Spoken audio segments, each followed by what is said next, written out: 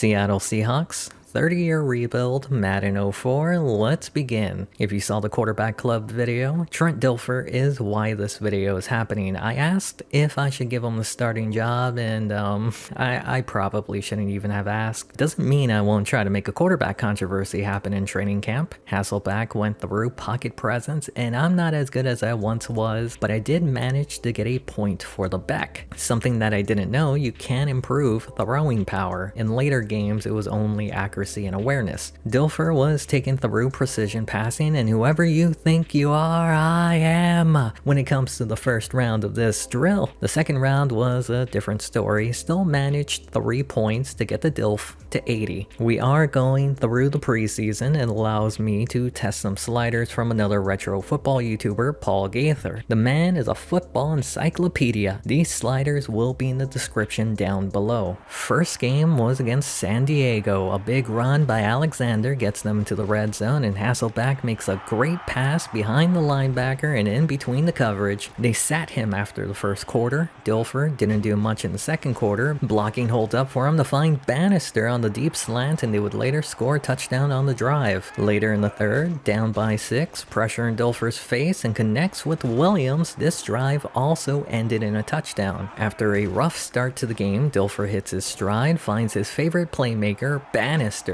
Same drive, down by 3, Dilfer panicking and sacked. That sets up a 3rd and 27. Dilfer says, "Who's your daddy?" and throws it deep. Williams makes the play down to the 20. Following the big play, Dilfer with a clean pocket but ran out of time, and this is something that could be a problem. Dilfer got injured, but not serious. That means Hasselbeck comes in, 3rd down to the end zone, dropped. It's a tied game, and this is where you want to see your quarterback shine, and he's not shining. That's kind of how the game would end, in a tie. Dilfer had a better game, but I'm confused why they chose not to let Hasselbeck throw the ball even in the final 2 minutes of the game. Second game was against Indianapolis. We're near the final 2 minutes of the first half, and this is where you want to see him shine. Dilfer the Ingram for a big play. Later on the drive, inside the final 2 minutes, and when you have playmakers, they help make plays. From the 5-yard line, will we see him get his first touchdown? Nope. Penalty on Seattle. It's now 3rd down from the 9-yard line. Dilfer between 2 defenders, and he's making a strong case to be the starter. They did get the ball back before the half, and Dilfer is on fire right now. Following plays, standing on the logo, and another great throw. They managed 10 points in the final 2 minutes of the half. Hasselbeck is now in with the backups, hardly through last week. Good throw here. Same drive, play action. Hasselbeck has Williams on the out route down the sideline. The drive would eventually get down to the 5, Hasselbeck to the end zone, and it looks like an easy pass, but it was on the money. Already Hasselbeck is looking better this week. Again, play action is working for him. I was leaning towards Dilfer, but Hasselbeck has balanced it out again. I think he might even be better than Dilfer with the backups. You know for sure what he's better at? The quarterback sneak. Even though Dilfer put up more yards, Hasselbeck was way more efficient with his throws. There's still 2 games left, but it's still up in the air. Third game was against Kansas City. Hasselbeck is back in with the starters, and on 3rd down in the red zone, can't get it done. Later in the second quarter, down by 2 touchdowns, Hasselbeck has Robinson, breaks the tackle, gets a block, past midfield, down inside the 30. Last time, 3rd down inside the red zone, they couldn't get in. This time, it's dropped. In the final minute of the half, Seattle getting blown away, going deep inside the 10. Hasselbeck has failed to score twice inside the red zone, but 3rd time's a charm. Placed where only Ingram can get it. Hasselbeck was 1 for 3 in the red zone. Dilfer is batting 1,000. He's looking like he might get the job. The one issue with Dilfer is he has 0 mobility. Sacked. He does make up for it with his gunslinging mentality. Can we talk about how good Bannister has been? He's been so good. Dilfer rallied the team back, down by 3 in the final minute. He has the lead for the job, but like most gunslingers, they have a tendency to throw interceptions, especially in crucial moments. That would end the game for Seattle. Hasselbeck plays it safer than Dilfer, but there seems to be bigger plays happening when Dilfer is in the game. I think the final week will decide who starts this year. Final game was against Denver. Dilfer only played for 1 quarter like Hasselbeck in the first game, and he was picked off. That means Hasselbeck will have 3 quarters to show he's the guy, and this throw to Melly Vanelli makes me believe he's the guy. They would get back into the red zone, and on 3rd down, Hasselbeck is picked off. This would be a pick 6, and I don't know if he's the guy anymore. We skip to the final 2 minutes of the half in the red zone, and Bannister has been having a great preseason. Should we give him the job? I wanted to show this off. Final 10 seconds to get into field goal range, and of course, Bannister. We're now in the second half, and this was less Hasselbeck making a play and more Williams with a great effort for the score. That's now 3 for Hasselbeck. Skip to the final minute of the 3rd, back in the red zone, and Melly Vanelli gives Hasselbeck his 4th touchdown in the game. Real quick, final minute of the game, tied at 31, 3rd down, and Hasselbeck clinches the game with that throw into field goal range. It's quite clear we need to lower the time to 6 minutes, too many passing yards, but what's also clear is Hasselbeck won the job. Even if we want to look at the full picture, Dilfer was a boom or bust player. Hasselbeck is just a boomer. Some of you prayed for this, and it's happening. Trent Dilfer is being traded. I put him on the trade block for a 3rd round pick to see how much interest I'd get, and well, everyone wanted him. So I changed it to a 2nd round pick, and we now know his value. Baltimore could use a quarterback, but they have a young guy in Bowler. I hardly know her. Same thing with Washington. They have a young guy in Ramsey. Thought about sending him to Chicago, but I don't want to do slash dirty. Dallas was an option, but they have a young guy in Carter. Carolina, daylight comes, but they have Dale home. Arizona has Jeff Blake, a year older than Dilfer and slightly worse. He would stay within the division, which means more drama. I traded him to Arizona for a 3rd round pick. I also traded Lamar King during training camp. He's a backup defensive end, not going to see the field, over 27. He's going to regress. The Texans needed a starter, got a 5th round pick out of it. Moving on to the roster, there are 5 players who are all elite on the team. Matt Hasselbeck is not one of them, but he's young, he's got time. Sean Alexander is one of the 5. We'll be relying on him to carry the team. We have 2 fullbacks.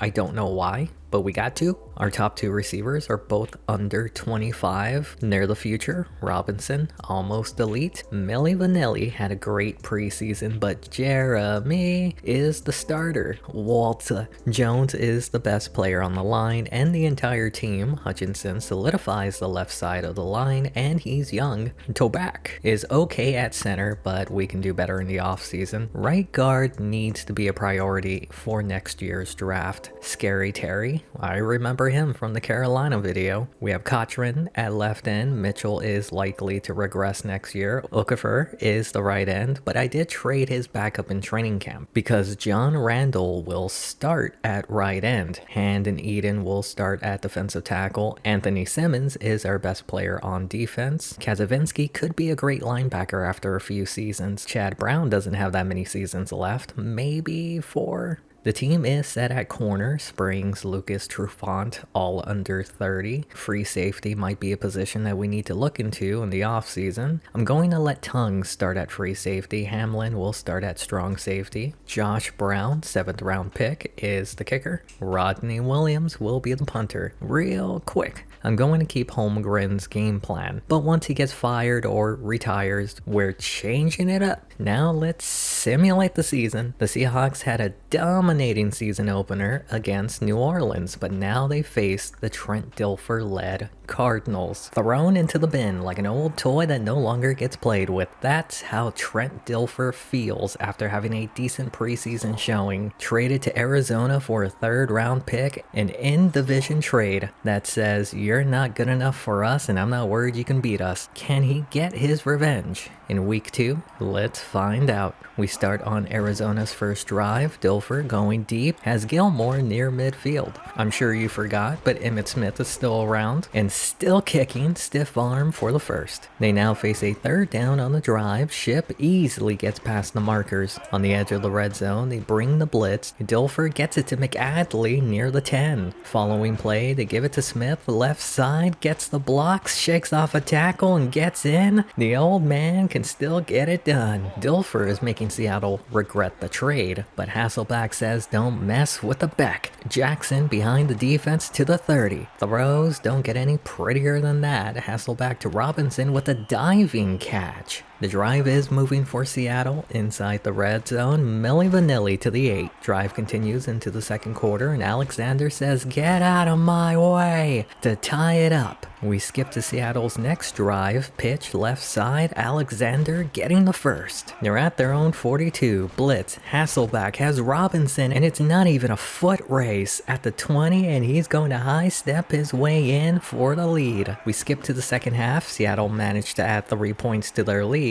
They're getting the ball back from Arizona. Morris avoids one. 2 guys, shakes off a third to the 43. First play after the punt. Alexander with the carry and Arizona has struggled to contain him. As good as Alexander is on the ground, he's also a threat as a receiver shakes off a tackle to the 30. A play later, Scary Terry, not so scary, gives up a sack. Sets up a 3rd and long, not playing it safe. They're going to go deep. Stevens with a catch inside the 10. Can Arizona make the stop? They now find themselves down 24-7. Looks like moving on from Dilfer was the right choice, but that doesn't mean he's given up. Jones near midfield. Dilfer trying to rally the team back down the middle. Gilmore with the first. Following play, pocket collapsing. Hodgins with the catch past the sticks. They're a few yards outside the red zone. Dilfer throws. McAdley gets them within 10, and it's not entirely over yet, brother. Arizona has it back, down by 10. McAdley with the catch, and it's a fumble. He scored on the last drive, but turns it over to Seattle in scoring position. Play after the recovery, Hasselback to Darnell, and he just gets in to go back up by 17. 3 minutes left in the game, but Arizona isn't quitting. Johnson runs over Tung. They're now across midfield. Dilfer hit as he throws. Jones with the catch, bouncing off defenders inside the 30. A play later, Dilfer in the pocket, throws. McAdley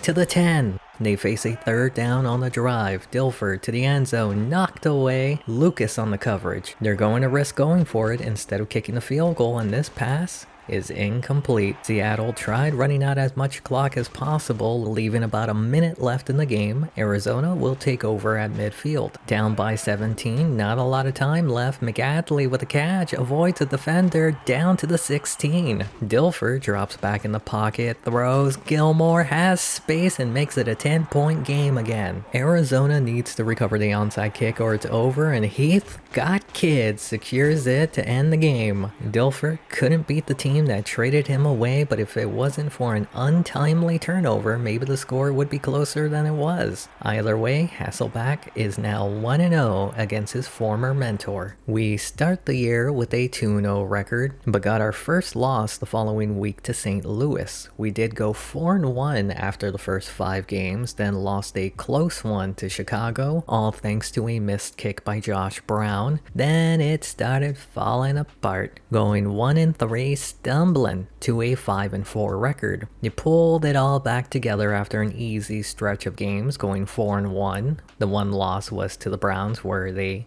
didn't allow a single offensive touchdown. They're currently 9-5, the number 3 seed with 2 games to go, and they also have the tiebreaker against the 49ers, and they face off in the final week, which means this matchup against Arizona doesn't really matter. The outcome of this game does not matter. Seattle and San Francisco both have the same record, will face off next week for the division title. Seahawks hold the head-to-head tiebreaker against them. If they beat them again, they'll take the division title. If they lose next week, they don't hold the next tiebreaker, which is their division record. The only importance this game has is with Dilfer. Is today the day he gets his revenge? Let's find out. We start this one on the first play of the game. Seahawks ball, Hasselbeck to Robinson. A play later, free rusher, Hasselbeck to Robinson, down to the 35, face mask to the 30. Drives beginning to stall, third down, and the pass is knocked down by Thompson. Here comes the 7th round rookie Josh Brown, 41 yards, and it's no good. Seattle gets it back after a 3 and out. Alexander has room, and I'm beginning to see why this team is 2-12. Sean Alexander shows why he's the great after that 65-yard run. Seahawks have it back towards the end of the first quarter, third down, and what a great throw, Jackson to the 35. We're now in the second quarter, same drive, third down, and the pass is incomplete. Another drive that bogs down, Josh Brown trying to redeem himself, and he misses again. Should be 13-0 right now. Dilfer to McAdley across midfield. They now face a third down, they run a draw, Ship falls short. They obviously have a lot of trust in Gramatica, 53 yards, and he easily makes it. Arizona gets it back in the final 3 minutes of the half, a screen, and it gets them down to the sticks. Sets up 3rd and inches, and they don't run it. Dilfer to powerhouse Hodgins to the 40. They face another third down, needing 3, and Smith gets nothing. They decline the penalty. This will be a 51-yard field goal made from 53, and it's now a 1-point game. There's less than 2 minutes left in the half. Hasselbeck throws. Jackson across midfield near the 40. They've been really good at making big plays. They just stall in field goal range, and they're in field goal range. Drive is beginning to stall. Third down in the red zone. Stevens open, takes it down to the 4. They've had 2 missed field goals, but they're capitalizing here, and it's picked off, and that's how the half would end. Arizona starts the second half with the ball, Dilfer to Jones down the middle. They face a third down, needing 4. Dilfer, Gilmore gets the first. A few plays later, it's 1st and 20. Dilfer going deep, dropped into the hands of Robinson. They had a chance to take the lead after all of Seattle's miscues, and they give it up. It could be 20-6 right now. Instead, they're up by 1. Robinson, with room, gets away to the 50. Following play, they go back to the ground. Alexander rumbling past everyone, and that's his second run of 50 yards or more. The Dilf isn't one to back down and tell Seattle who's your daddy.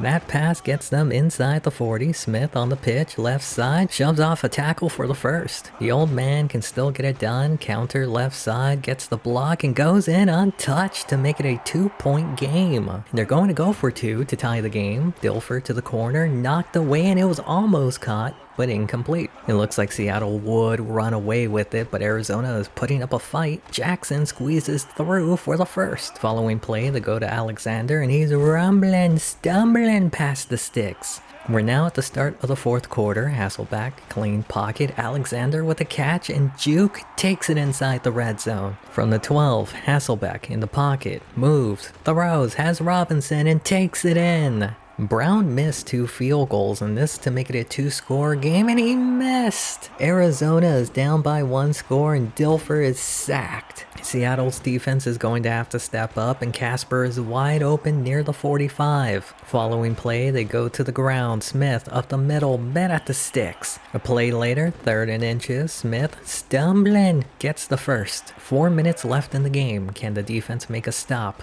Dilfer. Ship. Tackled short. It's now 3rd and 2. They bring the blitz, avoids the sack. Gilmore for the first. It's the never-ending drive. Smith shakes off a tackle, and there he goes. The 10, and tackled by Springs. From the 1, pitch, Ship goes in untouched. Did someone say banger? To tie the game up, Smith hits a wall and falls short. No good. All Seattle needs is a first to end the game. Alexander is tackled short on 3rd down. That means Arizona will have 2 minutes to march down and kick a field goal to win the game, and they've already made 2 50-yarders. This is a touchback. The defense has struggled in this half. Gilmore, first down. They now face a third down on the drive. Dilfer goes back to Gilmore, and he's been clutch. Less than a minute left in the game. He checks it down to Smith and gets them into field goal range. They need 2 for first down. Dilfer has Bush near the 20. They now face a third down, and they're going to throw, and it's almost picked off by Tongue. That was almost a turnover. Instead, Gramatica comes out to give them a 1-point lead. 25 seconds left. What will Seattle do? Hasselback has Stevens. He's running past midfield to the 41. They don't have any more timeouts.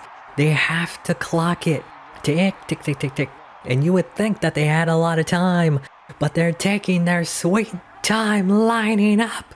They finally spike it with 7 seconds, and they're bringing out the guy who missed 2 kicks. He missed an extra point, and I'm pretty sure he'd miss the bench if he tried to sit on it. 58 yards to win the game. It's up. And it's good! I'm sorry I doubted you. That's how it ends. A meaningless game for Seattle, but a heartbreaking loss for Trent Dilfer. I also lowered the kicking sliders by 2 ticks. I know that's his career high in real life, but these ratings are before they knew how good his leg was. 92 power should get you 56 yards. Max, not counting the wind. Philly won, which means we can't get a bye week. We can clinch the division, and it all comes down to week 17, and we hardly put up a fight. We do get a consolation prize. We faced the worst record in the playoffs, the Bears. If we didn't lose that game to them earlier in the year, we'd have the division. Matt Hasselback had a great season, close to 4,000 yards, made the Pro Bowl. He was also 5th for MVP in the NFC. And the 3rd best quarterback in the NFL. Dilfer, on the other hand, was exactly who he always was. Mid. Alexander had over 1,400 on the ground, 12 touchdowns and a Pro Bowl. He was 2nd for Offensive Player of the Year in the NFC, but he was the 5th best running back in the NFL. Corn Robinson ended up getting injured in the final game of the year. He was the 3rd best wide receiver in the NFC. We'll have to rely on Jackson and Ingram more at receiver. The offensive line was solid, but Toback and Hutchinson are both out next week. The best player on defense, Anthony Simmons, led in tackles. Norman, give him a hand, led the team in sacks. Randall had 5. Lucas and Springs led in interceptions. The secondary was ball hawking. Ken Hamlin finished 4th for NFC Defensive Rookie of the Year. Quickly, Lamar King did nothing in Houston. I wanted to see him do something. Josh Brown, 62% kicking. Yeah, that seems about right. The offense was elite, but with Robinson and 2/5 of the offensive line out, I see them struggling in the wild card. Other than an elite run defense, they struggled, even finished last in sacks. The offense also took care of the ball. That's why they had so much success this year. Finally, Mike Holmgren was 4th in the NFC for best head coach. It'll be a primetime game to end the wild card weekend, and the Seattle Seahawks will be out 3 offensive starters. On paper, they look like the better team, but those injuries may have evened things out. The Seattle Seahawks may have missed out on the division title this year thanks to their 7th round rookie missing a field goal in a 16-14 loss to Chicago, but they'll get a second chance to redeem themselves. Chicago, on the other hand, went 8-8, made the playoffs over the 8-8 Green Bay Packers. We were robbed of watching history repeat itself. Instead, we'll be seeing one of the teams that was in the running for Trent Dilfer, but they chose to stick with Slash as their quarterback. Which of these 2 teams will move on to the divisional round? Let's find out. We start on the first drive of the game. Chicago's ball, Slash to Merritt for a 1st on 3rd. Following play, they hand it off to Anthony Thomas, shakes off 2 tackles across midfield. The first tackled past the 40. Despite the big runs you've been seeing, there have been tackles behind the line like that. They did accept the penalty, forcing a 3rd and long. Clark short of the 1st. Chicago sends out Paul Edinger for a 50-yard kick to give them the first points in the game. With no Robinson, you expect Seattle to run more, but they pass. Jackson with the catch. Sets up a 2nd and 1. They keep it in the air. Hasselback to the sideline. Alexander with the catch across midfield. Following play, they're going to continue to throw. Williams gets away but tackled at the 26. They haven't ran the ball yet. Here we go. Alexander makes 3 guys miss, gets a block from Jackson to go the rest of the way. That was just an incredible effort by Alexander. Juked out 2 guys, shook off a third, and Jackson with the final block. Seattle has the ball back in the final minute of the first quarter. Hasselback to Ingram for the first. We're in the second quarter, same drive, third down, and Ingram has room across midfield, tackled past the 40. A play later, Hasselback has a clean pocket to the sideline. Ingram hits a wall. It's now 3rd and 3. They're going to throw. Jackson gets them the first. They face another 3rd down in the red zone, and the big man goes airborne to knock it down. Big man in a little helmet. We saw this against Arizona. Drives bogging down, but Brown nails this 35-yarder. Josh Brown had a redemption arc going on lately. He nailed a 58-yarder with more than enough room to spare against Arizona to secure the number 5 seed. And it's a fumble. Seattle has it back. A play after the turnover, a holding penalty makes it 2nd and 20, and they're inside the 5. Last time the drive bogged down in the red zone, and this time the pass is dropped. That brings Josh Brown back out for a 22-yard kick, and they're now up 13-3. We skip to the second half, Seattle's ball, and Alexander finds room near the sticks. 3rd and inches, they continue to throw on running downs, and it works again. No Robinson, no problem. Hasselback goes back to Jackson and gets across midfield. From the 48-yard line, they give it to Alexander up the middle, and a face mask gives them 15 yards. Will this drive bog down? They go to Alexander, spin move, and powers through for the first. They're now inside the red zone. Hasselback, clean pocket, Ingram tackled across the sticks. They're 0 for 2 from inside the 10. Hasselback gets hit, and they're now 0 for 3. Here comes Joshy from 24 yards, and he's now 3 for 3. This will be the final play of the third quarter. Stewart deep. White can't get away from Springs. Does that jumpstart this offense? A play later, Stewart, clean pocket, has time, throws a rainbow to Merritt down the sideline past the 35. 5 minutes left in the game, free rusher, Stewart takes off with it, he's got legs, and gets the first. He may not be the same guy who took the Steelers to the AFC Championship game, but he's still pretty mobile. They're inside the red zone after that scramble, Stewart throws, and now they're inside the 10. A play later, 3rd and 2, they bring the blitz, Booker has it and tackled into the end zone. They say he got in, but wait a minute. Under further review, they say he was tackled just short. 1st and goal from the 1, Thomas is tackled at the 2. 2nd and goal from the 2, play action, and it's dropped. 3rd and goal, they hand it off. No, it's a quarterback keeper, and Slash makes it a 1-score game. So after a 3-and-out, the Bears have it again, and it felt like the momentum was shifting, but a hold brings this pass back. It's now 1st and 20. Stewart takes off with it. He's the heart of this team right now. 2nd and 12, Slash pumps, throws, Dez White with the first. All Chicago needs is a touchdown with the extra point to take the lead, and it's picked off. Sean springs into action. 2 minutes left in the game. If Seattle gets the first, it's over, and it's not over yet. Slash will get another opportunity to march his team down the field to win the game. This punt heads towards the sideline and out at the 6. Let's see if he can get it done. From the shotgun, Slash has Clark down the middle to the 28. A few plays later, 3rd down, 3-man rush. Terrell Wells short. It comes down to this. Stewart, sideline, not even close. The Bears had 2 timeouts. They used them. If they give up the first, it would have been over. Seattle runs down the clock as much as they can. Brown is 3 for 3 on the day. This to seal the win from 49 yards out, and it's wide right. So you're saying there's a chance. 24 seconds left. Stewart from the shotgun has Terrell across midfield to the 40. After a spike, 11 seconds left. Stewart's pass falls incomplete.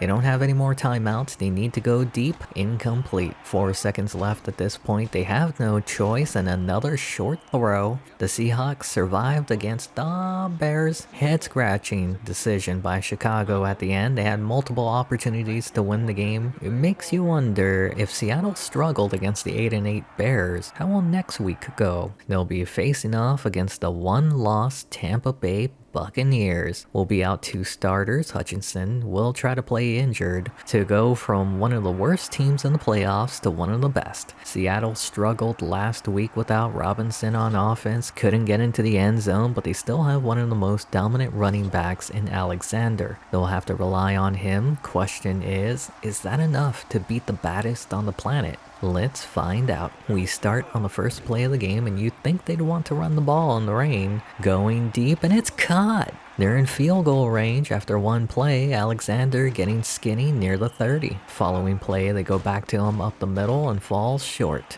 3rd and inches, they're going to throw. Ingram with the first. Another 3rd down, here comes the blitz. Jackson drops it. They bring out Brown, who was 3 for 4 last week, and this one is wide right. No good. Now we get to see what this Tampa Bay offense can do. Johnson to Carl Williams avoids a tackle across midfield. A play later, pocket is collapsing, Johnson to the sideline, Allstott with the first, and he's rumbling into the red zone. From the 19-yard line, they'll continue to throw. Brad Johnson has Keyshawn Johnson tack on 5 more. Johnson has been cooler than the other side of the pillow with pressure in his face, gets the first score in the game to Keyshawn. Seattle went 3 and out on their next possession, and their struggles on offense continue to carry over this week. The rain isn't helping either. Williams on the return, down the sideline, brings it past midfield. Tampa's first play after the return, they hand it off to Stecker, rumbling past the first, downed by Simmons. They're just outside the red zone, sticking to Stecker, but a penalty clipping pushes them back 15 yards. It would set up a 3rd and 25 to start the second quarter. Johnson going for it all, and how did McCardell get behind the secondary? It was 3rd and 25. The Seattle defense has been struggling, and so has their running game.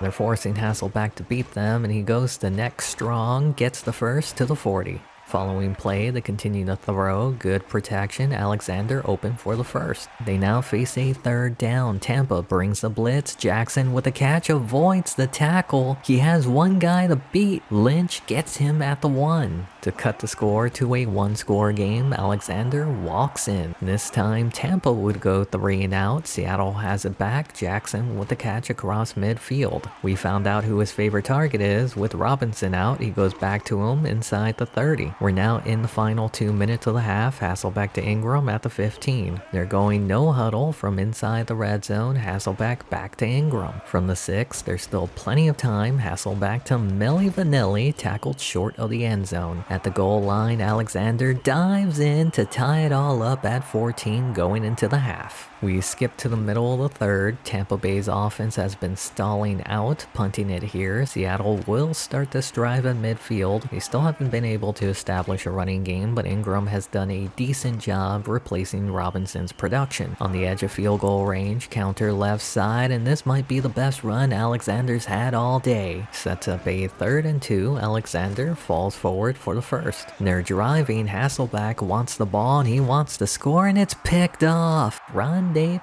Barber being chased, and it's a fumble. Ingram scoops it up, and Seattle has it back. Hasselbeck gets bailed out by Lorraine, and Holmgren is giving him an earful after that throw. They're back at midfield. The pocket completely collapses. Jackson near the 35. We're now at the start of the 4th quarter, and Seattle can't get the running game going. That doesn't mean they'll stop trying. Alexander up the middle, and it's a fumble. There is a flag on the play, and it's on Seattle. Tampa Bay takes over. Johnson to the flat. Allstott gain of 6 on the play. Following play, Seattle brings the blitz. Can't get there. McCardell with the first. A few plays later, 3rd down. Johnson has all day to throw. Pumps going deep, and Keyshawn Johnson comes down with it. And bad news for Seattle. Springs is hurt. First play after getting into the red zone, Johnson throws a duck. Stecker can't hold on, but a hold pushes the drive back. It would lead to a 3rd and 20. Johnson going deep, and just like last time, they convert. From the 3, Allstott takes it in untouched to reclaim the lead. We're now in the final 3 minutes. Seattle needs to score, and Alexander can't get much. Sets up a 3rd and 5, and the pass is broken up. Seattle will take the chance that their defense can get them the ball back one more time, punting it back to Tampa before the 2-minute warning. They do have an elite run defense. They'll need it here. Stecker, gain of 5. We're in the final 2 minutes. Allstott up the middle, falling past the first. Seattle will have to start using their timeout, and they're having trouble getting to Stecker, tackled short. A first down could end the game. Stecker right side, and they say he's got it. A minute left, not enough timeout. Allstott bouncing off defenders, and that's it. Seattle had an elite offense, but without Robinson, they only had an elite run game. Tampa shut it down, and while they did have an elite run defense themselves, it just didn't show up today. The Seahawks season ends in the divisional round. On the bright side, the 49ers got blown out by Philly. Then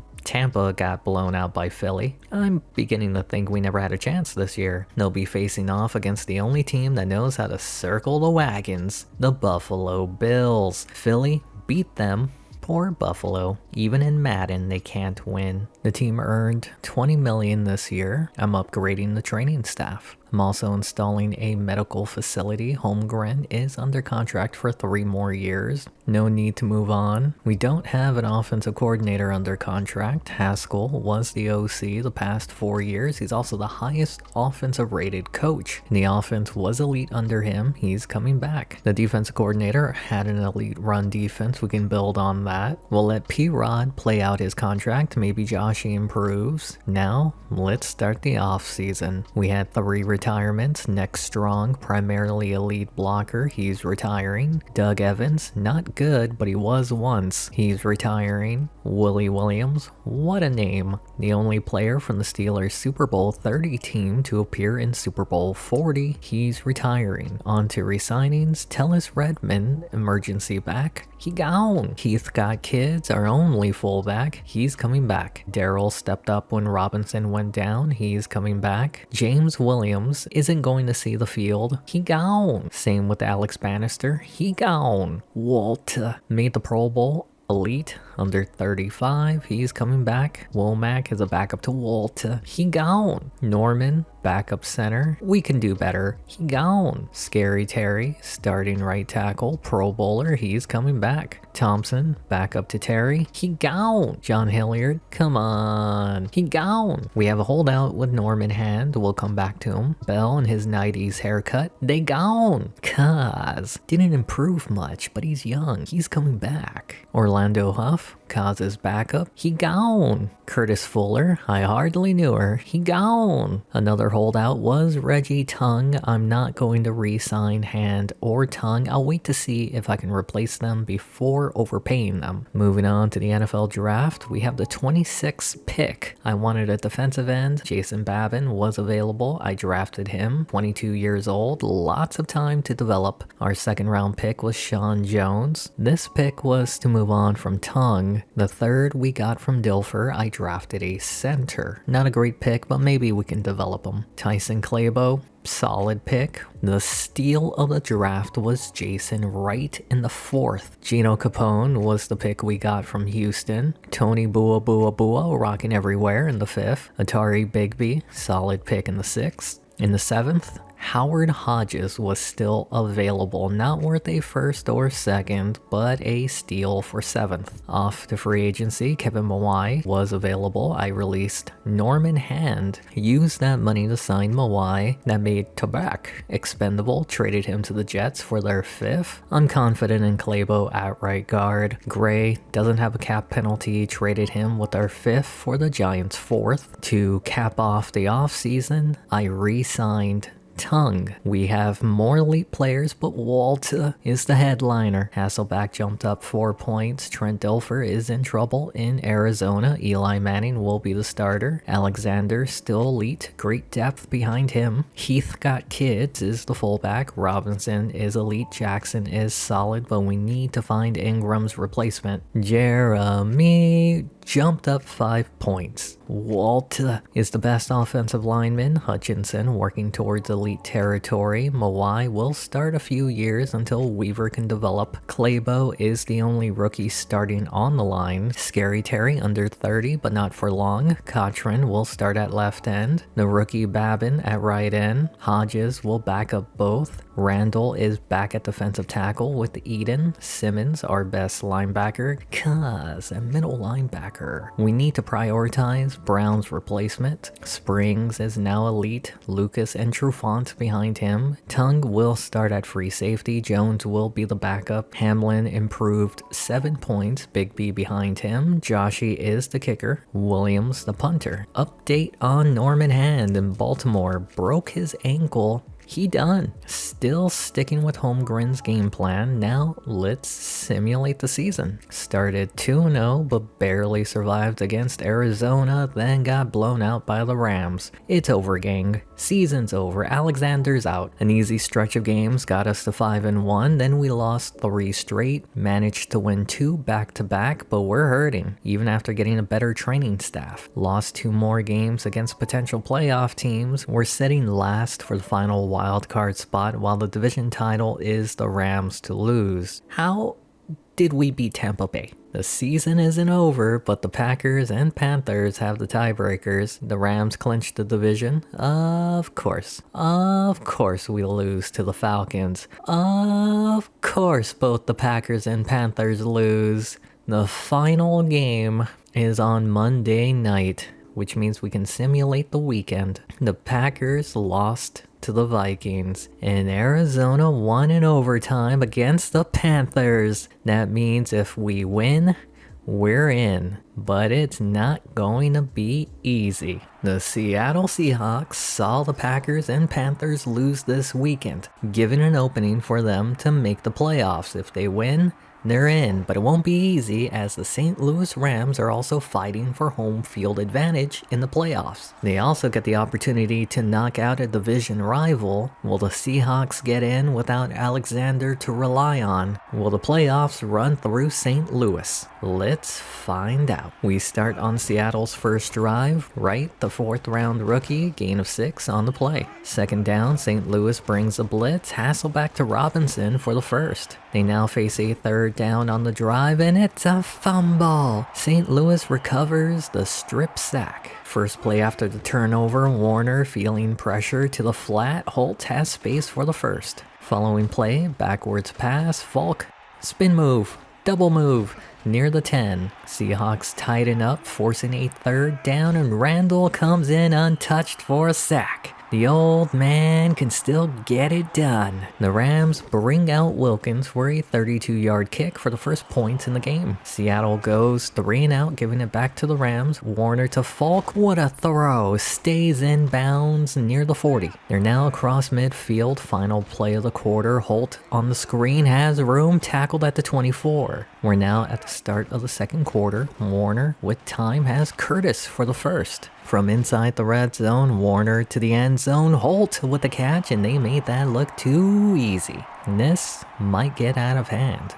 The Seattle panic. Hasselback steps to his right, has Robinson, breaks away, avoids a tackle. Fisher chasing from behind to the 16. They still have some fight. On 3rd down, terrible throw. Fisher balling out. Joshy comes out to make it a 1-score game, 29 yards, and it's good. Rams looking to demoralize Seattle. Warner is picked off by Trufant. Wait a minute, this might actually be a game again. Following the turnover, Rams bring the blitz. Hasselback has Robinson for a 1st on 3rd. Following play, they bring the blitz again. Hasselback throws. Jackson with a catch, tackled at the 10. 1st and goal, play action, Hasselback to the end zone. Touchdown, Seattle to tie it up. Don't be wrong, be right. It looked like the Rams were running away with it. Bruce spin move past the sticks. But it's now tied at 10, under 2 minutes to go in the half. Warner to McDonald across midfield. They rush back to the line, continuing the throw. Great protection. Bruce past the 40, the first to the 30.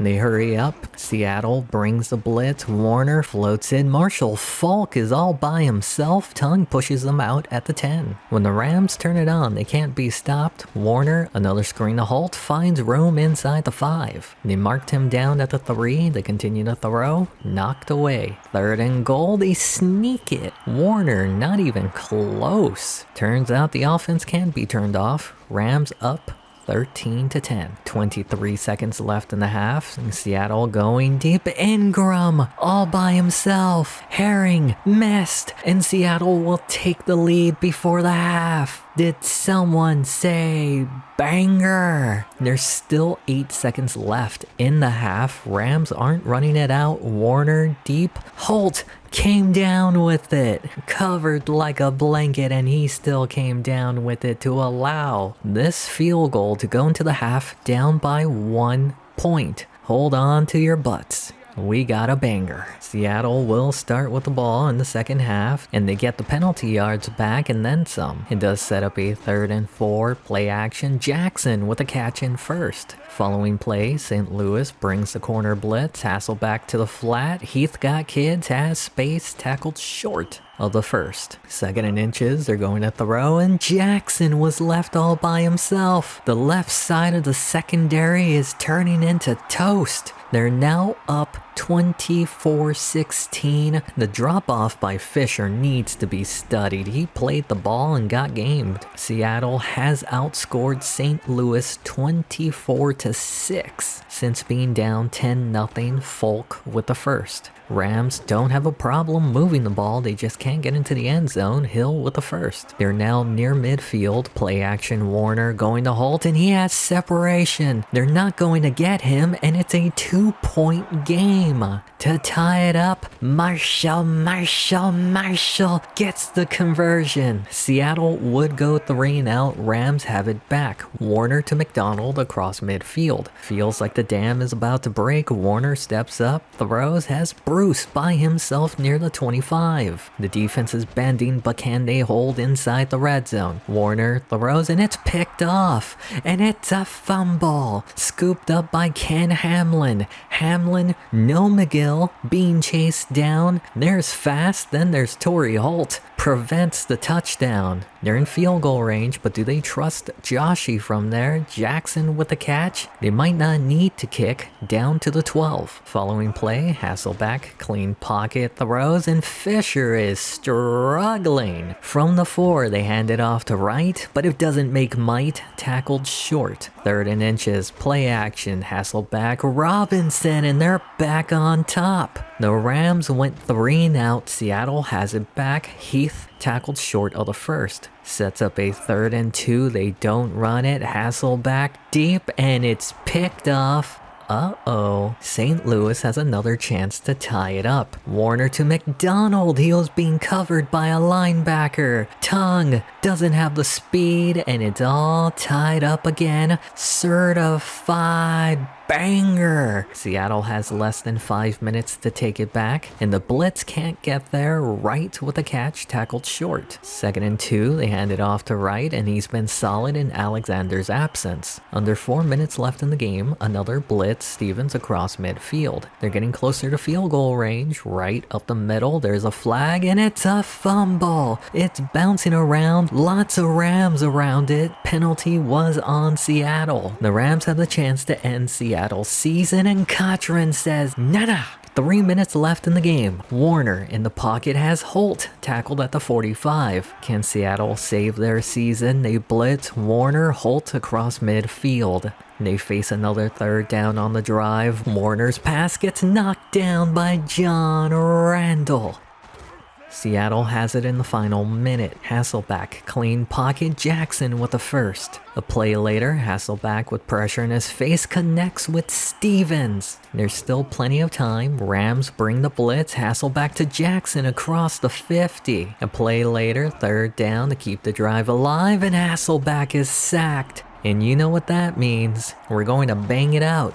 In overtime, Seattle gets the ball first, but are they going to score? Jackson with a catch across the 40 to the 45. A few plays later, third down. Last time he was sacked, this time he has Ingram down to the 23. They've chosen not to kick the field goal yet. Third down, Morris to the outside and gets the first. Now they'll kick it. Remember, Joshy has missed a few chip shots. This from 29 yards, it's up, and Seattle is going to the playoffs. Started 5-1, collapsed, lost to some of the most mediocre teams during the season, but also beat two of the best teams in the playoffs, Tampa Bay and St. Louis. They've become the little team that could. It's official. Seattle's in the playoffs. Matt Hasselbeck had a very efficient season. Wallace looked good too. Hasselbeck had his best season based on his quarterback rating. Didn't make the Pro Bowl, but was the 5th best quarterback in the NFL. Alexander played in 3 games. Wright was able to get over 1,000 yards. The 4th rounder was 5th in the NFL for Offensive Rookie of the Year. Alexander is on a contract year. Do we move on from him? Corn Robinson popped off. Nobody was close to his production. That's 3 straight 1,000-yard seasons, only good enough for 4th best receiver in the NFL. Mawai was not great. That's fine. He's a stopgap. Simmons led in tackles, made the Pro Bowl, had 9 sacks, 2 interceptions, was 5th in the NFC for Defensive Player of the Year. He was also 5th in the NFC for Best Linebacker. Cochran led in sacks with 14, Eden behind him with 10. Cochran had 12 sacks before this year. Eden never had more than 1 sack since joining Seattle. Norman Hand had 5 tackles. His injury ruined his season. Lucas and Springs led in interceptions. Trufant and Tongue had 3. Josh Brown, 67% kicking. Yeah, that's about right. The offense was outside the top 10, struggling on the ground. They were 5th in sacks allowed, despite Mawai giving up 15. The defense was in the top 10, bouncing back this year, but my goodness, they gave up so many fumbles. Their wildcard matchup will be a playoff rematch from last year. 31-13, that was the score when these two teams met earlier in the season. Seattle, getting a dominant win, kept their pipe dreams of a playoff appearance alive and kept Tampa out of getting a bye week. Now they face off in the wild card. Can Seattle get their revenge after a playoff exit last year in the divisional round? Can Tampa return back to the NFC Championship game? Let's find out. We start on Tampa's first drive. Corner blitz has Dilger near the first. 2nd and inches, they're going up the row. Great protection. Johnson to Johnson for the first. Following play, they hand it off. Nope. Johnson floats it to Mick Cardell in Seattle territory. Tampa having no problem moving the ball. Pittman missed the playoffs last year, gets the first. They now face a 3rd and long. Pressure setting up the screen. Kerry Colbert, remember him? He was drafted by Oakland in another universe. Here comes Grammatica. 39 yards to give the Buccaneers the first points in the game. How does Seattle respond? Right up the middle, gain of 6. Following play, they're going to throw. Great protection. Hasselbeck has Jackson across midfield. They now face a 3rd down. They bring the blitz. Hasselbeck has Stevens past the 20 to the 15. A play later, they continue to throw. Running out of time. Ingram near the first. 3rd and 2, right on the counter. Gets pushed back. He's fighting, tackled short.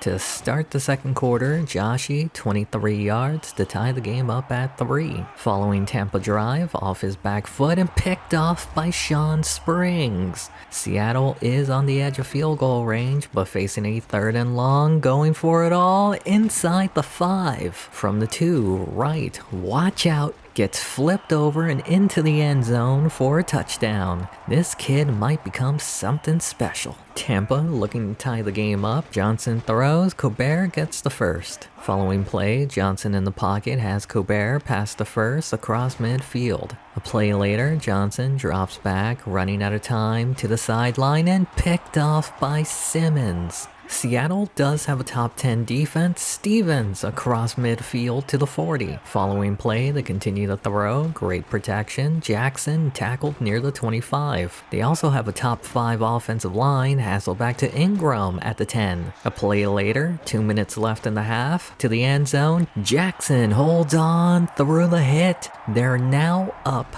17-3. The game is slowly slipping away from Tampa. Down the middle, Dilger near midfield. They rush back to the line. The pocket is collapsing. Johnson and McCardell has the first.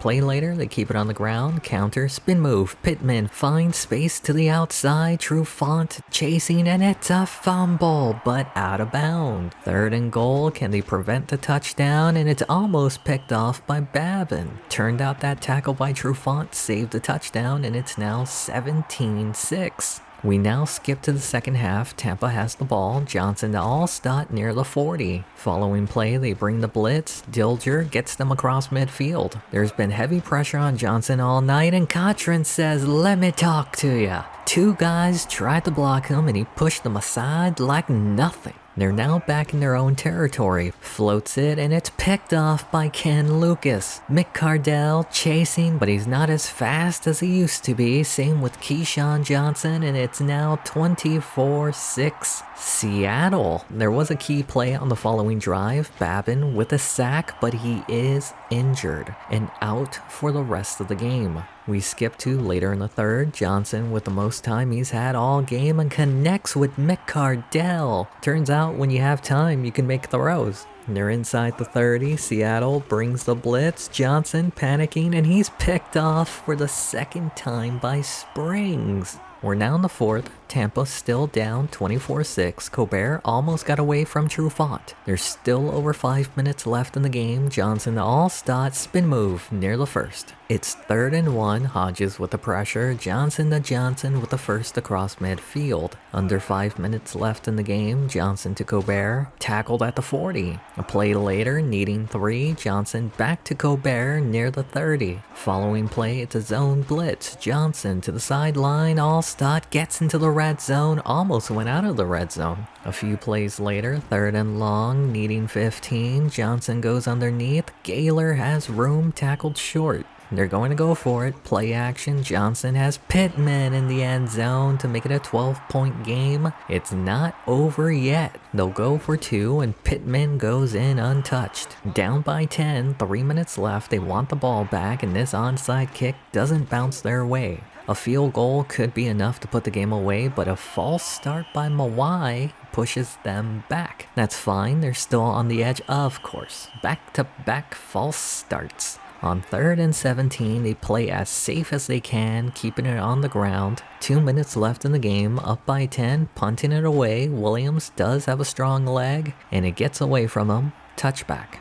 80 yards to get a touchdown. Johnson, short to Keyshawn, has room near the 1st. 2nd and 1, Johnson feeling the pressure down the middle. Keyshawn at midfield. 85 seconds left in the game. Eden can't get there. Keyshawn got away. Tongue can't bring him down, and the Buccaneers didn't hear no bell ring. There's still a lot of time left with all 3 timeouts. In the past 2 minutes, it went from 24-6 to 24-21. But Seattle recovers the onside kick, but another penalty takes them out of field goal range. They play it super conservative, 3 straight runs to force them to use their timeouts. Williams had a touchback on his last punt. This time the ball snapped correctly. It's heading towards the sideline, and it goes out at the 9. 91 yards to win the game. The pocket is collapsing and knocked down by John Randall. Pressure forced a quick pass last time, and it gets there this time at the 1. 3rd and 16, they only bring a 3-man rush. Johnson down the middle to Allstott for the first. Tack on 5 more for the face mask.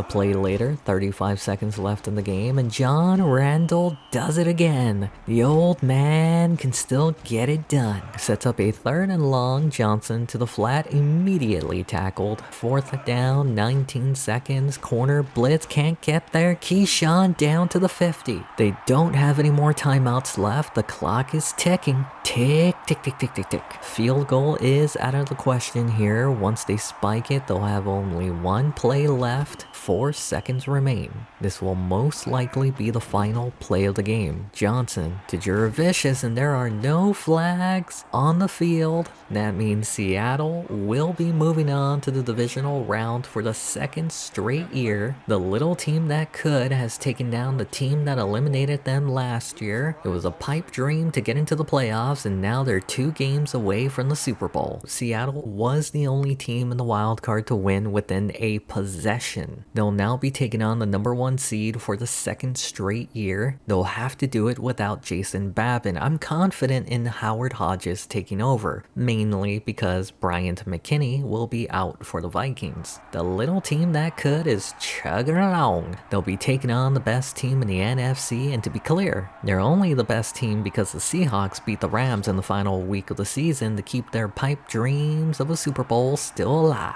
Can the Seahawks do what they couldn't last year? Take down the number 1 team? Do the Vikings make it back to the conference championship game for the first time since getting blown out 41-0 to the Giants in 2000? Let's find out.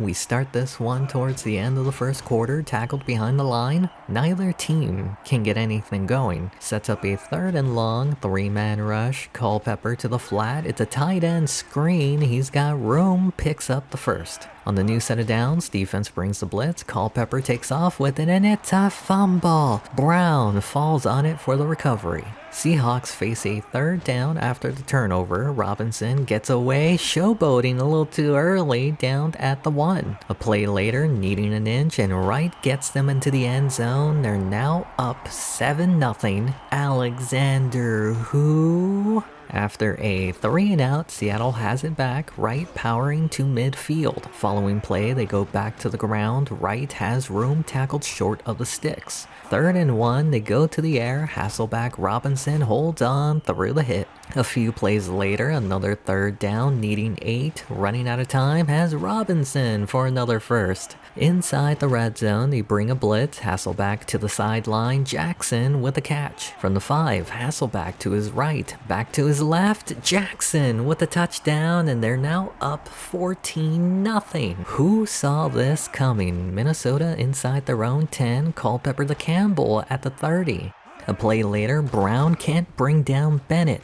He has room to the right side. Trufant, the last man trying to chase him down, and just like that, the Vikings score. Never get too comfortable because you never know when a big play will change the game. Right with the catch. We're at the 2-minute warning. Pitch right side has blockers. Spin move tackled near the 45. A play later, Vikings bring a corner blitz. Hasselback to Jackson near the 1st. 3rd and inches, they're going to run it. Right untouched past the sticks. Under a minute left, they overload the right side. What a throw to Robinson. Just outside the red zone, they continue to throw off balance. Another great throw. A chance to make it 21-7 before the half, and they finally get to Hasselback. 30 seconds left in the half. Hasselback down the middle. It's bouncing around, and it's caught by Wright. Alexander who? It went under further review to make sure it didn't hit the ground, and I don't know what to say. It's almost like it suctioned into his hands. There's still 22 seconds left. Anything can happen, and Randall almost gets there. Campbell with the big play. They're now in field goal range, but they're looking to get more. Hit as he throws, caught at the 22. 9 seconds left, and they're not kicking it. Culpepper to Utah to wide open inside the 15 to the 8. They're now kicking it. Brown, 25 yards, high kick, and it's good. We start the second half with Seattle looking to increase their lead, and it's picked off. Walker down the sideline, and it's a 1-possession game again. Things have taken a turn for Seattle, but they're still up by 4. Wright gets the first on the pitch. They're now near midfield. The pocket is closing in. Hasselback to Robinson gets the first. Last year, they didn't have Robinson for the playoffs. This year, he's been his favorite target. Another catch and face mask for the first. From the 28, Hasselback throws Jackson, and I don't know what's going on with the secondary. They've given up. They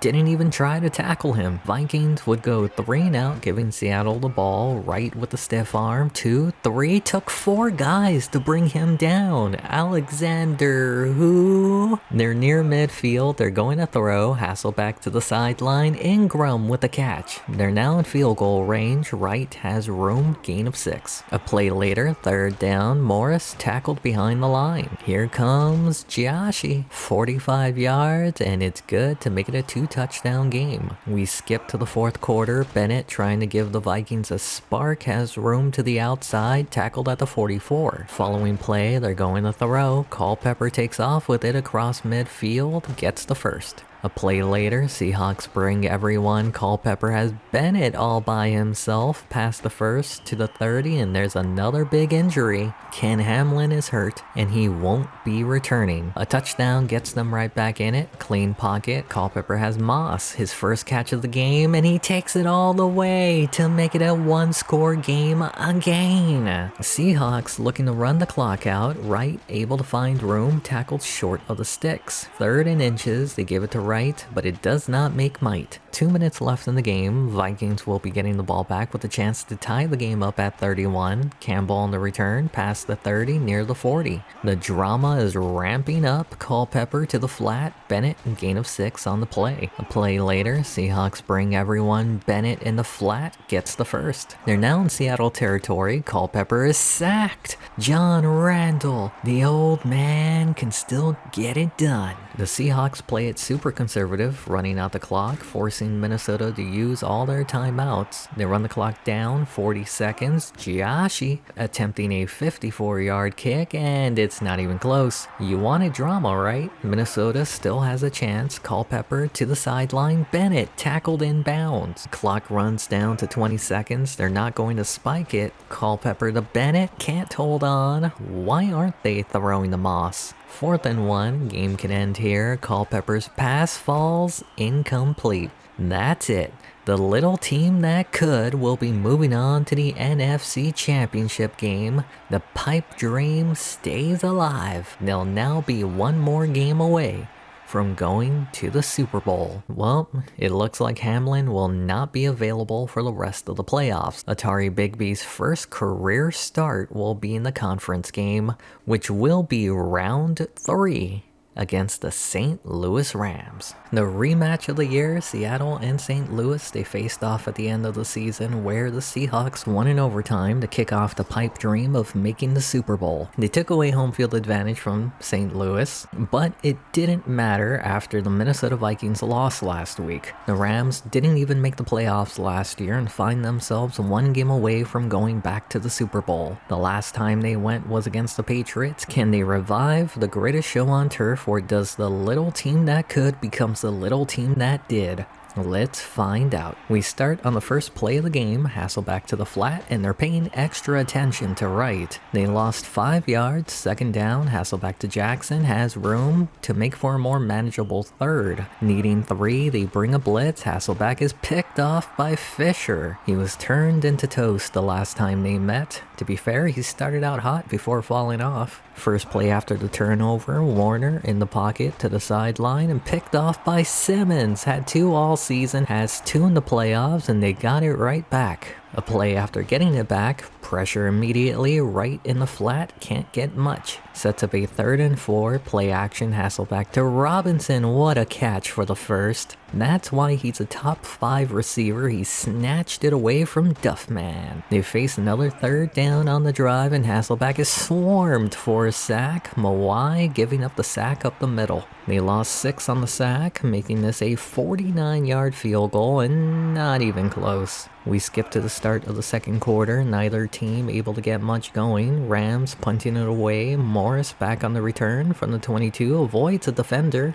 brings it past the 40. Seattle facing a third down on the following drive, down the middle, Ingram with the catch. On the new set of downs, Hasselbeck running out of time, sacked. The rookie Clabo giving up the sack. They now face a third and long 3-man rush. Hasselbeck to the sideline, caught by Robinson in double coverage. A play later, they hand it off to Wright, follows his lead blockers for the first. A face mask puts them half the distance to the goal line. First and goal, they hand it off to Wright, finds room to the 1. Second and goal, they go back to Wright and goes in untouched. Alexander, who? St. Louis would go 3 and out. Seattle has it back. Right, gain of 6. Under 2 minutes left. Third down, Hasselbeck to Jackson with a diving catch. They're putting their bodies on the line. You'll never know when you'll be this close again. Following play, they bring an extra rusher. Hasselbeck to Robinson near the first. Second and 1, they don't run it. Hasselbeck has Wright underneath, past the 40, the 30. Herring brings him down at the 13. Over a minute left in the half, they bring the blitz down the middle. Robinson tackled at the 1, but it looks like he's banged up. He would miss a few plays. No Robinson, no problem, right? Hasselbeck's pass is almost picked off. They drop the defensive end, Wistrom into coverage, and it worked. Following play, they keep it simple, giving it to Wright for the score. Alexander, who? Less than a minute left in the half. Rams looking to get some momentum. Folk with the first. Following play from the shotgun. Great protection. Warner going deep. Isaac Bruce with the leaping catch. 29 seconds left in the half. Warner to Holt near the first. Face mask gets them to the 11. It's been less than 26 seconds since they started this drive and they score. Bruce with the touchdown to make it a 1-score game. Rams looking to double dip to start the second half. Warner to Folk. Big B on the coverage gives up the first. Following play, they bring a zone blitz. Davis in the flat. Cochran gets him after the first. The Rams have all the momentum. Play action McDonald between 2 safeties. Big B slows him down enough for Tongue. They're now inside the red zone. Folk finds a hole for a gain of 6. Sets up a 3rd and 5. Folk buys Warner time to find Holt to tie it up, but wait a minute, it's coming back. The hold pushes them back. 3rd and 15, 2-man rush to the end zone. Big B with the interception. Hamlin, who? Seattle wouldn't do anything with the turnover. Rams have it back. Davis with a gain of 5. Following play, Warner in the pocket, steps to his right, throws back to his left, right in the bucket to Bruce. After the big play, they continue to throw. Warner to the sideline. Davis short of the first. 2nd and 2, they hand it to Folk. Shakes off Eden for the first inside the red zone. Following play, corner blitz, quick throw inside the 10. A play later, they hand it off to Falk, gets nothing going. But now Reggie Tongue is hurt. He's out for the rest of the drive. That means they have 2 rookies at safety for this 3rd down. Not even close. They bring out Wilkins to kick a field goal and they're now down 14-10. Seattle went 3 and out. Rams have it back. Falk left side, stiff arms Brown, spin move, and it's a foot race. Ain't nobody going to bring him down. The Rams now have the lead, 17-14. What can Brown do for you? For Seattle? Nothing. 4 minutes left in the game, down by 3. Hasselbeck to Evans across the first, past the 30. A play later, they hand it off to Wright, takes it up the middle, tackled short of the first. 3rd and 1, they don't run it. Hasselbeck panicking to the left side. Jackson with a catch to the 25. A few plays later, 3rd down, great protection. Ingram inside the 10. From the 7, pitch left side. Wright takes it down to the 4. We're now at the 2-minute warning. Right up the middle, they retake the lead. Alexander, who? Can the defense stand firm one more time? Holt with a catch, breaks the tackle past the first. Following play, they keep everyone in to block. Warner going deep. Bruce with another leaping catch. The defense is floundering. They can't get any pressure. Warner throws. Bruce to the 25. A few plays later, under a minute left in the game. 3rd down, and it's almost picked off by Trufant. 4th down, this could be the end of the game. 3-man rush has Bruce by himself to the 1. After a spike, 2nd and goal. Warner to the end zone, incomplete. 3rd and goal, Warner throws. Bruce holds on. Bruce holds on, and they're 35 seconds away from the Super Bowl. 31 seconds to determine who goes on. Hasselbeck pumps and throws it away. I'm actually surprised they threw it away. Play later, third down. Hasselbeck has Jackson, but can't hold on. This could be the play that decides the game. Hasselbeck throws. Stevens breaks away, and it's not over yet. 10 yards to get into field goal range and almost picked off. 10 seconds left and they have a timeout. Hasselbeck throws and he's picked off. And that's how the season comes to an end for Seattle. The throw was behind Evans and right into the arms of Polly. I think we all knew this was going to be a banger. The pipe dream turned into a pipe bomb for Seattle, but it was nowhere close to becoming a nightmare. 9-7, sneaking into the playoffs, 1 fourth down stop from the Super Bowl. They have the pieces to build upon with Jason Wright and Jason Babin. Wait, was this not the actual conference championship from this year? Well, instead of art imitates life, St. Louis gets a rematch against New England, where the Patriots won their first Super Bowl in this video. The biggest question going into next year, will Alexander return? The franchise earned over $24 million despite the money. I looked into sponsorships. Toady Software and Consolidated Partners had the same conditions: win 8 games or make the playoffs. HRKC wanted 14 wins. That ain't happening. New stadium name, Consolidated Partners. Holmgren under contract for 2 more years. Haskell can run this offense without Alexander. Adrenaline in my soul. The defense is led by Coach Rhodes. We have an opening for a special teams coordinator. P. Rod was the longest tenured coach, but Giashi has been mediocre. His ratings are floating above 70. His replacement will be Crosby. He's only 1 point higher in kicking, but every other coach was so expensive. Crosby is half their price. Let's start the offseason. No retirements in Seattle. I wanted to point out 49ers rookie Shad Williams had a career ender. The guy he was replacing, Garrison Hurst, also retired. On to resignings. Matt Hasselbeck is elite. Not an argument. He's coming back. Jeff Kelly, emergency quarterback, he gone. Sean Alexander had a very serious injury last year. An argument could be made that he should have retired. He's not coming back. Philip Crosby signed mid-season. He gone. Albert Johnson, more like Albert's gone, son. Derek Doris, double D, he gone. Ryan Hannum, emergency tight end, he gone. Matt Hill, backup left tackle, he gone. Pete Champion, backup left guard, he gone. Jerry Wunsch, come on, he gone. Kevin Bear, he's worse than the last guy, he gone. Chike Okifer, never planned on using him, he gone. Chad Eden is holding out. 1 good year isn't enough for me to give him a new contract. Rocky Bernard is his replacement, he's coming back. Tim Terry, not very scary, he gone. Sean Springs is the best corner we got, he's coming back. Do I move on from Ken Lucas? Not at all, my boy, he's coming back. Robert Cromartie, backup corner, he gone. Jacoby just leave, he gone. Rodney Williams, the punter, he's coming back.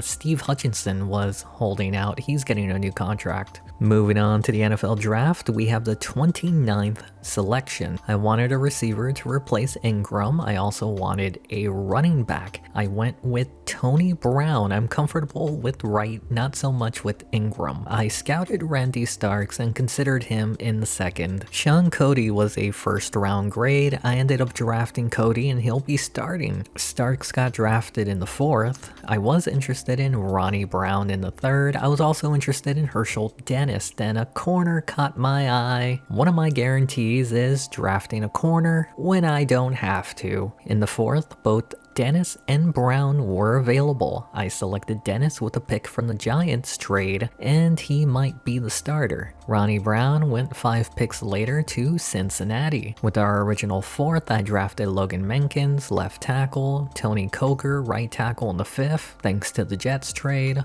In the 6th, took another flyer on a 1st to 2nd round defensive end. Final pick, Pat Thomas, outside linebacker. Off to free agency, Will Witherspoon would be a solid replacement for Chad Brown. Brown is currently the oldest right outside linebacker at 36. He still has 2 years left on his contract. Cutting him now would cause $4 million in cap penalty. Unfortunately, I have to move on from Witherspoon. I did end up releasing Chad Eden now that we have Cody. Chad Eden went unsigned. Sean Alexander went to San Francisco. Of course. We have a new headliner, Anthony Simmons. Matt Hasselbeck is elite and the franchise. Dennis will start over right. Evans has hit his ceiling. Robinson is elite. Jackson regressed. Good thing we drafted Brown. Jeremy, elite at tight end. Walt regressed, surprisingly. Hutchinson, elite, under 30. Mawai, elite. Weaver, disappointing. Clabo improved at right guard. Scary Terry flirting with elite territory. Cochran might be trade bait next year. Jason Babin is the future. Cody will be starting alongside Randall. Simmons, best player on the team. Kaz getting competition from Capone. Brown probably retiring after this year. Springs is elite. Trufant is close. Lucas is solid. Sean Jones will sit behind Tongue, but Tongue might be trade bait next year, maybe Hamlin too.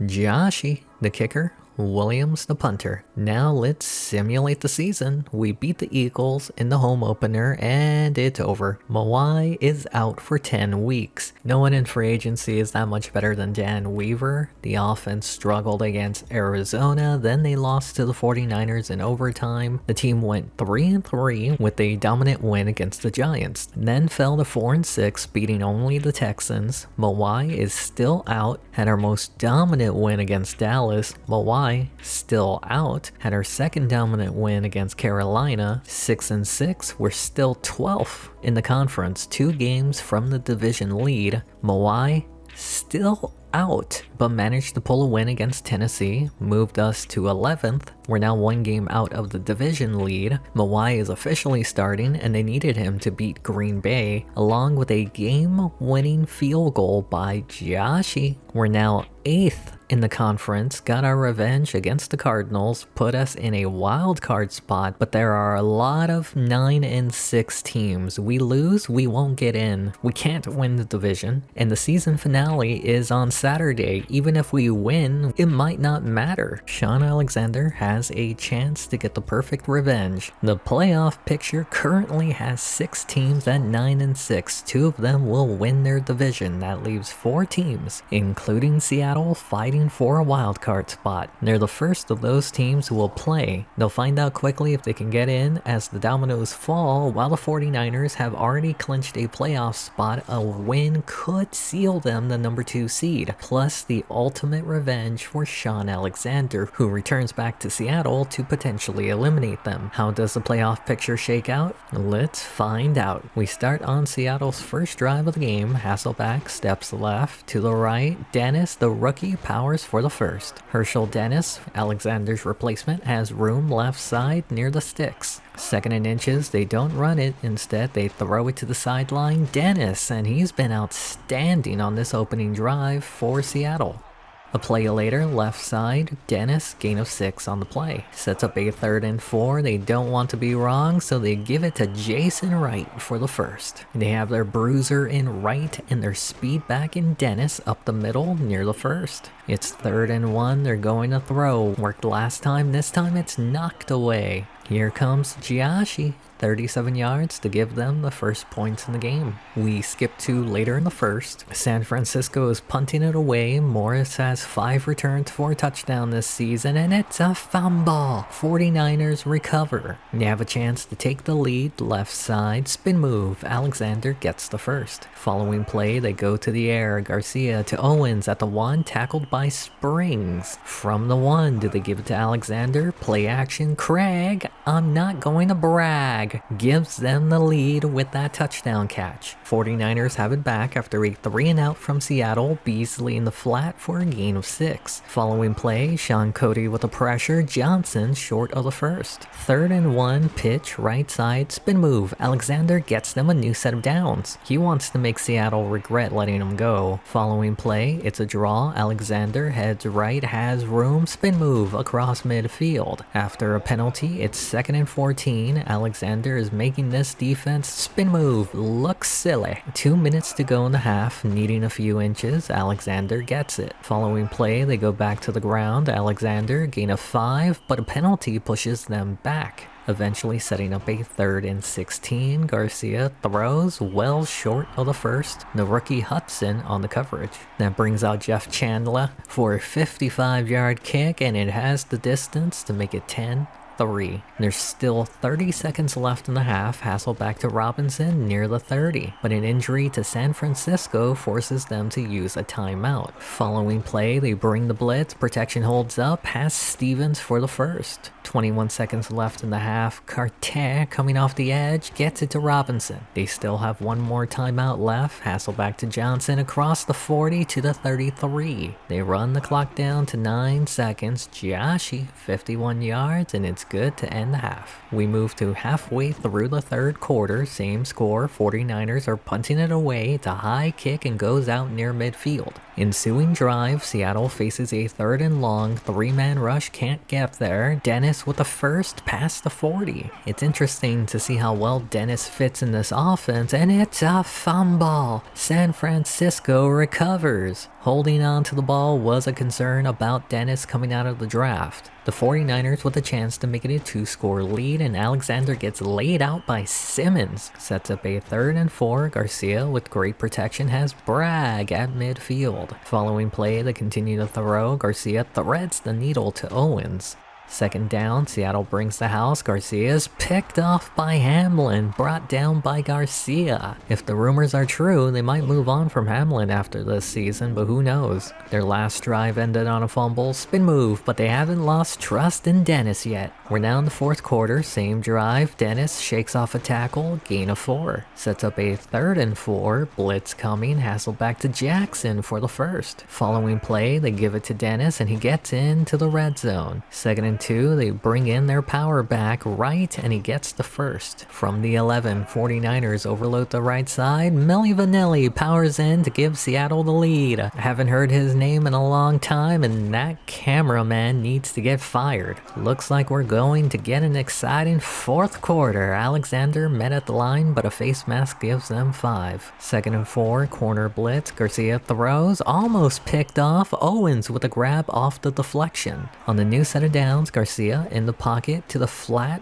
Beasley, he stays in bounds, gets 6 on the play. 2nd and 4, Simmons on the blitz, and Alexander whiffs. Garcia is sacked. I don't think Seattle misses Alexander that much. Sets up a 3rd and long. Cochran brings the pressure, and it's picked off. Garcia tried to get it to Sean Alexander. He got Sean Jones instead. Reggie Tongue may be on his way out with the way this young man has been playing. 49ers now down by 10 with 3.5 minutes to go. Owens with the catch, gets laid out. 2nd and 4, pressure up the middle. Garcia back to Owens for the first. A play later, Seattle brings an extra rusher. Garcia has Bragg near midfield. San Francisco faces a 3rd down. Garcia's pass is knocked away by the rookie Hudson. They now face a 4th down. Pressure is coming. Garcia underneath. Johnson tackled short. We go to the final 2 minutes. 49ers have it back. Garcia going deep. Lloyd with a catch across midfield. Where were they hiding Lloyd? They could have used him earlier. Garcia to Bragg at the 25. They now face a 3rd down. Just over a minute remains. Garcia back to Bragg, short.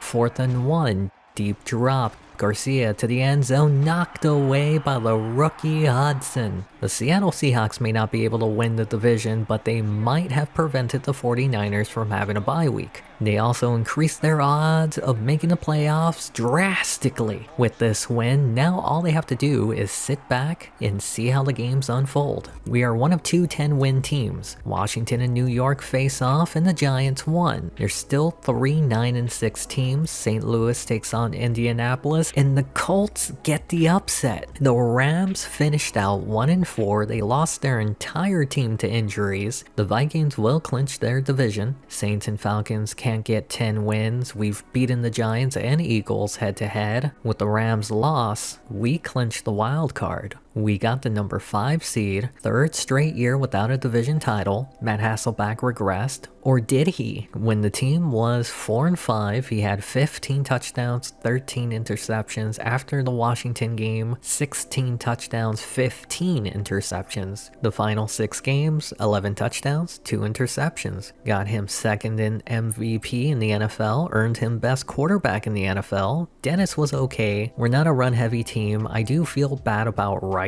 Dennis did win the Offensive Rookie of the Year, 4th best running back in the NFC, behind Alexander. Corn Robinson is a true number 1, was 5th for best receiver in the conference. Biggest surprise was Darrell Jackson. Drafting Tony Brown pushed him. Dan Weaver. Now here's a guy that needs to be replaced. Simmons led in tackles, didn't make the Pro Bowl. No double-digit sacks, but Cody led with 9. Sean Springs was worth the new contract. Trufant and Lucas behind him. Josh Brown, 87% kick.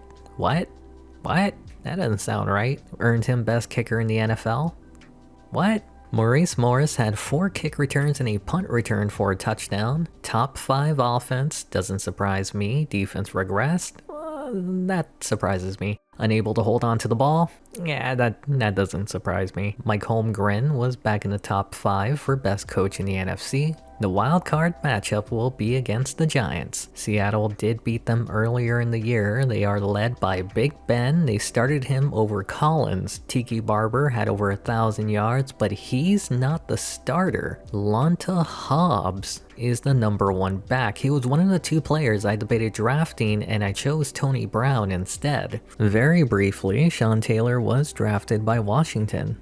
Well, that's interesting. The Seahawks returned to the playoffs for the 3rd straight season, and for the 2nd time, it came down to the final week of the year. They're firing on all cylinders on offense heading into this matchup against the Giants, who have a rookie quarterback, Ben Roethlisberger, a rookie running back, Lonta Hobbs, and veteran Keyshawn Johnson at wide receiver. Does Seattle continue their 6-game win streak? Does the Giants defense shut down one of the best offenses in the NFL? Let's find out. We start on the first drive of the game, play action, Stackhouse in the flat, gain of 5. 2nd down to keep everyone in to block, Roethlisberger to Johnson short of the 1st. Needing a few yards, play action, Roethlisberger has Johnson behind the secondary to the 33. Following play, now they go to the ground, Hobbs powerhousing through for a gain of 9. 2nd and 1, they hand it to Barber, and the old man can still get it done. From inside the 5, Hobbs is back in and goes untouched to give the Giants the first score of the game. Seattle looking to answer back, 3-man rush, Hasselbeck to the sideline, Dennis with a grab in first. Following play, offensive line is holding up well, Hasselbeck to the flat, Evans with a catch, and Room tackled short of the sticks. 2nd and 1 to give it to the rookie, Herschel Dennis. He's fast, has the first, then it's a fumble. This is becoming a big problem for the rookie. They are 30th in fumbles this year. Giants would go 3 and out, attempting a 53-yard kick, and Hollis had more than enough leg. Following drive for Seattle, they continue to trust Dennis, takes it out wide, spin move, gets the first. On the new set of downs, they keep it on the ground. Dennis finds Room, powering for a gain of 7. A play later, 3rd and 2, Jeremy across midfield. Less than a minute left in the quarter, they hand it to Wright, has Room, the first, and takes it inside the 30. We're in the 2nd quarter, same drive, and the pressure gets there. The corner blitzed, forced Hasselbeck into the arms of Strahan. Here comes Giashi, 51 yards to make it a 1-score game. We skip to the final 3 minutes of the 1st quarter, Seattle punting it away. Williams might have outkicked his coverage. Peterson on the return avoids Jones past the 40 to the 46. After the return, they bring the house. Hobbs in the flat has Room, stiff arms tongue, avoids Brown and gets the first. Following play, Roethlisberger, feeling pressure, gets it to Toomer, gain of 7. A play later, 3rd and 3, Hobbs on the pitch to the outside, pushed out near the 20. They now face a 3rd down, play action, and almost picked off by Springs. Hollis comes back out for a 40-yard kick to make it a 10-point game again. Less than 2 minutes left in the half, pressure doesn't get there, Jackson near the 1st. A play later, 3rd and 1, Evans in the flat, tosses short off him for the 1st. Tackled near midfield. Face mask gets them past the 50. Less than a minute left in the half, they bring a blitz, Hasselbeck dumps it to Dennis, gets it near the sticks. 3rd and 1, they set up a screen, Hasselbeck goes to Stevens for the conversion. 41 seconds left, play action, doesn't fool the defense, gets it out to Brown for the 1st. There is an injury. Hasselbeck is out for the rest of the game. Seneca Wallace is in, and his first throw connects with Jackson inside the 10. A play later, they bring a blitz, Wallace panics, takes off with it, and it's a fumble. And that's how the first half would end. 2 costly turnovers in the first half.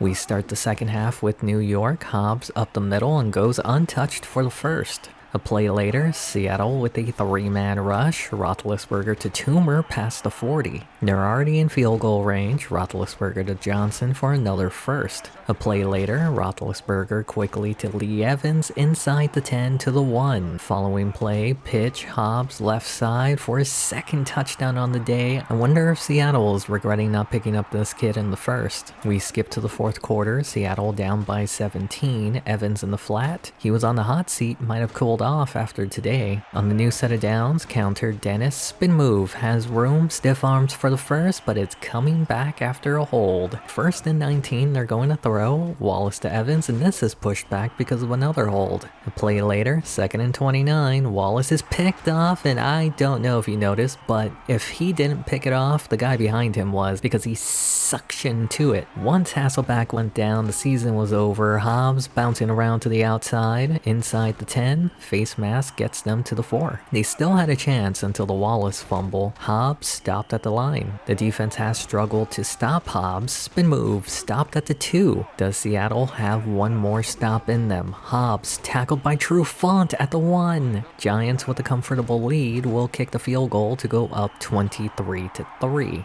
With Wallace in at quarterback, this offense isn't doing much. He takes off with it and a face mask gets them the 1st. From the 45, Dennis with the block, Wallace to Brown across midfield. 3 minutes left in the game, and Wallace takes off with it. He gives up on the pass quickly. 2nd and 1, Wallace drops back. He's going to throw in between the zones to Robinson. They're now inside the red zone, facing a 3rd down. Wallace to Dennis, incomplete. Down by 20 with 2 minutes left, they're going to go for it, and the throw was nowhere near anybody. The game is pretty much over, but a 1st down will seal it. Hobbs with room, jukes Casper, has the 1st, breaks the tackle. Springs, the last man to bring him down, and he can't. Hobbs takes it all the way, and Seattle must be kicking themselves for not drafting this man. He completes the hat trick to seal the win. We'll see if Seattle can score a touchdown. Wallace throws, Robinson with a catch. Following play, they bring the house. Wallace to the sideline. Jeremy wide open across midfield inside the 30. This has been one of their best drives so far. Wallace running out of time to Evans, incomplete, and a holding will push them back. It's now 2nd and 20. Wallace deep drop down the middle. Brown breaks away and scores Seattle's only touchdown. I'm sure they don't regret drafting him. The New York Giants return the blowout and eliminate the Seahawks from the playoffs. The game was close to being competitive at one point, but once Hasselbeck got injured, the season was over. Question is, did Wallace do enough to stay on the team? The 49ers managed to beat the Eagles in the wild card. They'll be facing the Vikings in the divisional. The Giants take on the Bucks. Keyshawn Johnson and the Giants got blown out by the Buccaneers, while the 49ers are one game away from the Super Bowl. Does Alexander go to the Super Bowl before Seattle?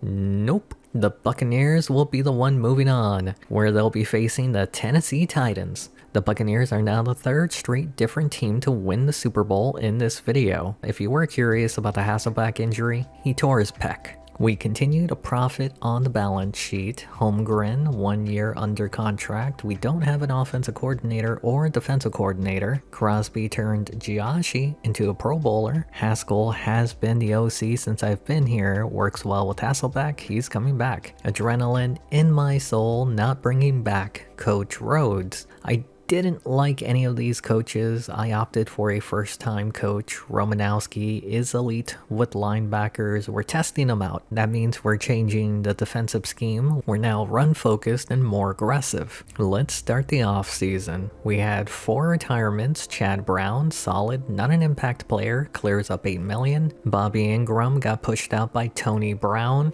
clears up $2 million. Damian Robinson, decent backup, clears up about $1 million. Millie Vanilli got one last score to end his career. Trent Dilfer retired in Arizona after not seeing the field last year. On to resignings. Seneca Wallace struggled in the playoffs. He gone. Preston Parsons, PP, he gone. Maurice Morris, Eminem, he gone. Derek Lewis on the DL, he gone. Tracy Wistrom, emergency tight end, he gone. Walter is holding out, currently 6.8 against the cap. He wants $8 million. I don't think so. Anton Palapoy, emergency defensive end, he gone. David Hinton, emergency corner, he gone. Sean Springs is holding out. We just gave him a contract. Wants $1 million raise. I don't think so. Joshi needs a contract. Deserves it. He's coming back. We have the space, but I'm holding out on the holdouts. Moving on to the NFL draft, we have the 23rd selection. I considered a corner because of Springs. I also considered a tackle because of Walter. But we need a center. This pick means we're moving on from Mawai. I went Kiwanuka in the 2nd. Guns up in the 3rd. Free safety in the 4th. Wally in the 5th. Backs are a dime a dozen. Matt Milton in the 6th. Final pick, Spencer Toon. Off to free agency. Warren Sapp caught my eye. I want to move on from Randall. I also want Mike Pearson, 6 years younger than Walt. Signed both players. We have $500,000 in cap. I released Walt to get back $7 million. He signed with Chicago for half the price. Kevin Mawai regressed. We drafted his replacement, sent him to New Orleans for a 3rd. Contrin, solid player, drafted his replacement, sent him to Baltimore for a 2nd. John Randall is old and expensive, sent him to Minnesota for a 5th and a backup player. Now that we have cap space, I gave Sean Springs a new contract. Still not done. Moving on from Tung. I want a band-aid for right outside linebacker, paired him with our original 2nd for Coakley. We went from $500,000 to $14 million in 5 moves. The torn pec hasn't bothered Hasselbeck. Seneca Wallace is in KC.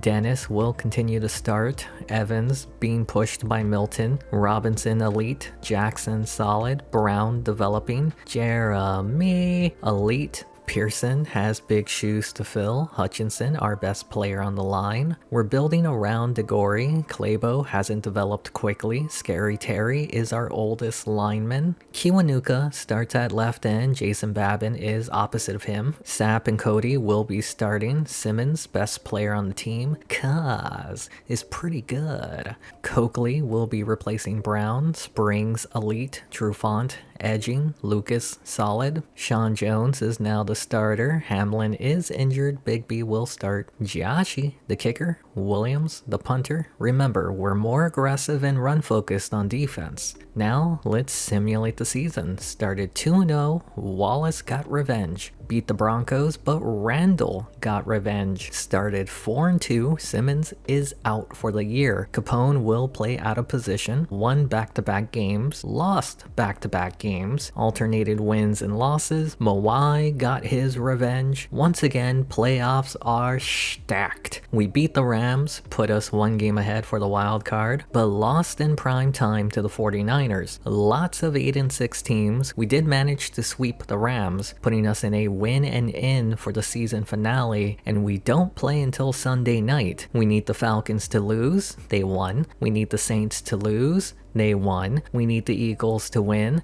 They lost. We need the Vikings to win. 1 out of 4 ain't bad. Like I said, win and we're in. Lose and we're in a tie for the 6th seed. And the Packers have a top 3 offense and defense.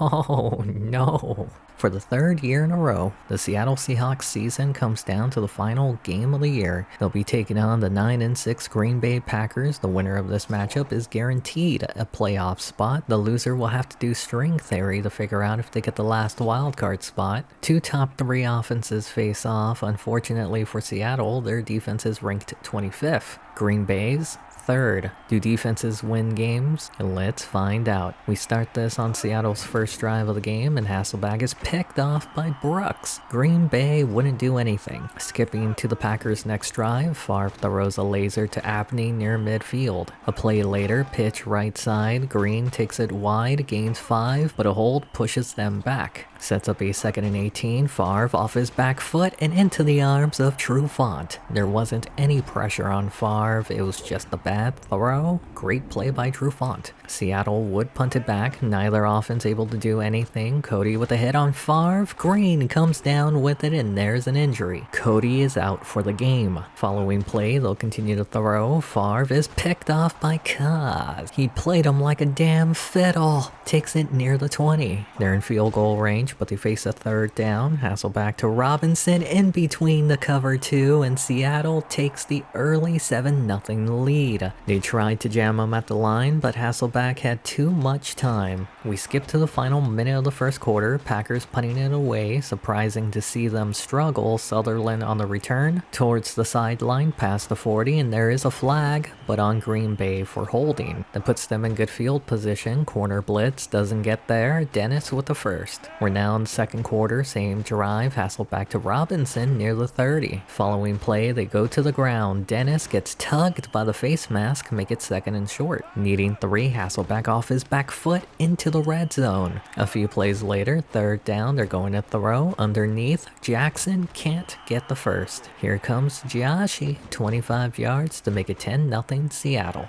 Near the final 2 minutes of the half, Seattle has it back. Hasselbeck is going deep. Jackson got behind the defense past midfield. We're now at the 2-minute warning. Packers bring the blitz. Hasselbeck gets it to Jeremy. Wide open into the red zone, out inside the 10. From the 8, another blitz. Hasselbeck to Jeremy to make it 17-0 Seattle. Half still not over. Hasselbeck has it back and it's picked off and it's a fumble. Seattle recovers. Everything's coming up Millhouse. Hasselbeck in the pocket. Underneath, Stevens open, tackled at midfield. 2nd and 1, they'll continue to throw. Hasselbeck down the middle. Stevens inside the 40. Just inside field goal range. The pressure can't get there. Robinson with the first. They're letting the clock run. 3rd down, they're going to throw off his back foot and picked off by Brooks for the 2nd time today, and that's how the half would end. First play of the second half, Favre all day to throw. Walker has the first. A play later, Seattle brings the blitz, gets picked up. Bubba Franks with the catch, the first, and it's a fumble. Babin recovers for Seattle. It just hasn't been Green Bay's day. A play after turnover, Hasselbeck deep drop, almost picked off by Brooks. Jackson with the catch. A play later, Dennis whiffs, and Hasselbeck is sacked. Sets up a 3rd and long, trying to make for an easier field goal. Brown with a catch, short of the first, but a hold pushes them back. 3rd and 26. In this weather, they need to get near the 35. Milton tackled at the 40. They'll be punting it away. Green Bay starts at the 20 after a touchback, and they can't do nothing.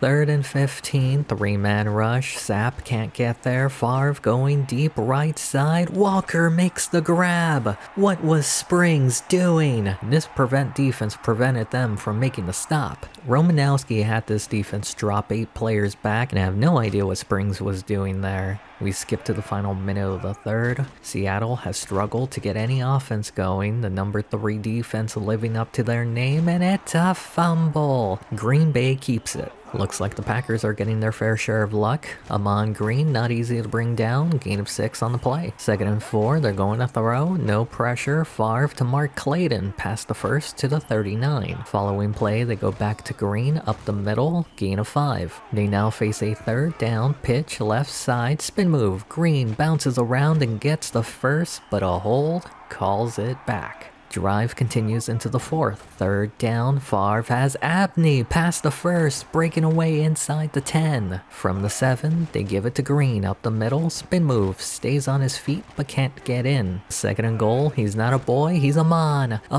Green dives in to make it a one-score game. It looked like Seattle was guaranteed a playoff berth, and now they're fighting to keep the lead. Jackson with the catch. Second and 2, they hand it, no, play action, Robinson with the catch near midfield.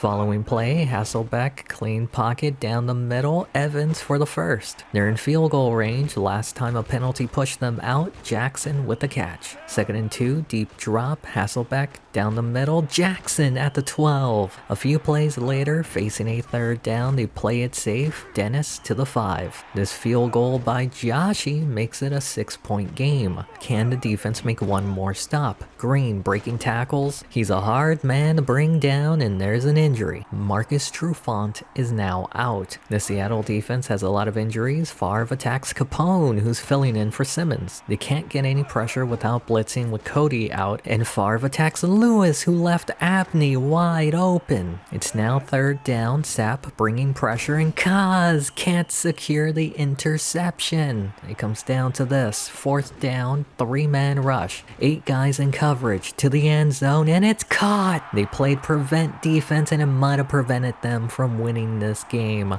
How do you run a more aggressive defense and play it that safe? Down 17-0, and they now lead by a point. There's still plenty of time. Joshi has a reliable leg now. Hasselbeck to Dennis, past the first near the 40. A few plays later, facing a third down, Hasselbeck running out of time to the sideline. Stevens short of the first. They rush back to the line. 4th and 2 for the game. Hasselbeck throws off the back of Evans, and that's how the game ends. The Seattle Seahawks let the game slip through their fingers. Kaz dropped an interception. A penalty pushed them out of field goal range. An interception ended a drive near the red zone. Why did they make it this far? Just to suffer? Romanowski has some explaining to do. As of now, we're the 6th seed. After the final game of the week, we're eliminated. Mawai gets his revenge twice. We would have lost Cody for the playoffs. Hasselbeck made the Pro Bowl. Unfortunately, he choked the final week. He was 3rd for NFL MVP, 3rd for NFC Offensive Player of the Year. He was the best quarterback in the NFL. The offense doesn't rely on the run. Dennis scored more, but he fumbled more. Alexander had another year under 1,000. We had 2 1,100-yard receivers. Robinson had his 5th straight 1,000-yard season, 5th in the NFC for best receiver. Darrell Jackson had his 1st since 2001. Was 5th in the NFC for Offensive Player of the Year, 4th in the NFL for best receiver. I should have drafted Hobbs over Brown. The line was inconsistent. DeGore struggled, performed as well as Kevin Mawai. Mike Pearson struggled, so did Walt in Chicago. Dexter Coakley led in tackles, was 5th in the NFC for Defensive Player of the Year, 4th in the NFC for best linebacker. Him and Cody led in sacks. Simmons played in 6 games. Season was over when he got injured. Sapp, very consistent career. Randall hardly played in Minnesota. Trufant led in interceptions. Springs regressed. Tongue, consistent in Dallas. Josh Brown, 86% again. That doesn't sound right. 3rd in the NFL for... what? The offense led the league in passing. Defense regressed under Romanowski. We continued to turn it over. Let's see how the Saints do. They'll be moving on. Randall got eliminated. They'll take on Washington. Both Mawai and Alexander got eliminated. Packers are on a hot streak, but they cool off in the conference. There will be a new Super Bowl winner. The Baltimore Ravens won it all, meaning Cottrane got the ultimate revenge. Everyone got revenge on us. We have 97 million saved, which is important because Romanowski got promoted. Firing him cost 12 million. Haskell should have been promoted. We don't have a DC. Crosby's testing the market. Holmgren got an offer from Dallas. I tried to sign him, but he's expensive. I considered promoting Haskell. I went back one more time to Holmgren. They outbid me. Haskell is our new coach. Dick Vermeil kicked out of Kansas City. He's our new offensive coordinator. I have good history with Johnson. He's the new defensive coordinator. Joshy has been so good with Crosby. We're bringing him back. Interestingly, Haskell has his own game plan. I'll be changing that up later. Let's start the offseason. We had no retirements. Isaac Bruce retired in St. Louis. Jeff Garcia retired in San Fran. On to resigning Sean Hill, emergency quarterback. He gone. Jason Wright will let him down. He gone. Heath Evans tried to catch with his back. He gone. Daryl Jackson holding out. Corn Robinson, no brainer. He's coming back. It's cheaper to give Jackson a new contract. He's coming back. Vinny Sutherland, come on. He gone. Reggie Germany, same thing. He gone. Jeremy, elite tight end. He's coming back. Aaron Capps, what do you think? He gone. Dan Curley, he gone. Dan Weaver's been disappointing. He gone. Tyson Calabo is solid enough. He's coming back. Scary Terry is consistent. He's coming back. Lorenzo Bromell fell off a cliff. He gone. Tony Bua Bua Bua partying somewhere else. Cause he gone. We have a decision to make at linebacker, cause it's close to elite. He's coming back. That means Gino Capone, he gone. Marcus Trufant holding out. He's getting straight cash homie. Another decision at free safety. Hamlin, not really a playmaker, he gone. Big B is just as good as him. He's coming back. Rodney Williams is elite. He's coming back. Moving on to the NFL draft. 20th selection, but we kept the Ravens second. I did think about drafting Mr. Bing, but it's time for a true first round back. I'm not sure it was worth drafting Vincent. Bing would have been sitting behind Big B. I drafted Steve Smith in the second, another receiver in the third, 20 years old, with our other third, backup linebacker, a backup tight end in the fourth, a backup center in the fifth, a backup safety with the other fifth, a backup defensive tackle in the sixth. This was a terrible draft class. Off to free agency, there were so many good players. This is why I should have held out on the holdouts. T.O. ended up going to New Orleans. Plexico joins Eli in Arizona. Robinson is one of the few elite players under 30 on the team. Hasselbeck is in the back half of his career. The rookie Vincent will start over Dennis. Milton is the new fullback. Robinson, elite. Jackson, getting better. Brown, close to the forbidden 27. Jeremy, elite tight end. Pearson, not quite elite. Hutchinson, elite, under 30. DeGory, second year center, already 25. Calabo, fourth year guard, barely 25. Scary Terry, elite, over 30. Kiwanuka, improved at left end. Babin, not elite yet. Cody is elite. Sapp, likely gone after this year. Simmons is the best linebacker, cause close to being elite. Coakley, 2 more seasons in him, might move on from Springs next year. Trufant, elite. Lucas behind him. Sean Jones, solid free safety. Big B takes the reins at strong safety. Joshy, the kicker.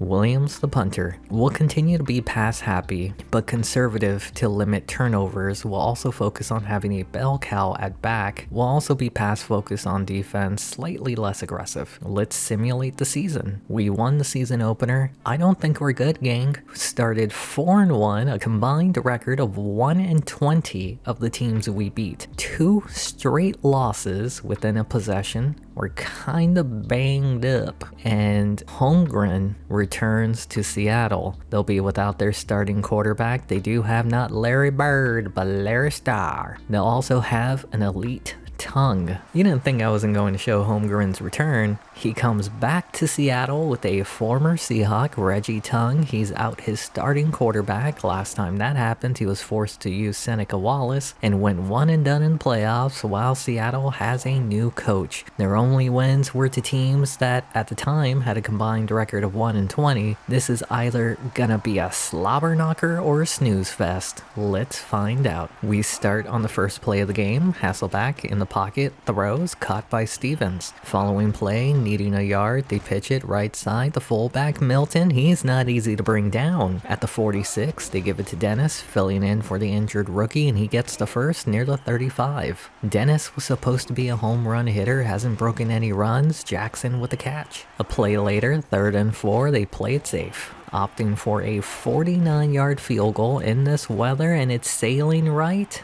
No good. First play for Dallas in the game. Ragone with time down the middle and picked off by Sean Jones. Seattle has half a field to work with. Hasselback down the middle. Brown with the big play. Following play, they keep it in the air. Hasselback has Jackson near the first. 2nd and inches, they give it to Dennis, and he's been looking good today. Gets the first. A few plays later, 3rd down from the 12. Hasselback is sacked. Joshy comes back out, this time 35 yards to give Seattle the first points in the game. Dallas would go 3 and out, Seattle has it back, Dennis with a carry, and it's a fumble! He can't hold on to the ball. I'm sure the rain doesn't help. In good position to tie the game, they hand it off to Wynn, gain of 6 on the play. 2nd and 4, they go back to Wynn, spin move, and gets the first. From the 12, Ragone in the pocket, and yup, that's Jason Witten, my friend. We're now in the 2nd quarter, same drive, and they can't convert. They send out Mike Nugent, 23 yards to tie the game up at 3. Now Seattle went 3 and out, Dallas has it back, Wynn finding space to get near the first. A play later, 3rd and inches, Wynn outside, easily gets the first. Following play, they keep it on the ground, Wynn up the middle, gain of 5. 2nd down, they run a screen, going deep, Ramashadu, caught at the 32. They now face a 3rd down, Ragone to the flat, Anthony Davis with a catch, slips away and gets the first. Add 5 more for the face mask. From the 13, Ragone in the pocket, throws, Witten past the 5, dives in to take the lead. They're now up 10-3. We skip to the final 2 minutes of the half. Hasselback is picked off. That's their 2nd turnover in their own territory. Dallas takes over at the 44. Ragone at midfield, down the middle. Michael Jenkins with a catch into the red zone. From the 19, they bring a blitz and it gets there. Coakley with a sack. It forces a 3rd and long. Ragone to the flat. Wynn gets nothing. Mike Nugent comes back out 42 yards to give Dallas a 10-point lead at the half. We're now in the 2nd half. Dallas has the ball. Ragone to Witten near the first. 2nd and inches, they give it to Wynn up the middle, easily gets the first. A few plays later, 3rd down, the blitz doesn't get there. Ramashadu with another big play. They now face another 3rd down. Ragone is picked off by Marcus Trufant. Wynn has the angle, and it's a fumble. Dallas recovers. We skip to the final minute of the 3rd. Seattle's ball, Dennis left side, and there's not many players faster than him besides Terrence Newman. Makes the touchdown saving tackle. A play later, they go to the air. Hasselback, clean pocket, has Jeremy, spin move, and gets the first. Drive continues into the 4th, 3rd down, pressure in his face, and it's picked off. Johnson down the sideline, Milton prevents the pick 6. Neither team able to score, nothing has bounced Seattle's way. They've had 4 turnovers so far and a missed kick. This punt bounces out at the 3. It's one of those games. A play after the punt, 2nd down, Hasselback going deep, Jackson makes the grab. They face a 3rd down on the drive, clean pocket down the middle, Dennis holds on. They're now across midfield, Dennis picks up the blitz, Milton underneath has the first past the 35. Following play, they continue to throw, Hasselback has Brown inside the red zone. A play later, final 2 minutes from the 19 to the end zone, Brown can't hold on. Following play, 3rd down, Hasselback down the middle, Stevens with the catch, can't get the first. 4th and inches for the game, pressure in his face, Stevens with the catch at the 1. 1st and goal, they continue to throw, Hasselback to the end zone, almost picked off. 2nd and goal, another throw, and the pass is dropped by Stevens. 3rd and goal, Seattle is stubborn, another throw, Hasselback is sacked. 4th and goal, this is for the game, pocket is collapsing, Jackson holds on through the hit, and it ain't over yet. They're now down by 3. That missed kick by Joshi is hurting now. Here's the onside kick. It touched the player, but Dallas recovered. Seattle still has all 3 timeouts. They stuffed the run on first. Second down, they give it to the fullback. Has room inside the 40. Third down, trying to get into field goal range. Tackled behind the line. Defense forces a 3 and out. Seattle will have less than a minute to work with, but no more timeouts. Last time the punt went out at the 3, this time touchback. Can Hasselbeck make magic happen? Not when they don't block. Following play, free rusher, Hasselbeck gets it to Steve Smith for the first. A few plays later, third down, Hasselbeck running out of time, gets it out to Stevens, but in bounds. 4th and 3, Hasselbeck, clean pocket, throws, Brown near the 40. They have no more timeouts and they spike it with 7 seconds left. Joshi barely had the leg to make it from 52, this from 58, and he has the leg, but it's wide right. Seattle couldn't get their revenge on Holmgren, leaving for Dallas. 4 turnovers, 2 missed field goals. They had a backup quarterback, a punt that went out at the 3. It just felt like the Seahawks were never meant to win this game. That was one of 6 straight losses, 5 within a possession, 1-3 straight, upsetting the 49ers somehow in the wild card hunt. Of course we lose the next week. We're eliminated from the playoffs. We do keep our non-losing season streak. Could have been a wild card if we beat Dallas. Being more conservative didn't help the Beck. He's been a turnover machine the past 3 years. 5th for MVP in the NFC, 4th best quarterback in the NFL.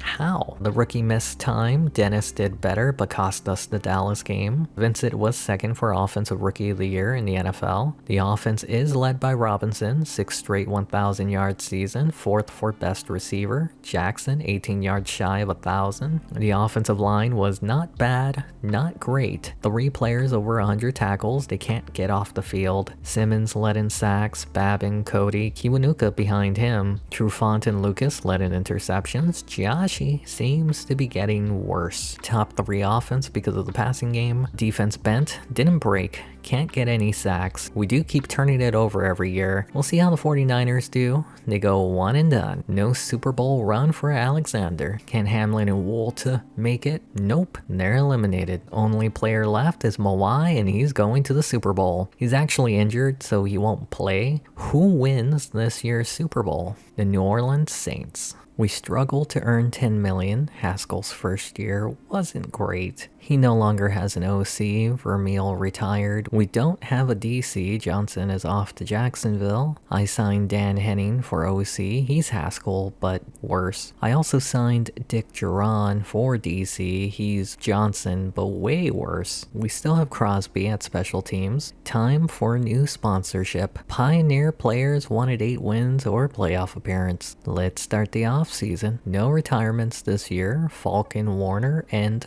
the greatest show on turf. Eddie George was in Arizona. Reggie Tongue is retiring after 2 years in Dallas. Must have gotten injured this past year. On to resignings. Tim Hasselbeck. Put him out behind the shed. He gone. Herschel Dennis, I like him, but he has a fumbling problem. He gone. Jared Hicks, 3rd tight end. He gone. Steve Hutchinson, not an argument. He's coming back. Travis Watkins, backup guard. He gone. Scott Davis, another backup guard. He gone. Tony Coker, backup tackle. He gone. Howard Hodges, backup defensive end. He gone. Warren Sapp got injured, regressed. He gone. Anthony Simmons, I'd like for him to retire here. He's coming back. Cause is finally elite, but holding out. Earning $4 million, wants $4.5.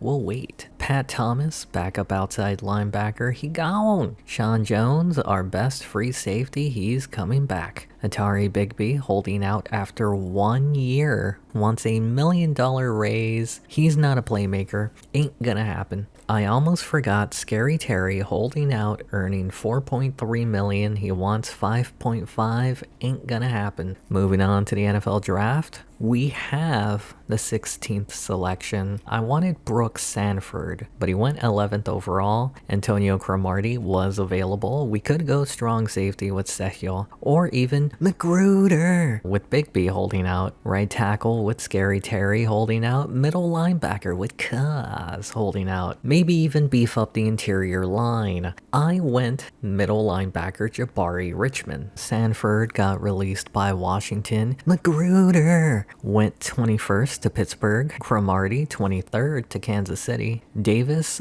I might regret passing on. Sehiel was still available in the second, so was Lee Collier at right tackle. I went right tackle to replace Terry. Sehiel fell to Tampa Bay. I drafted an outside linebacker in the third, picked up a strong safety in the fourth, a steal with Glenn Tobert in the fifth, defensive end in the sixth. Way better draft class this year. Off to free agency, lots of big names. Bryant Young was available, but I want younger. Troy Polamalu was released by Pittsburgh. Thank you. Magruder! I mentioned that Sanford was released. I also signed him. With Polamalu, we can release Bigby. Our first round pick pushes out Kaz. Second round pick pushes out Scary Terry. Herschel Dennis got signed by Indianapolis. Scary Terry goes to Philadelphia. Young and Sapp went unsigned. Kaz goes to New England. Bigby should have never held out. Robinson could be our first 99 player. Hasselback needs to limit his turnovers. Vincent is looking like a bust. Milton improves at fullback. We have 3 very young receivers buried at the bottom. Jackson is young, 28, 3 solid seasons. 2 teams were willing to give up a first. Titans have a rookie quarterback. They only have 1 good receiver. I traded him to Tennessee. That means Smith will be in the slot. Jeremy, elite tight end. Mike Pearson improves at left tackle. Steve Hutchinson, best player on the line. Mike DeGore developing nicely. Tyson Clabo might have hit his ceiling. Lee Collier is the weak link on the line. Kiwanuka continues to improve. Babin edging elite territory. Cody is the best player on the line. The rookie Ellison will start next to him. Anthony Simmons, 4 more years left. Jabari Richmond was the right choice at middle linebacker. Coakley likely in his final season. Everyone wanted him for a first. I'm reuniting him with Johnson in Jacksonville for a first and third. That means the rookie Keon Blake is starting. We have a lot of good corners. I talked about moving on from Springs last year. 2 teams were interested in him for a first. I wanted a first and second. Browns lost interest. Rams were interested for 2/3 included. We now have 4 first-round picks. If you haven't noticed, we're doing a mini rebuild. Sean Jones, close to elite at free safety. Polamalu is barely 27 at strong safety. Joshi, elite kicker. Williams, elite punter. The game plan this year is very similar, just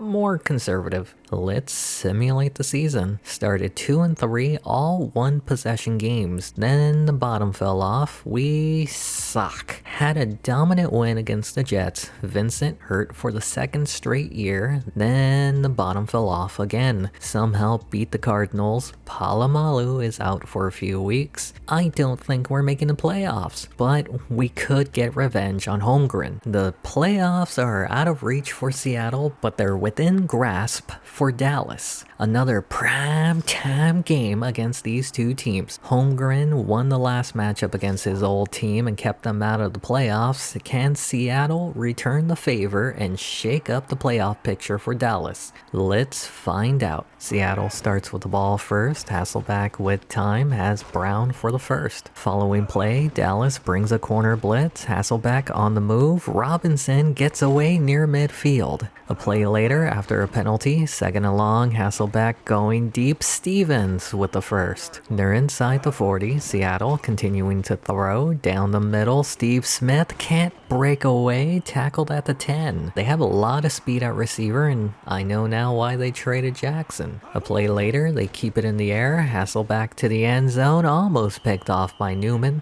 Third down, they keep it in the hands of the Beck. Milton with a block, and the pass is knocked down. Joshi comes out for a 28-yard kick to give Seattle the first points in the game. Seattle gets it back later in the first. Vincent up the middle, gain of 9. 3rd and 1, they hand it to Vincent, powering for the first. Drive continues into the second quarter. Dallas brings the house, and the pass is picked off by Ross. Vincent chasing down at the 8. First play after the turnover, Matt Jones to the end zone. Touchdown, Dallas. Larry Starr, Larry Legend, Larry Fitzgerald. How does Seattle respond? Vincent, spin move, gain of 6. 2nd down, counter, Vincent left side, no blocking, doesn't matter, he makes his own space and gets the first. A few plays later, they face a 3rd down. 3-man rush allows Hasselbeck time to find Robinson for the first. At midfield, another 3rd down, Hasselbeck has Robinson for another first. On the edge of field goal range, they continue to throw, back to Robinson, gain of 6. Following play, they go to the ground. Vincent gets the block for an easy first. On the new set of downs, Claybo gets bulldozed. The pass is out to Stevens near the first. 2nd and 1, they're going to throw. Hasselbeck to Robinson, gets inside the 10.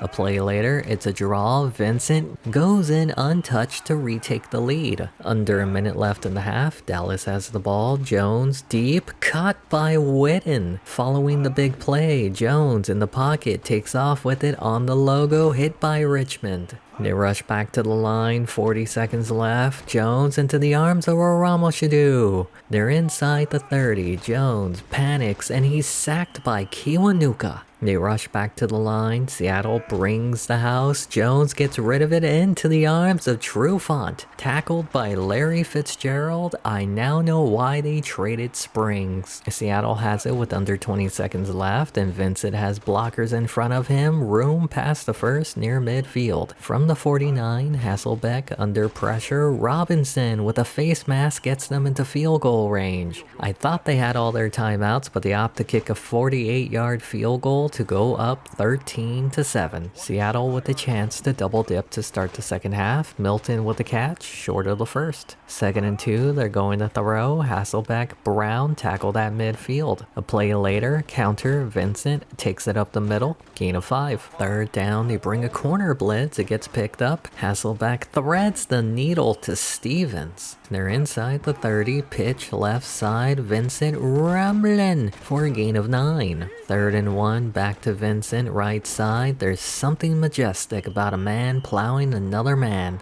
You know what I mean. They're now inside the red zone. Protection holds up. Hasselbeck to Stevens near the first. Following play, it's a draw. Vincent has room for the first. A play later, they go back to Vincent and talk to the hand because he just wants to celebrate. They're now up 20-7. We skip to the 4th quarter, same score. The last time these two teams met, Dallas punted a ball out at the 3. This out at the 2. 98 yards to try and get some momentum going. Win on the carry, gain of 7. 2nd down, Jones in the pocket, throws, diving, catch by Ramashadu. 4 minutes to go, pitch, win, left side, breaks the tackle, gain of 5. The offense seems to be moving the ball well. Jones panics, he throws it up for grabs, and it's picked off by Trufant. His 2nd on the day. A touchdown could end the game. Vincent up the middle and gets the first, but a flag will bring it back. 3rd down, they go back to the ground. Lundy not scoring 4 touchdowns in this half. They bring Joshi out for a 53-yard kick to make it 23-7. About 2 minutes left in the game. Jones taking off with it. He's fast, has room past the first near the 35. We're at the 2-minute warning. Jones running out of time has Witten near the first. A play later, 3rd down, needing 2. Jones to the sideline, almost picked off by Lucas. This could end the game. Pitch left side, Win has the first across midfield. Following play, they bring a blitz. Jones can't escape it. 2nd and 13, they bring the blitz, but nobody is getting open and he's sacked again. Sets up a 3rd and long, needing 20. They're going for it all and it's caught, but it's coming back. 3rd and 30, at this point you just need to make 4th down easier. And they do. They rush back to the line. It'll be 4th and 22. With about a minute left in the game, Jones getting back under center. They're taking their sweet time lining up. They snap it. Jones quickly to the sideline and has a wide open Matthews. Huge miscommunication on the defense. It's not over. A 2-point conversion will make it an 8-point game, and the Cowboys didn't hear no bell ring. Their playoff chances will take a significant dip if they lose. They need this onside kick, and Seattle recovers. The Cowboys had all 3 timeouts, and on 3rd down, they force a 3-and-out. Joshy comes out to seal the win, 49 yards, and it's an 11-point game. That's how it ends. Cowboys couldn't get any more points, and they'll go into the final 2 games 8-6, while the Seahawks got revenge against Holmgren, leaving for more money. Is there potential for a trilogy in the future? We finished the year 6-10. Cowboys missed the playoffs by a game. Quick reminder, we have 4 first-round picks. One is the number 3 pick. 2 other potentially in the top 10. We might need them to replace Hasselbeck, still managed to be the 3rd best quarterback in the NFC. Might be time to move on from Vincent. Robinson's streak of 1,000 yards is over. Jackson wasn't terrible in Tennessee. Tony Brown wasn't far off his production. The rookie Collier struggled on the line. He wasn't much worse than Terry. Simmons led in tackles, Palomalu behind him. I might start focusing on stats more than ratings. Dexter Coakley had a decent final year. Jabari Richmond was 5th for NFL Defensive Rookie of the Year. Simmons led in sacks, Cody and Babin behind him.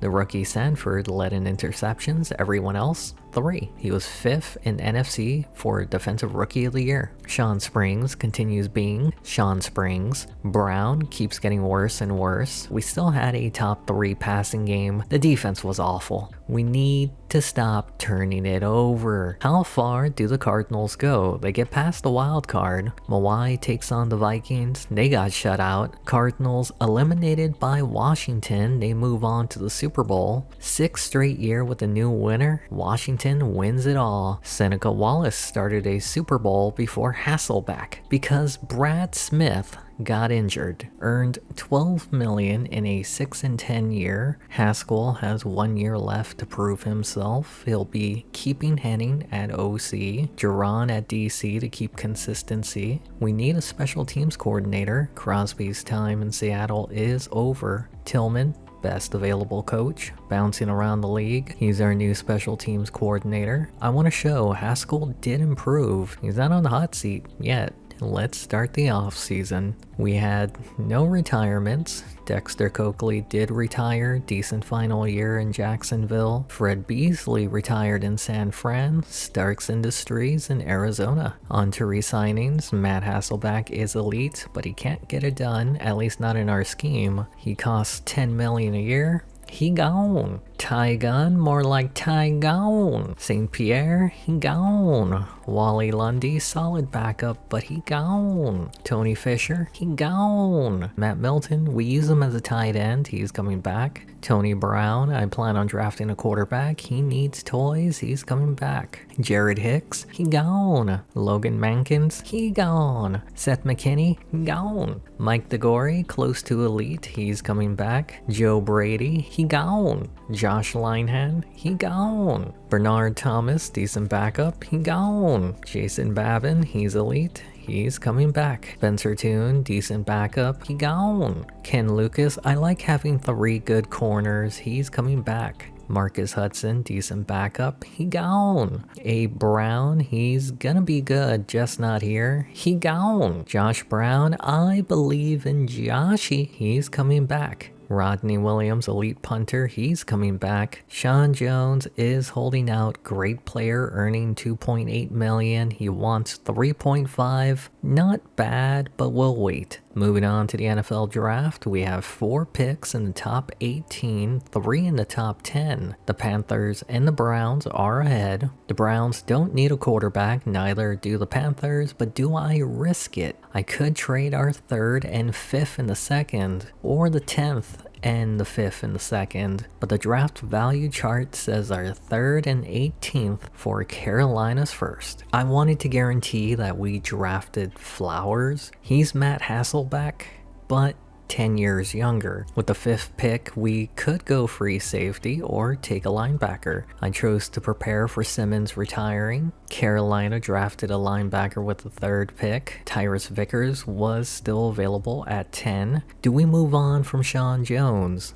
Another quarterback wasn't taken until the 19th pick. I selected a running back with our first second-round pick. Carl Tobert was my backup plan if I didn't trade up. Domingo Rhodes, 2nd quarterback taken, 19th overall. Mark McKnight, 3rd quarterback taken, 22nd overall. Santonio Vincent, 4th quarterback taken, 23rd overall. Xavier Bland, 5th quarterback taken, 25th overall. LeRon Donnelly, 6th quarterback taken, 31st overall. Greg Gary, 7th quarterback taken, 33rd overall. Carl Tobert, 8th quarterback taken, 50th overall. Didn't have a 3rd, drafted a corner with the 4th, a left tackle in the 5th, a defensive end in the 6th, a left guard in the 7th. Off to free agency, nobody interested in me. I ended up skipping. I did end up releasing Sean Jones. Matt Hasselbeck goes to Denver. Ty Gunn unsigned. Wally Lundy to Philadelphia. Alexander goes to Arizona. Marcus Hudson to Buffalo. Sean Jones scooped up by New England. Bigby should have never held out. Corn Robinson still the best player on the team. No controversy. Flowers is the #1 overall pick. He's starting. I'll continue to trust Vincent at running back. Milton almost as good as Evans. Robinson elite. Brown almost elite. Smith, he's okay.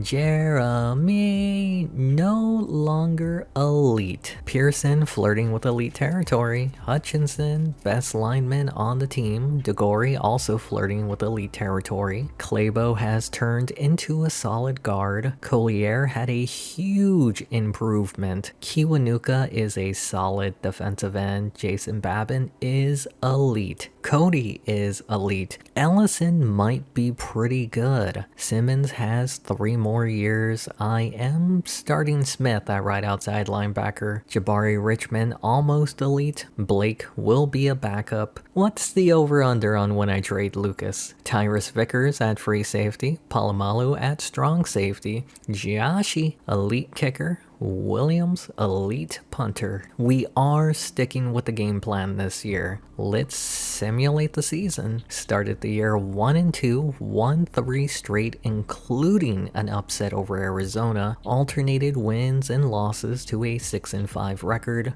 Big injury, Sean Cody is out. We're currently up 1 game in the division. We're desperate. Thought about signing Sapp, ended up signing Bryant Young instead. Didn't help, we lost to the Rams. We're in a pickle. Tied with the Cardinals, but with a worse division record. We beat the Titans, we're back on top, then we beat the 49ers, putting us in a good position. We have a late game against the Cowboys. If the Cardinals lose, a win clinches the division, and it looks like we're getting the trilogy after all. The trilogy has arrived, and the stakes are bigger than ever before. Holmgren and Haskell are 1-1 against each other. If the Seahawks can beat the Cowboys, then they'll clinch the division for the first time since Holmgren's first year with the team in 1999. They moved on from Hasselbeck this year, and the rookie Flowers has blossomed into a capable starter. Can he give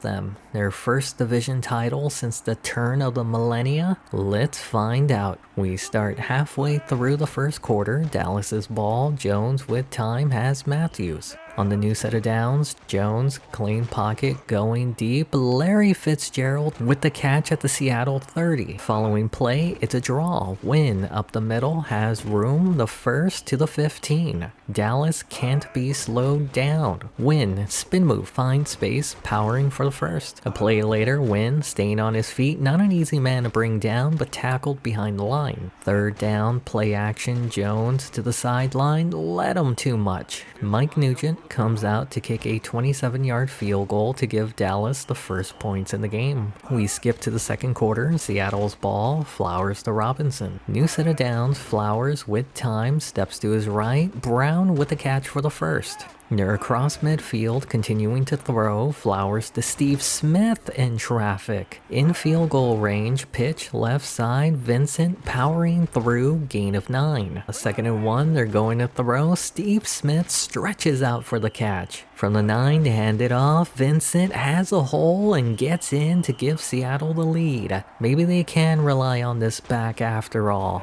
At the 2-minute warning in the half, Jones going deep right side, Fitzgerald with the catch. They rush back to the line across midfield. Jones going to Fitzgerald, and a face mask gets them to the 8. They now face a 3rd and goal. Jones steps up to the end zone. Witten giving Dallas back the lead 10-7. There's still plenty of time for Seattle to tie it up, and it's picked off. Ross with the interception on the deflection. The defense forced a 3-and-out. Nugent 47 yards to make it 13-7. 42 seconds left in the half. Seattle not playing it safe. Stevens with the catch. A play later, Dallas brings the blitz. Flowers out quickly to Robinson. It's now 3rd down, needing 6. Flowers, Tolbert wide open down to the 20. 9 seconds, Giashi comes out to make it a 3-point game at the half. Seattle with a chance to double dip to start the second half. If it wasn't for one turnover in the first half, it would be a tied game. Brown on the return, and it's a fumble. Dallas recovers. That's now the 2nd turnover in their own territory. Jones to Fitzgerald gets a block, and he won't be denied. Larry Starr, Larry Legend, Larry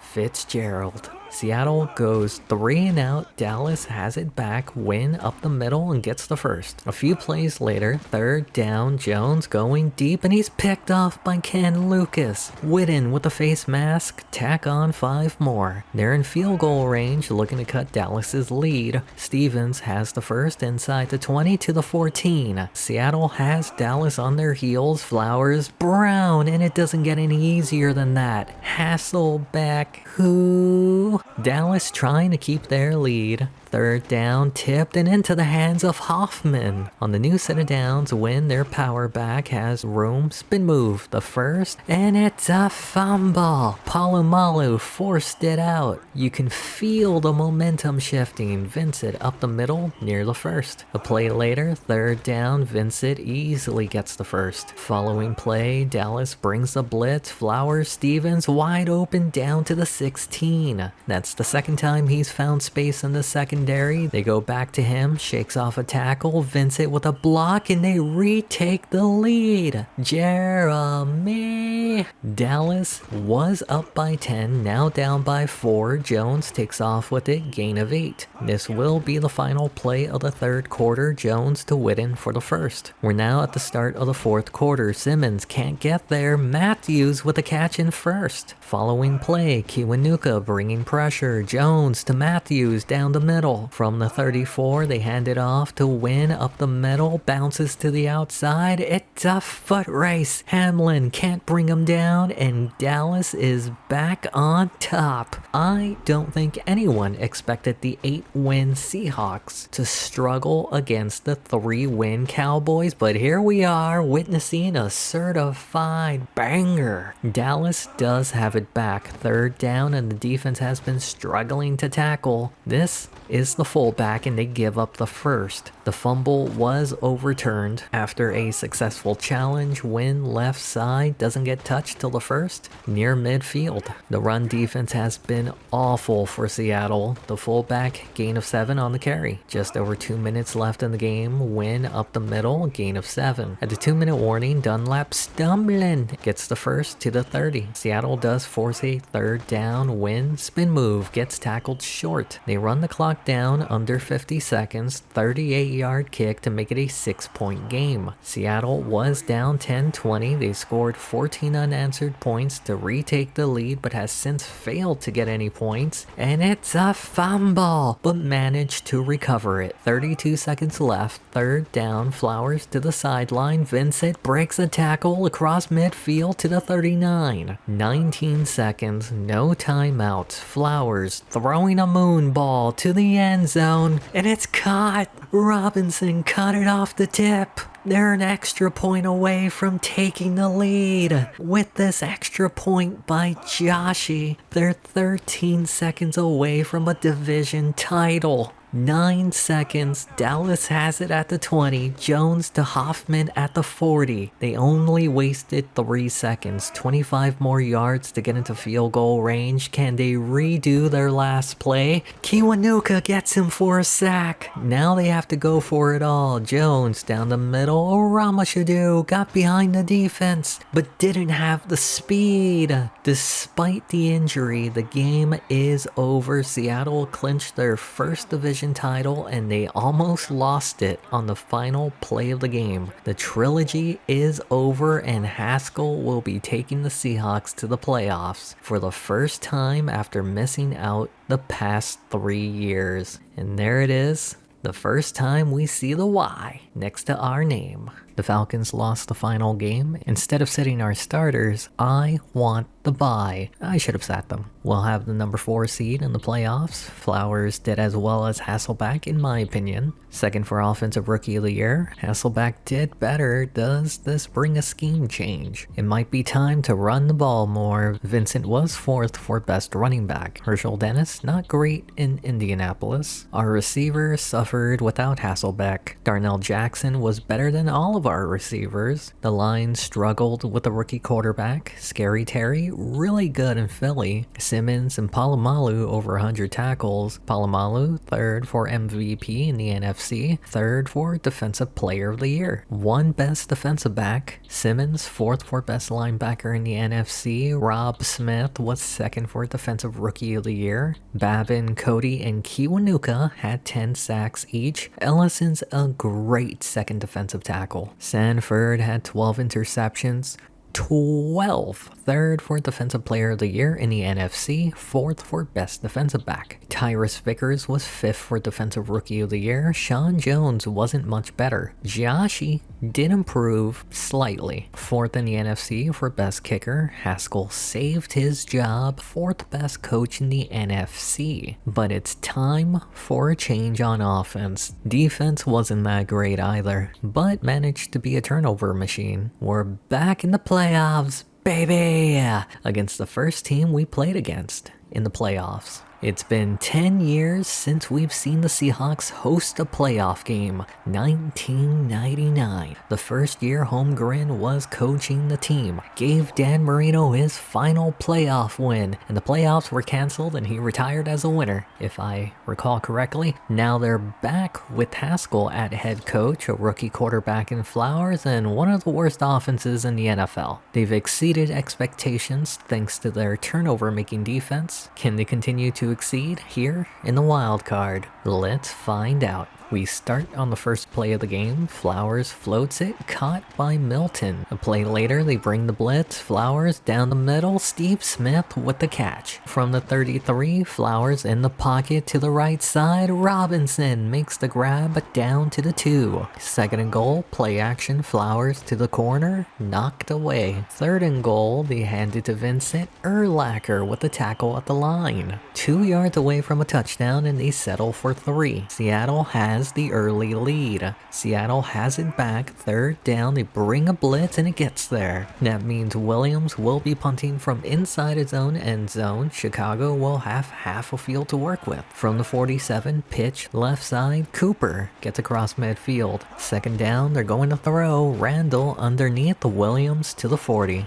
On the new set of downs, they give it to Cooper, left side, cuts back, and it's a foot race. Trufant brings him down at the 5. Final play of the quarter, Cooper stiff arms Kiwanuka and gets in to give Chicago the lead. We skip to the final 2 minutes of the half. Flowers throws a rainbow caught by Brown. After an offsides penalty, 1st and 5, Vincent gets the first. They now face a 3rd down on the drive. Flowers to the end zone. Brown comes down with it and they're back on top. There's half a minute for Chicago to work with. Randall going deep. Lucas missed the ball. Booker all by himself and they're going to retake the lead. Can you dig it? There's still some time left for Seattle. Flowers over the middle, caught by Vincent. 16 seconds left in the half. Flowers feeling pressure has Steve Smith short of the first. They don't have any more timeouts left. They're rushing back to the line. Do they spike it or run a play? They're running a play. Flowers throws, tipped into the hands of Brown. One guy to beat, can't, and that was almost a disaster for Chicago. We skip to the second half. Seattle's ball still down, and it's picked off by McQuarters.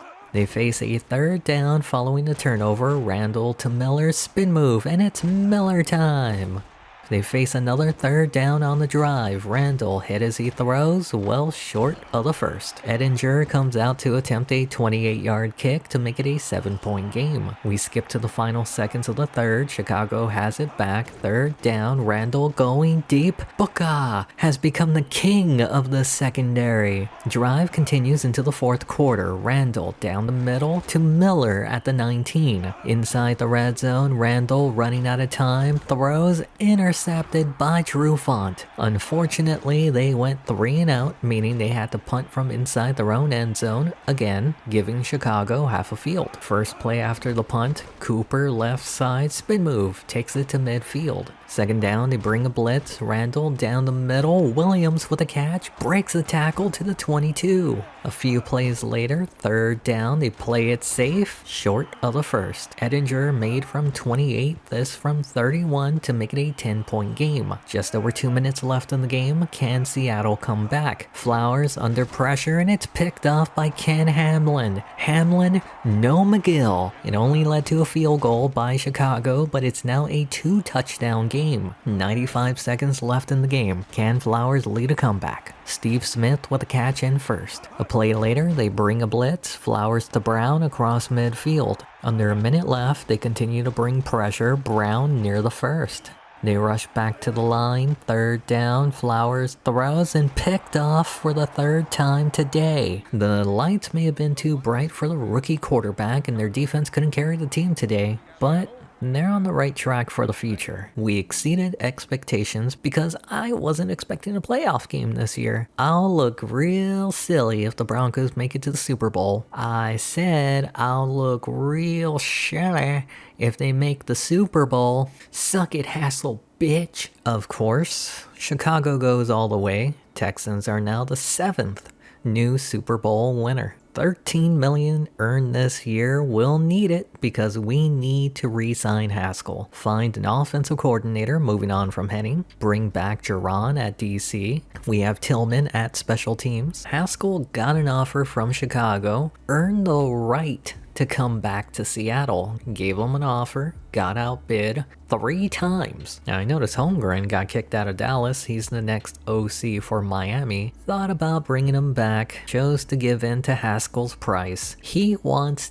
$10 million. That's our entire profits. I considered the Dallas head coach tuna. We would be competing with Tampa Bay. Considered Brett Favre, he's the OC of Detroit. Chad Brown, he's the DC of Denver. Herm Edwards, but we're kind of done with experienced coaches. Chad Brown is coming back to Seattle. I went first-time coach Jeff Garcia at OC to help Flowers. Since we're starting over, Jaron won't return. I considered Fox at DC for his experience. Chose Coyer, the guy Brown replaced in Denver. The coaches I signed were all at the top for chemistry or knowledge. Let's start the offseason. No retirements. Antonio Cotron retired in Baltimore. Earned a Super Bowl ring in 2006. On to resignings. Jason Gesser, he gone. Lee Suggs, he gone. Ivan Carswell, bottom of the depth, 23 years old, can still develop, but he gone. Jeremy, not even an argument, he's coming back. Brad Shell, he gone. Raymond McNeese, he gone. Mike Pearson, starting tackle, hasn't turned into an elite player, but he's coming back. Chris Mangiero, he gone. Tyson Clabo, coming off his worst season, but he's coming back. Joe Brady, he gone again. Josh Lynan, he gone again. Sean Cody, not even a question. He's too productive. He's coming back. Bryant Young, surprised he didn't retire. He gone. Rocky Bernard, he gone. Malcolm Ruff, he gone. Pierre Easley, he's a good backup.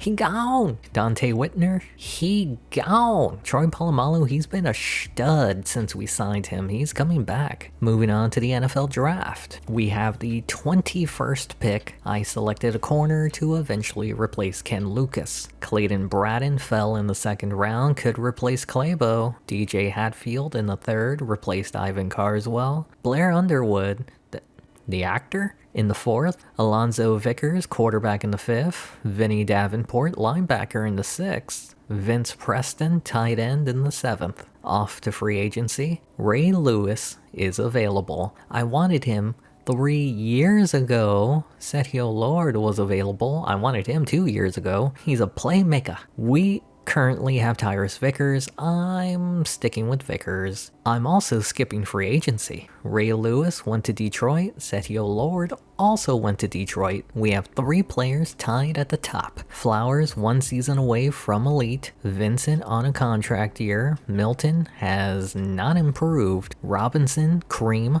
Brown, Edging, Smith, he's there. Jeremy is 30. Pearson, 30, never been elite. Hutchinson, still elite, over 30. DeGory regressed slightly, 28. Claybo also regressed slightly, 28. Collier, the youngest player on the line, at 23. Kiwanuka improved, close to elite. Babin, our first ever draft pick, elite. Cody is elite, but Ellison, 7th round pick, has been a pleasant surprise. Simmons is the cream of the crop. Smith is close to elite. Richmond is elite after 2 seasons. Blake is solid depth at linebacker. Trufant and Sanford are on a contract year. Vickers is close to elite territory. Polamalu, 3rd piece of cream in the crop. Joshi, elite kicker. Williams, elite punter. New scheme this year will be focused slightly more on pass over the run and slightly more aggressive both on offense and defense while keeping a bell cow. Now let's simulate the season. Started 2-2, lost to undefeated teams, won 3 straight. Vincent injured for the 3rd time in 4 years. Went on a 1-4 run while he was out. Somehow in the running for the division.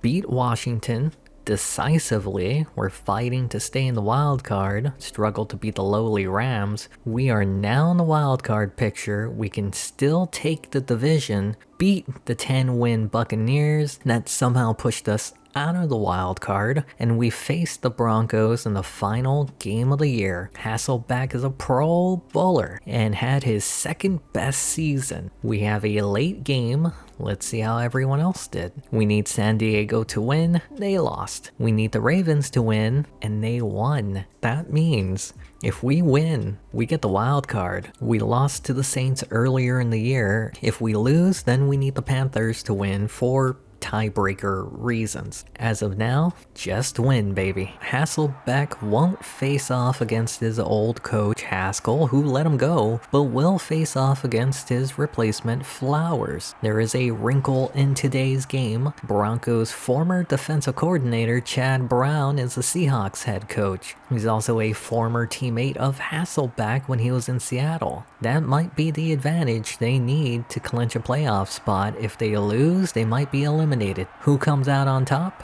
Hasselbeck or Flowers? Let's find out. We start on the first drive of the game. 3rd down, Flowers to Stevens for the first. A play later, 2nd and long, they give it to Vincent, left side, not a single Bronco in sight. Brown leading the way. Vincent isn't the fastest player, but he takes it 66 yards for the longest touchdown run for Seattle in a long time. We skip to their next drive, still up 7-0, Flowers to Brown for the first. A play later, they're across midfield, Flowers to Robinson inside the 40. 2nd down, they go back to Vincent, left side, gets in near the 30. Sets up a 3rd and 3. They're going to throw. Stevens can't hold on. That brings out Joshi, 48 yards to make it 10-0 Seattle. We skip to the 2nd quarter. Same score. Hasselbeck to his tight end. Wilson down the sideline. Polamalu can't bring him down. Tackled near midfield, but It's coming back. From the 10, first and long, Hasselbeck is picked off by Sanford. Seattle will start their next drive in the red zone. Following the turnover, third down, Flowers to Preston, downed at the 1. Play later, second and goal, they hand it to Vincent, who dives in to make it 17-0 Seattle. Back in year 4, Hasselbeck in the season finale was up 17-0 on Green Bay. Lost 21-20 and missed out of the playoffs. Seattle up 17-0. Hatfield on the return has a block and he's going the distance, going for speed. They're now up 24-0.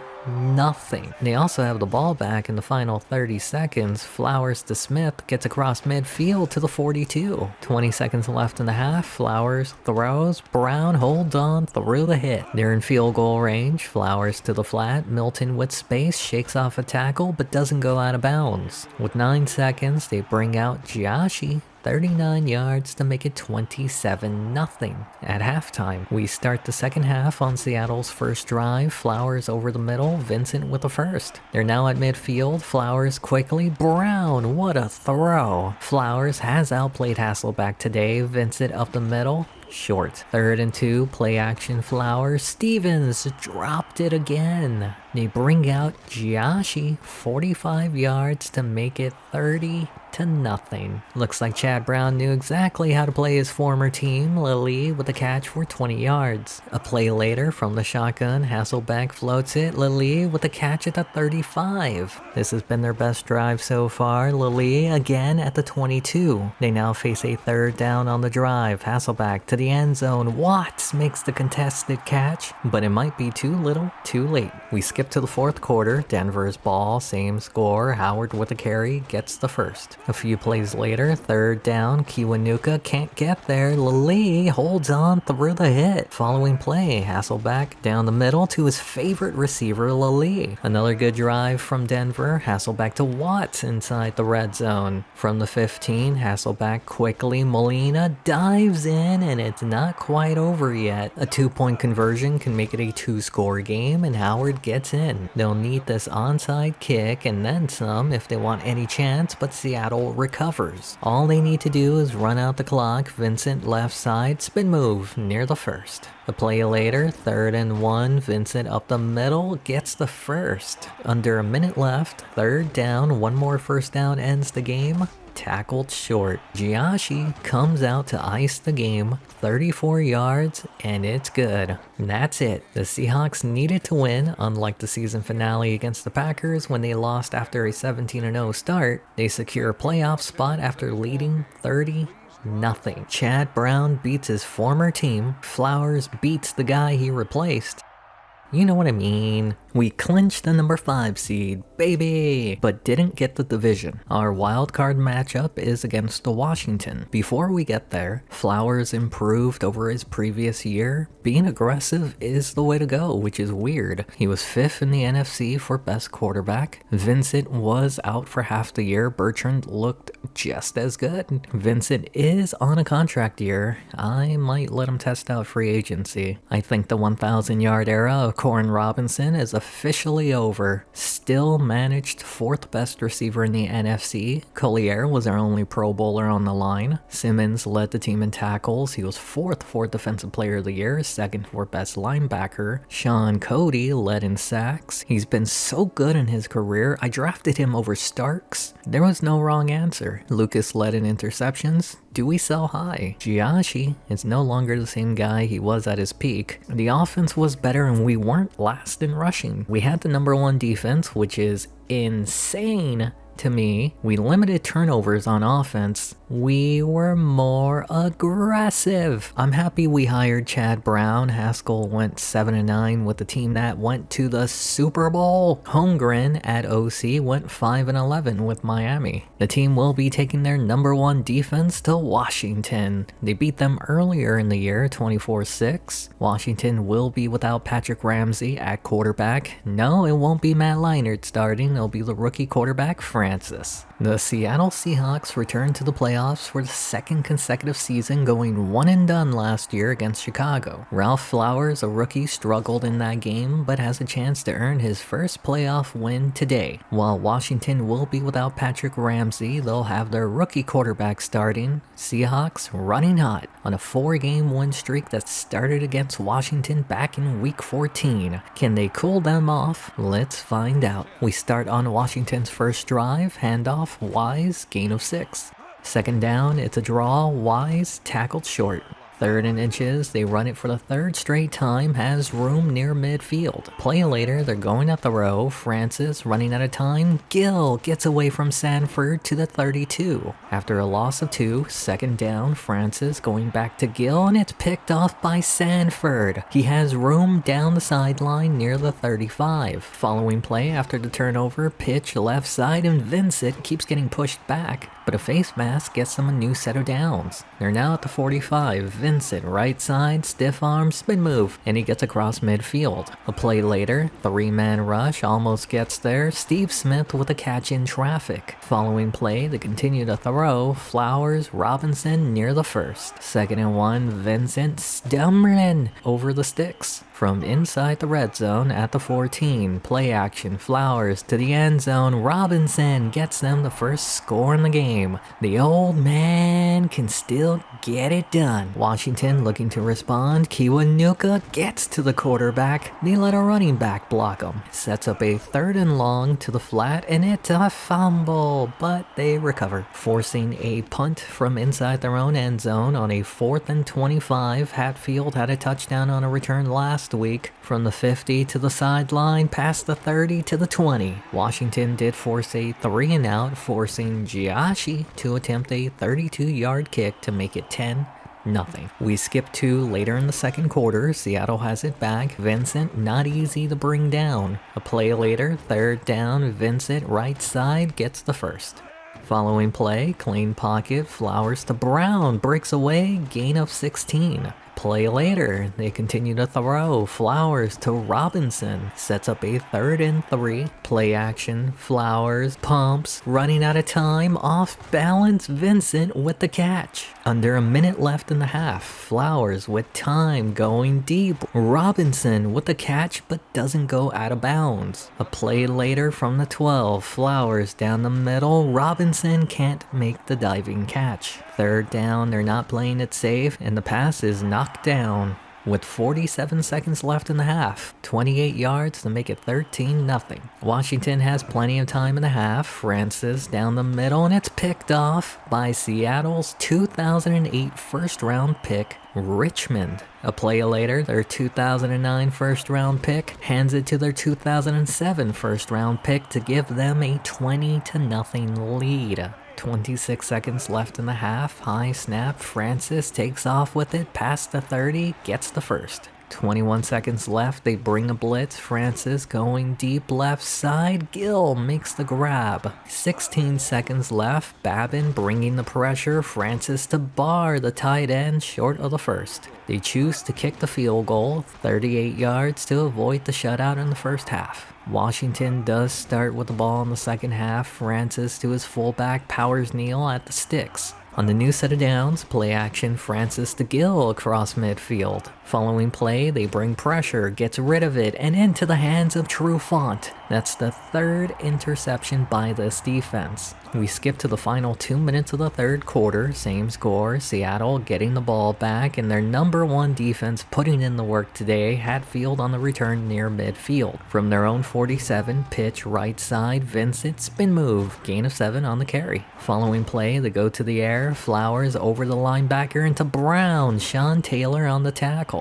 From the 30, Washington brings the blitz, protection holds up, Stevens with a catch in first. Inside the red zone, 3rd down, Flowers running out of time, floats it, Vincent comes down with it at the 2. Drive continues into the fourth quarter. Vincent dives in for his second touchdown on the day, and they're now up 27-3. Washington goes 3 and out again. The defense has made the rookie struggle today. I wonder if it would have been more competitive with Ramsey. Hatfield with a return to the 44. First play after the punt, and you'd think they'd want to run the clock. They're going deep. Brown comes down with it. A play later, they continue to throw. Preston inside the red zone. From the 13, they bring the blitz. Flowers to the sideline. Vincent at the 8. Good composure from Flowers. Play later, 3rd and 3, and the pitch goes nowhere. Giashi comes out to give Seattle their second straight game of 30 points or more. At this point, Washington is playing for pride. Francis all day to throw, has Gill for the first. Can Seattle prevent a touchdown? Francis to Taylor Jacobs at midfield. Following play, they bring a corner blitz, gets it out to Gill at the 30. Looks like the defense is bending. 3rd down, they play prevent. Francis to Gill and gets the first. I'm getting PTSD of Romanowski. 2 minutes left from the 19. Pumps down the middle. Caught. Palomalu stops it from being a touchdown. From the 1, they're going to throw. Francis panicking to the end zone, and it's picked off, and it's a fumble. They recover it, but it did go under review. It was overturned. They said his elbow was down. But I don't know about that, Jim. Either way, didn't matter. Seattle won and prevented a touchdown for the whole game. Ralph Flowers gets his first playoff win in the pros. They continue their win streak, 5 straight that started against Washington in the regular season, and the Seahawks will now be moving on to the divisional round. You know who else moves on? The Arizona Cardinals. They'll now be taking on the Minnesota Vikings, who, unlike Washington, are completely healthy. It's been 6 years since these two teams last met in the playoffs. Seattle won 31-24. Went on to have a banger of an NFC Conference Championship game against the Rams, but ultimately lost. This time they don't have Hasselbeck in at quarterback, but the Vikings still have Culpepper at theirs. Can he get revenge against them 6 years later? Let's find out. We start on the first drive of the game. Vikings have the ball. Culpepper going deep. Moore down the sideline, gets pushed out at the 41. A holding pushes them back into their own territory. 1st and 20. Pumps. Culpepper to Moss. Gets them back to the original line of scrimmage. Face mask makes it 2nd and 3. Following play, they give it to Bennett up the middle, gets the first. On the new set of downs, pitch, Bennett, spin move, made 3 Seahawks miss, and he takes it the rest of the way for the first score in the game. That's the problem with being aggressive. You over pursue. Vikings have it back. Bennett up the middle, gain of 5 on the carry. 2nd down, here comes the blitz. Culpepper takes off with it, left side, and gets the first. We forget about it because he's a big man, but he can still move. They're back in Seattle territory. Pressure in his face, gets rid of it. Bennett to the 45, and this is not good. Dante Culpepper is injured. Looks to be his throwing arm. Here comes the rookie Nichols. Clean pocket down the middle. Mitchell with the first on 3rd. This rookie looks better than the last rookie Seattle played last week. On the new set of downs, Bennett left side breaks a tackle, powering near the sticks. 2nd and inches, they go back to Bennett. No, over Simmons for the first. A play later, 2nd and 6, Bennett makes it 3rd and short. Needing 2, Bennett up the middle, and it's a fumble. Richmond forced the fumble, Kiwanuka on the recovery. Seattle hasn't been able to get anything going on offense. They're punting it away. Their defense has kept it a 1-score game. Vikings with half a field to work with. First play after the punt, Bennett hits a wall, but squeezes through to the outside. Palomalu chasing, he can't get away, down to the 11. Minnesota facing a 3rd down. They bring the blitz. Nichols can't get the first. He almost escaped. They prevent the touchdown, and Minnesota will now be up 10-0. Seattle has yet to get a first down. Flowers to Stevens, working hard for 5 yards. 2nd down, Flowers drops back on the move. Steve Smith for their first. From their own 36, they give it to Vincent, gets a block, and there he goes, across midfield to the Vikings 40. Play later, they go back to Vincent, takes it inside for a short gain. Sets up a 3rd and 3 pitch, and the Vikings were ready for it. Vincent doing what he can with what he's got. They do send out Giashi for a 54-yard kick to make it a 1-score game. We skip to the 3rd quarter. Seattle still down 10-3. Flowers throws. Milton has the first to the 44. Following play, they hand it to Vincent up the middle, powering to midfield. 2nd down pitch left side. Vincent gets the block, the first, tackled in Minnesota territory. A few plays later, 3rd down, Flowers over the middle. Smith makes a move inside the red zone to the 12. Following play, Vincent up the middle, goes in untouched to tie the game up at 10. It's a game again. We skip to the 4th quarter. Bennett with the handoff up the middle, gain of 5. 2nd down, Nichols in the pocket, plenty of time, floats it. Bennett with a catch near midfield. On the new set of downs, back to Bennett, has room, gain of 5. Following play, they bring the blitz. Nichols gets it out. Johnson gets away inside the 40 to the 29. A few plays later, 3rd down, they run a draw and a flag will push them back 10 yards. Was it a mistake to accept the penalty? Nichols throws, almost picked off. Minnesota will send out Brown 53 yards to retake the lead. Other than that one drive, Seattle hasn't really done much. Flowers to Smith at the 40. A penalty forces a 2nd and 18. Flowers down the middle, Steve Smith across midfield. We're now at the 2-minute warning. Flowers to Milton at the 40. 3rd and 2, they're going to throw. Pockets collapsing. Flowers has Robinson inside the red zone. From the 13, Flowers down the middle. Stevens to the 2. This whole drive has been through the no huddle, wasting no time, and he's sacked. Play later, a minute left, 3rd down. Flowers is almost picked off. They at least get a chance to tie the game up, and it's now 13-all. Do the Vikings play for overtime? Looks like it. Bennett breaks it to the outside, has room. Spin move, gets it to the 40. They're 20 yards away from field goal range. Nichols wants it all and gets it to the 18. All they need to do is run the ball. Bennett left side gets the first to the 5. Do you let them score if you're Seattle? Bennett takes it for maybe a yard. 29 seconds left. The fullback breaks away and the Vikings are now up 20-13. 23 seconds left. Flowers down the middle. Brown near the 45. They spike the ball with 9 seconds. This could be the final play if they don't go out of bounds or a penalty. Flowers hit as he throws. Robinson gets tackled at the 35. But wait a minute. The clock will stop because Flowers is injured. This will be the final play. Tolbert is under center at the 35. Going deep. Tolbert catches it. Tackled at the 2. This game went from 0 to 100 real quick at the end. Tolbert had a chance to etch his name in trivia history. Tolbert to Tolbert, 2 yards short of returning back to the NFC Championship game for the first time in 6 years. But on the bright side, I think they found their coach. Like the Seahawks, Cardinals won't be moving on. I'll look real silly if the Broncos make the Super Bowl. Honestly, good for Hasselbeck. Haskell ruined his career here in Seattle. Unfortunately, Tampa is our first 2-time Super Bowl winner. Team relocated. Houston Texans are now the Los Angeles Cavaliers. Well, that's creative. We continue to make a profit. Former special teams coach P-Rod retired. Chad Brown had a great first year. We're losing Jeff Garcia to St. Louis. I did want Favre for head coach last year, made him the highest paid OC. Coyer, still defensive coordinator, did a great job. No special teams coordinator. Here are the top coaches for that job. I want to test out chemistry and knowledge again. Lewis willing to sign for the job. I say that because some coaches won't take offers. We'll see if kicking is better, even if that's not his specialty. Let's start the offseason. No retirements. Sean Springs retired in St. Louis, one above average year there. Kevin Mawai retired in New Orleans. Not the best career there. Wasn't the best career here either. Sean Alexander retired in Arizona. The man had a career-altering injury in 2004. Haven't found his replacement since. He did finish his career with the Pro Bowl. 49ers elite player Ron Stone retired. On to re-signings. Justin Vincent, starting back, injured 3 out of 4 years. He gone. Matt Milton, holding out, made the Pro Bowl.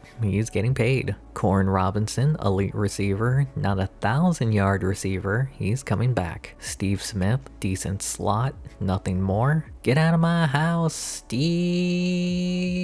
Glenn Tolbert, 2 yards short of the NFC Championship. He gone. Morris Carty, emergency tight end. He gone. Steve Hutchinson, elite guard, had a down year. He's coming back. Mike DeGore, starting center, bounced back this year. He's coming back. Matthias Kiwanuka, on the high end of good. He's coming back. Travis Toffee, backup defensive tackle. He did well. He gone. Anthony Simmons, elite linebacker, final year. He's coming back. Jabari Richmond, middle linebacker, lackluster production. He's coming back. Keon Blake, Simmons replacement, might regress. He's coming back. Ken Lucas holding out, wanted to trade him. Looks like I'm releasing him. Brooke Sanford, elite corner, no argument, he's coming back. Marcus Trufant, elite corner, he's barely 30. He's coming back. Jermel Schroeder, solid backup. We got Palomalu. He gone. Josh Brown, 3 good seasons, regressed. He gone. Rodney Williams, elite punter, putting in the work. He's coming back. Moving on to the NFL draft, we have the 27th selection. I could go best player with DT Kinney. I chose a receiver. Robinson ain't getting any younger. Kinney would have been great if I didn't re-sign DeGore. In the second, I drafted a corner to replace Lucas. Speaking of Lucas, I did release him. A strong safety in the third, a defensive tackle in the fourth, a tight end in the fifth, a linebacker in the sixth, a defensive end in the seventh. Off to free agency, Sebastian Janikowski caught my eye. John Hall was available to sign. Ken Hamlin is a free agent, did a great job in Chicago. Justin Vincent, best back available. I made offers to both Seabass and JV. The Cavaliers gave Vincent a better offer. I raised the bonus money to bring back JV. I also signed Seabass. The Rams making a push this year. I thought this was funny. Jabbar Gaffney goes to Los Angeles. They cut Andre Johnson, who goes to Pittsburgh. Pittsburgh cuts Phillip Rivers, who goes to Baltimore. Daryl Jackson picked up by Kansas City. Steve Smith unsigned. Ken Lucas replaces Sean Springs in St. Louis. Ken Hamlin to Atlanta. Jermel Schroeder to Miami. Palomalu is the cream of the crop. Ralph Flowers is elite, but Tolbert is the forbidden 27, trading him to Pittsburgh, who could use him for a third. Vincent is the starting running back. Bertrand making a push. Milton the fullback. Robinson elite. Brown edging. Brandon the future. Jeremy in his 10th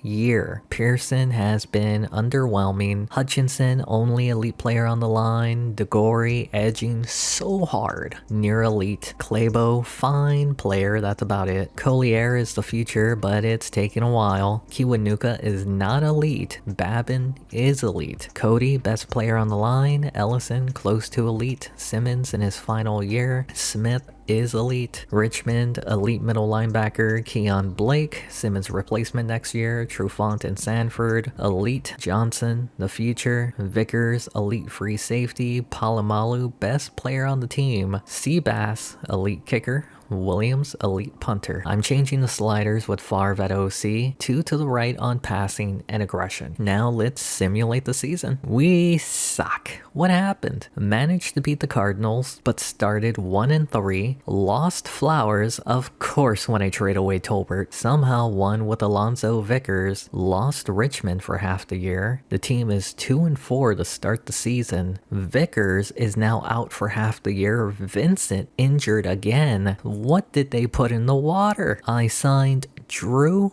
Stanton. Went 3-9, 1-5 in that span. We're 3 games down with 4 games to go. And Flowers, he's back. They beat the Green Bay Packers. They're 2 games down in the division. Beat the Baltimore Ravens. Unfortunately, we are officially eliminated. We would beat the Giants. We are 1-5 in the division. Got swept by the Rams. We did lose the season finale to go 6-10. Somehow finished second in the division. We should be last. I wonder if that affects the draft draft. We should be the 6th selection, not the 8th. Flowers' first year with Favre was Favre-like. Tolbert might have saved our season if he wasn't traded. Vincent was out for 3 weeks, might regret that signing. Robinson was close to 1,000 yards with Drew Stanton at quarterback. The offensive line was awful. I see why Flowers got injured. Anthony Simmons led in tackles. Cody and Kiwanuka, 10 sacks each. Both Palomalu and Trufant, 6 interceptions. Sanford, 5. Johnson, 4. Ken Lucas had 3 in St. Louis. We had the best year kicking in a long time, earned Seabass best kicker in the NFC. The offense, despite the injuries, better than expected. They did give up 71 sacks, that's 7th all time. Another elite defense, too many points. We'll get it right on both sides eventually, right? Does Hasselbeck make it to the Super Bowl? How did the Rams win? They take on the number 1 seed Washington. This could have been us, by the way. Ramsey was injured again. At some point you have to move on. The Rams are 1 game away, and that's more like it. Indianapolis, New Orleans, Super Bowl 46. The Colts are your Super Bowl winners. Another relocation. Green Bay Packers are now the Boston Lightning. First time in the series, we're in the red. A wasted season for Chad Brown. Can't judge Favre yet for this year. We have an opening at DC. Been a top 5 defense under Coyer. He's returning. Lewis gave us our best year kicking. I do have one of the best training staffs. Just an unfortunate year. New sponsorship, 2 years, playoffs, or 10 wins. Let's start the off season. We have 1 retirement, Anthony Simmons. Everyone let him down. 4-time Pro Bowler, career slightly better than Carlos Dansby. Is that Hall of Fame worthy? The 49ers had Tony Parrish and Ahmad Plummer retire. Scary Terry retired in Philadelphia. Didn't do much in his final 2 years. The Cardinals had Scott Player and Plexico Burress retire. Plexico had 10,000 yards and played with Eli Manning. On to resignings, Drew Stanton, mid-season pickup. He gone. Timmy Dennis, emergency quarterback. He gone. Dimitri Blanks, backup guard. He gone. Lee Collier, he's been one of the best linemen on the stat sheet. He's coming back. James Joyner, backup defensive end. He gone. Jason Babin is holding out. He's not going to wow on the stat sheet, but his new contract is cheaper. He's getting paid. Frederick Ellison, 7th round picked, turned into a stud. He's coming back. Keon Blake is holding out. He knew we needed him. He's getting paid. Tyrus Vickers, not that impressive on the stat sheet. He's coming back. Antonio McLean, Vickers backup. He gone. Troy Polamalu, not an argument. He's coming back. Moving on to the NFL draft, we do in fact get the 8th pick. First round pick is a guard to prepare for Hutchinson retiring. Second round, the running back Darren Cortez. Justin Bertrand was released, saves $3.5 million. Third round pick from Pittsburgh, wide receiver David Means. Tony Brown regressed, I released him, clears up $7 million. Arizona with the 6th overall pick selected a receiver. Our original 3rd round pick, quarterback Jameel Lindsey. 49ers selected a quarterback with their 7th overall pick. At one point we had no cap space, which is why I made those cuts earlier. 4th round, free safety. 5th round, fullback DeMarcus Reed. 6th round, strong safety. 7th round, outside linebacker. Off to free agency, Deuce McAllister was available. Full disclosure, last year was supposed to be a playoff push. This year is our Super Bowl push. I'm releasing JV and eating his cap penalty. We signed our missing piece on offense. Wild free agency this year. Breeze is a Jet. Chad Pennington goes to San Diego. David Carr goes to New Orleans. To replace Carr, Cavaliers signed David Lowe. Titans signed Justin Vincent. Rams signed Justin Bertrand. I didn't realize they were both named Justin. Tony Brown goes to the Rams. Antonio McLean goes unsigned. This is our Super Bowl push roster. Flowers, elite quarterback. McAllister, elite running back. Reed, good fullback. Robinson, elite receiver. Everyone else, mid. Jeremy, getting worse. Pearson, close to elite tackle. Hutchinson regressed, but elite guard. DeGore, close to elite center. Clabo, pretty good guard. Collier, pretty good tackle. Kiwanuka, elite defensive end. Babin, the other elite defensive end. Cody, elite defensive tackle. Ellison, close to elite. Smith, elite outside linebacker, Richmond, elite middle linebacker, Blake, good outside linebacker, Sanford and Trufant, elite corner, Johnson, all right nickel, Vickers, elite free safety, Palomalu, elite strong safety, Seabass, elite kicker, Williams, elite punter. I want to show this real quick before the season. We owe $63 million. As the season goes on, we'll earn money, but by keeping the team salary cap low, we can avoid going into the red. Basically what I'm saying, if we're in the red, we better be making a deep playoff push. I will be lowering the scheme by 1 for pass and aggression on offense. Now let's simulate the season. Started 2-2,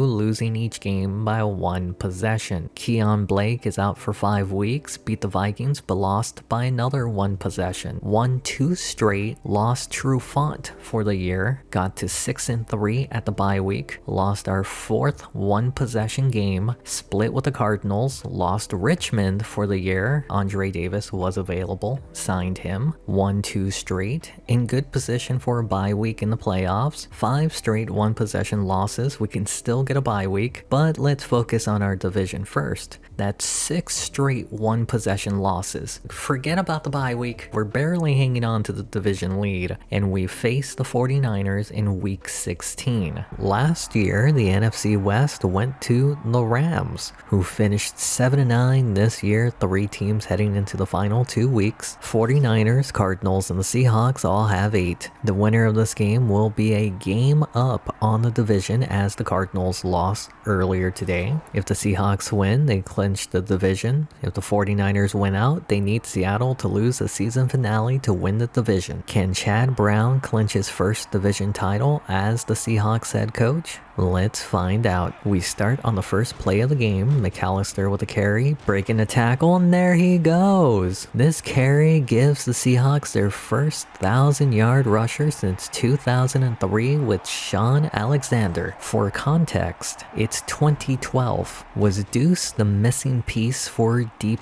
playoff run? Seattle has it back. McAllister picks up the blitz, Travis Brown with the catch, and first across midfield. Following play, they go back to the ground. McAllister finds room to the 35. A play later, 3rd and 2, they run a screen, gets nothing. They actually lost a yard. They bring out Seabass, 54 yards. We know he's got the leg, and it's good. 49ers down by 10. 3rd down, Stewart has the first, and he's rumbling past the 40. Following play, Young in the pocket, takes off with it, jukes near the sticks. 2nd and inches, they're going to throw. No, Young scrambles for the first. On the new set of downs, Young in the pocket throws, Baker with the catch at the 30. A play later, pitch left side, Mitchell with room to make it 3rd and manageable. Needing 4, Young trying to escape and sacked by Cody. That brings out Chandler for a 47-yard kick to make it a 7-point game. Following drive for Seattle, McAllister, spin move, gain of 10 on the play. Sets up a 3rd and 2, McAllister gets the first. On the new set of downs, McAllister whiffs and Flowers is sacked. That makes it 2nd and 17. Flowers throws, Means wide open near the first. It's 3rd and 3, pitch right side, Woodwind gets the first. They face another 3rd down, needing 13. Flowers to Means to extend the drive. Following play action, Flowers gets rid of it, Brandon down near the 5. From the 6, they continue to throw. Flowers is picked off, and that's going to be a touchback. You got McAllister in the backfield.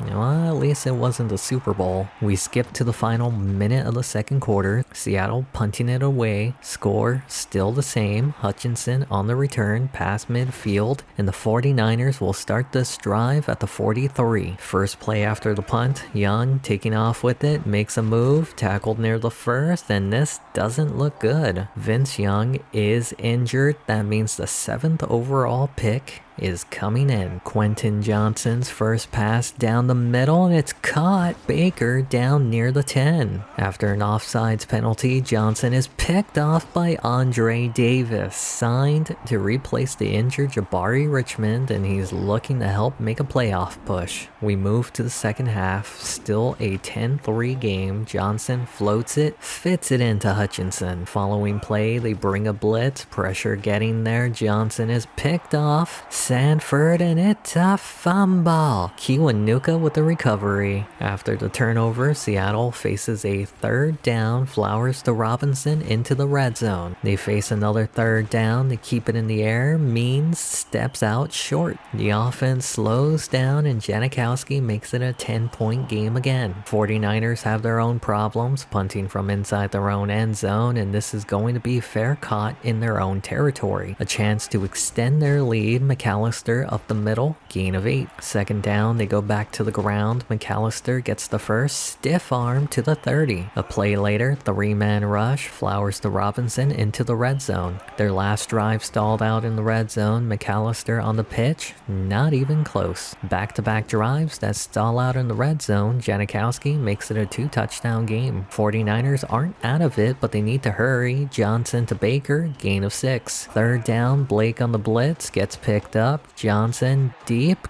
caught by Baker. They needed a big play, and they got one. From the 37, Johnson, clean pocket on a rope. Tucker gets away from Vickers, and it ain't over yet.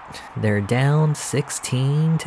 49ers have it back in the final 3 minutes. Mitchell makes it third and short. A touchdown would give them a 1-point lead. Johnson to Stewart for the first. 2 minutes left in the game. Johnson, great protection, throws, and it's picked off by Sanford for the second time today. Third thrown by Johnson. They did force Seattle to go 3 and out. Instead of kicking a long field goal, they punted away for a touchback. Remember, if Seattle wins, they clinch the division. Johnson to Tucker gets the first. A play later, Palomalu chasing Johnson, and he gets the first. 1 minute left in the game. Johnson takes off with it, and it's a fumble. They do recover, but a hold pushes the drive back. First and 20, they bring the blitz. Johnson going deep, and it's dropped by Baker. It's now third and long. Johnson doesn't trust his arm, takes off with it, doesn't get much. Fourth and long. This could be for the game. Johnson wants to be the hero, and he doesn't get it. The Seahawks clinched their division with this win, and it's only the second time in 4 seasons that they've clinched it. First time that Brown has won the title, but his second time taking the team to the playoffs. But this offense doesn't look very good. We'll see if it continues into the playoffs. It hasn't given us the why, but we're in the playoffs, so I'm starting the backups to avoid injuries.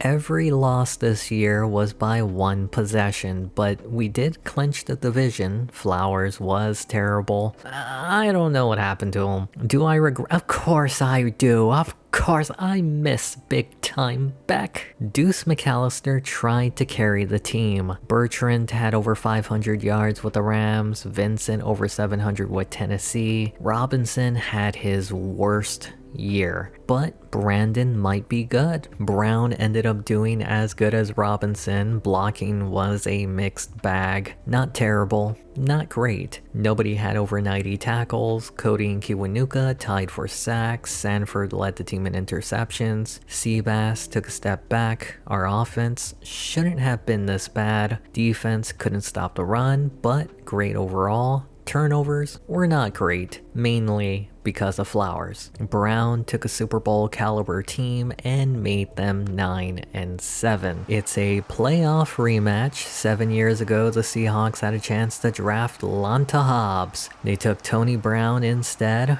Powerhouse is still with the Giants. Brown, he went off to St. Louis. The Seattle offense has been struggling throughout this entire year. Without Hasselbeck, they're not the high-octane offense that we're used to seeing. Flowers needs to bloom, or else he might be considered a bust. Seattle went 3 and out in the first 30 seconds. McGill stiff arms and gets the first. They face a third down on the drive. Kiwanuka pushed off balance. Roethlisberger to Hobbs, who fights past the sticks. Following play, great protection, Roethlisberger to Evans, face mask gets them the first. From inside the 30, they go to the ground, Hobbs to the 22. Second down, Roethlisberger throws and a diving catch by Potts. The Giants are putting it all out there on the field today. They're now inside the red zone, Hobbs with the carry untouched to the 4. Second and inches, back to Hobbs and hits a wall, Blake on the tackle. Can the defense stop them again? Hobbs dives short of the end zone. First and goal, Hobbs dives short. Second and goal, Hobbs dives short for the third straight time. Third and goal, Hobbs goes in untouched this time to give the Giants the first score. Seattle's offense has been lackluster. Third down and they pitch it. McAllister, spin move, fighting and gets the first.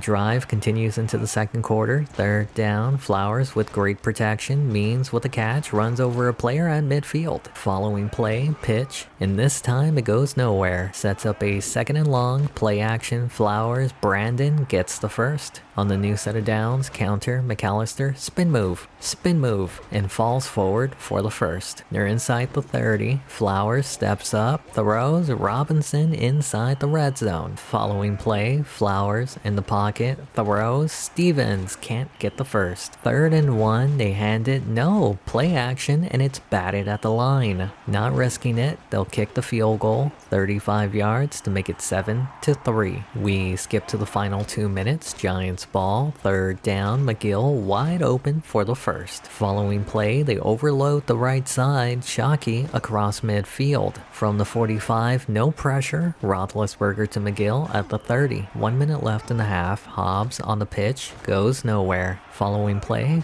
Roethlisberger off balance, Gonzalez gets into the red zone. From the 18, Roethlisberger quickly to McGill. Now at the 14, Roethlisberger floats it to his fullback, Owens, inside the 10 to the 5. And yes, they run the clock down to 9 seconds and kick the field goal to go into the half up 10-3.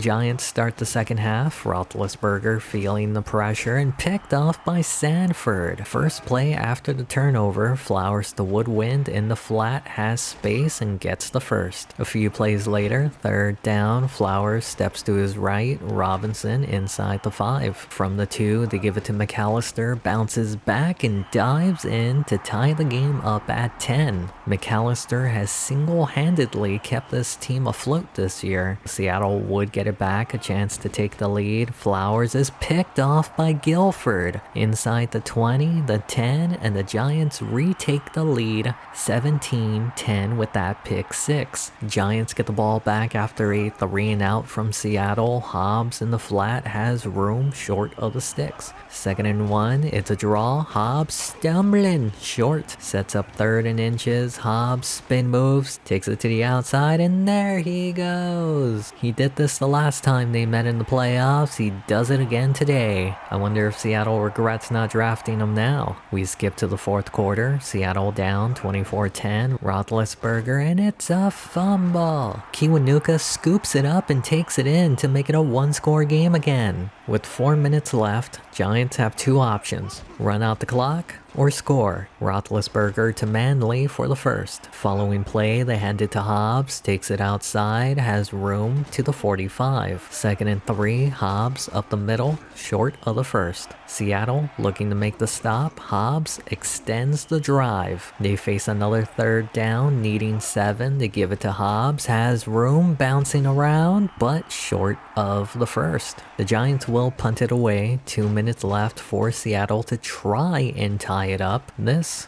will be a touchback. Can Flowers be a hero? Third down, great protection, going deep into quadruple coverage to keep the game alive. 4th and 10, false start on Collier. 4th and 15, Flowers is swallowed up as Clabo looks, as he did absolutely nothing to stop that. Giants ran down as much clock as they could before kicking this field goal to make it a 10-point game. The game's not over till it's over. Corner blitz, Flowers gets rid of it, and it's picked off. I'm thinking it's over. Over the past 3 seasons under Chad Brown, the Seattle offense has consistently finished in the bottom half of the league. There might be a big change brewing in the offseason as they went one and done after what was said to be a year for a Super Bowl push. We can at least cheer on Hasselbeck. Of course, Rivers is on that Ravens team and they're going to the Super Bowl. Who will earn their second Lombardi? It'll be the Philadelphia Eagles. Third team relocation. Carolina Panthers are now the Mexico City Express. Second year in the red, went one and done in the playoffs. Time for a change. The Dallas coach,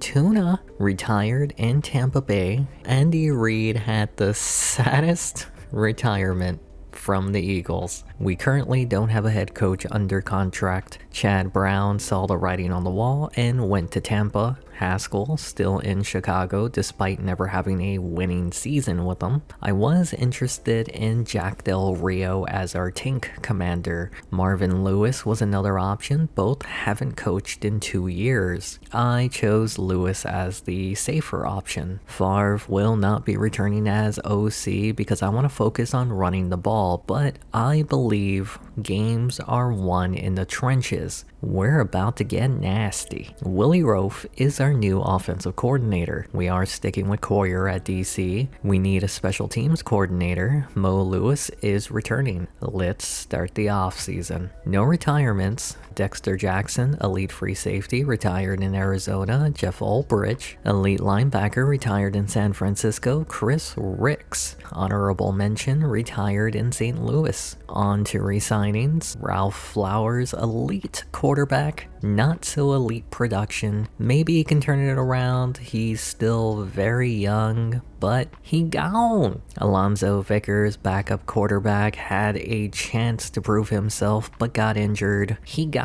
DJ Hatfield, fourth receiver, all gas, no hands. He gone. Jeremy, I wanted him to retire here, but we're tanking. It would be a disservice to him. He gone. Vince Preston, backup tight end. He gone. Mike Pearson, he was a mistake. He's not bad. We should have just paid Walt.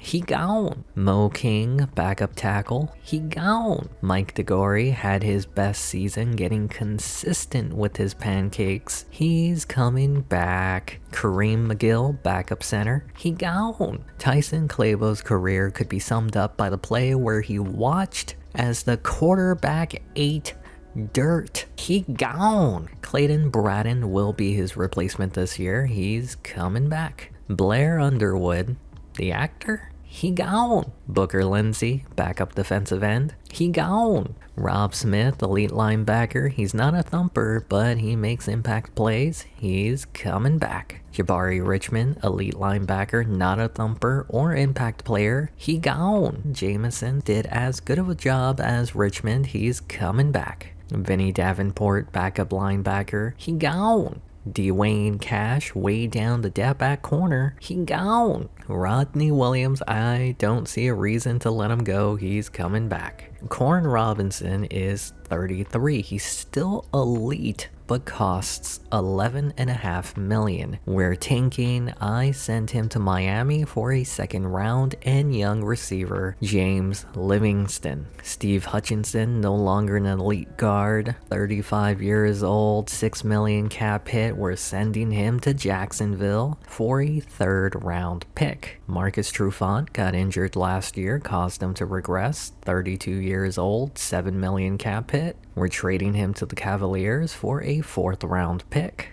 The final transaction, Matt Milton, backup fullback, released. Moving on to the NFL draft, we have 7 picks in the first 4 rounds. First round pick was Scott Weber, our new starting left tackle. Our second from the Robinson trade, Joe Brown, wide receiver. Our original second round pick, Nick McKinney, running back. Our third from the Hutchinson trade, Mac Green, quarterback. Our original 3rd round pick, Reggie Tubbs, tight end. Our 4th from the Trufant trade, Jackson Hardy, middle linebacker. Our original 4th round pick, Elton Hastings, cornerback. In the 5th, Cornelius Chester, left guard. In the 6th, Chris Love, left tackle. In the 7th, Jafar Bulware, right tackle. Off to free agency, I was interested in Frank Gore, but we're tanking, so I ended up skipping this year. Ralph Flowers goes to Washington to replace Ramsey. Carl Tolbert goes unsigned. Alonzo Vickers also unsigned. Frank Gore joins Haskell in Chicago. Jeremy goes to Baltimore. Mike Pearson goes to New Orleans. Tyson Clabo stays in the division. Arizona. Jabbar Richmond unsigned. Well, that says a lot. Vinny Davenport also unsigned. Marcus Trufant was released, signed by Tennessee. Cavaliers replaced him with William Peterson. Lindsey will be the starting quarterback, Green the backup. McAllister didn't retire, he'll finish his career as the starter. We might have found a good fullback in Woodwind. Brandon, Means, and Brown will be the starting receivers. The rookie Tubboat will be the starting tight end. Weber will be thrown into the fire at left tackle. Hargrove will be thrown in as well at left guard. DeGory is now the elite 7-year veteran at center. Braden, first year starting at right guard. Collier, 5-year pro, and he's only 26 at right tackle. Kiwanuka, elite defensive end, 30. Babin, not as good as Kiwanuka, 31. Cody, 31. Ellison, 27. Both elite.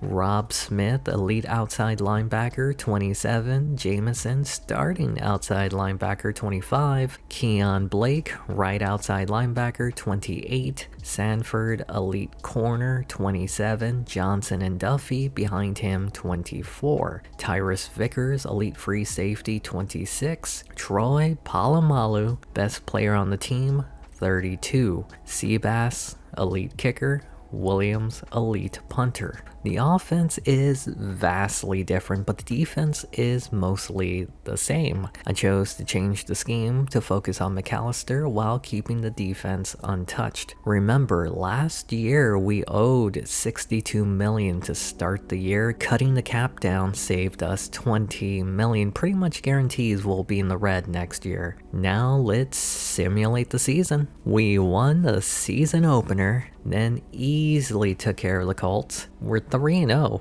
What the heck? First loss was against Jacksonville, where it came down to a game-winning field goal. Are we good? We're 3-0 in the division. Of course Chad Brown beats us. But we do start the year 6-2. This was supposed to be a tank year. We lost the rematch to the Cardinals. We lose to the 49ers. It's over.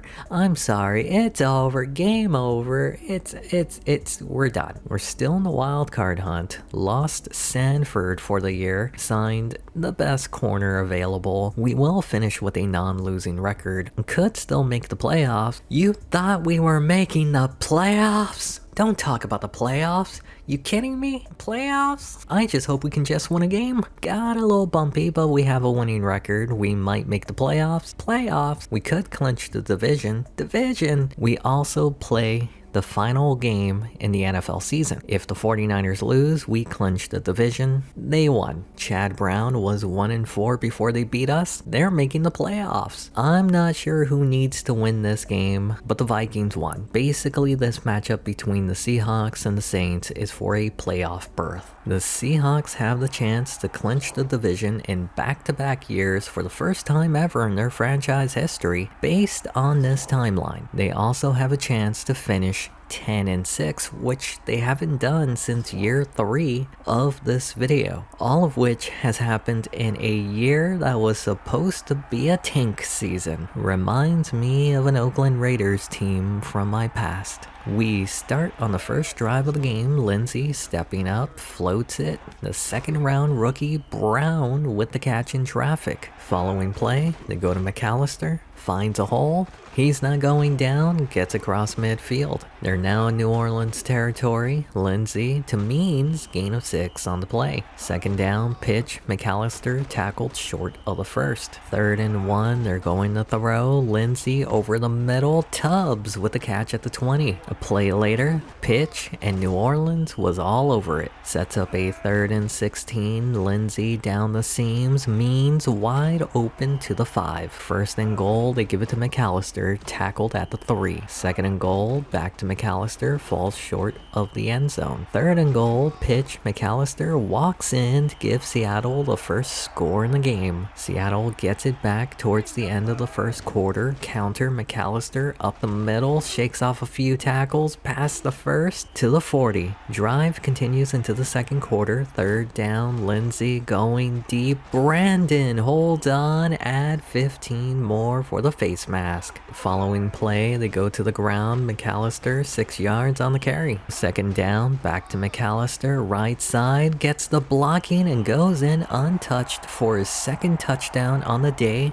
Took 10 years, but Alexander who? New Orleans trying to not let the game get away from them. Carr to roll for the first. They now face a 3rd down on the drive. Carr is picked off by Blake and it's a fumble. Recovered by Ellison. Already in field goal range, Lindsey throws short. Means shakes off a tackle and gets the first. Following play, they go to McAllister, gets into the red zone and another first. From the 13, McAllister takes it outside, gets a block, stays upright, and gets the hat trick in what could be his final game in his regular season career. Deuce McAllister gets 3 touchdowns in the dome where he started it all. Saints now down 21-0. Carr trying to spark the offense. Bo Scaife with the catch in first. Near midfield, Carr quickly, and he's picked off by Duffy. It didn't lead to any points, but this defense is still as good as ever. We skip to the final minute of the half. Play action, Lindsey to Tubbs. Well, now I know why he's called the Tub Boat. Following play, Saints bring a safety blitz, floats it to McAllister. Boy, has he carried this team this year. They'd run the clock down to 9 seconds, kicking a field goal to go into the half up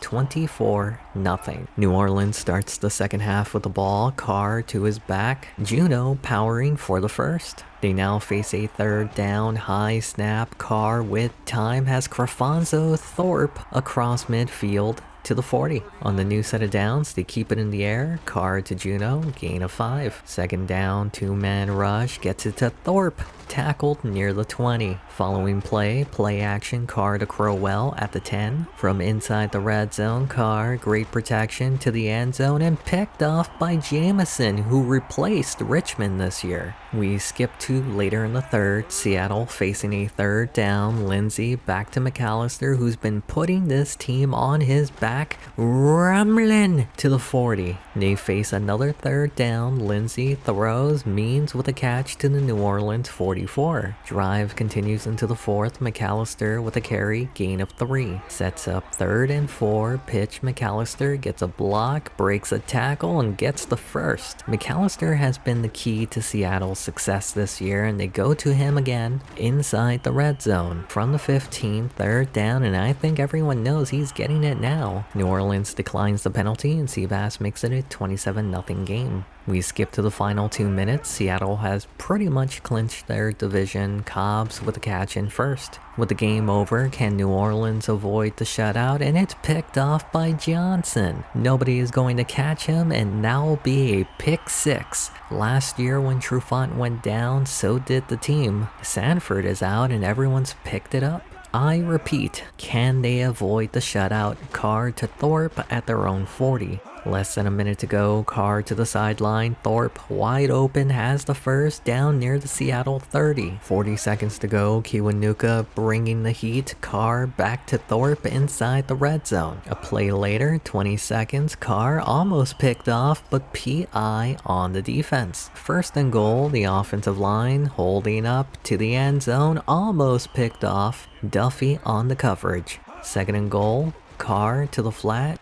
Juno tackled at the 4. 3rd and goal, they continue to pass. Carr floats it, knocked away. Blake with a breakup. 4th and goal for the shutout. Kiwanuka gets him to end the game. He did get banged up, but he'll be fine for the playoffs. The Seattle Seahawks have now clinched the division for the 2nd consecutive time with a group of misfits on offense. The defense carried the weight, and with the offense being carried off the back of McAllister, this might be a team to watch out for in the playoffs. We earned the number 3 seed in the playoffs, which means we'll have our 3rd matchup against the 49ers. Lindsey didn't have the best numbers, but compared to last year, I'll absolutely take it. Flowers is exactly who we thought he was. Okay, at best. I miss you, baby. I don't know why I let you go. Deuce McAllister may not be in his prime, but he'll remind you who he used to be. Earned him Offensive Player of the Year for the NFC, best running back for the NFC as well. This was expected. I knew the passing game was going to suffer this year. Jeremy didn't perform as good as Tibbs. Tony Brown didn't do as good as our best receiver, Brandon. Corin Robinson did recapture some magic in Miami. We got some maulers, baby! Collier, Braden, and DeGore made the Pro Bowl. Collier finished 3rd for best offensive lineman in the NFL. Tyson Clabo limited his sacks in Arizona. Steve Hutchinson slightly better in Jacksonville. Mike Pearson gave up the sack that ended the game. Troy Polamalu led the team in tackles with 90. Ellison, Babin, and Kiwanuka had 10 sacks each. Duffy led in interceptions. That's a shocker. Janikowski missed 1 kick, and it was blocked. Earned him best kicker in the NFL, and rightfully so. I knew the offense was going to be terrible, but we're in the top half for scoring. The defense took a step back, understandable, but number 2 in scoring? We won a turnover battle this year. That explains the success. You were supposed to be our tank commander, Lewis. He finished 2nd for best head coach in the NFL. I don't think anyone expected the Seattle Seahawks to be in the playoffs this year, let alone host a playoff game. They'll be facing their division rivals, the San Francisco 49ers. Each have won a game against each other. The winner today not only wins the season series, but they move on to the divisional round. Will it be the Vince Young-led 49ers or the Winnie Hutt Jr.-led Seahawks? Let's find out. We start halfway through the first quarter, scoreless game. Lindsey pumps down the middle, Means at midfield. Seattle faces a 3rd down. Lindsey steps to his right, hit as he throws, and it's picked off. Nathan Vasher with the interception. Looks like Seattle is deviating from their run-first approach, which has helped limit turnovers, and it hurt them on this drive. Neither team able to score any points entering the second quarter. Seattle punting it away, and a coffin corner kick by Williams to the 7. First play on the drive, Young to the flat.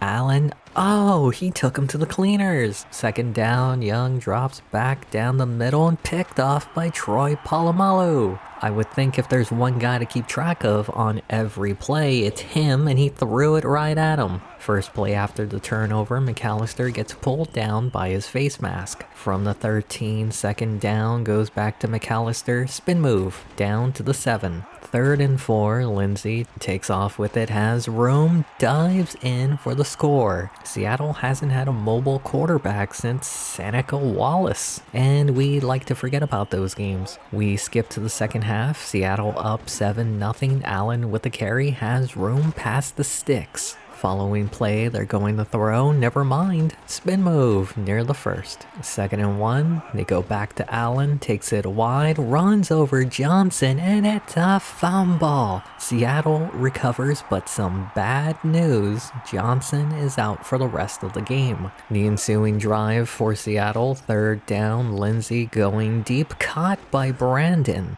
A play later, Lindsey in the pocket takes off with it, finds room, dives short of the end zone, but a hold calls it back. 2nd and 20, not playing it safe.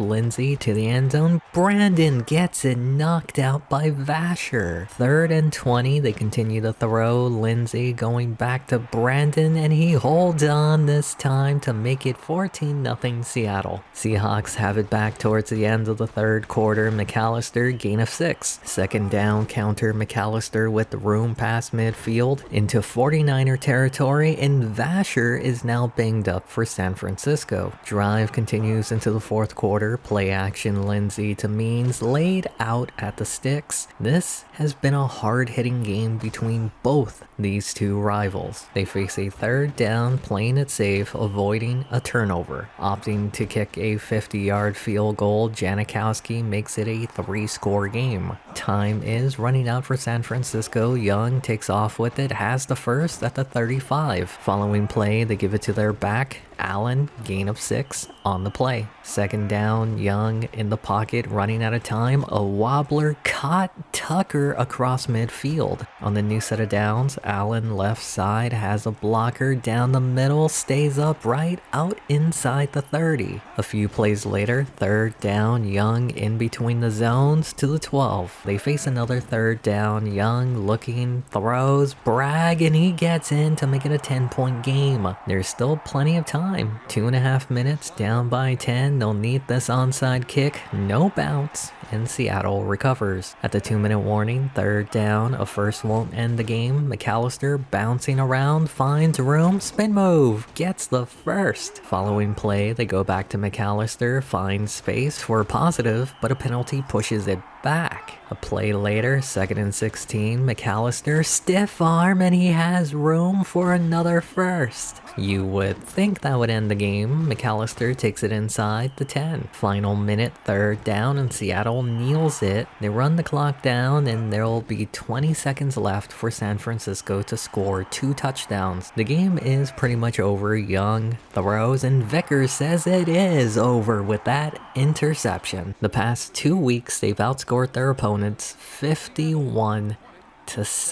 The offense deserves credit, but this team is built on their defense, followed by McAllister on the ground. They weren't expected to make it this far, but now they might expect to go all the way with the way they're playing. You know who else moves on? The Denver Broncos. The Seahawks will continue the saga against the Dallas Cowboys. This time Matt Jones will be out, but they still have a capable backup with Felix Arnold. They had a trilogy in the first decade of this video, but neither head coach Mike Holmgren and Gil Haskell are coaching these teams today. Instead, the Cowboys exchanged one Mike for another. Mike Shanahan is the Dallas coach, while the Seahawks have Marvin Lewis as theirs. Will Seattle make it back to the NFC Championship game for the first time since year 2? Let's find out. We start this one late in the first quarter, scoreless game. Arnold to Artestegi, gain of 8. 2nd down, they go back to him on the ground. Artestegi gets the first. On the new set of downs, great protection, Arnold to Rawls near the sticks. 2nd and 1, they're going to throw. Arnold deep has Matthews wide open. There was nobody near him. Miscommunication in the secondary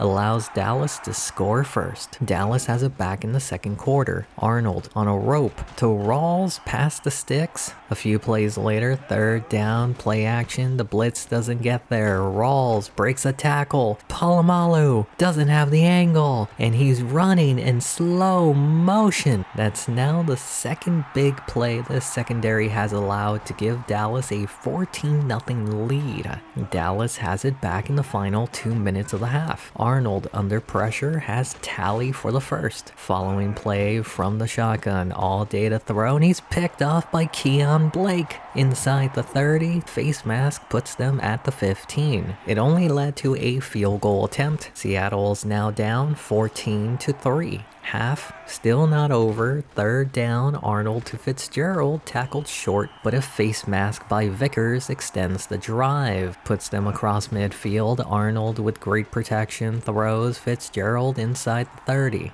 A play later, play action, Arnold floats it, Matthews inside the red zone. Dallas runs the clock down to 9 seconds, and they kick the field goal to go back up by 14. We move over to the 2nd half. Dallas brings the house. Lindsey going to Brandon. Monaghan can't bring him down. And Seattle has flipped the momentum. They're now down 17-10. They forced Dallas to a 3-and-out on their following drive. A chance to tie the game up. Tillman on the return from the 21 breaks the tackle down past the 40. Feels like the momentum has indeed changed. McAllister on the carry at midfield. Second down, they continue to pound the rock. McAllister at the sticks, and it's a fumble. 3 Dallas players around the ball and they recover. Just when they started getting momentum, they lose it. First play after the turnover, Arnold throws Matthews inside the 40. A few plays later, third down, needing 7, Arnold to tally, just gets the first. They face another third down, this time needing 13 and not even close. This kick by Nugent, 47 yards to make it a 10-point game. We skip to the fourth quarter, Dallas has it back. A wobbler, Tally with a catch in first. Following play, it's a draw.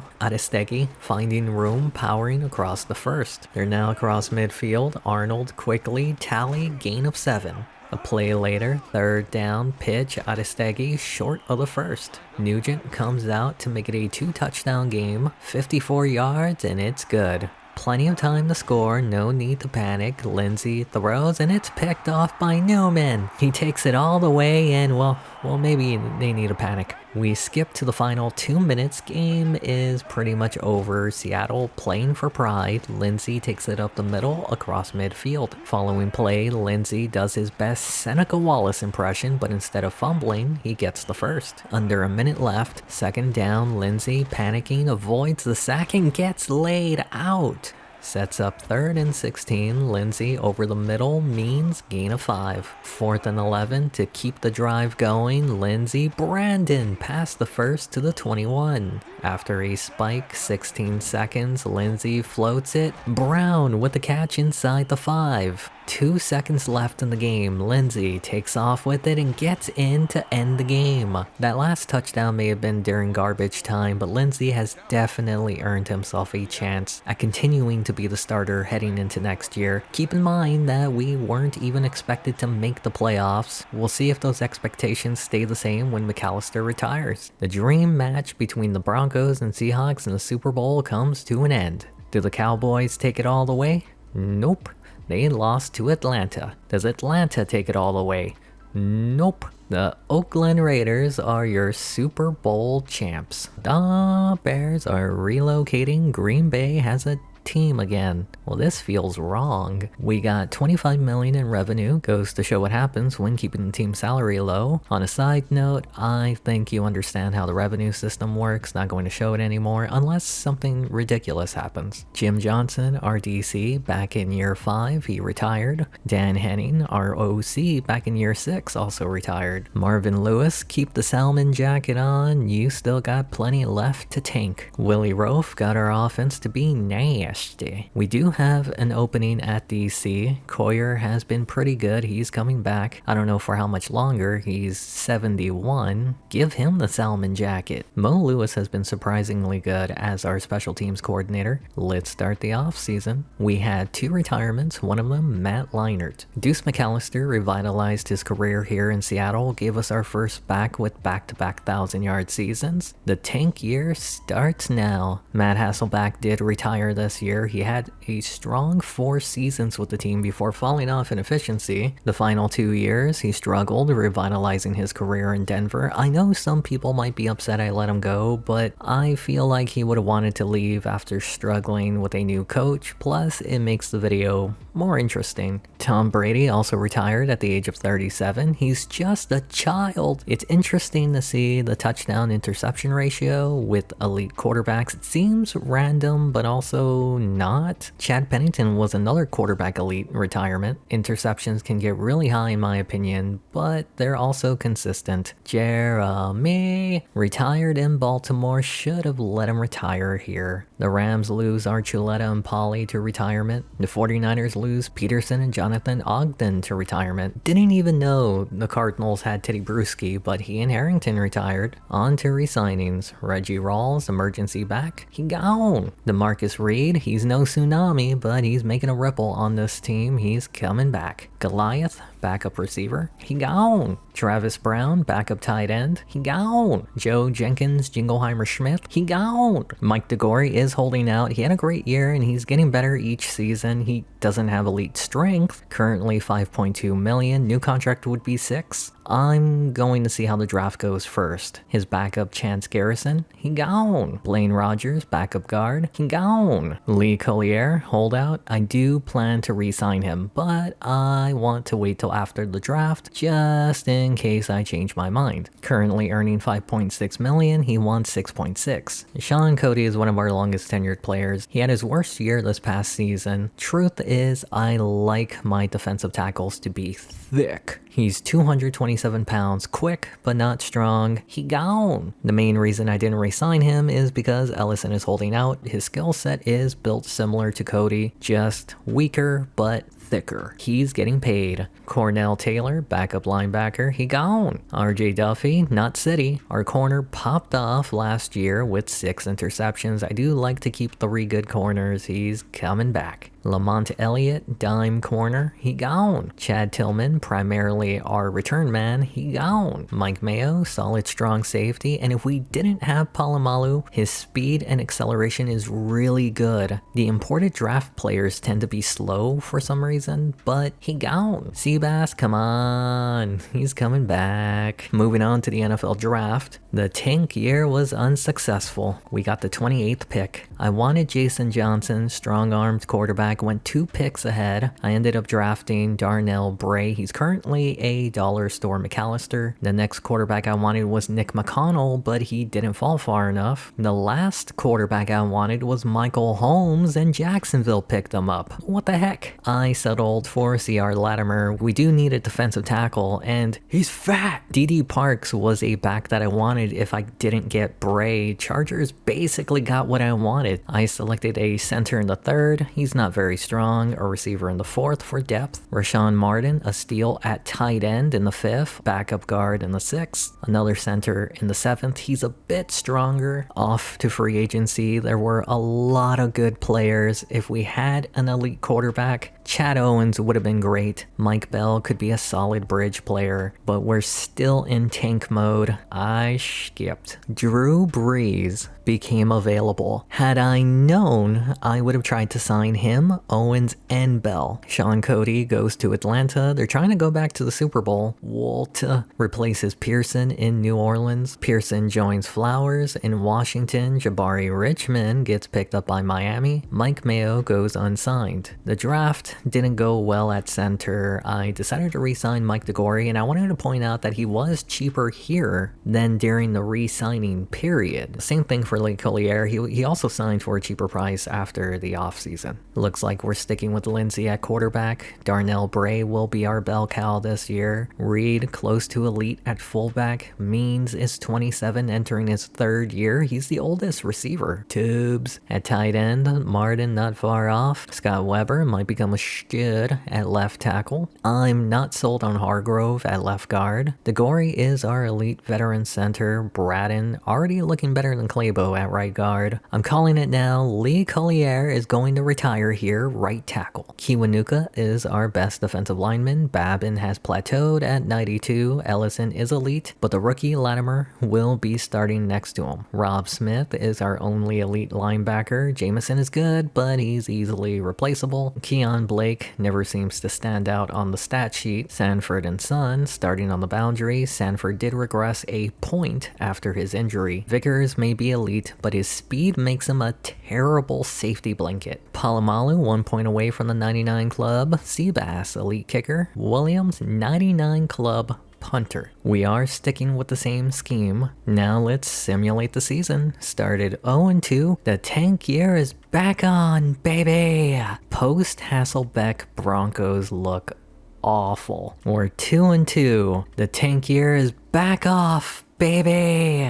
Ellison is now out for 6 weeks. Of course, when I pay him. We lost to Washington, who was 0-5. Tank year is back on, baby. Tank year is back off, baby. We had a tough 4-game stretch. Tank year is back on, baby! Our rookie defensive tackle is out for 2 weeks, went 1-6 in the last 7 games. Lindsey has played pretty well during this stretch. I don't want to accidentally win some games, so I put in green. The tank year is back off, baby! We finished 6-10. If green didn't win those games, we'd have a top 5 pick instead of the 10th. Rams won the division, and I wanted to show this because the Cardinals lost 5 of their last 6 games. The Rams won 5 straight, including beating a 13-3 Raiders team. So how did green win those 2 games? Marvin Lewis working his magic. I do want to say that Lindsey has earned the right to continue to start next year. I also like that he's a mobile quarterback, over 500 yards this year. The Eater of Worlds did not get over 1,000 yards, but if he can develop, I can see him being a big piece of this offense. He won Offensive Rookie of the Year for the NFC, was also 3rd for best running back in the NFC. Means in a contract year had his best season.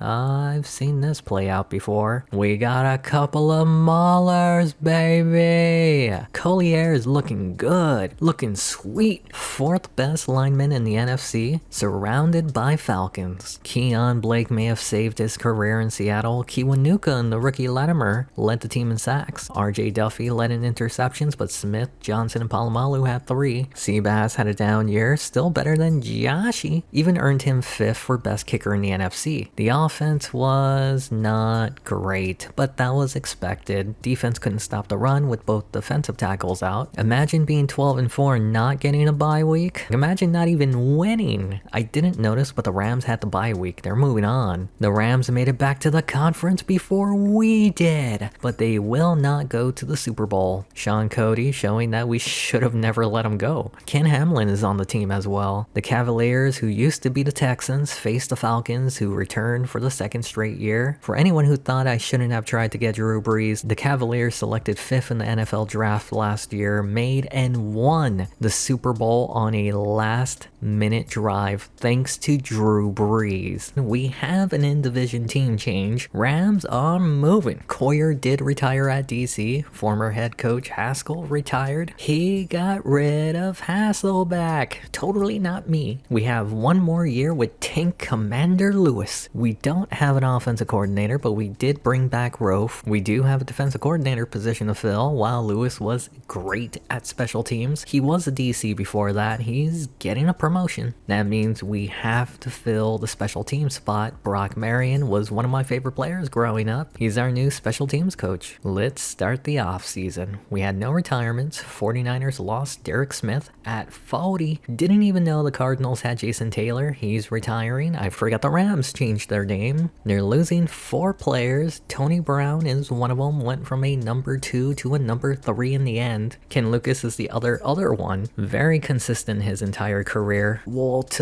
did retire at the age of 41. He's still very good. Corin Robinson retired in Miami. Went from pretty good to okay. On to resignings. Jameel Lindsey is almost elite. He fits this offense that Lewis runs perfectly. He's coming back. Stanley Mangum, more like Mangone. Peter Brandon continues to develop. Doesn't stand out on the stat sheet, but he's coming back. David Means had his best year. He's also over 27. He gone. Nat Allen, emergency tight end. He gone. Chad Hargrove, starting guard. I was on the fence about him. Had a good year. He's coming back. Matthias Kiwanuka, elite defensive end. He's consistent. It's a no-brainer. He's coming back. Derek Hardy, backup defensive end. He gone. Jason Babin, he's regressed. Had 2 years with 10 sacks. That's it. He gone. Josh Marsh, backup defensive tackle. He gone. Terry Knight, good night. He gone. Keon Blake turned elite. If it wasn't for this past year, he would be in the streets, but I'll keep him in our sheets. He's coming back. Jed Frank, his backup, he gone. Brooks Sanford, still elite. Didn't do much last year, but he's coming back. Jason Johnson, we can't break up Sanford and Son. He's coming back. Chad Tillman somehow returned. He gone.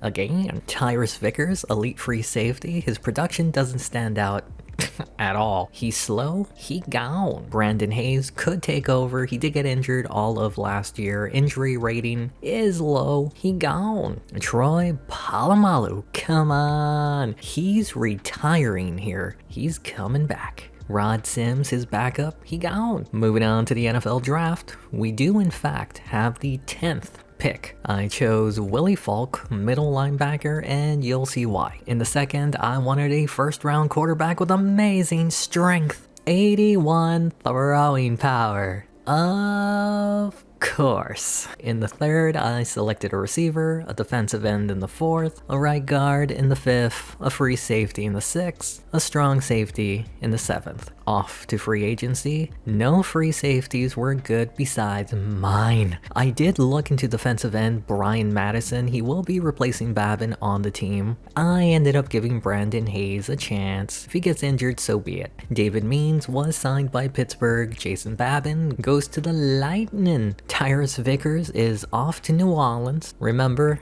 I drafted a linebacker. Jameson is on his way out. Sent him to Atlanta, who needs him for depth, corner, and a third. Lindsey, the quarterback of the future. Bray didn't develop much. Tsunami! Brandon is the lone player in the 80s at receiver. Tubbs developing quick at tight end. Weber is going to be so good at left tackle. Hargrove continues his development at left guard. DeGory, our oldest player on the line. Braden might be replaced if he doesn't develop. Collier is looking good, looking sweet. Kiwanuka is our best defensive lineman. Madison will start opposite of him. Ellison's hanging on to elite territory. Latimer continues to improve. Rob Smith at the end of his 20s. Falk is the future at middle linebacker. Keon Blake is 30, running out of time. Sanford and Son continue to start on the boundary. Duffy, the nickel. Hayes will get a chance at free safety. Palamalu has 2 years left. Maybe. Seabass, elite kicker. Williams, no longer in the club, punter. The scheme is changing to be run-focused and conservative on defense. Now let's simulate the season. Gang, I think we suck. We paid Blake, and he's out for half the year. Somehow managed to win 2 straight, then we lost 2 straight. Ended up going 1-4 after the bye. Won 3 of the next 4 games to go 6-8. We're technically still in the race for the division, and we lose the following week. We've officially been eliminated. We did finish with a better record at 7-9. Even if we went out, we wouldn't win the division. Lindsey struggled this season. I do wonder if it's because I let Means go. He was pretty solid when he had options. The Eater World somehow touched the ball less this year. Brandon led in receiving this season, but we need better toys. We got a couple of maulers, baby. Collier surrounded by Falcons again. No one over 100 tackles, but Smith and Palamalu were close. Willie Falk did get 5th for Defensive Rookie of the Year. C.R. Latimer led the team in sacks with 12. Madison, Ellison, and Smith behind him. Latimer won Best Defensive Lineman in the NFC. Sanford has returned to form, led in interceptions. Seabass did a bit better this year, earned 4th for Best Kicker in the NFC. I think it's time to change the offensive scheme. Defense looks bad, gave up big plays, but I still think they're kind of solid. Don't worry, Lewis, we'll get you 100 losses. Let's see if the Cardinals get eliminated. They'll be moving on. They'll now take on the Falcons. Atlanta is back in the conference. Will Flowers take Washington to the Super Bowl? Nope.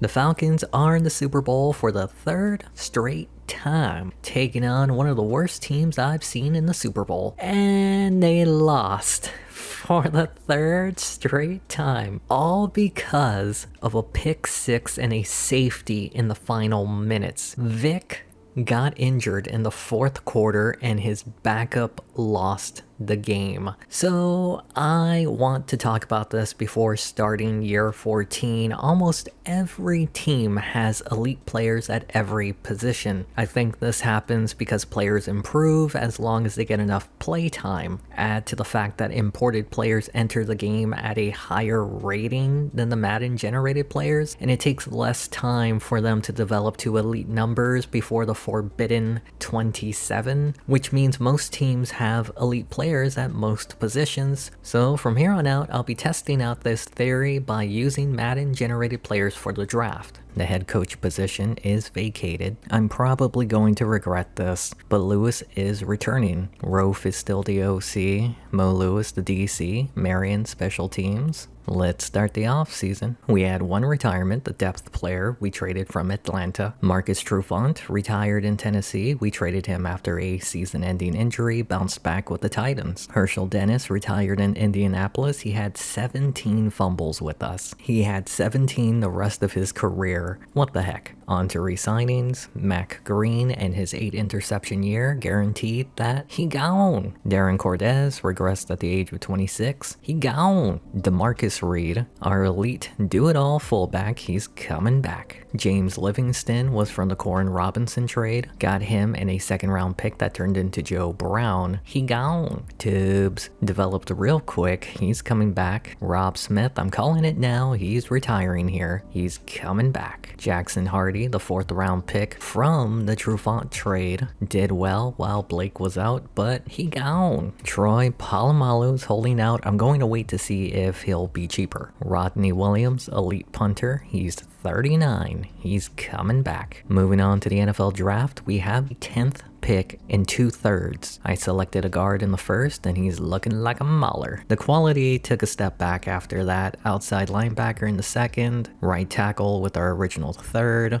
a cornerback with the Atlanta 3rd, a strong-armed quarterback in the 4th, an emergency tight end in the 5th, a middle linebacker in the 6th, a free safety in the 7th. I did want to show that the first-round selections were still highly rated, which is good, but once you get past the 4th round, it drops quick. Off to free agency, I did consider signing a guard. He rejected my initial offer. We don't need him. I skipped. Jackson Hardy signed with Oakland. I did pay Polamalu. He was not cheaper. I want to test my theory about wide receiver and make a playoff push while we're at it. Trevor Upton, 26 years old, edging elite territory, giving up a first to see if Lindsey's numbers improve. Speaking of Lindsey, almost Lin's elite. Bray hardly improved. Tsunami! We'll see if the addition of Upton helps the passing game. Tibbs. Weber is coming along nicely. Hargrove is mid-80s. DeGore is our longest tenured offensive player. Morden will be starting at right guard. Collier, looking good. Looking sweet. Matthias Kiwanuka did regress, but still elite. Madison didn't improve, but McLeod did. Ellison and Latimer are both elite. Rob Smith is the starter, but Hudson is the future. Willie Falk improved drastically. Hudson will most likely replace Blake in a few years. Sanford and Son still on the boundary. Duffy the nickel. Hayes stayed healthy all of last year. Polamalu might be in his final season. Seabass, elite kicker. Williams, elite punter. Before we start the year, I'm changing the scheme. Since we have the same coordinators, I'll limit myself to 5 points to move around. On offense, I went 5 towards passing. On defense, I went 5 towards aggression. Now, let's simulate the season. We started 3-0.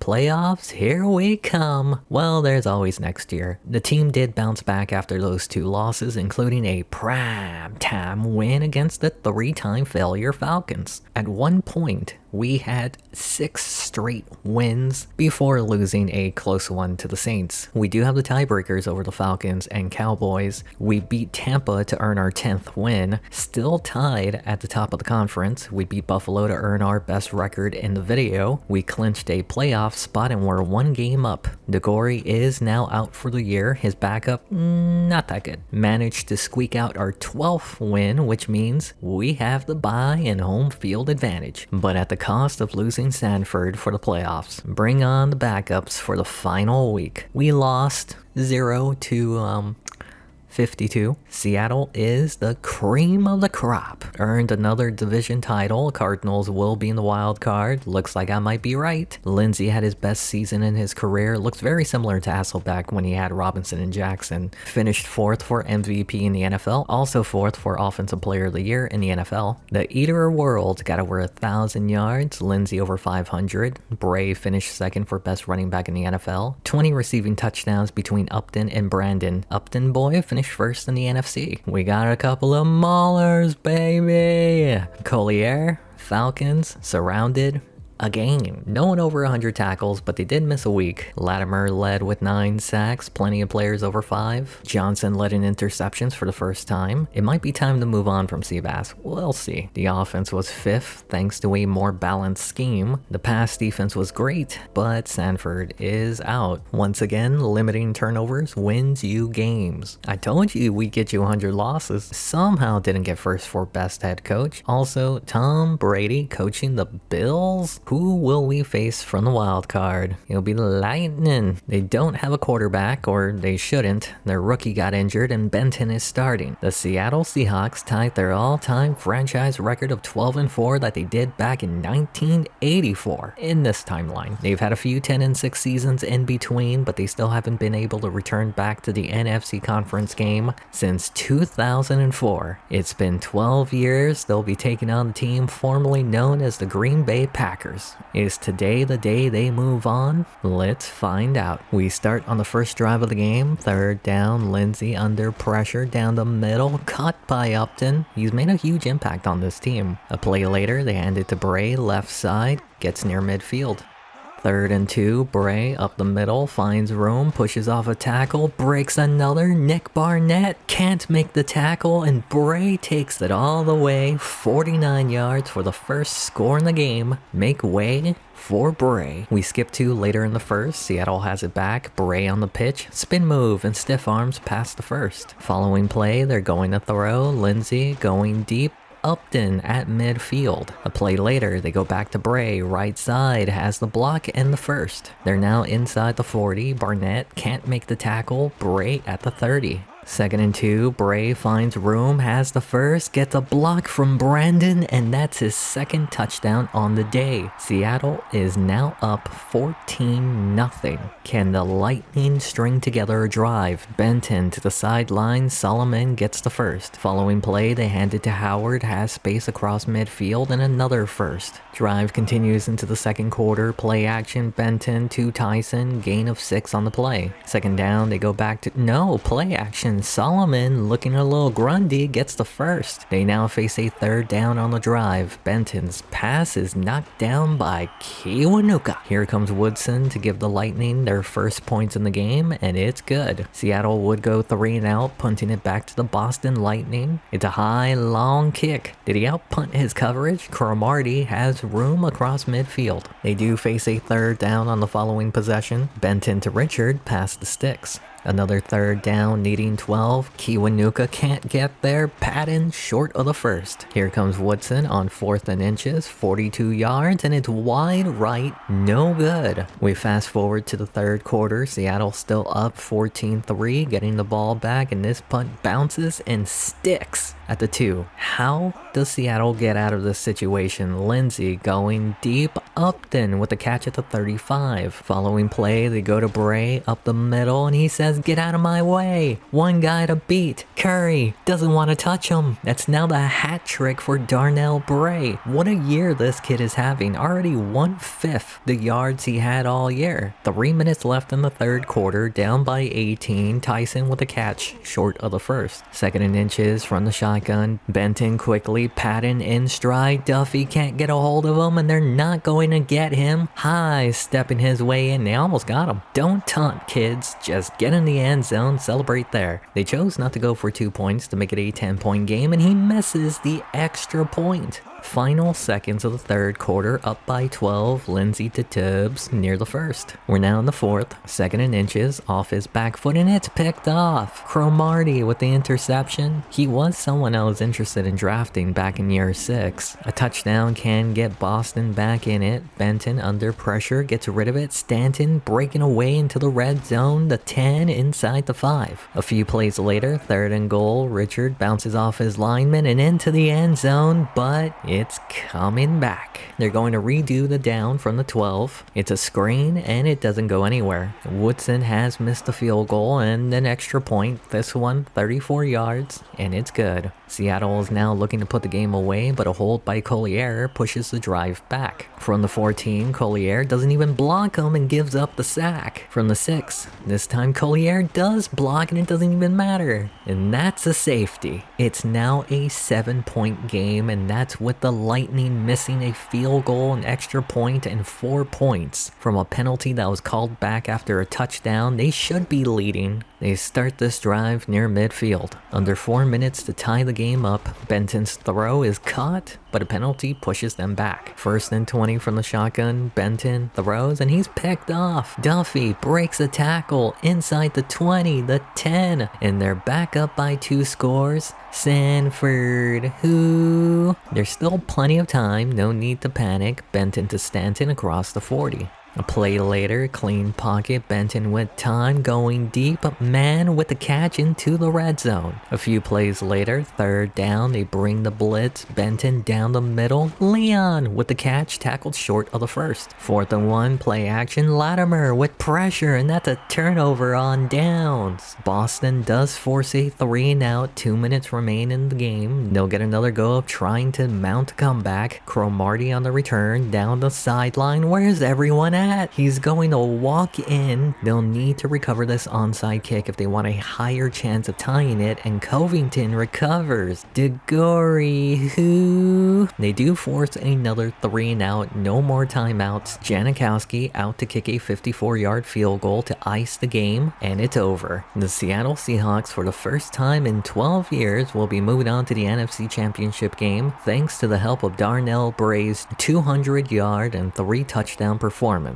With the way they're playing, this might be the year they go all the way. It looks like the Falcons won't be returning for a 4th straight Super Bowl, which means we face the Cowboys. We saw the original trilogy between Holmgren and Haskell. There seems to be a sequel trilogy between Seattle and Dallas in the playoffs. Dallas eliminated the Seahawks during Marvin Lewis's first year coaching the team. He's back after missing the playoffs the past 2 years, but they enter as the best team in the NFC. Can they retake the lead in the series, or will they be bounced out in the NFC Championship game for the 2nd time and 3rd time in the conference championship altogether in their entire franchise history? Let's find out. We start this one on the first drive of the game. Lindsey hit as he throws. Caught by Upton, but Lindsey looks to be banged up. Hartley is now in the game. Bray takes the carry, tackled short. 3rd and 2, they go back to Bray and he's met at the sticks, short. Here comes Sebastian Janikowski, 47 yards for the first points in the game. Dallas's turn on offense, Jones to the sideline, tally, gain of 6. 2nd down, they continue to throw to the flat. Irwin has the first and room past midfield. On the new set of downs, Jones, running out of time, has Whitten for another first. A few plays later, 3rd down, play action, Jones going deep. Tally ho! Tally makes the catch and gives Dallas the early lead. Lindsey is back in the game, but he's playing hurt. Going deep, Upton breaks away. Monaghan misses the tackle. And this game is turning into a banger. Dallas has it back. 3rd down, Jones down the middle, Harmon with the catch in first. Following play, it's a draw. Irwin gets nothing, but there's an injury. Willie Falk is out for the rest of the game. They now face another 3rd down, Jones airing it out left side. Larry Fitzgerald breaks away for Dallas to reclaim the lead. Larry Star, Larry Legend, Larry Fitzgerald. The last time these two teams met in the playoffs, it ended in an almost blowout loss for Seattle, but today it's looking like a banger, and it's a fumble. Dallas recovers. I just had to say something. It only led to a field goal attempt by Dallas. 41-yard kick by Nugent is good. Seattle would go 3 and out on their next possession, and it looks like this game is heading the same route as their last meeting. Harrison on the return, past the 40, spin move, gets to midfield. First play after the punt, Seattle drops Ellison in coverage. Jones sees that, has room for the first. A few plays later, they face a 3rd and long. They bring a blitz off his back foot. Fitzgerald tackled short. They're not going for it. They'll kick a field goal, 47 yards, to make it a 10-point game. How does Seattle stop it from getting out of hand? Give it to the Eater of Worlds. He bounces it outside, past the 40, across midfield. One guy to beat, tackled near the 30. On the new set of downs, play action, Lindsey has all day, takes off with it, has room, and gets the first. They're now inside the red zone. They're going to throw. Upton tackled at the 9. 2nd and 1. Pitch. Bray left side gets enough for the first. Goal to go situation. Bray up the middle, untouched to make it 20-17. There's still 2 minutes to go in the half. Dallas trying to keep their lead, and it's picked off. Johnson had 6 all year, and this one might be the most important one. Seattle is in field goal range, but they want the lead. Lindsey throws. Martin holds on. They rush back to the line. 3rd down, Lindsey. It's a quarterback draw, and he can't get it. That forces Seattle to kick the field goal, 45 yards, to tie it up at the half at 20. We skip to the second half. Dallas has the ball. Jones floats it to Witten with a catch near midfield. A play later, free rusher, Jones gets it out back to Witten. Sets up a 3rd and 2. They continue to throw. Jones, Fitzgerald at the 30. A play later, play action, Jones going deep to a wide open Fitzgerald. The corner, Duffy, bit on the play action, and the old man can still get it done. We skip to the final seconds of the 3rd quarter. Neither team able to do much other than that one drive. Carpenter on the return has a block. Duffy leading the way, and there he goes. Seattle ties the game back up at 27. Following drive for Dallas, it's a draw on the final play of the 3rd quarter. To start the 4th, play action, Jones on the move, Tally with a catch across midfield. A play later, they go to the ground, Irwin up the middle, gain of 8. 3rd and 1, they set up a screen, incomplete. Nugent out for a 53-yard kick to give Dallas the lead, and it's good. Can Seattle take the lead on this drive? Bray dancing around, powering for the first. A play later, Lindsey in the pocket, takes off with it, has room past the first, across midfield.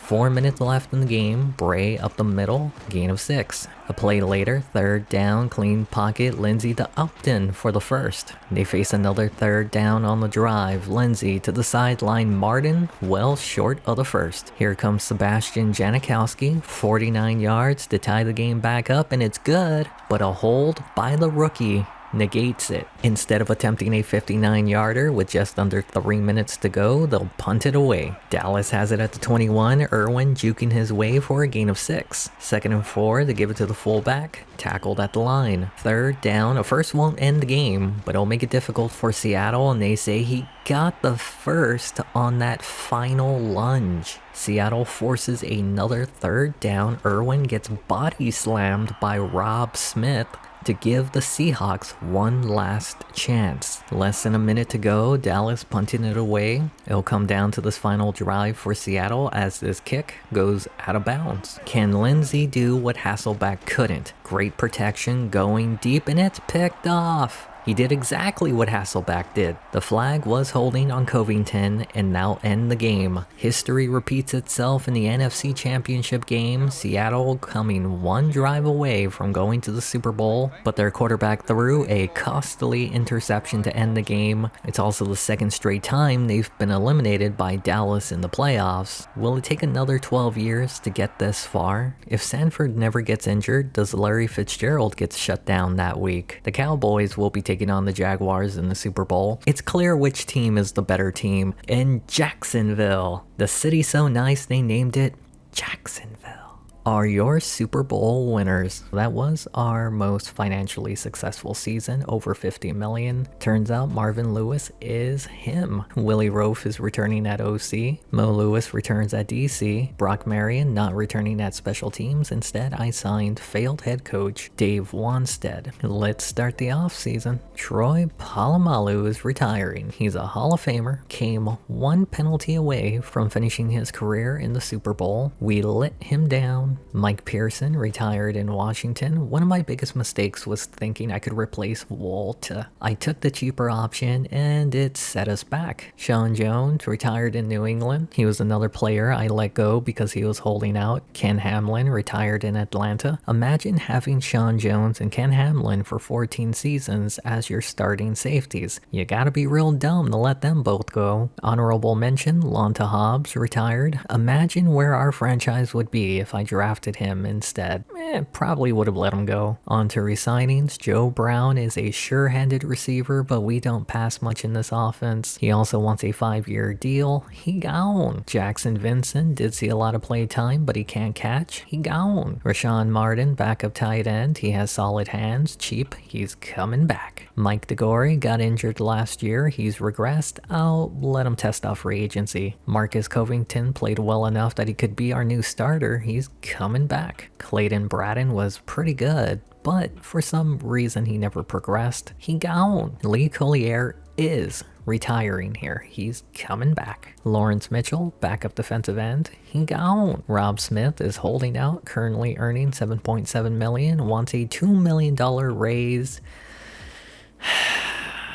We're making a Super Bowl push. He's getting paid. Keon Blake is also holding out, really twisting my nips here. He wants a longer contract. He's getting it. Sebastian Janikowski had a rough year. He's also 39. Could be his final contract. He's coming back. We don't have a first, and we picked late to add to that. A projected first-round strong safety fell to us in the second. He's not fast, but we can work with it. Not going to show all the players, but the drafts, they're worse. Off to free agency, Jed Paulson headlines this year, and we could use a center. Signed him for 3 years. I also wanted a receiver, Aaron Robbins, decent hands, good speed, able to sign him to a 3-year deal. Joe Brown went unsigned. All the receivers besides Robbins went unsigned. Mike DeGore goes to Denver. Lindsey is officially Lynn's Elite. Bray progressed 3 points this year. Tsunami!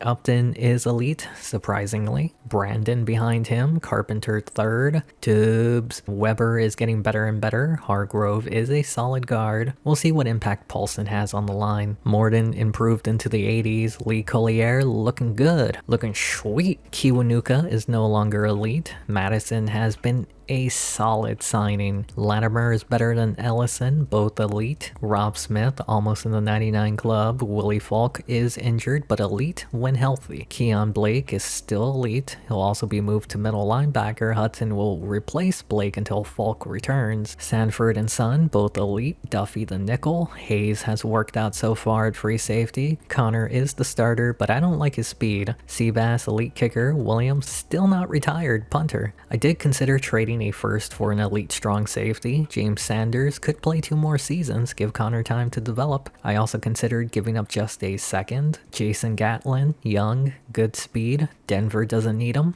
I made the trade. Did I use 2 second-round picks for 2 strong safeties? Don't worry about it. We're sticking with what works for our scheme. Now, let's simulate the season. I think we suck. It doesn't help we lost 2/5 of our offensive line. We had a shutout against the 49ers. This reminds me of that year where everyone went into coma, somehow got to 2-2, then it fell apart. Going 1-4 the next 5 weeks. Lindsey is looking rough. I re-signed Joe Brown. Don't ask me why. I do dumb things when I panic. We are getting Morden back this week, and we beat the Rams, current division leader, then started a win streak against the New York Giants. We're getting a healthy offensive line back this week. Won our 3rd straight game to get to 500, still in the wild card hunt. 2 games down in the division. Won our 4th straight game to get above 500 for the first time this year. We are now technically in the wild card. Still 2 games down in the division, won our 5th straight game for a non-losing season. We now have a game advantage for the wild card. We're also 1 game out of the division lead, and one of our elite defensive tackles is out.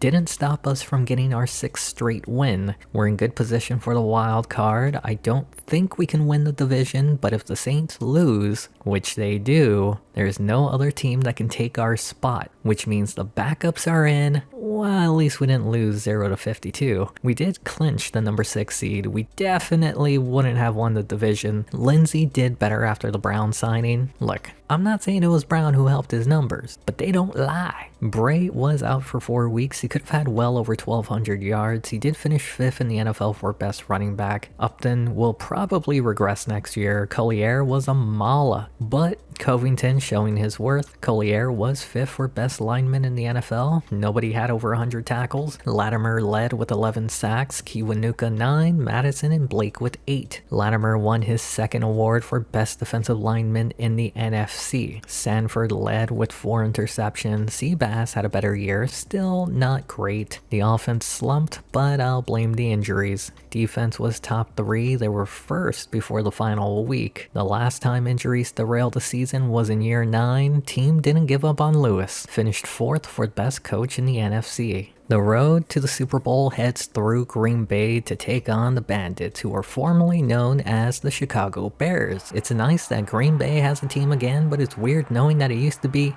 the Bears. They were the first team that Seattle faced in this video in playoffs. Urlacher is still around, but for the most part, after a decade and a half, these are all new players on each team. Seattle won 6 straight games before setting their starters in the final week. Will they carry the momentum to start the playoffs? Let's find out. We'll start this one on the first play of the game. Collier gets beat. Lindsey gets rid of it deep. Upton breaks away, and it looks like momentum is indeed carrying over. They gave up a first for an Upton boy, and the team has been living in a white bread world ever since. We skip to later in the first, Seattle punting it away. Besides that one play, neither team has been able to get much going, and it's a fumble. Green Bay able to fall on it. First play after almost giving it up on a muffed punt, Teague has Isaac Moss down near the 30. A few plays later, they face a 3rd down on the drive. Teague avoids the pressure, has Williams into the red zone down to the 12. Another 3rd down inside the 10. Play action, it's a bootleg, and it works. Teague gets in for the score, a drive that almost didn't start because of a muffed punt. We move to the second quarter. The Bandits are punting it away. We already saw one mistake on special teams. Will this be another? Carpenter taking it down the sideline across midfield. Just outside of field goal range, Lindsey takes off with it, and this defense found out he's not easy to bring down. Sets up a 3rd and 4 from the shotgun. Lindsey to Martin, tackled short. It did get them into field goal range for Janikowski, 51 yards, and they're back up 10-7. Ensuing drive for Green Bay, they hand it to Harris. Smith misses, gain of 7 on the play. Setting up a 3rd and 2, Harris breaking away from Kiwanuka, stiff arms Blake, and Gatlin takes it past their own 45. Kiwanuka had a chance to stop him at the sticks, couldn't, and the rest of the run was pure ruthless aggression. On the new set of downs, play action, Teague has Holden in Seattle territory. A play after a hold makes it 2nd and 23, Teague down the seam. Williams gets the first on the play. That puts them at the 20, inside the red zone. Teague back to Williams for another first. A play later at the 9, Teague wants to take it himself at the 5, tackled by Kiwanuka. They rush back to the line, 3rd and goal to the flat, incomplete. Green Bay will play it safe, taking the points, and it's all tied up at 10. There's still some time left in the half. Seattle looking to retake the lead. Lindsey to Tibbs at the 40. Flag was offsides on the defense. Following play, Urlacher on the blitz. Upton with a diving catch. Less than a minute left in the half. Lindsey finds Brown, and it's a fumble. The defense recovers, but it did go under further review. The call was overturned. Seattle retains possession. Lindsey to Upton, tackled past the sticks. 40 seconds left. Lindsey panics and sacked by Urlacher. 28 seconds. Lindsey takes off with it and maybe gets back to the original line of scrimmage. They rush back to the line, but Lindsey is taking a sweet time getting back up. 3rd and 9, 15 seconds. They snap it. 3-man rush. Lindsey to the end zone. Upton comes down with it to give Seattle the lead. 17-10 going into the half. Green Bay starts the second half, and on 3rd and long, Teague finds Williams, who falls forward for the first. They face another 3rd down on the drive, needing 9 this time. Howard gets it for him. Play later, Teague gets rid of it quickly. Holden makes the catch in Seattle territory. The Bandits now face their 3rd down on the drive. Teague to the sideline, and Hayes picks it off. He was supposed to be a stopgap player at free safety, and he's now become a key part to this pass defense. Seattle would go 3 now, giving it back to the Bandits. Teague to Holden for the first. A play later, Kiwanuka bringing pressure. Teague gets it to Heath Miller across midfield. Drive continues into the 4th quarter. Harris breaks a tackle, has the first, down near the 35. They're now in field goal range. Teague's throw is picked off by Keon Blake. He got a contract extension, and I'd say it's working out for both sides. Seattle would once again give it right back. 3 minutes to go. Teague towards the sideline, caught but tackled well short. Instead of going for it, they'll punt it away, banking on their defense, forcing another 3 and out. Carpenter fields this at the 30, gets maybe a yard. First play of the drive, they give it to Bray, powering for a gain of 8. Following play, counter Bray right side and gets the first. They're now at the 2-minute warning, and all they got to do is run out the clock. McKinney on the carry, and Seattle has to burn a timeout because he got hurt. Now they need to get the first down, and Tsunami gets it. Another first down will seal the win. Bray rumbling over Urlacher has the first, and that carry is going to end the game. The Seattle Seahawks continue their momentum from their 6-game win streak. The offense may have slowed down in the second half, but they managed to bully Green Bay in the final minutes to advance to the divisional round, which they'll be taking on another relocated team, the Mexico City Express, formerly known as the Carolina Panthers. The number 6 seed moves on to take on the number 1 seed in the divisional round. There was once a time where this would be an automatic win for the number 1 seed, but this isn't your ordinary number 6 seed. This team is coming in hot, healthy, and looking to return to the NFC Championship for the 4th time in their franchise history. It could be the 2nd consecutive year that they make it, and the argument could be made that this team isn't as good as the last year's. Is that true? Let's find out. We start in the 2nd quarter. Seattle's ball, scoreless game, and Lindsey is picked off by McGrady. The Express would go 3 and out, but already in field goal range to get the first points in the game. Seattle's following drive, 3rd and long, Lindsey with time going deep, and he's picked off again in their own territory. They do force a 3 and out, kicking a field goal on 4th and 1 to make it 6-0. Not a lot of action in this game inside the final 2 minutes of the first half. Going deep, caught by Mayo. The drive would stall again on a 4th and 1, kicking the field goal to give them a 9-0 lead. Less than 20 seconds left in the half. Seattle's offense has looked terrible, but they're still in it. Carpenter on the return, serpentining, and there he goes. Across midfield, the 30, the 20, the 10, and they're now down by 2. This is the first kick return we've had for a touchdown, I think. No way there would be back-to-back kick returns for a touchdown, right? Less than 10 seconds left. Mayo on the return, heads to the left side of the field. Open space, one guy to beat. Swift losing ground, but makes the touchdown-saving tackle, and that's how the half would end. Seattle will start with the ball in the second half, and Lindsey's pass isn't picked off. Following play, they give it to Bray, jukes outside, and he's got room to run across midfield. The drive did stall out after that run, but this 54-yard kick by Seabass gives them the lead. Seattle would get it back after a 3 and out, Lindsey to Brandon, short of the first. A play later, pitch, Bray has the first and bounces off a tackle near the 45. Last week they relied on Bray in the second half to finish the game, and it looks to be the same this week. Gets the first. On the new set of downs, they give it to McKinney, who almost cost them last week, but he breaks away, but there is a flag, and it's coming back. It's now 1st and 19. Lindsey throws. Upton, Houdini! How did he escaped that. They're now leading 17-9. 4 players were around him and nobody tackled him. We skip to the fourth quarter. The Express are punting from inside their own end zone, down by 8 but 4 minutes to go. They'll be looking to make a stop here. Lindsay to the flat, Bray with the room, stiff arms and gets laid out. 2nd and 2, they go back to Bray, easy first. From the 40, they're going to throw. Lindsay floats it, Bray wide open, chased inside the red zone. 3 minutes to go, pressure immediately, Upton at the 5. A play later, they go back to Bray, bounces it outside, and it's like the Express gave up. That's because they did. That would be the final score of the game. Not the most action-packed game, but Seattle managed to topple the number 1 seed in the playoffs. They'll now be returning to the NFC Championship game for the 2nd consecutive year, which will be against the Tampa Bay Buccaneers. They'll be without their starting quarterback, but he does have some weapons to work with at a receiver. Well, at least we don't have to worry about their back breaking any runs with that speed. It'll also be a revenge game against Chad Brown, the coach who flaked when he saw a rebuild was coming. He's toxic. It's been one story after another for the Seattle team. They've now reached the NFC Championship game for the 3rd time in this video. This is the 2nd consecutive time being here under Marvin Lewis, the coach who was supposed to be here for a few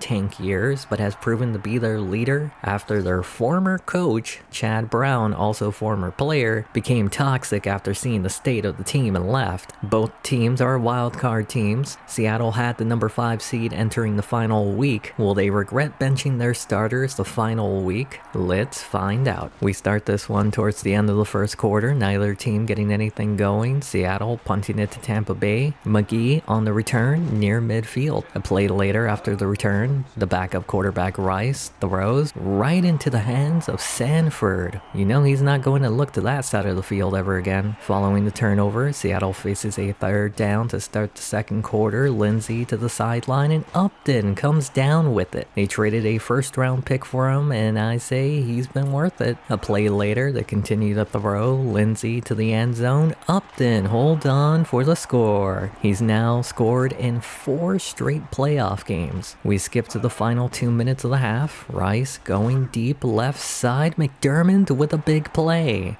They rush back to the line. Great protection. Has Johnson near the 1st. He took a chance looking at Sanford's side of the field, goes back the other way. McDermott avoids the defenders and gets in to tie it at the half. Johnson and Hayes allowed 2 big plays on this drive alone. We skip to the 2nd half, middle of the 3rd. They give it to the slowpoke Webster, avoids a tackle, jukes another, breaks a 3rd, and off like a herd of turtles. I think I can take a nap before he gets there. How did that happen? He still hasn't scored. And there it is to give Tampa the lead. Seattle looking not to fall behind. 3rd down, Lindsay to Brown for the 1st. A play later, draw Bray up the middle, gain of 7.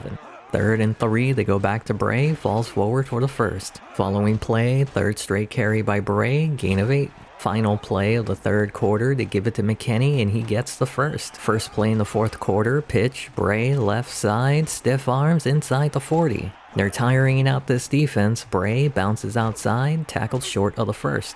3rd and 1, they're going to throw. Upton gets the 1st. This team found its identity, and it's working. Gain of 4. Another 3rd down, needing 4. Lindsay takes off with it and gets the 1st. A few plays later, another 3rd down, needing 9, and he goes for it all. Tubbs makes the catch in double coverage. That's about as accurate as you can get with 2 defenders closing the window in the back of the end zone. Both teams would exchange 3 and out. Seattle punting it back to Tampa under 3 minutes to work with, and it's a fumble. Seahawks recover. That should have been a scoop and score. First play after the recovery, Bray up the middle, gain of 5. A play later, 3rd down, needing 3. Lindsay checks it down, off the mark, incomplete. That should have been a 1st down. Instead, Janikowski, 49 yards out, gives the Seahawks the lead. Under 2 minutes, can Tampa take the lead back? 3rd down, needing 10. Rice down the middle. Irizarry rumbling past the 1st, and that's how you spark a drive. Following play, they bring a blitz. Rice to Johnson on the slant, short. 3rd and inches, they're going to throw, back to Johnson for the 1st. 1 minute left in the game, Rice to his fullback. I think we witnessed a murder. Face mask gets them the 1st. A play later, Rice steps to his left. McDermott beats Johnson for the second time today to retake the lead with less than a minute to go. Sanford might put up Johnson for adoption after this game. There's still time and Seattle has their timeouts. On third down, not the best play. They rush back to the line, fourth down for the game. Brown holds on near midfield. Half a field to work with. Lindsey going deep, not enough air. He had Upton in stride too. Following play, 3-man rush, prevent defense, and this time it actually prevented something. That interception will end the game. For the third consecutive time in the NFC Championship game for the Seattle Seahawks, a potential game-winning drive finishes in heartbreak from an interception. If they had started their starters the final week and won, it would have been at home. May have been the difference in this game. It could have been us in the Super Bowl, art imitating life. Instead, we have to watch Tampa Bay win their second Super Bowl, first with Chad Brown. From Tank Commander to back-to-back conference championship games. A sponsorship for a Super Bowl appearance? We're manifesting it, gang. Let's start the off-season. Sebastian Janikowski is retiring. His best year was in 2013, missed one kick. Blocked, didn't make the Pro Bowl that year. Tyson Clabo is retiring in Oakland. He started his career well, then regressed, went on to be a backup. Justin Bertrand retired in Indianapolis. He was released to save money the year we signed McAllister. Honorable mention, Vince Young retired. On to re-signings, Darnell Bray got hurt last year. He's been solid the past 4 seasons. He's coming back. Nick McKinney, his backup. I'm not going to show every player under 70. They're not coming back. He gone. DeMarcus Reed, basically a second running back. He's coming back. Oliver Carpenter, kick returner. He's capable of making big plays. He's coming back. Joe Brown returned to mid-season. He gone. Scott Weber, no-brainer, had a down year, but he's coming back. Chad Hargrove, left guard, had a down year, but was that because our center and guard were out? He's coming back. Dave Vance, backup guard, did well when Morton got injured, but he gone. Matthias Kiwanuka is elite again. He turned back the clock this year. He's coming back. Brian Madison has been surprising. He can get to the quarterback. I planned on McLeod taking over, but he's coming back. Frederick Ellison is no longer elite, had a lackluster season, but Miller's not the better option. He's coming back. Darrell Levi, backup linebacker, he gone. Willie Falk, come on. I know he isn't flashy, but he's coming back. RJ Duffy, nickel, we need to keep 3 good corners. He's coming back. Brandon Hayes stayed healthy, doesn't do much on defense, but he's coming back. Jeff Swift, his backup, he gone. Jason Gatlin, Palomalu's replacement, clearly not as good as him, but he's coming back. Brooks Sanford is holding out, final year of his contract, cheaper to extend, he's getting a new one. Lee Collier also holding out, we just gave him a new contract. I said he's retiring here.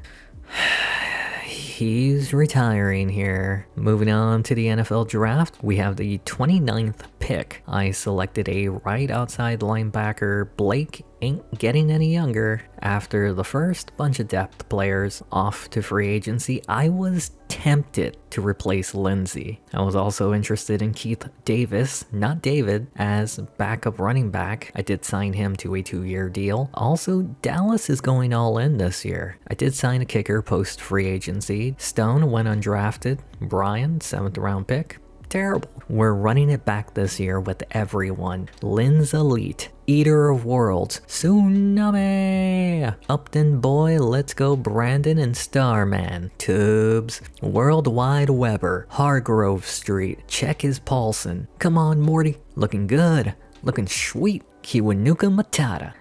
Matt. Lightning and the Thunder. Agent Smith.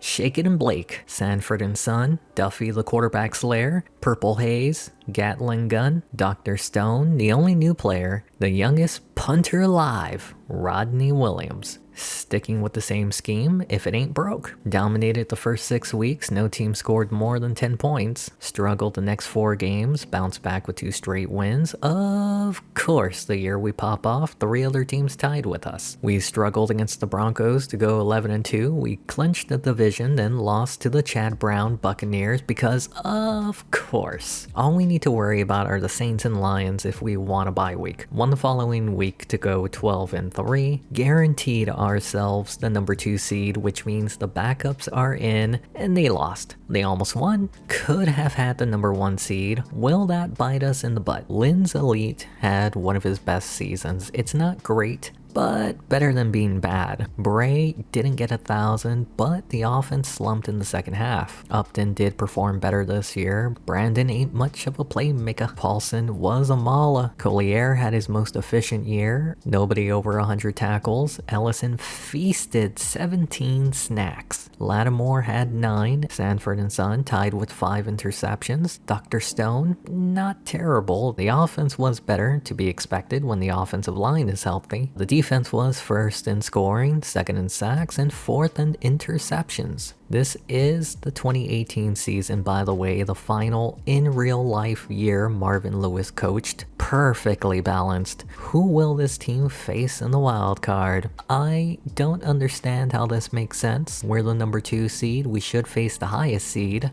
Big Ben is still around, but at 36, this might be his final hoorah. The Giants finished their season 12-4 along with Washington, but both finished behind Dallas in their division. Both had to play in the wild card, and the only one that came out with a win, the Giants, now have to take on, well, they were supposed to take on Dallas, but now they're taking on the number 2 seed, Seattle Seahawks. They're looking to make their 3rd straight conference championship appearance. Which of these 2 teams will move on? Let's find out. We'll start this one in the middle of the first. Seahawks ball, 3rd down, great protection. Lindsey has Brandon past the first, gets near the 30. A play later, they keep it in the air, great protection, giving Lindsey time to find Upton for the first. Following play, they go to Bray, gets nothing but a face mask gets them across midfield. Nothing like a little tug to your head to get the blood flowing. Bray's feeling it now, gets the first. A few plays later, another 3rd down from the shotgun. Lindsey to Carpenter, leaping catch into the red zone. Drive continues into the second quarter, 3rd down, needing 12. Lindsey feeling pressure, Brandon inside the 5. Following play, they give it to Bray for the first score on the day. Bray has been so crucial to this team's recent resurgence. We skip to the final minute of the half. Lindsey drops back. Bray with a block. Carpenter doesn't go out, and they have to burn a timeout. 3rd and 2, they're going to run. Bray tackled short, but a face mask gets them the first. On the new set of downs from the shotgun, split back set. Lindsey going deep. Upton in traffic, hold on. A play later, same formation. Lindsey going deep. This time Carpenter makes the play. They don't have any more timeouts. They'll have to spike it. No need to panic. Carpenter makes up for his mistake for not going out earlier. They all get to the line to spike it with 3 seconds left. Here comes Stone, undrafted rookie kicker, 33 yards, and it's good to end the half. We move over to the second half. Giants ball. We haven't seen much of their offense at all. Roethlisberger going deep has Beard for a 1st on 3rd near midfield. Following play, they continue to throw to the sideline, the tight end Redmond for the first. They face another 3rd down, 3-man rush, prevent defense, and it's picked off. Sound the alarm, because the Seahawks prevent defense actually prevented. That's not Troy Polamalu, that's Jason Gatlin. Not as handsome, nor as smart, but he's got heart. Seahawks take over and they're just going to pound the rock. Bray, gain of 8. Play later, 3rd and 2, counter. Bray finds enough room for the first. They continue their run first approach. Counter right side has the blocking. The first across midfield. I don't think they want to tackle him. Following play, Bray is still in, carries it for a gain of 6. 2nd and 4, Bray, I don't think he's getting tired. Another first. Getting closer to the red zone, they're going to throw. Lindsey has Carpenter, takes it down the sideline to the 10. A play later, they go to Bray, up the middle, gains a few, but a hold pushes it back. Eventually sets up a 3rd and long, they're now outside the red zone. Lindsey dumps it short to Martin. Here comes Stone, made a 33-yarder earlier, this from 34, and it's good. We skip to the 4th quarter, one score puts the Giants back in it. Roethlisberger to his fullback, Stewart, short. 3rd and 1 from the shotgun, they're going to throw, and it's picked off. Johnson with the interception. He had a rough go in the NFC Championship game last year, looking to redeem himself. Seattle is looking to put the game away. Lindsey, we forget about this, but he can move, has Bray leading the way and gets laid out. Sometimes you gotta slide. Never go full Rosenfels. Following play, they go back to Bray, stiff arm, and gain 7. 2nd down, they go to the air. Great protection. Lindsey has Tubbs to make it 20-0. Well, looks like they're going back to the NFC Championship game for a 3rd straight year. It's never over till it's over. And Hill says it isn't over yet. Takes it for a gain of 30. A few plays later, 3rd down, Roethlisberger is going deep, and how did the defense leave him that wide open? They face another 3rd down, Kiwanuka bringing pressure, Stewart with a catch tackled short of the 1st. Sets up 4th and 1, they don't run it to the end zone, and the Giants didn't hear no bell ring. It's not over, but it's kinda over. They'll need to recover 2 onside kicks, but first let's see if they'll get the first one, and they don't. That's pretty much how the game would end. The Seattle Seahawks will be returning to the NFC Championship game for the 3rd straight time, while the Giants will be eliminated, and this could be Big Ben's final NFL game. I forgot to show this, but Lewis did win Best Head Coach in the NFC. There won't be a 2nd trilogy with Dallas. Instead, the team is the Lions, who will face Seattle. Richard Seymour is still around. Sean Rogers is still around. An honorable mention to Setio Lord. I wanted him back in year 6. The record for most consecutive conference championship appearances in the NFC is 4 by the Dallas Cowboys. The Seattle Seahawks have now made it here 3 straight years, losing each of the last 2 on the final possession of the game. They lost to Dallas, they lost to Tampa. Will they lose to Detroit? Let's find out. We start on Seattle's 2nd possession, 3rd down, needing 9, great protection. Lindsey to Upton for the first, past the 40. A play later, play action, Lindsey left side, Brandon with a catch near the 30. A play later, Lindsey with time to the sideline, Martin with a catch in 1st. From the 20, they bring a corner blitz. Lindsey gets rid of it. Tubbs somehow comes up with it short of the 1st. Great coverage, but a better throw to make the play. Lindsey has completed a pass to 4 different receivers. Make it 5. Tsunami! Doesn't get any easier than that. Seahawks get it back. They didn't run much on the first drive, but Bray reminds them that he's still pretty good. Drive continues into the 2nd quarter. 3rd down from the shotgun. Lindsey deep. Upton with a catch near the 25. A play later, play action, quick pass, gain of 8. 3rd and 2, they don't run, protection holds up, to the end zone, incomplete. Stone made 2 kicks last week, this from 36, and it's wide right, no good. Detroit takes over, they hand it off to Sanders, jukes, gain of 8. 2nd down, they'll go to the air, Johnson to his fullback, White for the 1st. A play later, split back set, Johnson down the middle, White across midfield. In Seattle territory, they continue to throw. Johnson to LaTroy Moss, tackled short. Eventually sets up a 3rd and 1. Play action, Johnson to Sanford. It gets picked off. I don't think that was the guy he wanted. Can you believe Washington drafted Sanford 11th overall and released him back in year 6? We skip to the 4th quarter, nothing has happened. It's been a defensive matchup. Seattle still up 7-0. Carpenter on the return across midfield. Face mask gets them to the 31. Already in field goal range, but they did miss once. 3rd down, Lindsey to Brandon inside the red zone. Following play, they continue to throw. Lindsey underneath, Tubbs, gain of 5. A play later, 3rd down, they give it to the tight end. Caught me off guard and they get the 1st down. 2nd and goal from the 5. Bray dives in to make it 14-0. 4 minutes away from going to the Super Bowl for the first time in their franchise history. Still plenty of time for Detroit to come back. Johnson to the flat, Sanders room ahead for the first. Following play, off his back foot, Ballard across midfield. 3 minutes left in the game, Johnson throws, Freeborg with the catch. They're finding success in the air, Johnson back to Ballard, fighting near the first. 2nd and inches, they're not going to run, they have too much confidence in this passing game, White with the first. If they score before the 2-minute warning, they'll definitely have a chance. To the end zone, almost picked off, Gatlin showing off the guns. 2nd down, do they go back to the end zone? No, it's picked off, Sanford being chased from behind. Across midfield, tackled at the 40, and that's now his 2nd interception on the day, and that could be it for Detroit. At the 2-minute warning, a first down won't end the game, but it'll make it difficult for Seattle. They give up the first. They do force a 4th down. Seattle ran down the clock as much as they could. Less than a minute, and that's now his 2nd miss. It's not over till it's over, but it's kind of over. Moss at the 46. 39 seconds left in the game. Johnson down the middle. Pears takes it to the Seattle 40.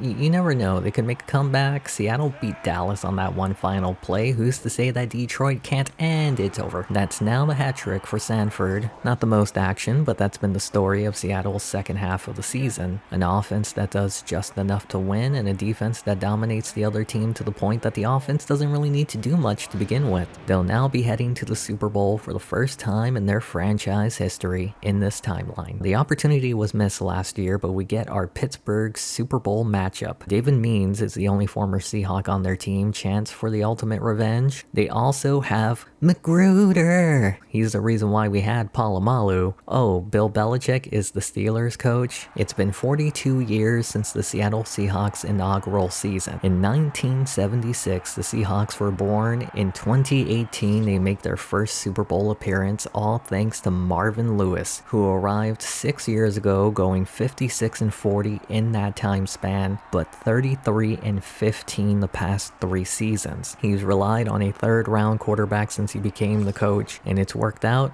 Though Bray has carried this team, let's not forget about Upton. They have not missed an NFC championship game since they traded a first for him 3 years ago. Most importantly, the defense has been the biggest reason they've made it this far. Can they put it all together one more time to win the Lombardi? Let's get it on. We start on Seattle's first drive, counter Bray left side, stiff arms Kendrell Bell, gets the first. From the 34, they go back to Bray on the draw, rumbling past the 40. Sets up 2nd and 1, it's not a run, Lindsey to the flat, Davis with the catch in first. Close to midfield, Bray gets across the 50, the first avoids Magruder. They're in Pittsburgh territory. They now face a 3rd down on the drive, Lindsey hit as he throws, Tubbs with the catch at the 20, standing strong in the pocket, great placement on the throw while taking a low hit. A play later, they keep it in the air, protection holds up, Tubbs with the catch inside the 5. I'm not sure how he caught that. From the 2-yard line, pitch, Bray, and he walks in to give Seattle the first score in the Super Bowl. It's not looking good for Pittsburgh if they continue to let themselves get bullied like that.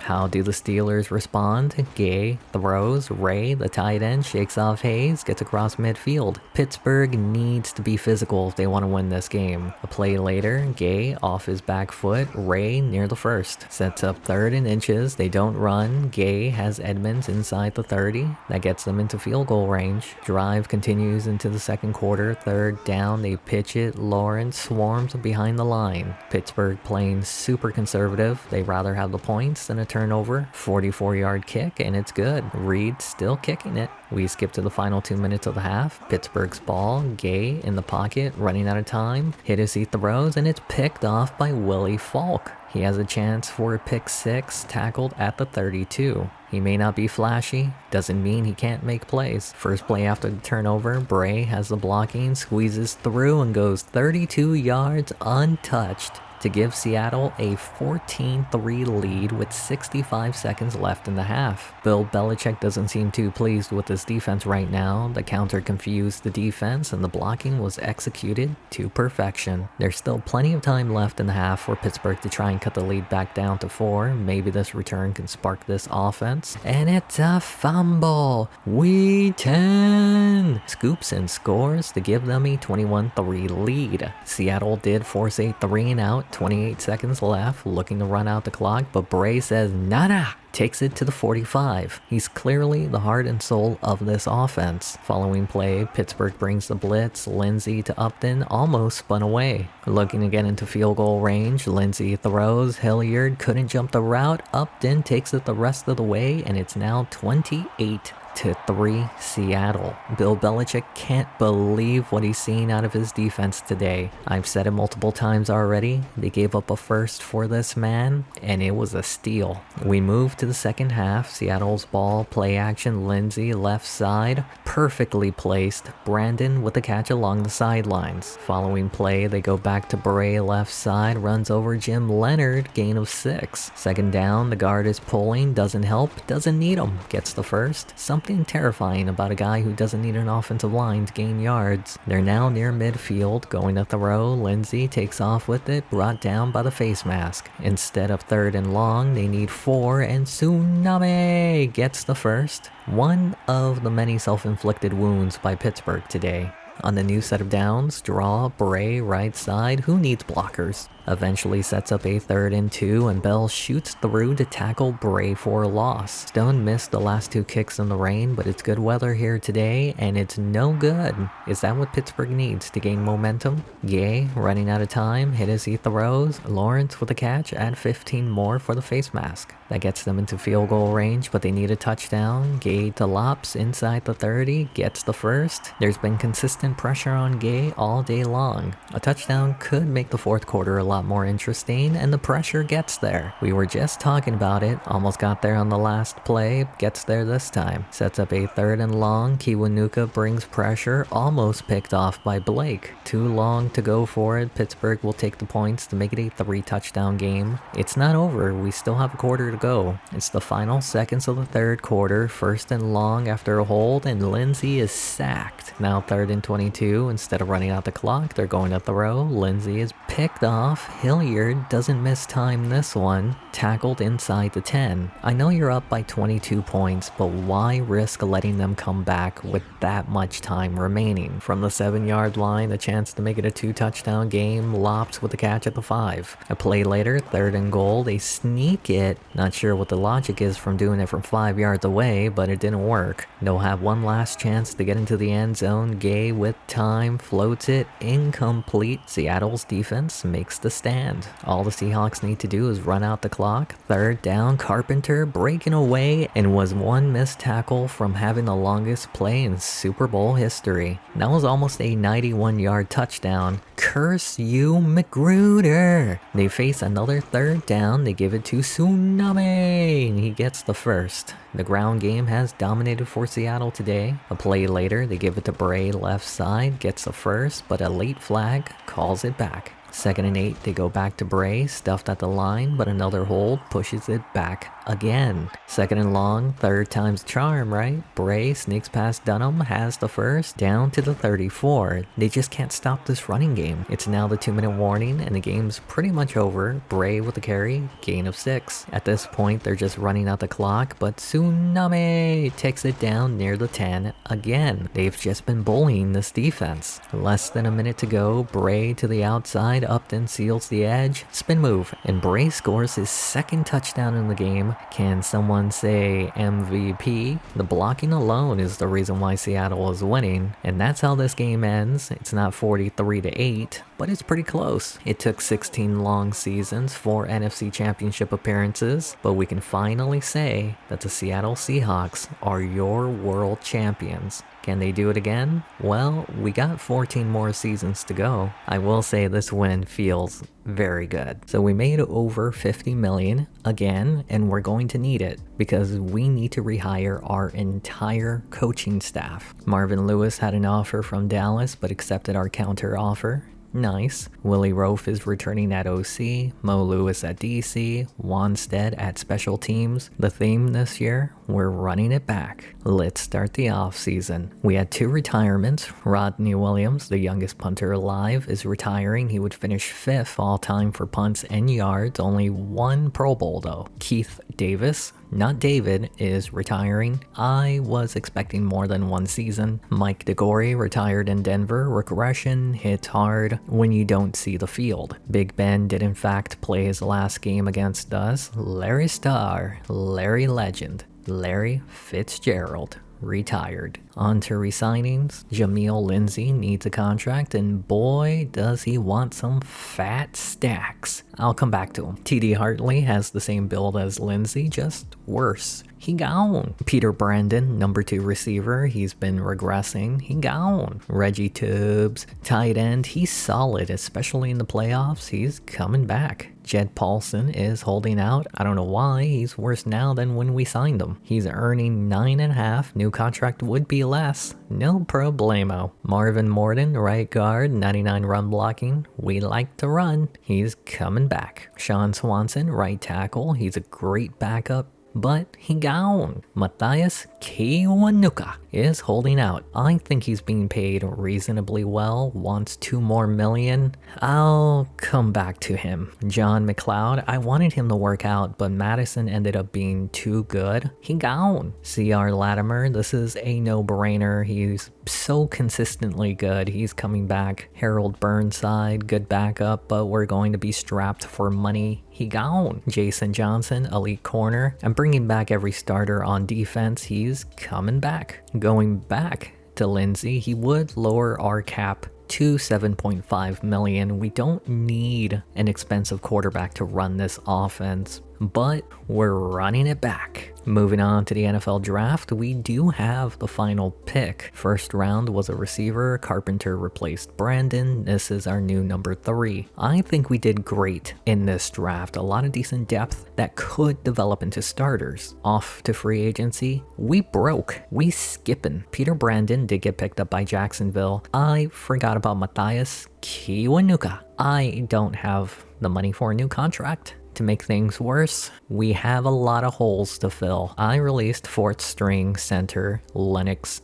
Turley. Tavian Connor, backup strong safety. We could use that money. Traded him to the Saints for a backup quarterback and running back. Marcus Covington, solid backup center, but we need the money. Traded him to the Lions for a backup tackle and a 7th. We still need another quarterback, receiver, tight end, punter, and re-signed Kiwanuka. Signed the cheapest tight end available, had just enough to re-sign Kiwanuka, but we only got 10k left. I extended Rob Smith to get to 440k. I extended Keon Blake to get to 570k. Lastly, extended Trevor Upton to get to 790k. Traded our 5th round pick for the cheapest receiver available and a 7th. Forgot we needed a punter. I released the kicker we drafted last year, Brian, and then signed the best punter we could get. If it wasn't already clear, we're running it back. Lynn's Elite. Eater of Worlds, Tsunami, Upton Boy, Starman and the Rookie, Tubbs, Worldwide Weber, Hargrove Street, Check Your Paulson, come on Morty, looking good,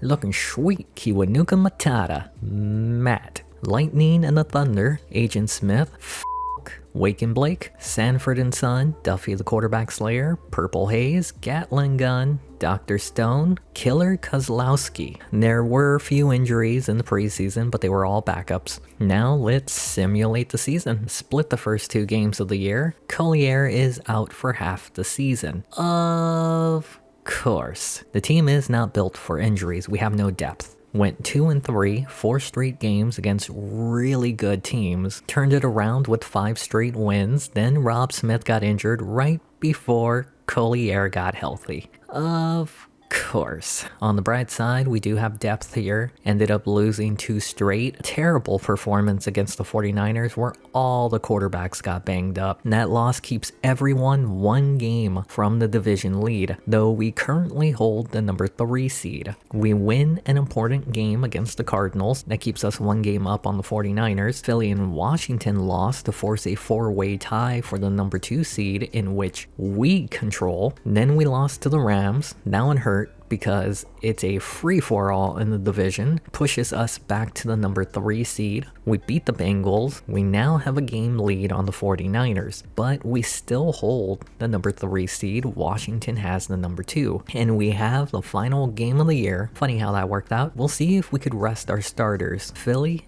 beats Washington. If the Steelers win, we clinch our division. We've now won it in back-to-back seasons, baby!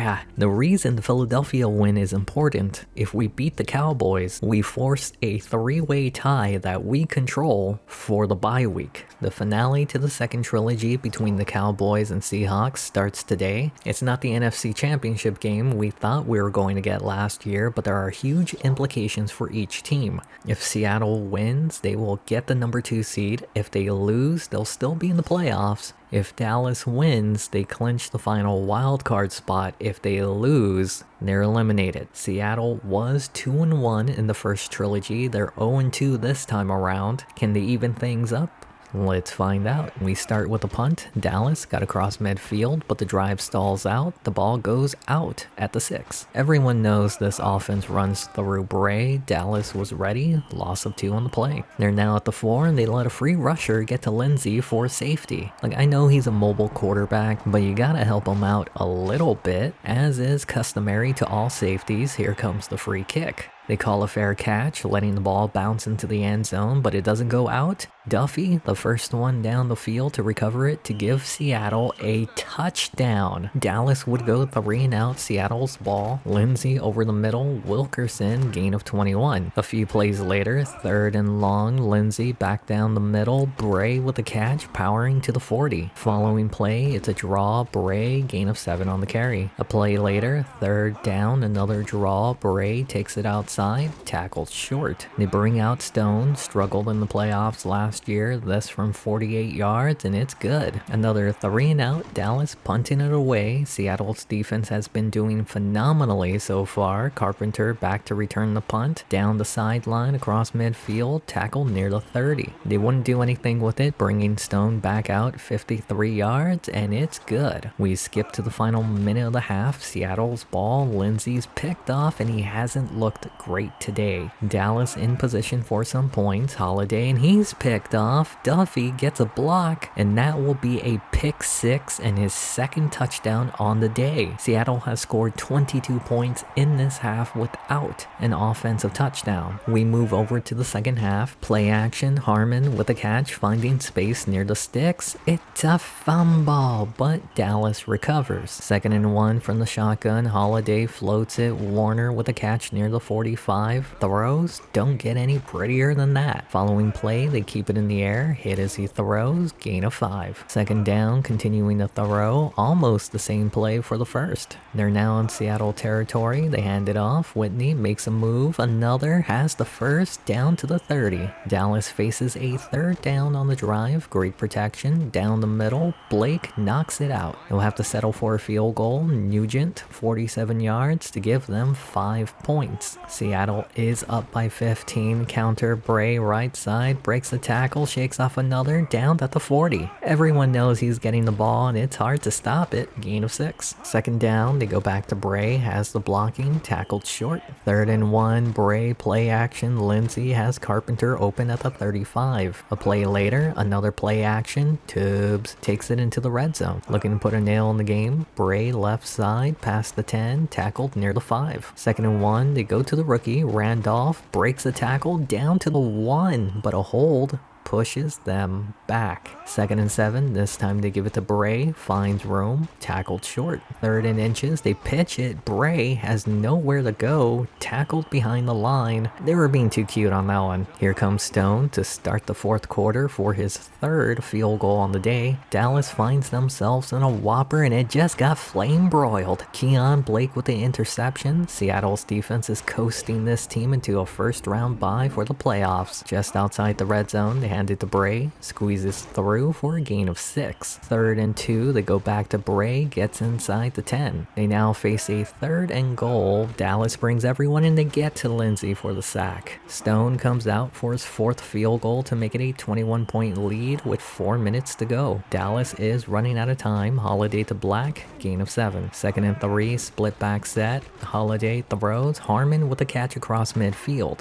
3 minutes left, 3rd down, Holiday with a laser, Harmon stiff arms down to the 25. Another 3rd down, needing 6, they go back to Harmon, short of the 1st. 4th and 1 to keep the drive alive, Whitney finds a hole and has the 1st, avoids a tackle, and that's their 1st touchdown in the game. Over 2 minutes left, down by 2 touchdowns. It's not over till it's over, but if they don't recover this, it's probably over. It hits a Seattle player and Dallas recovers. The momentum has completely shifted since the start of the 4th quarter, Pryor with the 1st across midfield. At the 2-minute warning, 2nd down, Holiday has Pryor inside the 30. They now face a 3rd down on the drive, Holiday over Johnson, Harmon at the 5, face mask stops the clock and puts them at the 3. 1st and goal, play action, Holiday, Black, and wait a minute, it's a game again. Down by 1 touchdown with 90 seconds to go. It's about to get real interesting if they can recover the onside kick. It gets a bounce, but recovered by Seattle. He does get pushed out of field goal range. Dallas can still force a 3-and-out. Bray with the ball, and it's a fumble, but he falls back on it. A 1st down here will end the game. Bray gets it, and he's not easy to bring down either. And that's it. Seattle will have the number 2 seed in the playoffs, and the Dallas Cowboys have been eliminated. The deciding factor of this game, the 7 points that Seattle got after giving up a safety that led to a touchdown on a free kick. I don't know how confident Seattle feels going into the playoffs though. There it is. It's official. We got the 1st round bye. Lindsey's numbers look good on paper, but he was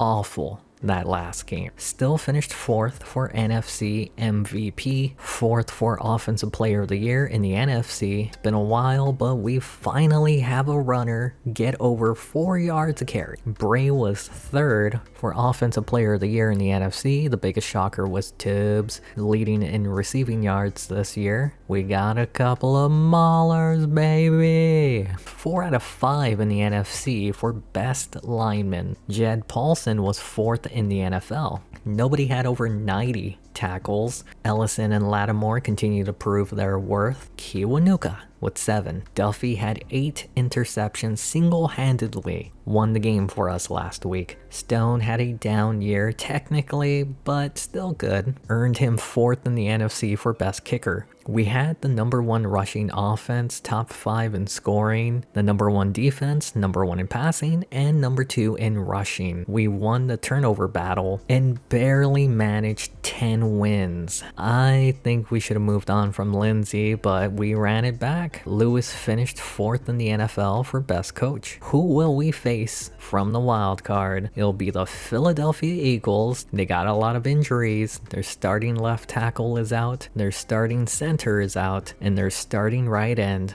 is out. The reigning, defending, undisputed Super Bowl champions from last year, the Seattle Seahawks, look to collect another ring. They brought back every starter besides their receiver Brandon and their punter Williams. They want to run it back this year. Their first opponent on the road to back-to-back Lombardis is a broken and battered Philadelphia squad. Do the Seahawks continue their road to glory, or will that hole be closed by Philadelphia? Let's find out. So we start this one with Philly near midfield. 2nd down, Croyle has Jenkins, avoids Gatlin to the 34. They're now in Seattle territory. They give it to Teague, finds room for a gain of 4. A play later, 3rd and 3, Teague on the sweep, right side, gets the 1st. That puts them into the red zone. Play action, Croyle has Cox inside the 10. On the new set of downs, goal-to-go situation, dumps it down to his back, Teague to the 3. Second and goal, they continue to throw, Croyle, Jenkins, and they make that look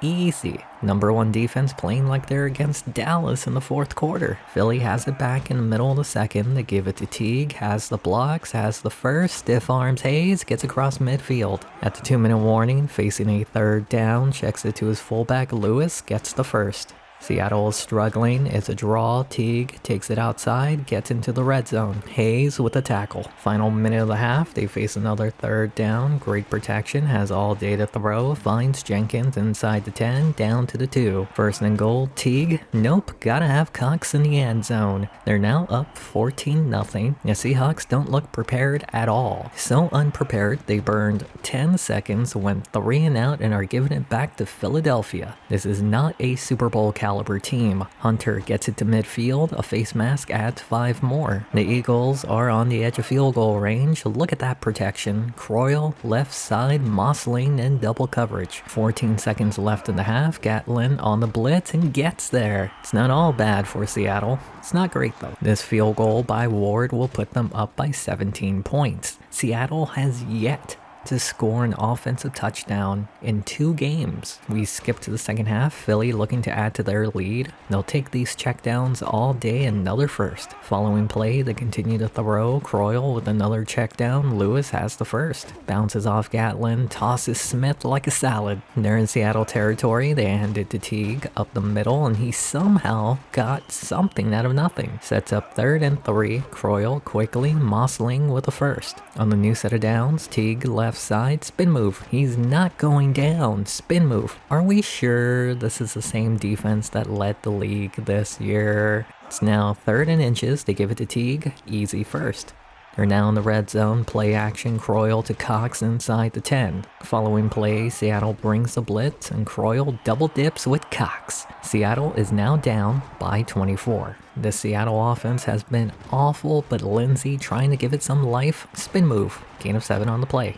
2nd and 3 from the shotgun, Lindsey throws, Upton with the first. Following play, they hand it to Bray left side, and he's finally able to get something going at midfield. It's the start of the 4th quarter, they're going to throw, Lindsey deep, Carpenter caught at the 20, but a late flag will bring it back to the 45. It's been one of those days for Seattle, Lindsey taking off with it, spin move, tackled short. 2nd and 1, last time they threw, this time they do it again, Carpenter past the 20. They're now inside the red zone, they hand it to Bray, and he's been shut down all day. Seattle hasn't been able to get much right today. Lindsey hit as he throws. Bray gets laid out. Not good. Lindsey is injured because of a missed block by Reed. That means Jamison comes in, 4th down, throws to the flat. Bray has the first, and of course there's a flag. It's now 4th and 14. Jamison down the middle.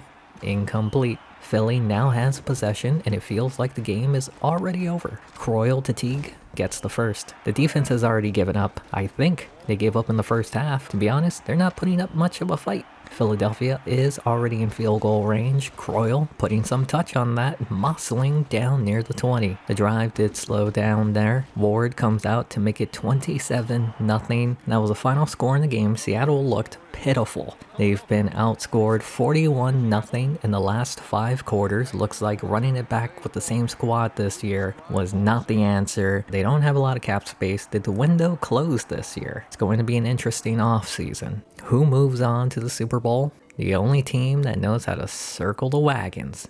The Buffalo Bills and the Bucks. Who will win the Super Bowl this year? The Tampa Bay Buccaneers for the 4th time in this video. Fun fact, Sean Payton is the coach of this team. Brown was not brought back. New year, same staff, but changes are on the horizon. Let's start the offseason. No retirements, on to re-signings. DeMarcus Reed is now 30 and quite expensive, but he's coming back. Frederick Ellison is one of our longest tenured players, but we don't have the money to re-sign him. Dan Hudson is the future at left outside linebacker. He's coming back. Willie Falk, our youngest starting linebacker. Again, we got no money to re-sign him. Jason Gatlin is now elite at strong safety, but we got no money to re-sign him either. To add to it, Chad Hargrove is holding out, free safety Brandon Hayes is holding out, left tackle Scott Weber is holding out, tight end Reggie Tubbs is holding out. Out of these four, Tubbs was paid. We need to make some cap space. Oliver Carpenter, he's a very good kick returner, but he's regressing, earning $6.5 million, traded him to the Colts for a 4th round pick. Brian Madison, solid defensive end, he slowed down in production the past 2 years, getting paid $8 million this season, traded him to the Lions for a 2nd round pick. RJ Duffy has the tools to be elite, and I'll always remember him for taking down the Cowboys. He'll be earning close to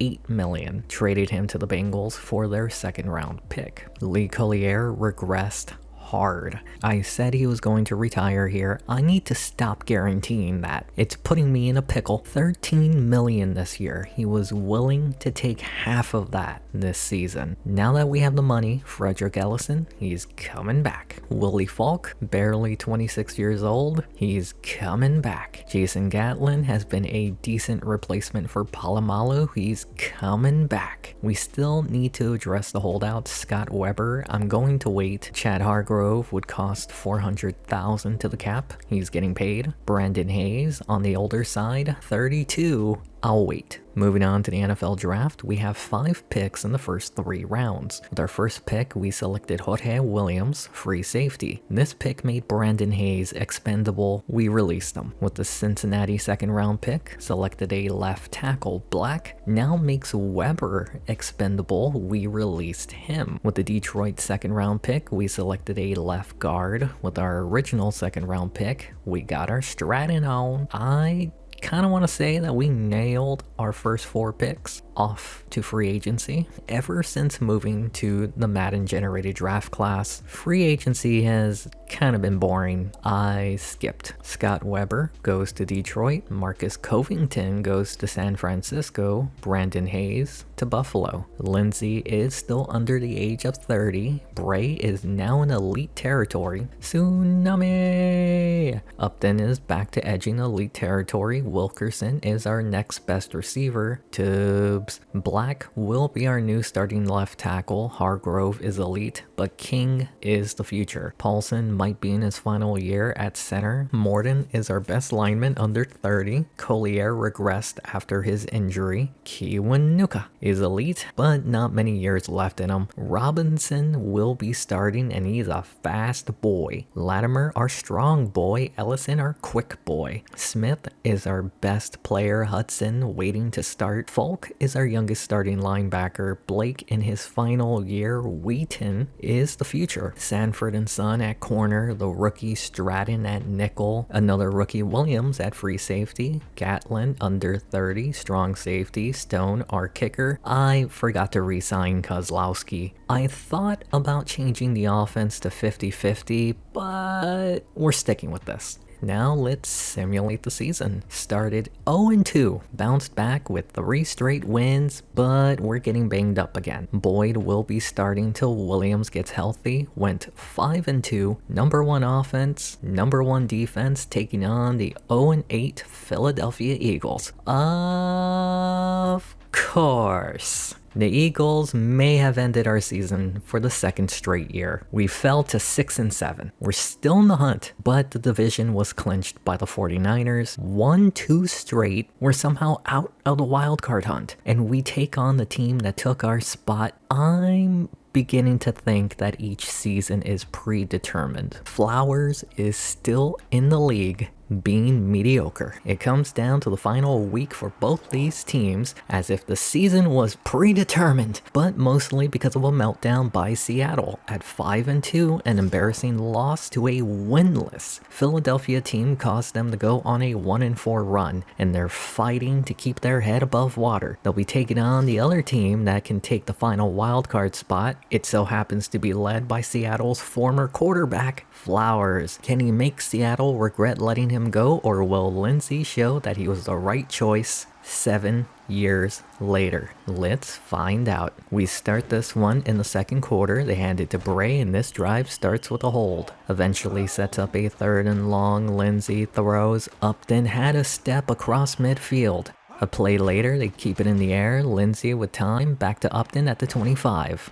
They face another 3rd and long, 3-man rush, Lindsey floats it, incomplete, would have been short anyways. They bring out like a stone, 46 yards to give Seattle the first points in the game. Following Washington drive, Kiwanuka hits Flowers, McCrary gets the first, tackled past the 40. On the new set of downs, play action, Smith sacks Flowers, former teammates, he's just giving him a hug. That makes it 2nd and 14, Flowers near the flat, McCrary down the sideline, tackled short. 3rd and 2 to get across midfield to get the first, Weaver with the catch, but a flag pushes them back. It's now 3rd and long from the shotgun, Flowers deep, Neal got behind the defense. They now face another 3rd down, Flowers to his running back Lonnie Mays into the red zone. A play later, keeping their no huddle going, Flowers to Tucker giving Washington the lead 7-3. With a minute to go, Seattle will try to get some points, Tubbs with the catch. 3rd down, split back from the shotgun, Lindsey left side, Wilkerson with the catch. They're closing in on field goal range, Lindsey takes off with it up the middle, gets the first. 40 seconds left in the half, Lindsey has Upton down into the red zone. 30 seconds to go, and where was this Lindsey in the first quarter? To the end zone, Bray right where it needed to be. There's nothing better than seeing the pot of gold at the end of the rainbow. It did go under further review, and the play stands as called. We skip to the second half, Washington's ball, Neal with a catch, tackled near the 40. A few plays later, 3rd down, play action, Flowers to Tucker across midfield. Another 3rd down to start the 4th quarter, Flowers underneath to Siegel has the first inside the 30. Following play, Seattle brings a blitz, Flowers off balance, Wayne, his fullback, gets into the red zone. From the 14, they go to the ground, Wilson avoids a tackle, bounces it to the outside. Are we sure this is the number 1 defense? A play later, 3rd and 2, play action, Flowers with time to the end zone, and they're back on top. Mays was hiding behind the line and the defense forgot about him. Seattle did go 3 and out because, of course they did. The offense has been terrible. If it's not within the final 2 minutes, Washington will start near their own 45. All they need is a first down to potentially end the game. Mays tackled short. That means Seattle will get the ball back before the final 2 minutes. They're going to start their following drive inside the 10. They're not afraid to keep it on the ground this late. Bray shaking off 2, 3 and gets the first. We're now inside the final 2 minutes. Lindsey takes off with it, has room, the first doesn't slide, and it's a fumble. Washington recovers. A first down will end the game. This run will get them near the first, but a hold pushes it back 10 yards. A few plays later, 3rd and 13, and hits a wall behind the line. Instead of attempting a field goal, they're going to try and pin them deep, but it goes out at the 17. 87 seconds left for Linsanity to ensue. Upton with a catch in first. They rush back to the line, Lindsey off his back foot, Faney shakes off a tackle near midfield. A few plays later, 3rd down, Lindsey steps up, throws, incomplete. The game could come down to this. 4th down, Lindsey throws, Upton has the first, down to the 35. 40 seconds left after a spike. Lindsey underneath, Wilkerson has the first. After another spike, 27 seconds left, Lindsey going back to Wilkerson inside the 5. They have no more timeouts. Lindsey to the end zone, almost picked off. 17 seconds left. Lindsey, pocket is collapsing and he gets sacked. They don't have any more timeouts. They need to spike it. No panic on this offense. They know very well that the next play will be the last. They're going to clock it with 5 seconds left to determine who goes to the playoffs. Lindsey drops back, pressure in his face to the end zone. Tubbs can't hold on. It got knocked out of his hands. And that's how this game ends. Seattle had 4 players holding out this past offseason, and Tubbs was one of them. He was paid to make plays like that, and they'll now be sitting home for the playoffs. We've now gotten worse each of the past 2 seasons. Even though Lindsey had one of his better seasons, it might be time to move on. He was still 4th for MVP in the NFC. I did exactly what I wanted, which was to develop Bray into an elite back. He was 5th for MVP in the NFC, 4th for Offensive Player of the Year in the NFL, and won Best Running Back for the 2nd straight year. Maybe I need to give Lindsay another toy to play with because Upton can't do it all. We got a couple of maulers, baby! Collier and Morden were basically the same. Morden won Best Lineman in the NFL. Collier was 3rd best in the NFC. Finally, got someone over 100 tackles. Smith breaking a hundo for the first time ever. Robinson, the speedy defensive end, led in sacks. Ellison behind him. Not many interceptions. Sanford led with 4. Stone had his worst year. Might be why we lost a few games. The offense was elite this year. The defense was even better. And this is why we finished 8-8. Couldn't win the turnover battle. Is the magic wearing off of Lewis? Let's see how far Washington takes our spot. Not very far. I don't think we would have done any better. The Browns had a first round bye and will now be 1 game away from the Super Bowl. Don't you do it, 49ers. Don't you do... They done did it. We're now at a point of the Madden generated players where duplicates are everywhere. Who wins the Super Bowl this year? Of course, they weren't even as good as us, and they won. This is the final year of Lewis's contract. I also need to re-sign the rest of the staff. Rofe is returning at OC, Lewis at DC. Porche will be our new special teams coordinator. Let's start the off season. We had 1 retirement, Keon Blake. We knew he would retire. We've only ever had 2 starting right outside linebackers in this series. Not bad. Honorable mention, Magruder retired. Brody Croyle, the bad man, is gone. Jermel Schroeder was a former Seahawk, carved out a solid career here in Miami. On to re-signings. Darnell Bray's holding out, and I don't blame him. He wants a whopping 4 years, $74 million. That's a lot of money. I'm going to wait. Marvin Morden, right guard. He's been doing really well the past few years, getting over $7.5 million this year. Wants an extra $1 million. He's getting paid. Kel Polk is an interesting position. Kiwanuka is 38 years old, had 1 sack. His time is over, right? Nah,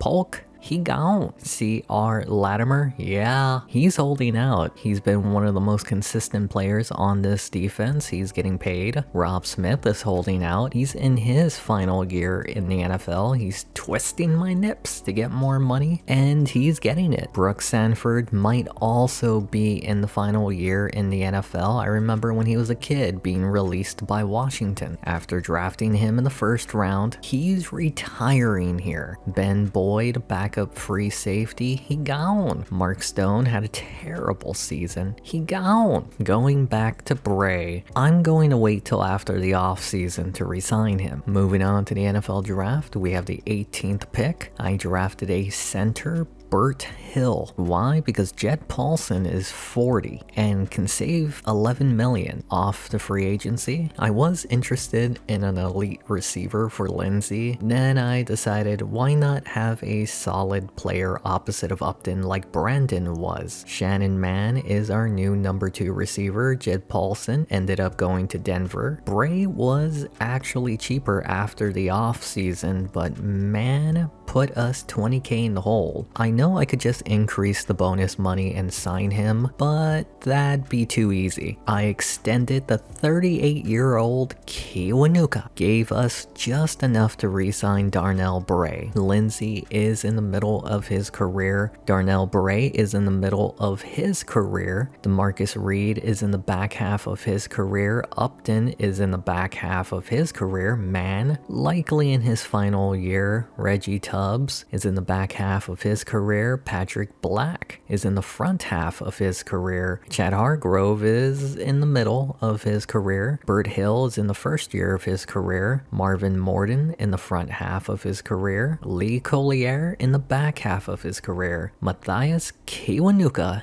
in the final years of his career. Peter Robinson is in the front half of his career. Latimer is in the front half of his career. Ellison in the back half. Rob Smith in the final year of his career. Willie Falk is in the front half of his career. Kevin Wheaton is in the front half of his career. Sanford likely in the final year of his career. Johnson in the back half. Jorge Williams is in the front half of his career. Jason Gatlin is in the middle of his career. I did bring back Stone at kicker. I also brought back Kozlowski at punter. I am changing up the scheme to be slightly pass focused. Lindsay, show us what you've got. Now let's simulate the season. We started the year strong, going 3-1, then we hit the midway point at 4-4. We lost the black for 3 weeks, but we won 2 straight games at the cost of the team blowing up. Bray is now out for 3 weeks, lost 2 games during that span. We're now 7-6. We are 1.5 games down from the division lead. We beat the Cardinals to be half a game down, and we're currently the number 6 seed. Of course we'd lose to the Rams. To make things worse, everyone is within a game from each other in the NFC. The Carolina Panthers lead the conference, and they will be the number 1 seed. If the Buccaneers win, they're in the playoffs. They clinched one of the wildcard spots. We now need the Rams to lose, which they do. Since we play the Cardinals at the same time, we have to wait. If we win and the Cardinals lose, we clinch the division. If they win, we need the Bandits to lose. So once again, the Seattle Seahawks season comes down to the final game of the year. Been like that for almost the past 20 years. They'll be taking on the Minnesota Vikings. Lindsay will have a chance to redeem himself after only showing up in the final 2 minutes of each half in the previous season finale. There's been internal rumblings that this could be Lindsay's final year with the team. We'll see. It'll be dependent on whether or not Lewis decides to return next season. The outcome of this game determines the future of this entire roster. Will they win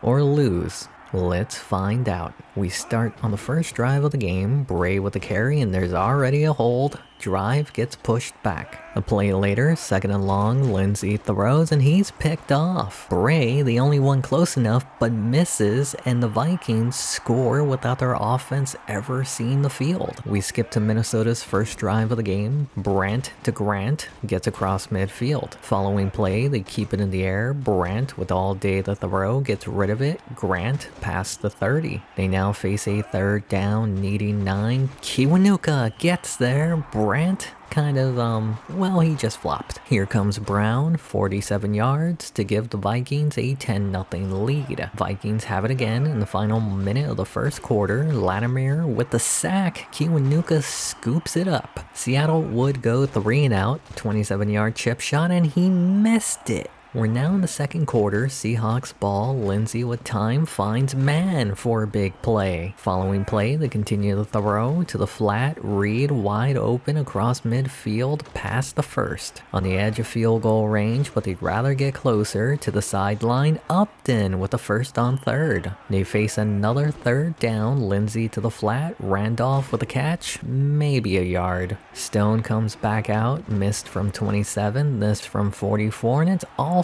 no good. Half isn't over yet. Final 2 minutes, Brandt to the flat. Kincaid down the sideline past the first. On the new set of downs, Brandt in the pocket throws. Grant wide open, tackled short of the first, but the face mask gives it to him. A play later from the shotgun, pumps going deep. Flewelling with the catch at the 10. A minute left in the half. 3rd down, Brandt to the end zone, and that was an easy pitch and catch. Once again, I have to ask, this is a top 5 defense? Because they didn't even cover him. Final 2 minutes, will insanity show up? steps up, throws 5 yards on the pass. A play later, Lindsey quickly over the middle, Tubbs doesn't drop it. They now face a third down, pressure in his face. Lindsey has Upton at the Minnesota 40. 16 seconds left, no timeouts. Lindsey throws short, man with a catch at the sticks, but now they have to rush back to the line. If Stone had made those earlier kicks, another one here would make it a 1-touchdown game.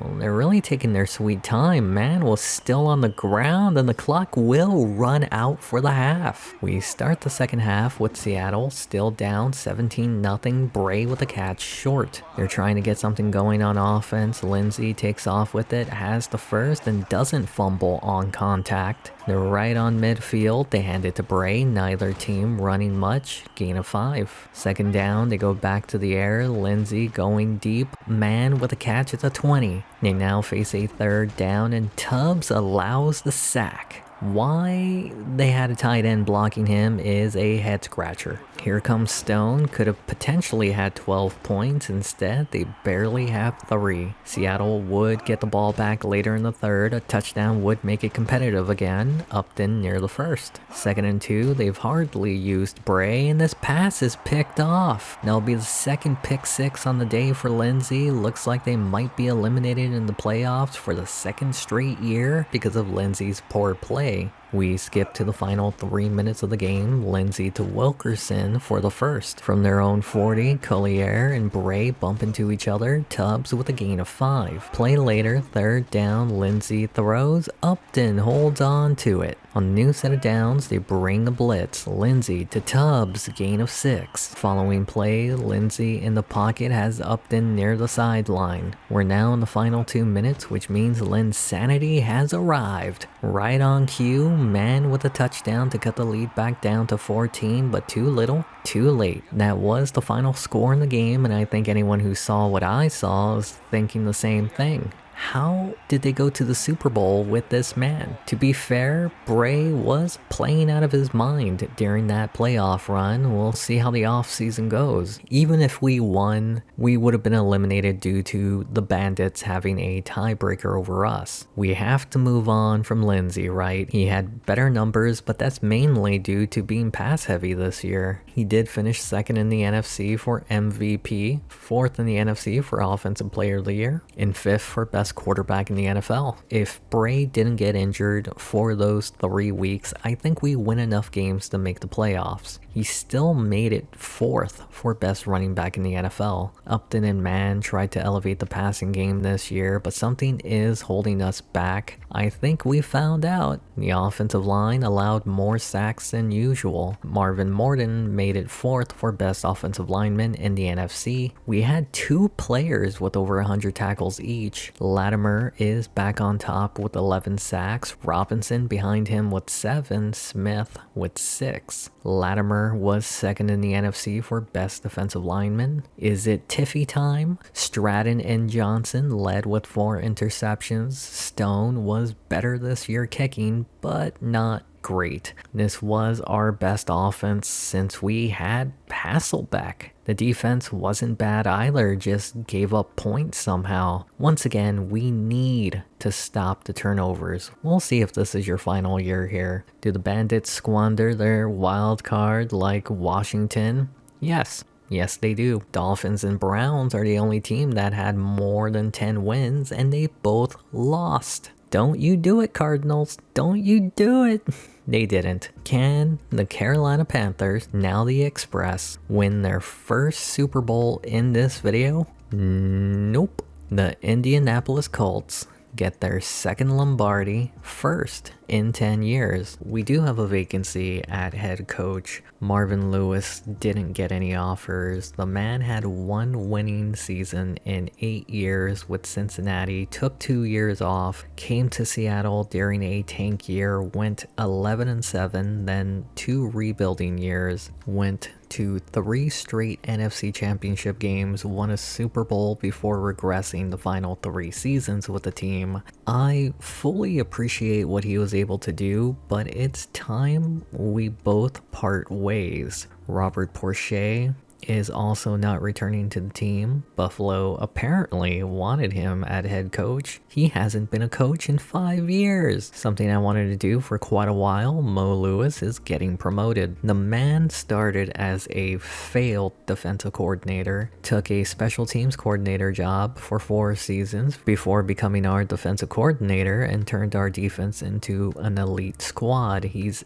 absolutely deserved a head coach opportunity. One of the first moves is letting Willie Roaf go. Time to bring in a new mentality. We're going with a first-time coach. Steve Breston will be the new offensive coordinator. Lawyer Malloy will be the defensive coordinator in name only. Scott Linehan will be the special teams coordinator. Let's start the offseason. This year feels like an end of an era. Rob Smith has retired after back-to-back 100 tackle seasons. His career stats are similar to Wilbur Marshall. Not in the Hall of Fame, but I'd argue he should be. Smith's retirement does free up $21 million in cap space. Brooks Sanford, another player who spent his entire career here, he should be tied with Ronnie Lott for most interceptions in his career. Hall of Famer? I think so. His retirement also frees up close to $11 million in cap. Matthias Kiwanuka, the final of these 3 who spent their entire career here, got over 100 sacks and got an interception to cap it off. Hall of Famer? I don't think so. Hall of Very Good?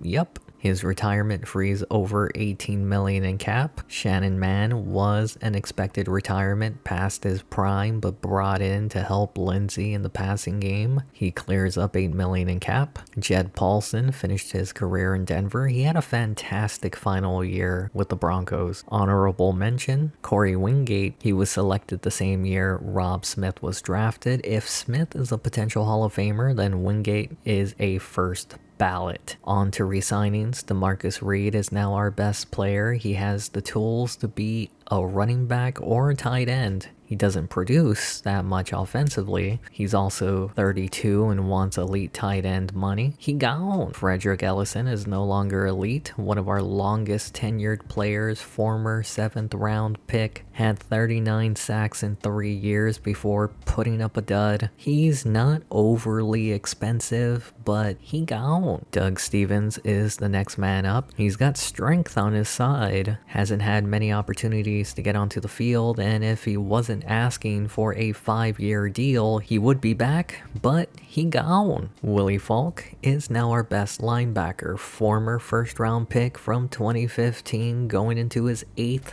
season, had his best year in terms of production this past season. He wants a short contract. He's coming back. Anthony Frederick is his backup. He's 26 years old, hardly sees the field. He gone. Kevin Whedon is in his 2nd year starting. He doesn't have elite tackling, but he's fast. Though his production didn't seem to scale like when he was a backup, he's relatively cheap. He's coming back. Jason Johnson is now the best player at corner. He's also 33. Not much time left for him. He's been a very consistent corner, but the team is trying to get younger. He gone. Jason Gatlin continues to improve. He barely turned 30, but he's not the fastest or the best tackler. It shows in the stat sheet with the lack of tackles and impact plays compared to Palomalu. He gone. Randall Bryan is the next man up. He's not very fast, but he's an elite tackler. We do need a backup plan if the draft or free agency doesn't go our way. He's coming back. Lee Collier, our lone holdout this season. I said he was retiring here, but that was when Marvin Lewis was the coach. I'm going to wait until after the off season to decide. We currently have the 15th pick in this year's draft. There is only one first round graded quarterback. As you know, it's time to move on from Jameel Lindsey. Doesn't have the best arm, but he's got mobility and accuracy. I appreciate him being the game manager that he was during the Super Bowl run that we had, but he wasn't the reason why we won that year. I'm trading him to the Miami Dolphins for their 1st, 2nd, and 3rd round pick. Their previous quarterbacks, Antonio Vincent, recently retired. They're looking to maintain their Super Bowl ambitions next year. We gave gave up a first for Trevor Upton, went to 3 straight NFC Championship games, a huge reason why we made the Super Bowl. We paired him up with the Dolphins' second round pick for the Chargers' first round. I then packaged all our first round picks and traded them to the Jets for the first overall pick and their second and third round pick. I do realize now that I jumped the shark here, but I'm desperate. I'm still not done. Reggie Tubbs was one catch away from taking us to the playoffs 2 years ago. I'm trading him, our original third, and Miami's third for the Colts' first and second round pick. That now means we have 6 picks in the first 65 selections. Moving on to the NFL draft, I've shown in the past that you can't always trust the scouting reports. Where's the lie? Because Kevin Brooks looks like a genetic freak. He's a statue,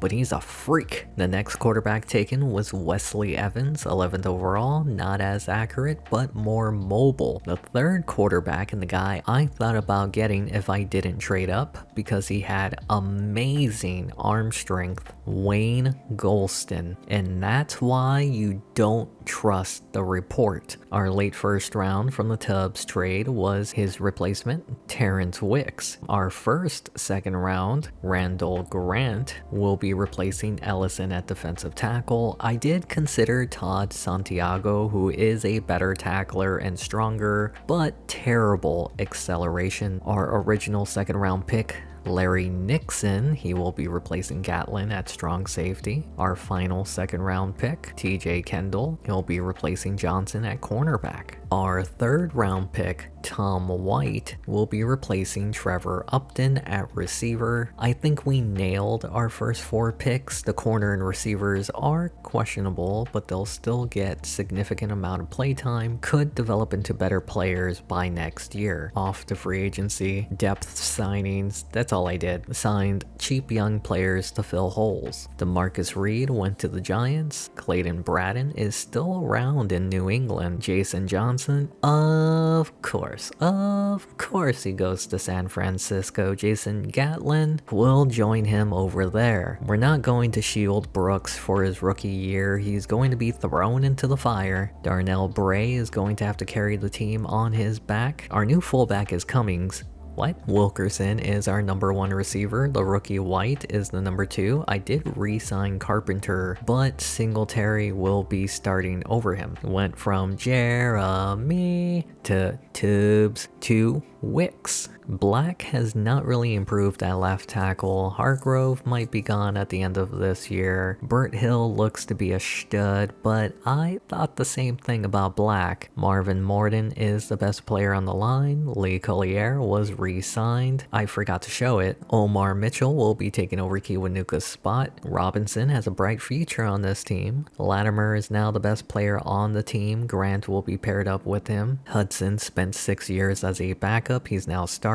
Willie Falk is our only elite linebacker. Whedon isn't too far off from joining him. Stratton is the best corner on the team. The Kendall brothers are the other 2 starters. Williams is now our best player in the secondary. Nixon, the rookie, will be starting at strong safety. Mark Stone is still the kicker. Kozlowski, the punter. The defensive scheme is still the same, but offensively will be more pass focused and aggressive. Now let's simulate the season. Started 0-4. I think we all knew that was going to happen. We did get our first win. Home field advantage matters, but as you can see, Brooks didn't finish this game. He'll be out for the next 3 weeks. We did manage to pull off another win against the Vikings, but the following week they lost. It didn't help that Hasty threw 3 interceptions. Then they lost to the Buccaneers, where Hasty threw 4 interceptions in a winnable game. Brooks will be out for a 4th game. I'm okay with him missing out against the 1-loss Express on prime time. Hasty threw another 3 interceptions in that loss. The good news is that Brooks will be available this week, and he won his first game against the team that blew us out earlier. Home field is a real thing. Then we had a shutout against the New Orleans Saints. We eventually went back to our losing ways, 3 straight losses. Our rookie Tom White got injured. I hope he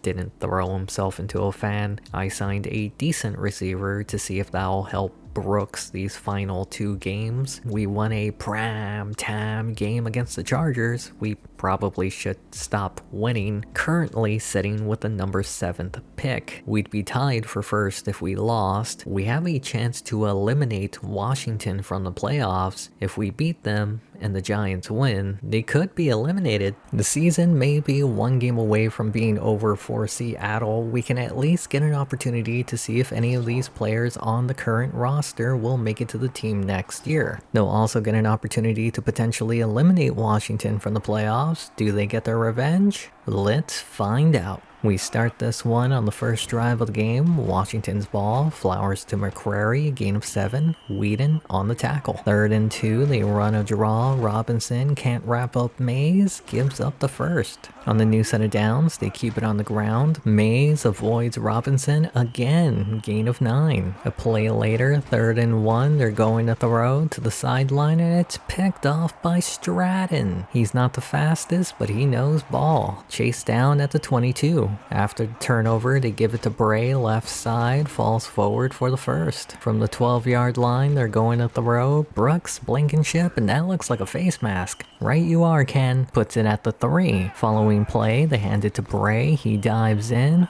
Wait a minute. Are you allowed to score outside the 2-minute warning? We now go to Washington's next drive. Flowers to McCrary near the 35. They now face a 3rd down on the drive. Flowers hit as he throws and it's picked off by Wheaton. Fun fact, as a rookie, he scored a touchdown in the Super Bowl. First play after the turnover, Brooks feeling pressure and throws it into the arms of Hester. He brings it to their own 45. Back-to-back turnovers. Can Washington capitalize? Mays, oh my word, he obliterated that man. Somebody get an urn and scoop him off the field. This defense is having a hard time tackling Mays. He finds room for a gain of 6. 3rd down, they keep it on the ground, but this time he hits a wall. Hudson on the tackle. They're going to attempt a 51-yard field goal. It has the leg, but wide left. The flag was holding on the kicking team. We skip to the 2nd quarter. Washington has it again. Flowers has Tucker to get out of their own end zone. A few plays later, 3rd down, Flowers to Grant across midfield. On the new set of downs, they go back to the ground. Mays doesn't get touched until after the 1st. A play later, they go back to the air. Great protection. Flowers back to Grant near the 1st. 3rd and 1, they hand it to Mays, left side, into the red zone, down to the 12. Following play, they're going to throw. Flowers to his fullback, and this defense is struggling to wrap up.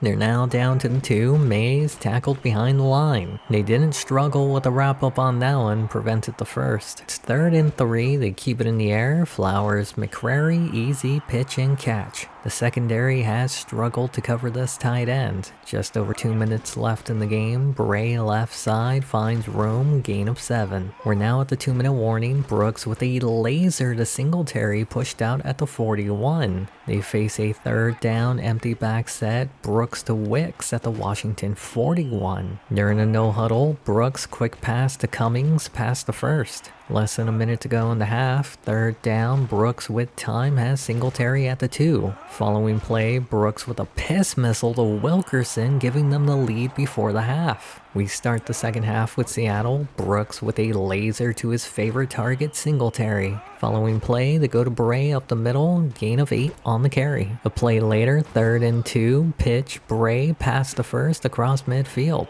This is the best offensive performance we've seen from Seattle in a long time. Hardy with a catch, past the sticks. They're just inside the 30. Brooks with time, down the middle. Singletary splits the safeties. I wouldn't be surprised if he gets more playtime next year. Later in the 3rd, Seattle has it back. Brooks is sacked. His biggest weakness at quarterback is his inability to get outside the pocket. That sets up a 2nd and long. Bray with a chip. Brooks gets the blocking, going deep, has Singletary behind the defense. This has been a breakout game for this man. When was the last time Lindsey threw the ball that far? Wilkerson with the catch. 2nd and 2, they don't run it. Brooks sidearms it to Bray into the red zone. On the new set of downs, they hand it to Bray up the middle, Powers inside the 10. A play later, from the 7, Brooks hit as he throws. Wicks holds on for the score, but a hold negates the touchdown. Start of the 4th quarter, same drive, 3rd and long, they play it safe. Here comes Mark Stone, 32 yards to give Seattle a 24-7 lead. There's still plenty of time for Washington. Mays rumbling for a gain of 7. 2nd down, Flowers avoids the pressure, steps to his right, hit as he throws. Neal comes down with it at midfield.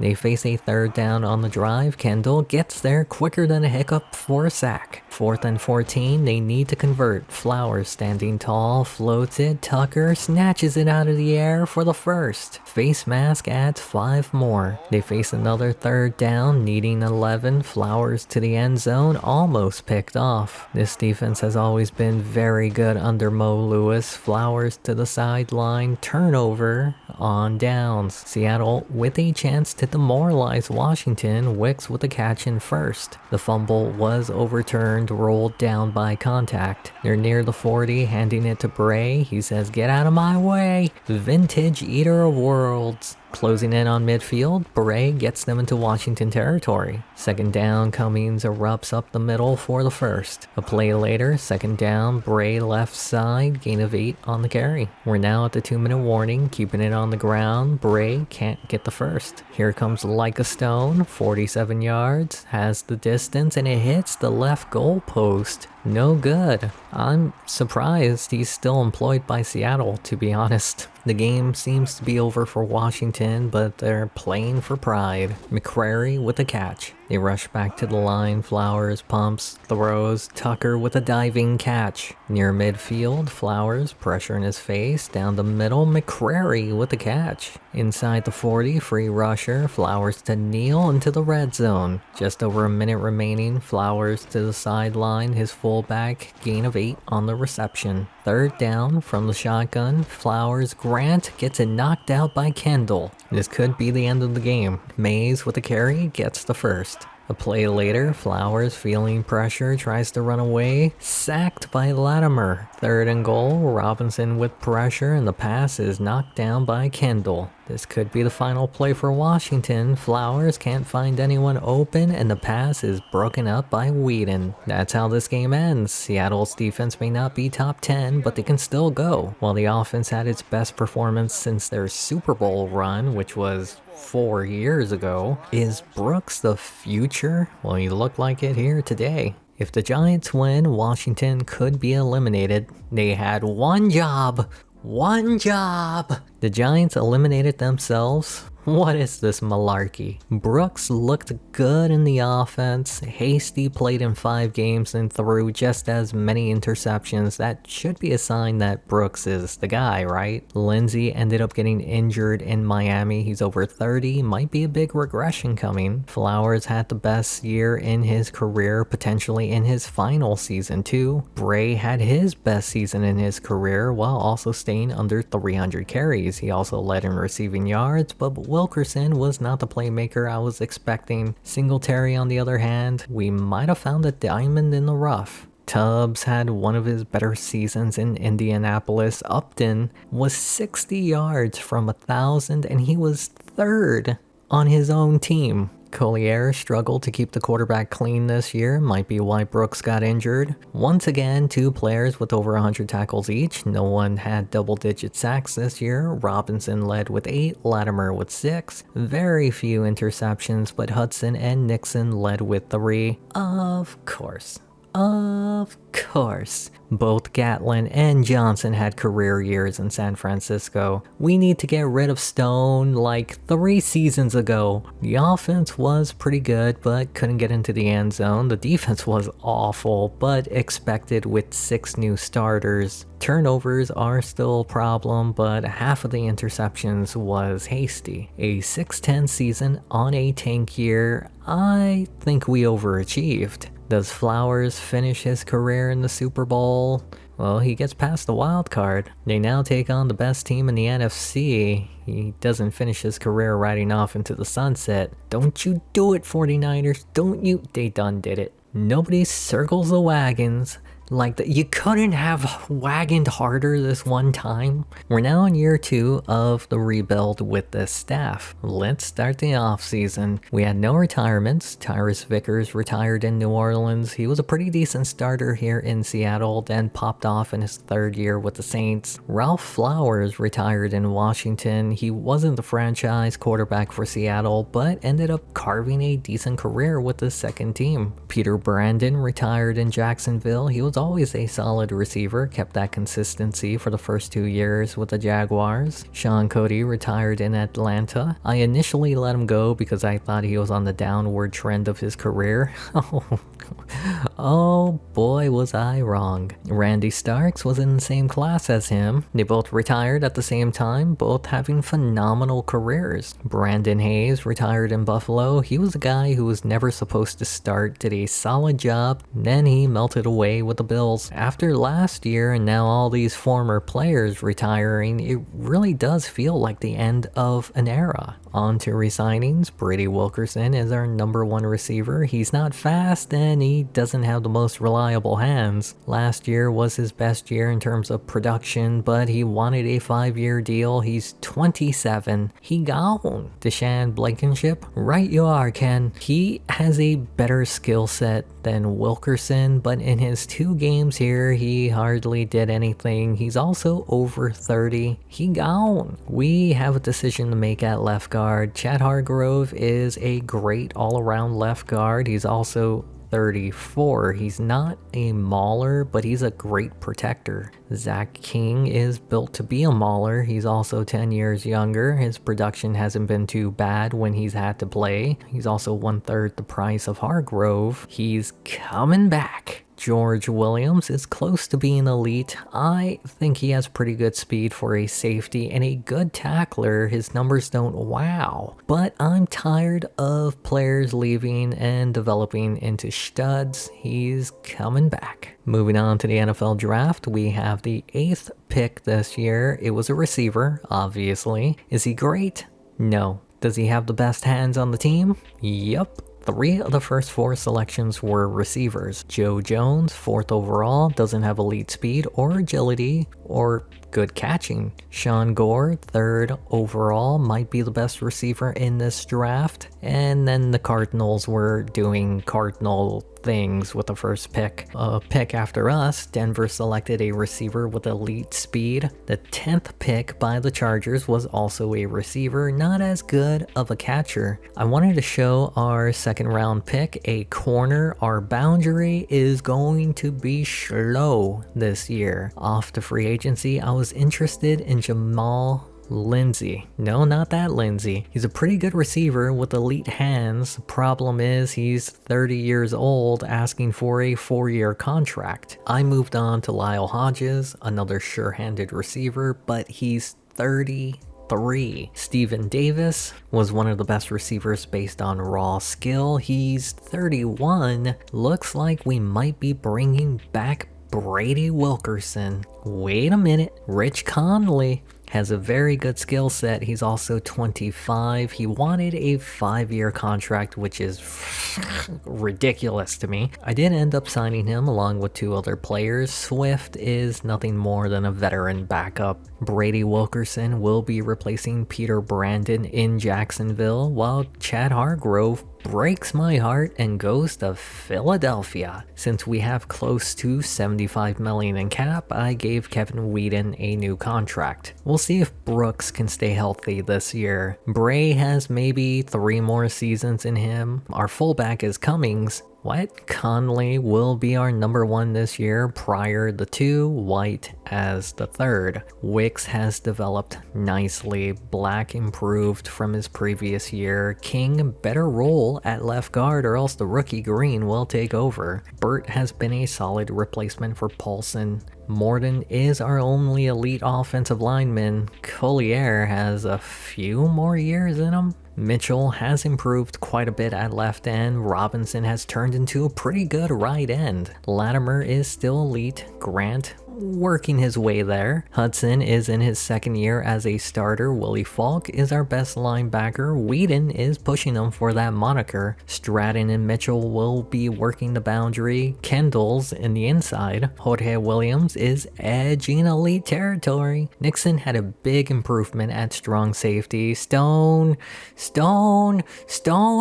he's still the kicker. Kozlowski, the punter, will be sticking with the same scheme. Now let's simulate the season. We started this year better than last year. Kinda. Won 2 straight, including beating the undefeated Giants. How are we 4-4? 3/4 of the season done, and we're 6-6 in the hunt for the playoffs. Beat the Buccaneers to have a better record than last year. 1 game down from the wild card and our division. We lose to Washington, of course. Somehow that launched us into the final wildcard spot, but we now take on a really good Cleveland team. Yeah, I saw that coming. We need a lot of help to make the playoffs. We need the Bandits to win, of course. Of course. Finished the year 8-8. We could have won the division this year. I hate the NFC East. Brooks technically had a worse year in terms of production. He was better. Lindsey was fully healthy this year in Miami. He did better than expected. I don't know why we ran so much this year, but we're going to turn Brain to dust. He did finish second in the NFL for Offensive Player of the Year. Also second in the NFL for Best Running Back, which is wild. Someone did better than him. Connolly looks like he could be the guy, but Pryor, what happened? He's looking like a bust. Reggie Tubbs had a career year this season. Trevor Upton's production was cut in half. The offensive line was struggling. King did not rule. Whedon showing that his new contract was worth it. Latimer and Whedon both had double-digit sacks. Mitchell might be pretty good. Latimer finished 5th in the NFL for best defensive lineman. Stratton, Nixon, and Kendall all had 3 interceptions each. This might be premature. Nixon might be good. Jason Johnson putting up a repeat performance. You dirty dog. Jason Gatlin, not as good. Sound the alarm. Mark Stone was good. Finished 4th in the NFL for best kicker. The offense struggled this year in the passing game. The pass defense was even worse. We were 31st in points allowed. We limited the turnovers but couldn't force any. Despite all the negatives, I think we overachieved this year. Can the Lions do us a solid? Why did I think they could win? Come on, Giants, do us a solid. They done did it. Whoever wins in the NFC is probably the favorites. We're the only team to beat a Super Bowl contender. Colts, Giants, no Mannings this time around. Those bald frauds. This is a make or break year for Mo Lewis. We also need to re-sign our entire staff. Steve Breston back at OC, Lawyer Malloy back at DC, Scott Linehan at special teams. Let's start the off season. We had 2 retirements. Nicholas Swift, a backup signing, retired right away. Oliver Carpenter is a name that we're all familiar with. He was a solid backup receiver, but one of the best kick returners. Spent 2 years in Indianapolis before coming back to retire here. Trevor Upton retired in San Diego, gave up a first-round pick for him back in 2016, went to 3 straight conference championship games, including a Super Bowl, Ring of Honor for sure. DeMarcus Reed retired in New York, one of the better all-around backs in the league, couldn't finish his career with a ring with the Giants. Brian Madison retired in Detroit. He was a stopgap free agent signing that ended up carving a solid 5-year career in Seattle, then went back to the Lions to retire. Clayton Braden retired in New England. I'll never forget the image of him standing still, watching his quarterback take a sack. On to re-signings. Burt Hill, starting center, one of the best pass blockers, close to elite strength. He still gave up a lot of sacks, but maybe he can return to his 2022 form. He's coming back. Marvin Morden is the best player on the line, elite strength, and one of the best run blockers. He gave up a lot of sacks last year, but so did everyone else. He's coming back. Peter Robinson is one of our best defensive ends. He's fast. fast, but not quick.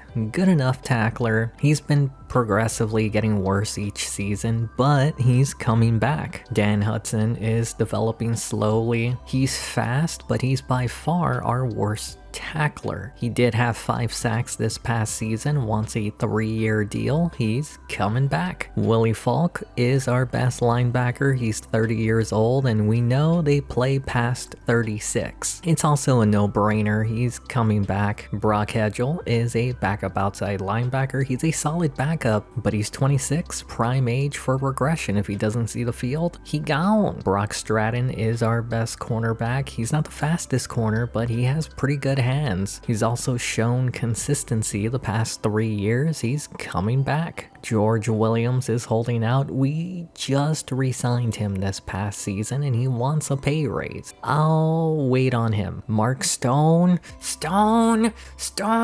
He finally had a good season. Screw it, he's coming back. Harold Kozlowski, he gone. Moving on to the NFL draft, we have the 15th pick. Nobody wants the middle of the first pick. I ended up drafting a left guard mainly because he was the best player available. This was not one of my best drafts. Off to free agency, we're making a playoff push. Chris Thurman will be our new Trevor Upton. I also need a punter, and Lenny Pittman was available. Both those elite players were signed along with some backups. Since we weren't able to draft a starting free safety, George Williams will be getting a new contract. We're now going into a make or break year for Brooks. Bray is in the final few seasons. Our fullback is Cummings.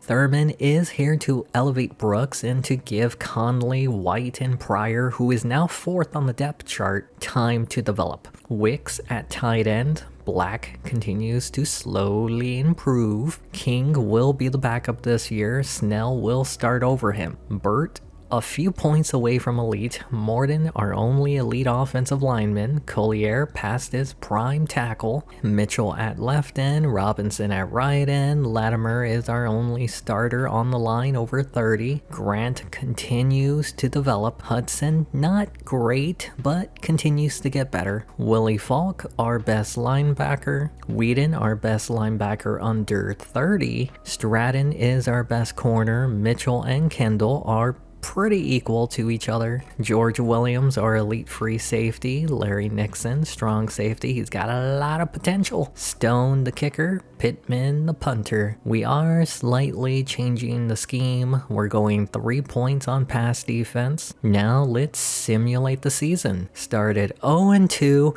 I'm panicking. I put up our first round pick for a cornerback. Bo Brown was offered by Denver. He's really good. Also on a contract year. We made the trade. Brown and Stratton will be our new boundary corners. We won our first game against the Cardinals, then struggled against the Saints. I'm panicking. Put up our second round pick for a left outside linebacker. As much as I like Hudson, he's not the guy. Clay Simmons was available by the Bandits. I made the trade. He'll be our new outside linebacker. Hudson will be rotating everywhere else. Still struggling to win games, but hey, we're on a win streak. We did lose Tom White again to injury. Pryor was the 4th. He's now going to be the slot receiver. And we have our first matchup against Jameel Lindsey and the Miami Dolphins. We can't not see this game, right? The Seattle Seahawks 3 years ago traded away Jameel Lindsey to the Miami Dolphins. They underwent a rebuild and drafted his replacement, Kevin Brooks. While the Miami Dolphins didn't see immediate success with Lindsey, they've gotten off to a hot start this year. While the Seahawks are in panic mode, trading away their first and second round picks for players to beef up their defense. They also signed one of the biggest names in free agency at wide receiver to help their young quarterback, similar to how they developed Lindsey. Today will be the first time they face off against each other since the trade. Who will win?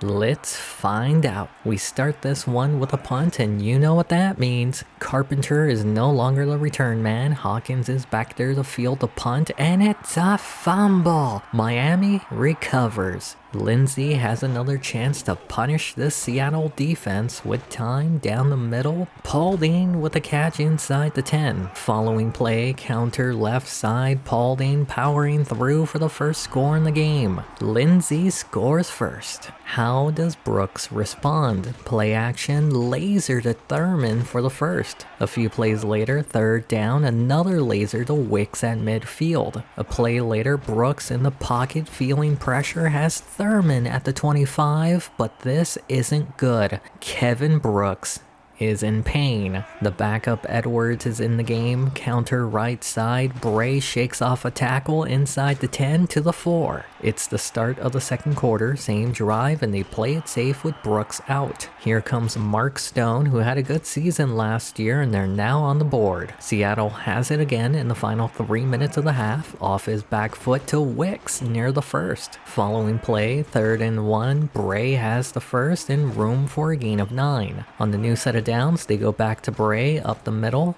gain of 7. 2nd and 3, a third straight run, Bray gets the first. We're now at the 2-minute warning. Brooks in the pocket going deep. Thurman all by himself, and Seattle takes the lead before the half. The old man can still get it done. Seattle would force Miami to a 3 and out. They have it again. Conley holds on through the hit. Brooks may have been banged up earlier, but he's looking good now. Under a minute to go, 3rd down. Brooks's pass is knocked down. They bring Stone back out. The confidence to have him attempt a 55-yarder is interesting, and it pays off. We move over to the second half. This Miami offense has been lackadaisical, for lack of a better term. Hawkins on the return, no fumble this time, but there is a flag. Face mask. They start this drive in Miami territory. Brooks with time. Thurman with a catch past the 40. Following play, they stick to the air. Brooks to Pryor, down to the 24. On the new set of downs, they hand it to Bray, shakes off 1 tackle, 2, and it takes a 3rd to bring them down. A penalty after the first does push them back. 2nd and 18, Conley makes it 3rd and manageable. Needing 3, they go to the air. Brooks to the end zone, almost picked off. Here comes Stone for his 3rd field goal, 2nd inside the red zone to make it 16-7. Once again, the Miami offense can't get anything going, punting it away. Their only score came on a drive after recovering a muffed punt. Hawkins with a decent return near their own 40. A penalty does push them back 10 yards. Brooks down the middle. Thurman with another catch. 2nd and 5, they go back to Bray, tackled short. 3rd and 1, they go to the air. They've done this a few times, and they get the first. They're in Miami territory. Corner blitz. Brooks to the flat. Cummings towards the sideline. Gain of 7. 2nd down, they go to Bray, up the middle, easy first. Drive continues into the 4th quarter. 3rd down, Brooks to Pryor into the red zone. They face another 3rd down, they play it safe. Bray gets back to the line of scrimmage. Stone comes back out for his 4th field goal, 3rd inside the red zone. You guessed it, Seattle has it back. Brooks to Conley, gain of 8. 2nd down, they don't run. Brooks sidearms it. Bray breaks 1, 2, across, make it a 3rd, across midfield, 1 guy to beat, tackled inside the red zone. They now face a 3rd down. Cummings has room and gets the first, but a late flag will bring it back. 3rd and 15, they play it safe. Bray met at the line. Here comes Stone for his 5th field goal on the day to make it 22-7. Despite all the field goals, Miami's still in it. Blackburn tackled short of the first. 4th and inches, they're going to throw. Lindsey's picked off by Stratton, and he takes it inside the 30. Stratton and Lindsey are both former teammates of each other, and now he's got an interception on him while he's got a tackle on him. Will this lead to a 6th field goal for Stone? Well, face mask will give them the first. Well, looks like it's heading that way anyways as they kneel on their next 3rd down. Stone is out for his 6th field goal, 4th inside the red zone. There's still 8 seconds left in the game. Lindsey is picked off by Bo Brown. He's chasing after him, but can't bring him down. And that's how this game ends. I thought it would be more competitive than that. Drives kept stalling out in the red zone, but the Miami offense looked exactly how the Seattle team did when Lindsey was at quarterback. Night and day difference between these two teams. That now gives us our first winning record this season. We would go on to win 7 straight, but it looks like Brooks couldn't finish the game against San Francisco. He's now out for the rest of the year, and Edwards is not equipped to lead this team to the Super Bowl. He does manage to squeak a win over the Rams, getting us to 9-3 and currently second in the conference. We're also 3 games up in the division with 4 games to go. Of course, they lose to the lowly Cardinals. We still hold the number 2 spot in the conference, but the 49ers are creeping up. Then we lose a close one to the Bandits. You thought we were making the playoffs? We now have a 1-game lead with 2 games to go, and they pull off the sweep against the Rams, all because of a pick 6 in the final 13 seconds. Why did they throw? If it's in the game, it's in the game. We're back up to the number 2 spot in the conference. We've clinched our division. Right now, we need the Giants to win. Of course. Of course. It doesn't matter because we lost. Went 1-3 the final 4 weeks. We could have had a bye week if Brooks never got injured. I know his numbers don't look great, but we were winning with them. The offense was so much better with him in it. Edwards was good enough. Jameel Lindsey struggled in his 3rd year in Miami, but at least he was healthy. Bray once again shows why he's one of, if not the best back in the NFL. Finished 3rd for MVP in the NFL, won Offensive Player of the Year in the NFL, and Best Running Back in the NFL. It's been a while since we had a 1,000-yard receiver. Bums me out that Brooks was out the final 5 games. Tibbs continues to have the best stretch of his career in Indianapolis. Blocking was also better this year. Snell was the weak link though. Marvin Morton finished 5th in the NFL for Best Offensive Line. Whedon and Falk had over 100 tackles each. Whedon was 5th in the NFC for Defensive Player of the Year, also 5th for Best Linebacker in the NFC. No double-digit sack leader, but the top 4 players were our front 4. Gonna spotlight Nixon again because he's been so good. Whedon and Brown led in interceptions, 5 each. Why wasn't Johnson doing this when he was in Seattle? Same with Gatlin. He was nowhere near this good here. Mark Stone, you beautiful rock. He pulled off another good year, was 4th for best kicker in the NFL. The offense was legit. Even with Brooks out, they finished in the top 10. The defense was much more balanced, top half in the league. Mo Lewis is perfectly balanced, going to his first playoff appearance as the coach. Finished 4th in the NFC for best head coach. Of course, we take on the 49ers in the wild card. Our starting quarterback is out. Their starting quarterback is out, and this playoff game will be the battle of the backups. It's been 4 years since the Seahawks were in the playoffs, but they return and they'll be hosting against the 49ers in the snow. They've been in the playoffs with Hasselbeck, with Flowers, with Lindsey, and now they have a new starting quarterback,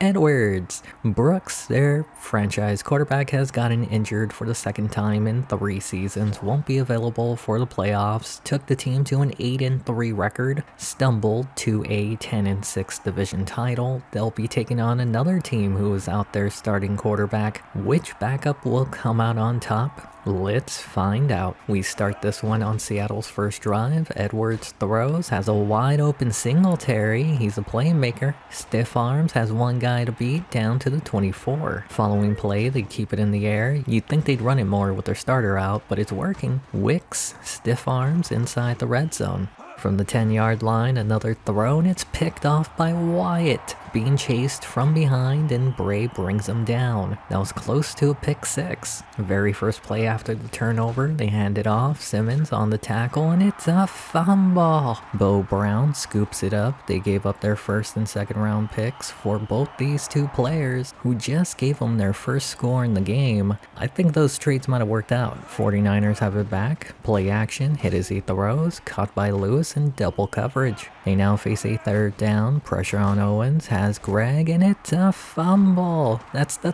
third turnover in the game so far. Seattle has it near midfield. Edwards to Singletary, flips for the first. A play later, they keep throwing it. They have a lot of trust in Edwards going deep, fits it to Wicks in the tight coverage. I'm beginning to see why they trust him so much. Now they go to the ground, gain of 6. Drive continues into the second quarter. Pitch, Bray, right side, Jukes, tackled short. 3rd and 1, they hand it off. Surprised they didn't throw, they get the first. They face another 3rd down inside the red zone. Edwards to the flat, almost picked off. Full name on the jersey, you know he's trouble.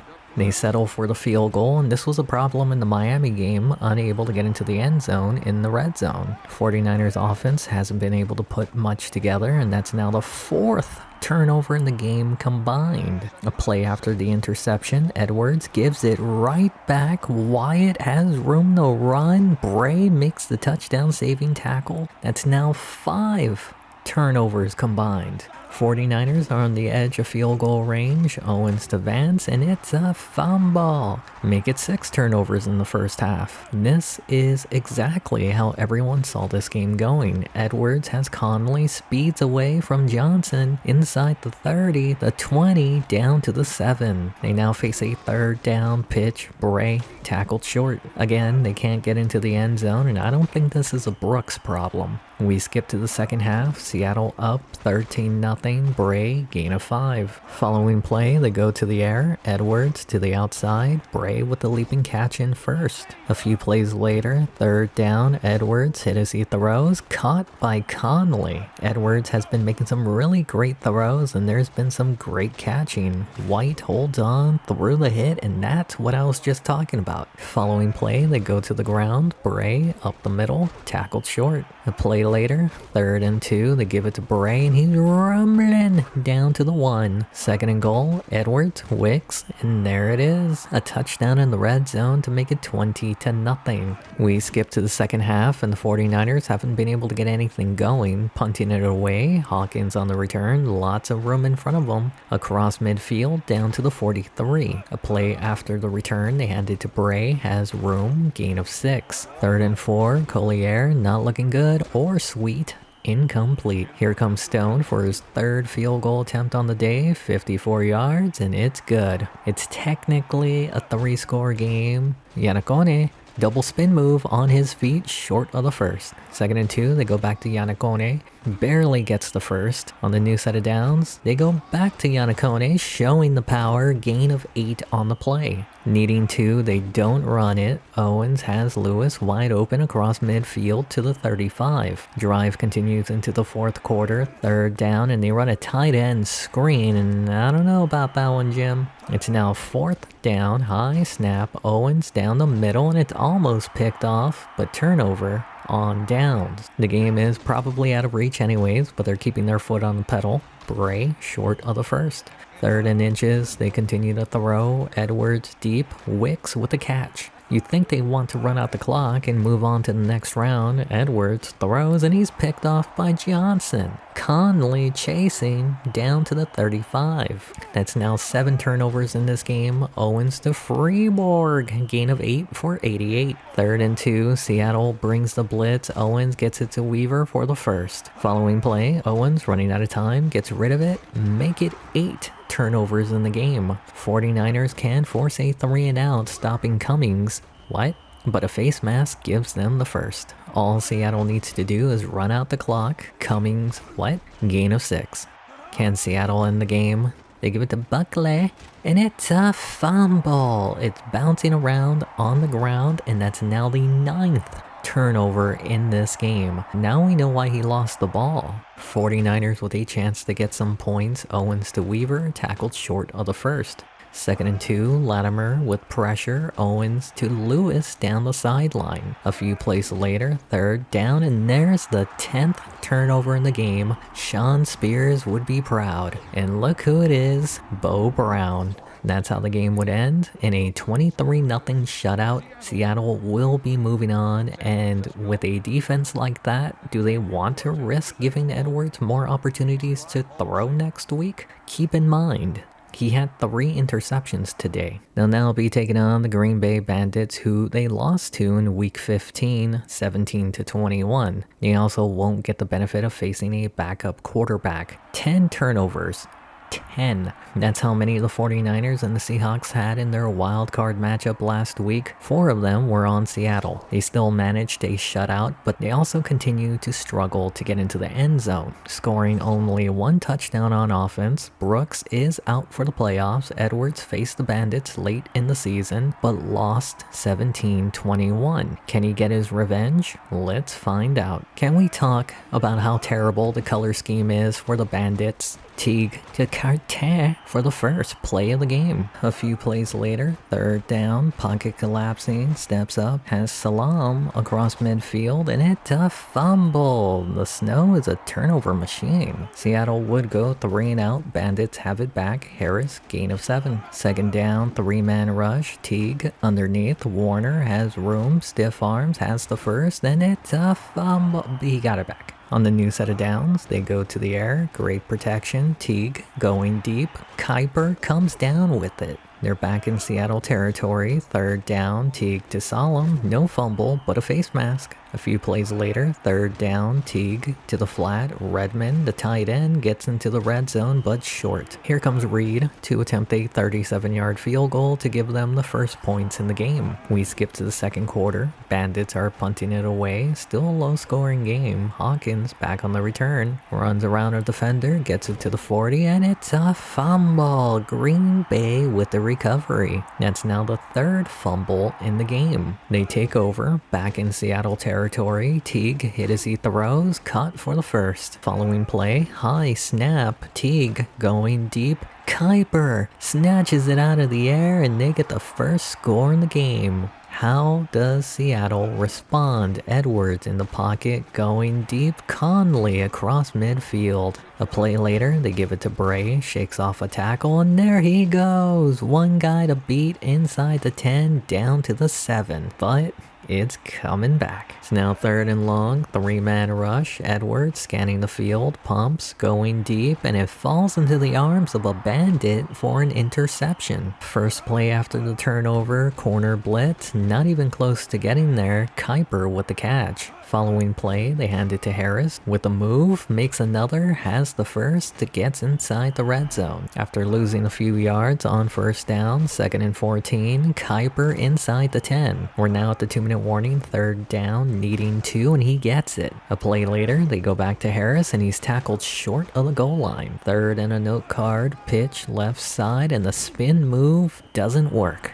The Seattle defense holds out in the red zone, making it 13-0. We move over to the 2nd half. Bandits ball, 3rd down, and into the hands of Warner for the first. On the new set of downs from the shotgun, Teague going deep left side, caught by Kuiper, but that's coming back. After the penalty, staying in the shotgun, quick pass, and they're already near the first. 2nd and 2, Harris up the middle, gets the first, add 5 more for the face mask. At midfield, it's a draw. Harris up the middle, gets nothing but another flag on the offense. A play later, 3rd and long, Teague with time, he gets picked off by Stratton, tackled down at the 25. This is the best field position Seattle has had all game, and they get inside the red zone. They now face a 3rd down, they don't play it safe, to the end zone, and it's picked off. There's nobody in front of him to slow him down. This could be a 14-point swing. Instead of being down 13-7, it's now 20-0. Seattle is probably desperate at this point, down by 3 scores. Conley down the middle across midfield.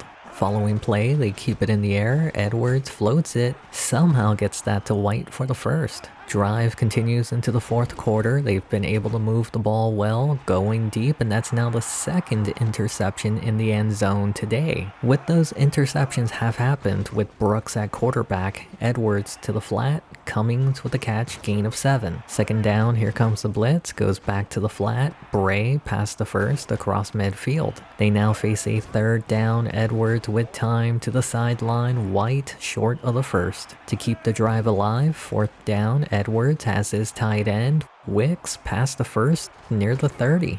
3 minutes left in the game. Edwards with time to the sideline, Pryor with the catch. They now face another third down from the 7. Edwards to the end zone and Conley holds on to make it 7-20. They do need to attempt the onside kick. Not a lot of time left. It doesn't get the bounce. It's still on the ground and Seattle recovers. They say Seahawks touched it before it crossed the 40. Seattle still needs to force a 3 and out. They stop him short of the first. 2 minutes left in the game and this 48-yard field goal will make it a 3-score game again. That pick 6 is really hurting them now. Edwards deep, Conley with the catch. Instead of it potentially being 10-16, they're now down by 16. Cummings down the sideline, face mask gets them near the red zone. After a false start, 1st and 15, Edwards to the end zone and he's forcing these passes. A play later, 3rd and 15, Edwards going back to the end zone, incomplete. They do need a field goal, but they're playing for pride at this point. Edwards, Conley for the first. A play later, they bring an extra rusher. Edwards doesn't have the arm strength to make those tight throws. 3rd down, another extra rusher hit as he throws, almost picked off. 4th and goal, Morton gives up the pressure and it's incomplete.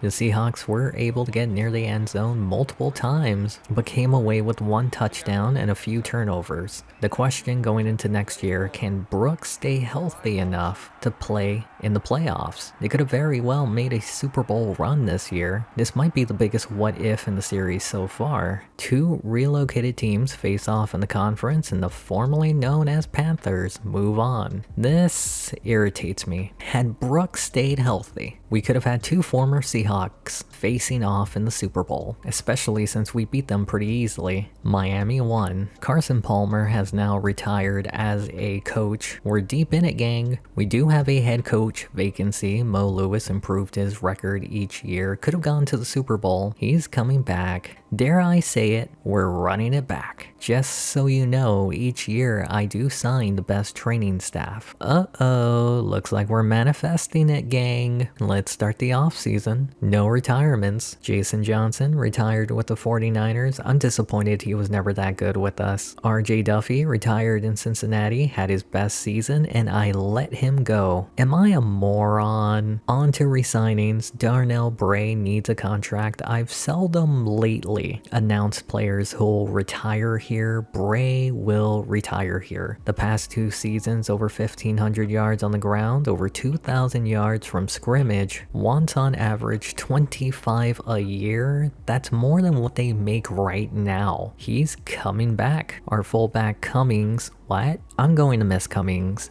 What? He gone. Tom White, our 4th best receiver, injured 2 of the past 3 seasons. He fast, he small, he gone. Terrence Wicks, it's pretty obvious. Tight ends are cheap, he's coming back. Patrick Black, we're running it back. He's coming back. Marvin Morton, holding out, gave him a contract last year. I said we're running it back. We're running it back. Lee Collier is retiring here. He's in his final year. Players retire at 18 years pro, never seen 19. He's coming back. C.R. Latimer is great, but defensive tackles aren't hard to develop. I'm going to come back to him. Cletus Carpenter, the man's name is Cletus. He gone. Bo Brown, we knew he needed a contract. He's been consistent the past 4 seasons. Obviously, he's coming back. Going back to Latimer, we'll have close to 30 million available. He's coming back. Moving on to the NFL draft.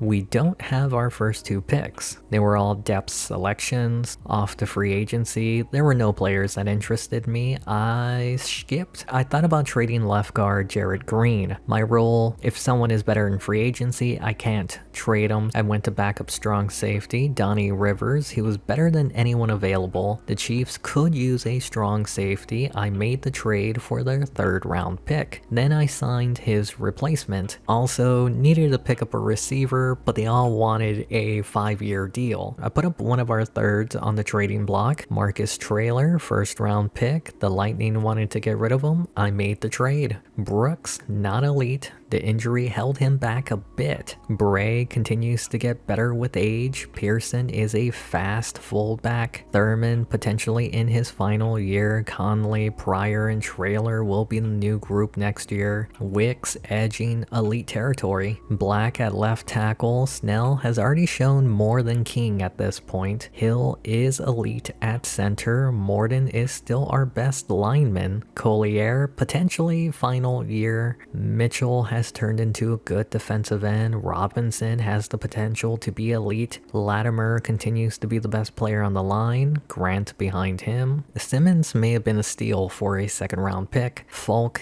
is the best linebacker on the team. Whedon is right behind him. Brown is our best corner. Stratton may have hit a ceiling. Mitchell is the nickel. George Williams, elite free safety. Larry Nixon, strong safety. Stone, close to elite kicker. Pittman, elite punter. Not touching the scheme this year. Now let's simulate the season. We struggled to win the season opener. Brooks didn't finish the game, but he's not injured. Could be a theme. Despite the first game, they're 4-0, taking on the number 1 offense and the number 1 defense. Are we good? Of course Collier would get injured. I'm panicking. I offered up our first for a tackle. Saints were willing to trade Manley. I took the deal. It'll be like that injury never happened. Of course. Of course. Of course. Now Burt Hill is out. The game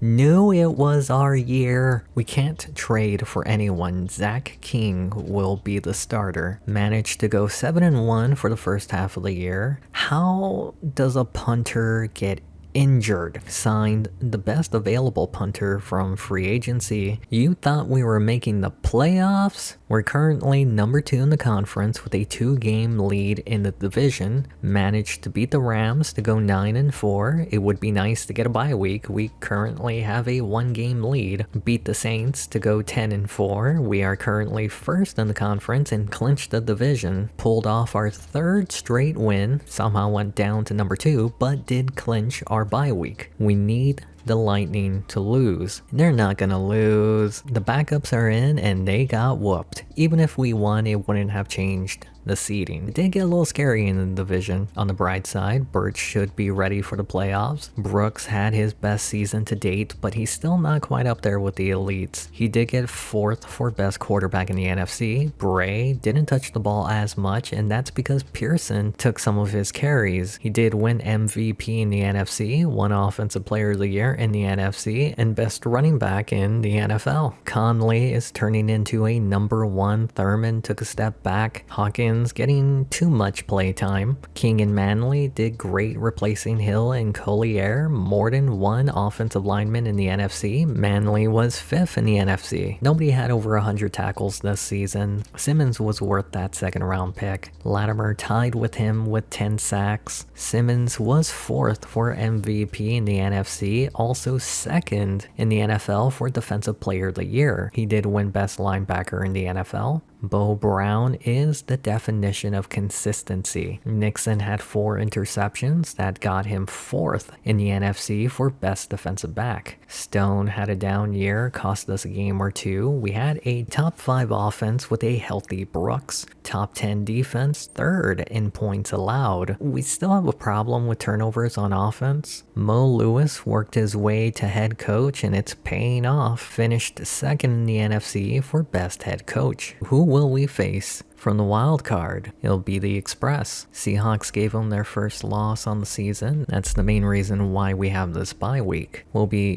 getting Burt Hill back this week. He's not 100%, but he's better than King. We'll need any help we can get since they have the number 1 defense. They have quite a few injuries of their own. Their own Burt Hill guard is out. Their other guard is out. Their elite running back is out. The depth behind him doesn't scare anybody. Their own George Williams is out at free safety. Again, their backup doesn't scare anybody. Their cornerbacks are in elderly care. Their strong safety can be beat deep. They do have an elite quarterback with an elite receiver to throw towards. The Seattle Seahawks returned to the playoffs in back-to-back seasons for the first time since year 17 of this rebuild. It will also be the first appearance of Kevin Brooks in the playoffs. He was injured in the second half of last year, took the team team to an 8-3 start. Got injured, finished 10-6, got eliminated in the divisional. This year wasn't too different. 8-3, finished 11-5. To be fair, they clinched the bye before their final game. But will this season also end in the divisional round? Let's find out. We start this one late in the first. Brooks going deep has Conley across midfield to the 37. A play later, counter Bray finds room for a gain of 6.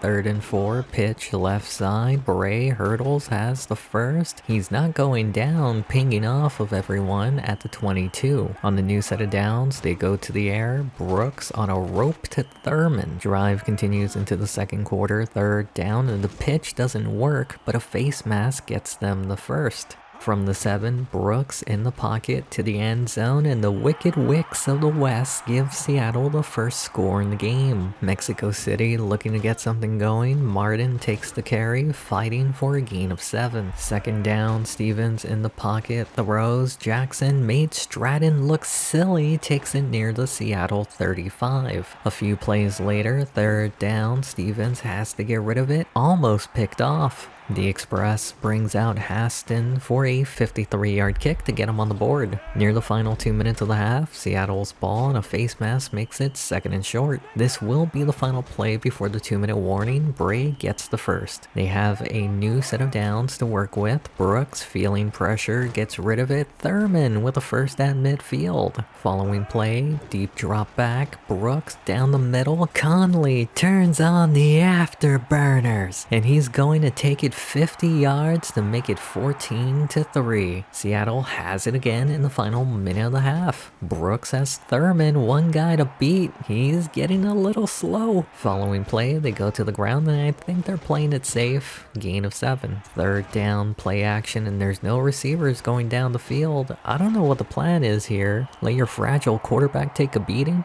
That's not the kind of beating anyone likes. Here comes Stone, 52 yards to make it a 2-touchdown game going into the half. We skip to later in the 3rd, pitch, right side, spin move. Martin with a gain of 5 on the carry. 2nd down, they go back to Martin, breaks the tackle, but stopped short. 3rd and inches, play action. Stevens, I think he's going to take off with it. Gets the first. On the new set of downs, they go to the air, to the flat, and it's snatched away by Stratton. What time is it? He may have missed an interception earlier in the game, but this one was a thing of beauty. It's now 24-3 Seattle. There's not a lot of time left for the Express. Stevens to Swanson near the sideline. From their own 40, Stevens with time throws to Jackson on the out. Drive continues into the 4th quarter. Stevens with great protection has Frederick, and he's getting away. Nixon brings them down near the 10. Following the big play, they go to the ground. Martin gets them inside the 10. Play later, 3rd down, easy pitch and catch for the Express' first touchdown in the game. Now down by 2 touchdowns. 5 minutes left in the game, and they're going to run the clock. Bray, gain of 5. Following play, and they go to the air. Brooks with a laser to Conley at midfield. You think they wouldn't risk stopping the clock. Another pass, Thurman near the first. A play later, 3rd and 2, play action, Thurman gets them the first. On the new set of downs, they continue to throw. Brooks hit as he gets rid of it. Thurman came back for it at the 10. A play later, 2nd and goal, they hand it to Bray, and he says, "Get out of my way," to make it a 3-score game. 2.5 minutes left, not a lot of time. Stevens to his tight end, Barker for the first. A play later, Seattle brings the blitz. Stevens going deep. Jackson got behind Stratton. He's not the fastest corner, and that's one of the concerns that they had when they drafted him. It's not over yet. They need to recover this onside kick. Down by 2 scores, it's on the ground, and Seattle recovers. Mexico City could get the ball back. Bray gets them into field goal range. Gain of 7. At the 2-minute warning, a first down won't end it, but it'll be close. Now the Express needs to force the stop. Bray takes it outside, tackled short. 3rd and 2, a first will end the game, and Seattle is moving on. For the 6th time in their franchise history, the Seattle Seahawks will be moving on to the conference championship round. 5th time in the series, 3rd time they make it with a different starting quarterback. 3rd time they make it with a different head coach. They've only won it once, but they also won the Super Bowl when they did. It looks like they'll be taking on the Giants, the team that we sat our starters in the finale. So the matchup will be a little bit more even this time around. They no longer have Big Ben, who we retired. We also don't have to deal with Lonta Hobbs anymore. Out of the 4 seamen that the Hawks have had at quarterback, Flowers was the only one to never make it to the conference championship game. Of the 4 appearances prior to this one, 3 of the 4 games ended with an interception on the final drive. It happened to Hasselbeck against the Rams. It happened to Lindsey twice. Will it happen a 4th time, or will Brooks prove that he's the best seaman of the 4? Let's find out. We start on the second play of the game. Pitch right side. Bray gets the blocking, the first, and a little bit more. A play later, Brooks in the pocket gets rid of it quickly. Thurman with the catch.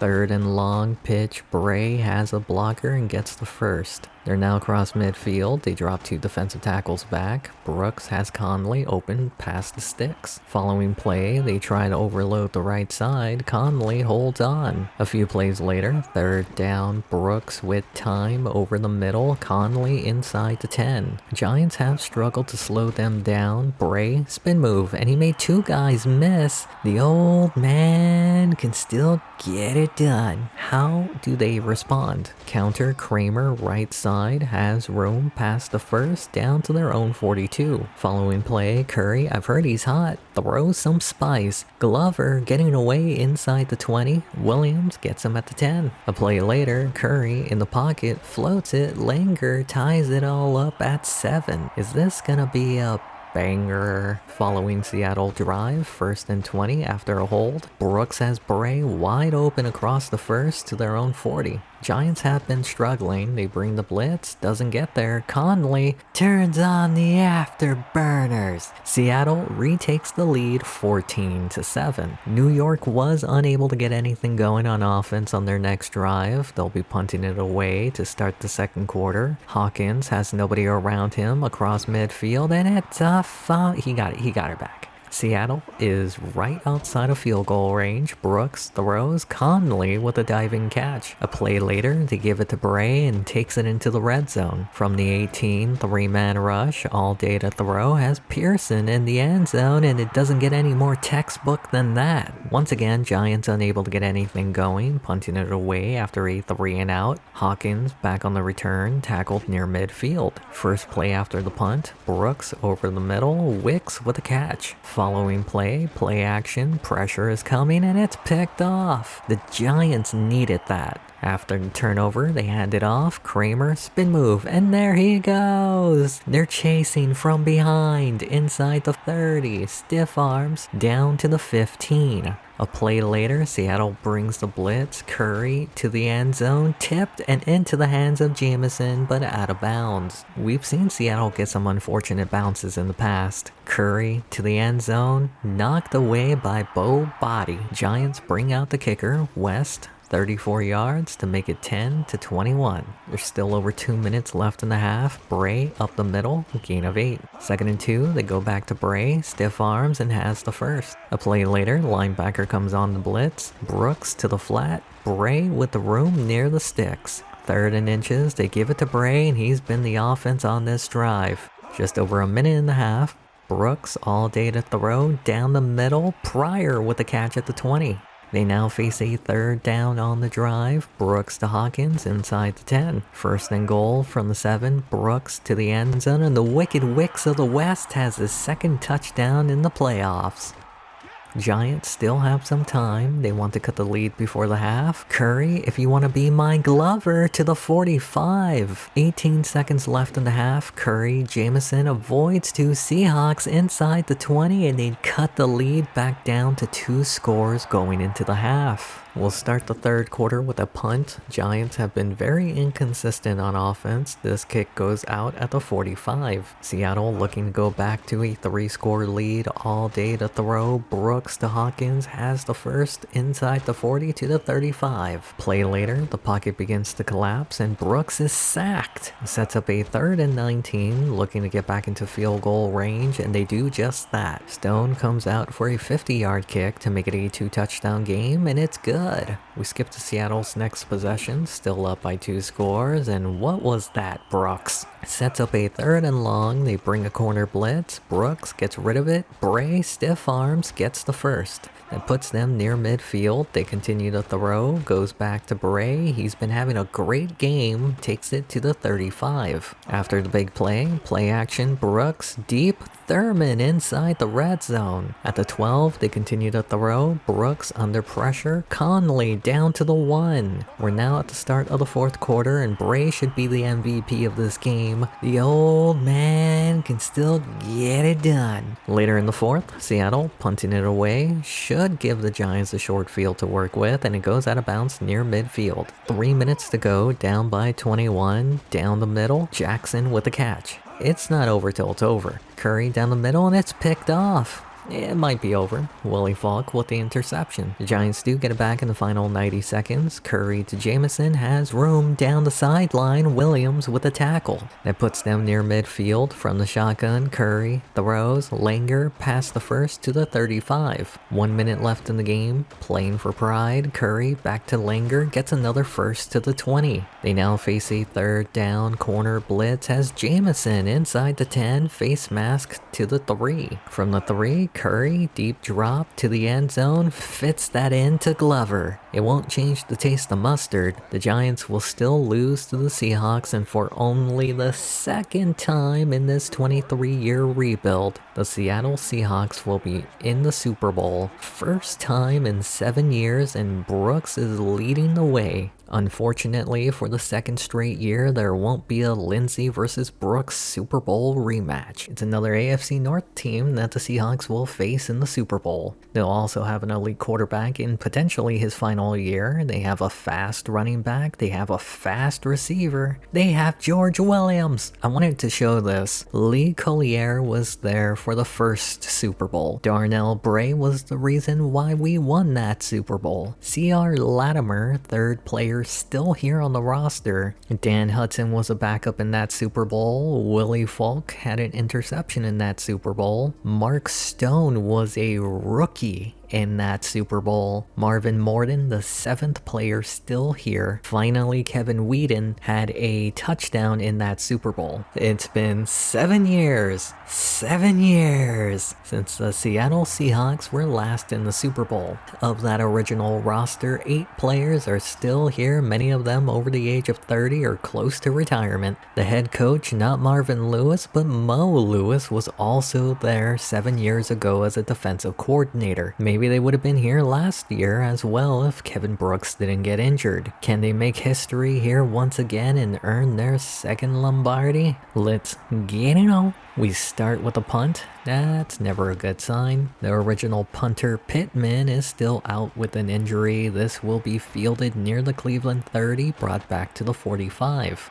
A few plays later, 3rd down, Hale down the middle, Edwards gets into Seattle territory. Windows don't get any tighter than that. They face another 3rd down, high snap, Hale has his fullback, short, no first down with a thickness. Browns bring out Swain, 42 yards, has the distance, and it's good for the first points in the Super Bowl. After a Seattle 3-and-out, Browns have it back. Moore, spin move, powers through and gets the first. Moore taking advantage of the over-aggressive defense. A few plays later, 3rd down, Hale throws, Moore with a catch across midfield. In Seattle territory, free rusher Miller all by himself for the first. They brought the blitz and it burned them. Easy first. A play later, in the shotgun, Hale towards the sideline, Hicks with a catch. The secondary is having problems. Drive continues into the 2nd quarter, Hale with time, and it's picked off by Stratton. You gotta wonder if the breaks between the quarters let the Seahawks defense regroup. Browns would get it right back, 1st and 20 after a hold, and they're right back near the first. A play later, 3rd and 2, Hale to his fullback, Smith, spin move. Even the thickness is breaking away. The secondary is having problems, and this defense is playing too aggressive that even the thickness is making them miss. You never want to overcommit on defense because then this happens. The Browns are asking, can I add some more to my lead? They're now up 10-0. The worst thing is, It wasn't even a counter. They were too close to the line of scrimmage, took it to the outside, and speed is the name of the game. We skip to later in the second. Seattle is punting it away. They've been struggling on offense all day today, but they pinned them inside the 10. To be fair, it didn't work out the last time, and it's not going to work out this time. They're already past the 20. Where's the butter? Because all I see is toast. Just over 2 minutes left in the half. They give it to Moore up the middle. That should take us to the 2-minute warning. 2nd and 5, they're going to throw. Hale takes a deep shot, and Stratton snatches it away for his second interception on the day. He has room to roam. Moore prevents the pick 6. That's now the second interception on the day for Hale, and he's getting an earful. This is their best opportunity for points. Brooks with a laser to Thurman near the first. It's now 3rd and 1, they pitch it to the outside. Bray gets swallowed behind the line, but there's a hold on the offense that the Browns accept. Instead of a field goal, they want to force a turnover. Conley gets away, has the first inside the 10 to the 8. A play later, they hand it to Bray. He scored in their first Super Bowl win 7 years ago, and he does it again. The old man can still get it done. He used to be good. He still is. 1 minute left in the half, and it doesn't look like they'll trust Hale. Moore with the carry and gets the first. Why pass when run do trick? They're now in the shotgun. They're letting him throw. Edwards open for the first. It looks like they've changed their mind. Looking to score before the half. Hale throws, and it's picked off. Bow body. And the B means business. That's now the 3rd interception thrown by Hale this half, and the coach is not happy. I was wondering who he was throwing to. Jump the pass? Well, they did score before the half. There's still 40 seconds left in the half. They're letting Hale throw, and it works out this time. They rush back to the line, trying to keep the momentum going. Hicks gets it to the Seattle 35. 10 seconds left. They have one more timeout. Vargas gets closer field goal range. Swain is back out, scored the first points in the half, and scores the final points to make it a 1-point game. We skip to later in the third. Seattle holding a 1-point lead. Thurman with the first. Following play, they keep it in the air. Conley all by himself. Williams chasing and gets him. That could be a touchdown saving tackle. On the new set of downs, they continue to keep it in the air. Pressure in his face. Sidearms it right into the arms of Leon. Now it's Cleveland's turn to make Seattle pay. Moore using his speed. Spin move. And there's that overcommitment. A play later, Hale in the pocket. Down the middle, diving catch by Hicks. He's given the word Hicks a good name. Sets up a 3rd and long. More, no. Play action, Vargas with the first. They face another 3rd down, great protection. Hale to Smith for another first. A third down on the drive. They play it safe, not wanting Hale to throw another interception. They just want to retake the lead. 42-yard kick by Swain, and they now lead 16-14. Seattle did go 3-and-out. Browns have it right back, and it's picked off. Willie Falk. He had one in the last Super Bowl, threw it right at him like if he couldn't see him. The man's not John Cena. They now have another chance to retake the lead. Bray takes it outside, has a lead blocker, and gets in to make it 20-16. The old man can still get it done. They're going to go for 2 to make it a 6-point game. Conley can't hold on. Kind of a head-scratching decision. 5 minutes left in the game. This is a crucial drive for them. Moore, gain of 6. 2nd and 4, they give it to Moore, and he's rumbling and bumbling. Gets the first. Just keep feeding it to this man. Moore is taking a breather. Ballard in the game, finds a hole, spin move, and the overcommitment. Can they be any more overcommitted? I thought I had commitment problems. Seattle's defense has been struggling all game, and that allows number 23 to give them 23 and the lead. 4 minutes left in the game, and that failed 2-point conversion might come back to haunt them. Pearson has the first. He just ran over that child. That got him pumped up. A few plays later, 3rd down, pitch. Last time a hold bailed them out, not this time. Bray tackled behind the line. I don't know why they keep trying to make pitching work. 3 minutes left in the game. They're not going to go for it and bank on their defense doing the job. You know, the Same defense that gave up 2 long touchdown runs. They return it to the 25. First down, they give it to the fullback Smith, swarmed behind the line. Falk is trying to ignite a fire in this defense. Second down, this should get us to the 2-minute warning. Falk with another tackle. He's been their MVP on defense. They need to make one more stop. Kendall missed him, but Mitchell helps bring him down. Seattle will get it back under 2 minutes to go to potentially win the game. It's a high, far punt. Hawkins on the return has room, brings it near their own 35. Is this where an interception is thrown? It's a rite of passage, and it's dropped by Conley. Second down, free rusher. He gets it to Bray, takes it for a gain of 6. Third and 5, Brooks has time, panicking, sidearms it, and I think that last play got him seeing ghosts. Fourth down, this could be for the game. Brooks, Thurman has the first, and he breaks away inside the 20, the 10, and the Seahawks are now on top. That was almost Larry Fitzgerald-like, but there's still plenty of time for the Browns to answer back. Hale's thrown 4 interceptions and now needs to lead a game-winning drive. Vadagas with the first. A few plays later, third down, and Mitchell gets there for the sack. They rush back to the line. Seattle brings a blitz, and it's knocked away. Turnover on downs. Look at the differences between these two offenses. Cleveland did use all their timeouts while forcing a 3-and-out this field goal to make it a 1-touchdown game. That 2-point conversion coming back to haunt them. Corner blitz, gets rid of it quickly. Vadagas with the first. 20 seconds left in the game. They bring an extra rusher, gets it out to Vadagas across midfield, staying up, and stops the clock. Are we about to go to overtime? Hale to Edwards, can't hold on, and it's probably good that he didn't. 10 seconds left, gets rid of it quickly. Hicks, what was the plan there? They don't have any more timeouts, and they're not going to have enough time to spike it. There ain't gonna be no overtime. There ain't gonna be no overtime, and I don't think Seattle wanted one. They somehow managed to get a win. Their defense gave up 2 long runs, but they also had 4 interceptions. Their offense managed 6 first downs all game, scored 3 offensive touchdowns. Neither side of the ball got hot at the same time, but they did enough individually to earn their 2nd Lombardi in the series. There's still 7 more seasons. We got a lot of money this year, and you know what that means. We can buy a clear dome. Okay, that's kind of ridiculous, but oxygen tends to help injuries. I like it.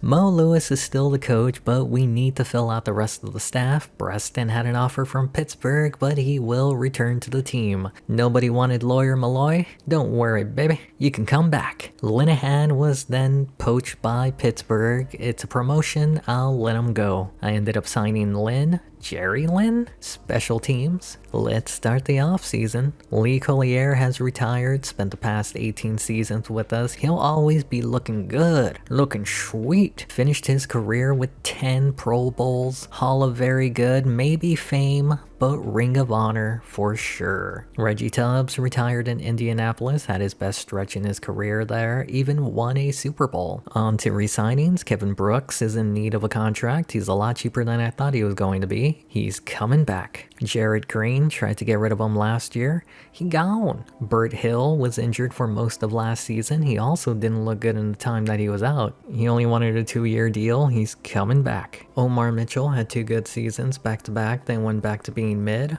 Better than being bad, he's coming back. Kendrick Joyce, backup defensive tackle, hardly saw the field. He gone. Clay Simmons, I mean, come on. The dude had himself a career year last season. He's coming back. Willie Falk is holding out. He now has 2 interceptions in the Super Bowl. He also won those Super Bowls. Coincidence? I think not. He's getting paid. Kevin Whedon makes it a trifecta of all our linebackers wanting more money. I can't say no. He's coming back. Larry Nixon is a future Hall of Famer, but we broke. Dan Hudson, I thought he was the future, but he developed too slowly. I released him. That gave me enough money to bring back Nixon. The punter we signed mid-season, Randall, he gone. Moving on to the NFL draft, we don't have a first-round pick this year. Most of the players will be backups anyways. Off the free agency, I skipped. We do need money to fill holes. I traded Zach King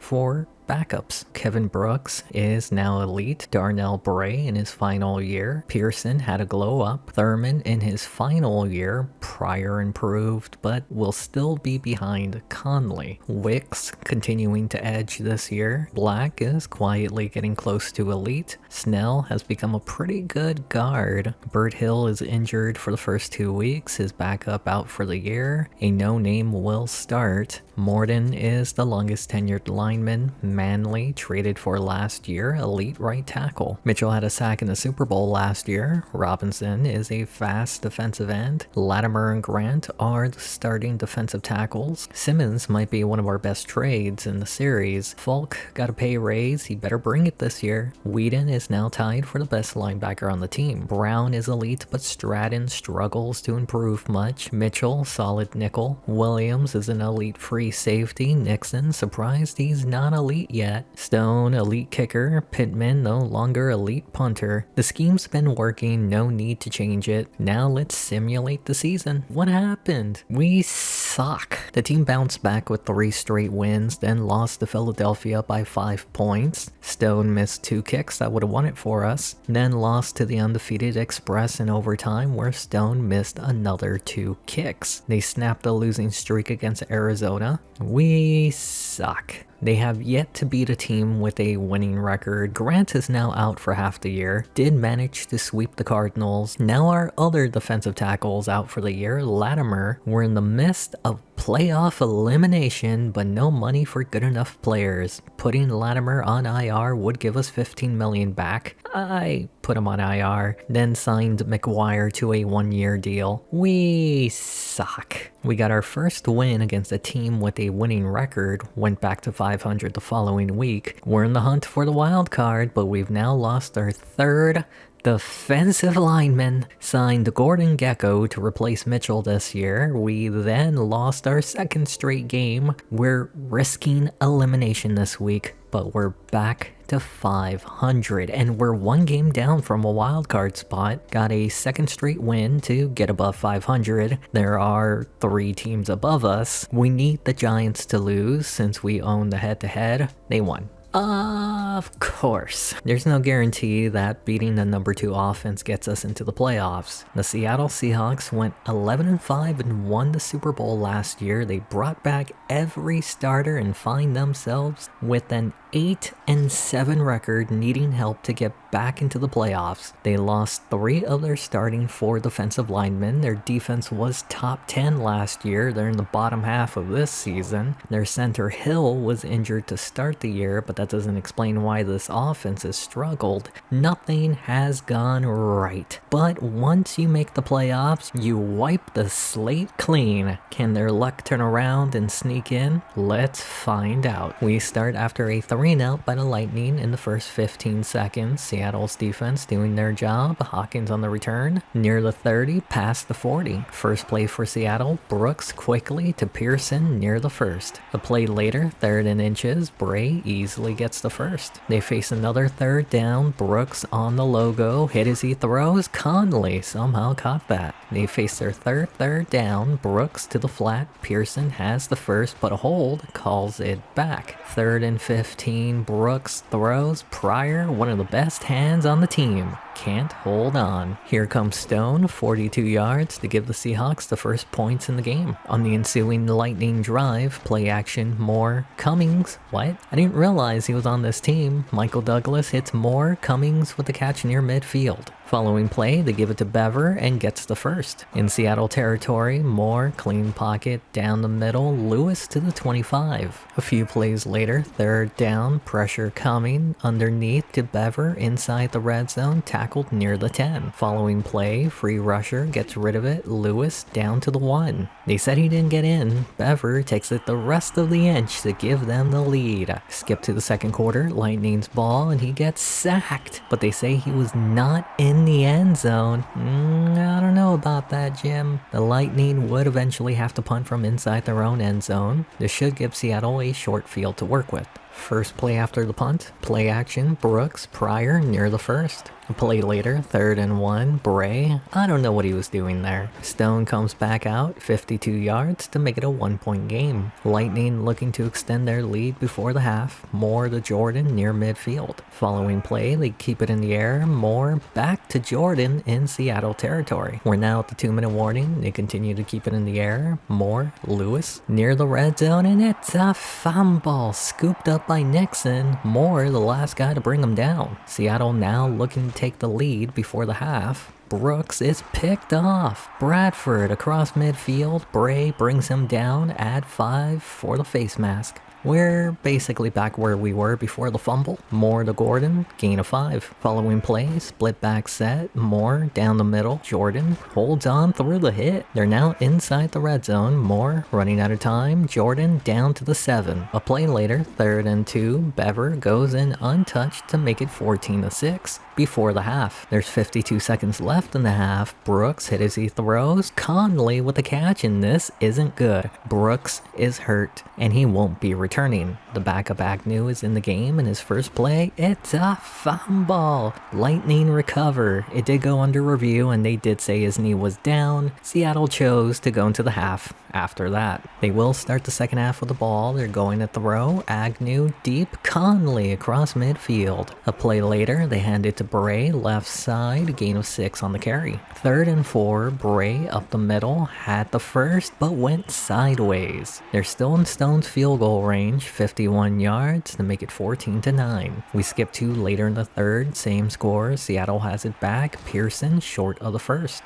3rd and 1, pitch, Bray, spin move, past the first, near midfield. A play later, 2nd and long, Agnew throws, has Pearson past midfield, the first inside the 40. It's now the start of the 4th quarter, 3rd down, Agnew has Pryor well short. The hold on Seattle was declined. Remember that safety that wasn't called? This would tie the game up, and it's wide left. No good. The defense has been bailing out Seattle. They have it back. Agnew hit as he throws, and it's picked off. Following the turnover, play action, Moore to the end zone. Stratton returns the favor. He doesn't have the speed, but at least he gets it back for Seattle. Less than 4 minutes left in the game. Bray has a hole. A block, gets another. There he goes. It's a foot race inside the 10, and he gets in to give them the lead. They're going to go for 2 to make it a 3-point game, and Bray, the bulldoze Dotrieve, gets in. The Lightning find themselves down for the first time today. Moore with a wobbler caught at the sticks. Following play, they continue to throw. Moore has Lewis across midfield inside the 40, the 30, down to the 18. 2 plays and they're already inside the red zone. Moore to Slater at the 5. A play later, they hand it off to Bever, follows his blocks and gives the Lightning the lead again. Seattle needs a touchdown to win. Agnew down the middle, Wicks with the first. Had they had the field goal earlier, they'd be down by 1 point. Agnew going deep, Thurman with the catch. A field goal does nothing for them. They need a touchdown and he's sacked. If they had that safety, a field goal would put them up by 1 point, and this pass is incomplete. A lot has not gone right for Seattle this season, and there's another one. The game's not over, defense does their job, no more timeout, 1 minute left. Can Agnew get them into the playoffs? He's going to have to go 89 yards. Agnew gets it to Pryor, tackled down by the face mask. It puts them in Lightning territory. Maybe they should have kicked the field goal. Wicks with the catch. A play later, 3rd and 5, Agnew to the sideline. Pryor can't stay in bounds. Another 4th down, they bring the blitz. Agnew to Conley, and it's incomplete. With the season on the line, Brooks ends up getting injured for the 2nd time in 3 years when they needed him most. They brought everyone back from last year to try and return to the Super Bowl, but this season fell apart quickly. Does this mean the window has closed? With that loss, that means we've only beaten one team with a winning record all year. The Eagles ended up losing their game. The Vikings ended up losing their game. And that means we could have made the playoffs if the refs didn't F on us with that missed safety call. Brooks was awful. I don't know what caused this. Even Bray didn't do as well as he normally does for us. Finished 4th in the NFC for best running back. How Conley hasn't improved his rating since joining the team is beyond me. Our guards struggled to protect the quarterback, but Manley was elite. Was 3rd in the NFC for best offensive lineman. Willie Falk was 1 tackle away from 100. Simmons led in sacks. Mitchell had his best year.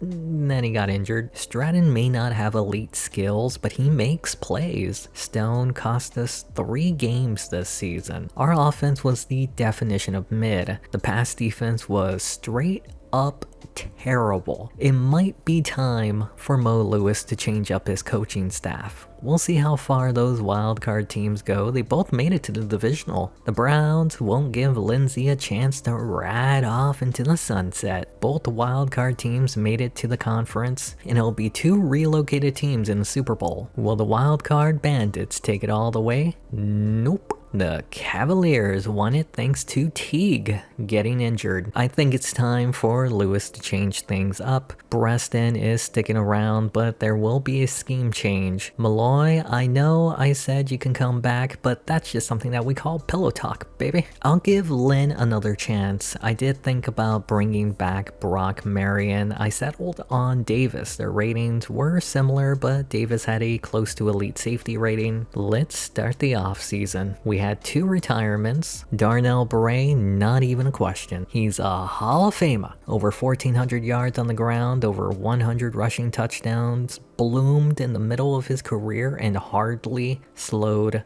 down. I bet he could still go if he wanted to.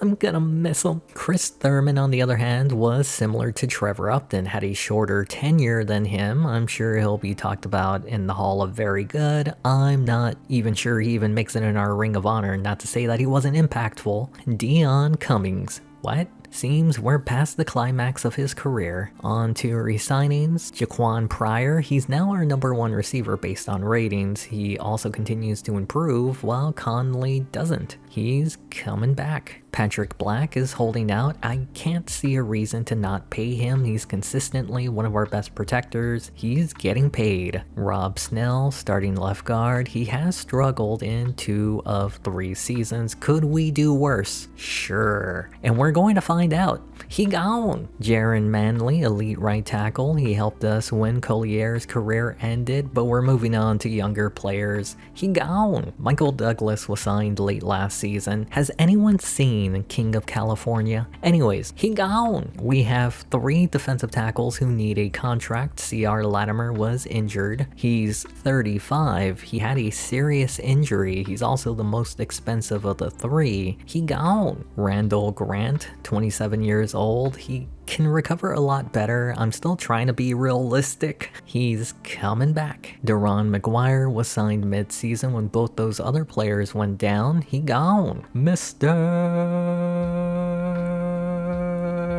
Kennedy.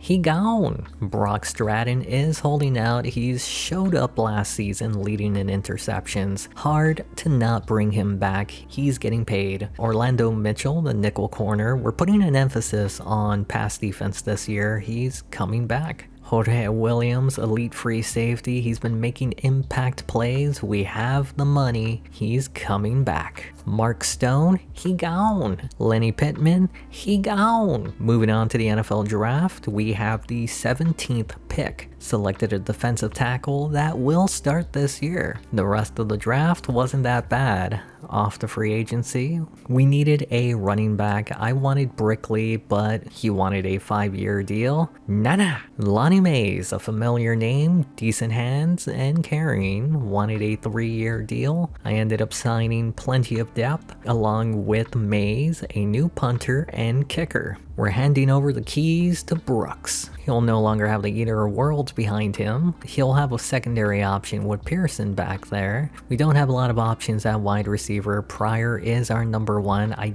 don't see Conley as the future of this team. He'll also save us $10 million if we let him go. I did a player-for-player trade, not that Joe Brown, that was from year 11. This is a new Joe Brown. The plan is maybe one of these younger receivers takes a big leap this year. Wicks has now become offensive weapon number 1. Black is close to elite at left tackle. Todd Williams, 4th round pick, left guard. Hill is in a contract year. O'Donnell, 3rd round pick behind him. I wanted to move on from Morden, but we've only had so much draft capital. McCringleberry was our 2nd round pick, right tackle. Mitchell didn't improve much after his injury. Robinson actually regressed slightly. Grant is now the main defensive tackle. 1st round rookie Donaldson next to him. Simmons might want to get off this ship soon. Willie Falk still has 6 more years in him. Whedon might also want to jump off the ship soon. Brown, the only elite corner. Stratton edging pretty hard, but not quite there yet. Mitchell, solid nickel. Williams has taken the lead in the secondary. Nixon is getting closer to elite territory. We have a new kicker in Stanford this year. Rookie punter signed in free agency, Barry. We are changing the scheme this year. 4 to the pass, 1 towards conservative. While we have a new defensive coordinator that will be very pass focused and very aggressive. Now let's simulate the season. What? I wasn't expecting a blowout win. Started the year 2-2. Williams, our rookie left guard, is out for half the year. The other rookie, O'Donnell, will play out of position. Went to an overtime thriller, got back to a 500 record, and we beat a winning record in prime time. Are we good? The team got on a 4-game win streak, got blown out by the Bengals, mainly because Brooks had to miss most of that game. The team is now 7-4 this season, then they lost to the 11-1 Rams, but we're technically in the wild card at the moment. And then we got upset by the Ravens at home. That's fine, we're still in the hunt. You thought we were making the playoffs? If we lose next week, we could be eliminated, and we're going to be out one of our best players, Whedon. Playoffs?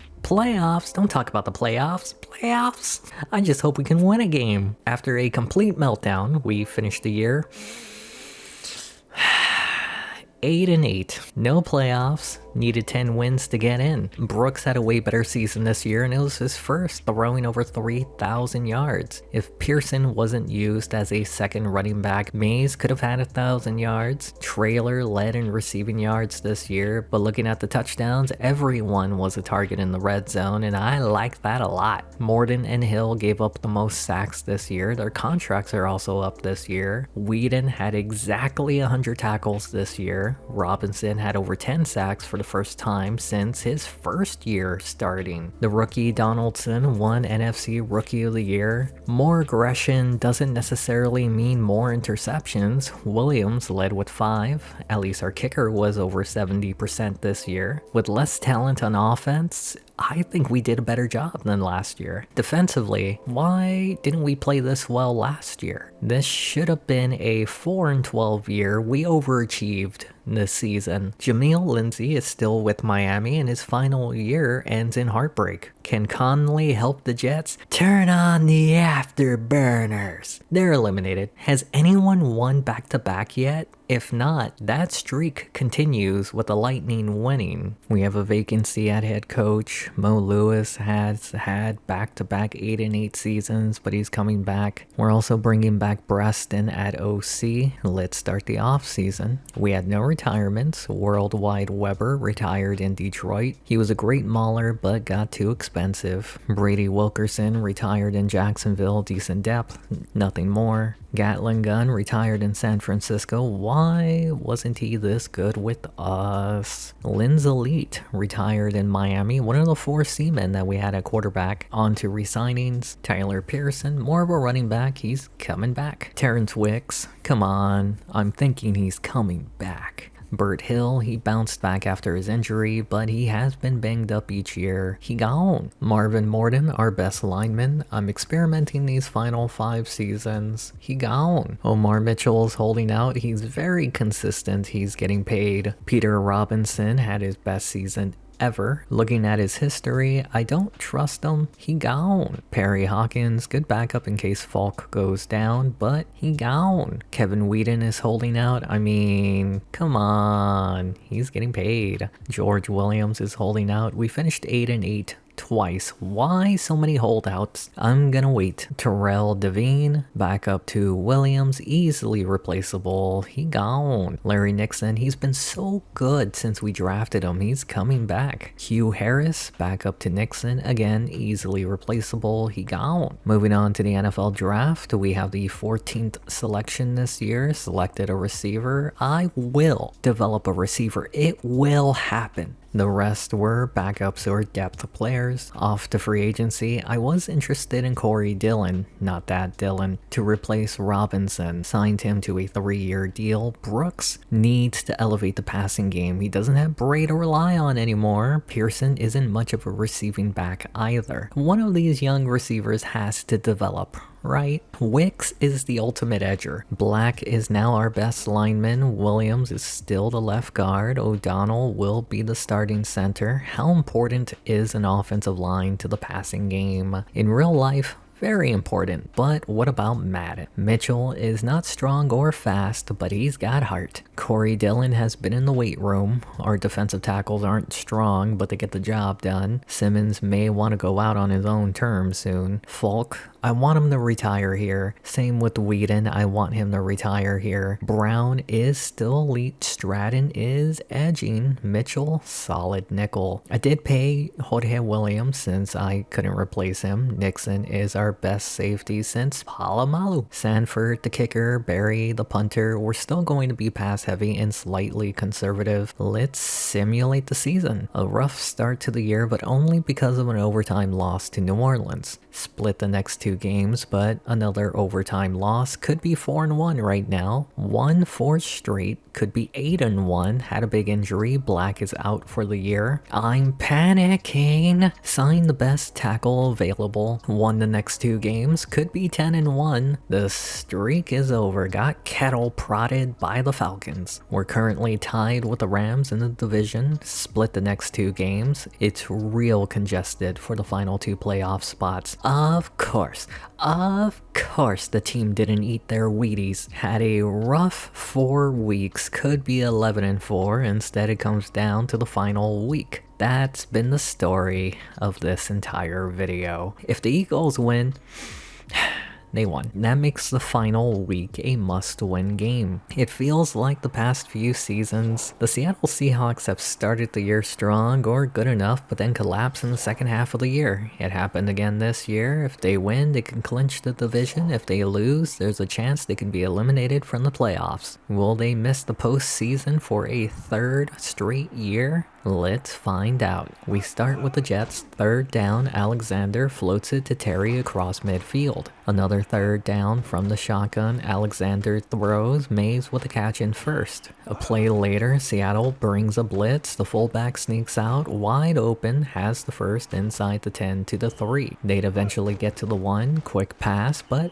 out of bounds. New York would have to settle for a field goal for the first points in the game. Seattle looking to respond, 3rd down, Brooks going deep, Pryor with the catch. They're now across midfield, another 3rd down, Brooks over the middle, Trailer with the first. Start of the 2nd quarter, same drive, Brooks gets it to Pryor, breaks the tackle inside the 10 to the 1. After being pushed back, 3rd and goal, Stallings powers his way in for the lead. We're still in the 2nd quarter, Jets punting it away, Trailer did make the Pro Bowl as a return man, and it's a fumble. Williams scoops it up, takes it to the 40. First play after the return, Brooks running out of time has Pryor across midfield. Under 2 minutes left in the half, blitz doesn't get there, Mays with a catch, bounces off a defender, gets the first. This is Mays' 2nd year in this offense. He's not the fastest, but with blocking like that, he doesn't need to be. They're now up 14-3. This defense let him go 27 yards untouched. Great block by Pryor.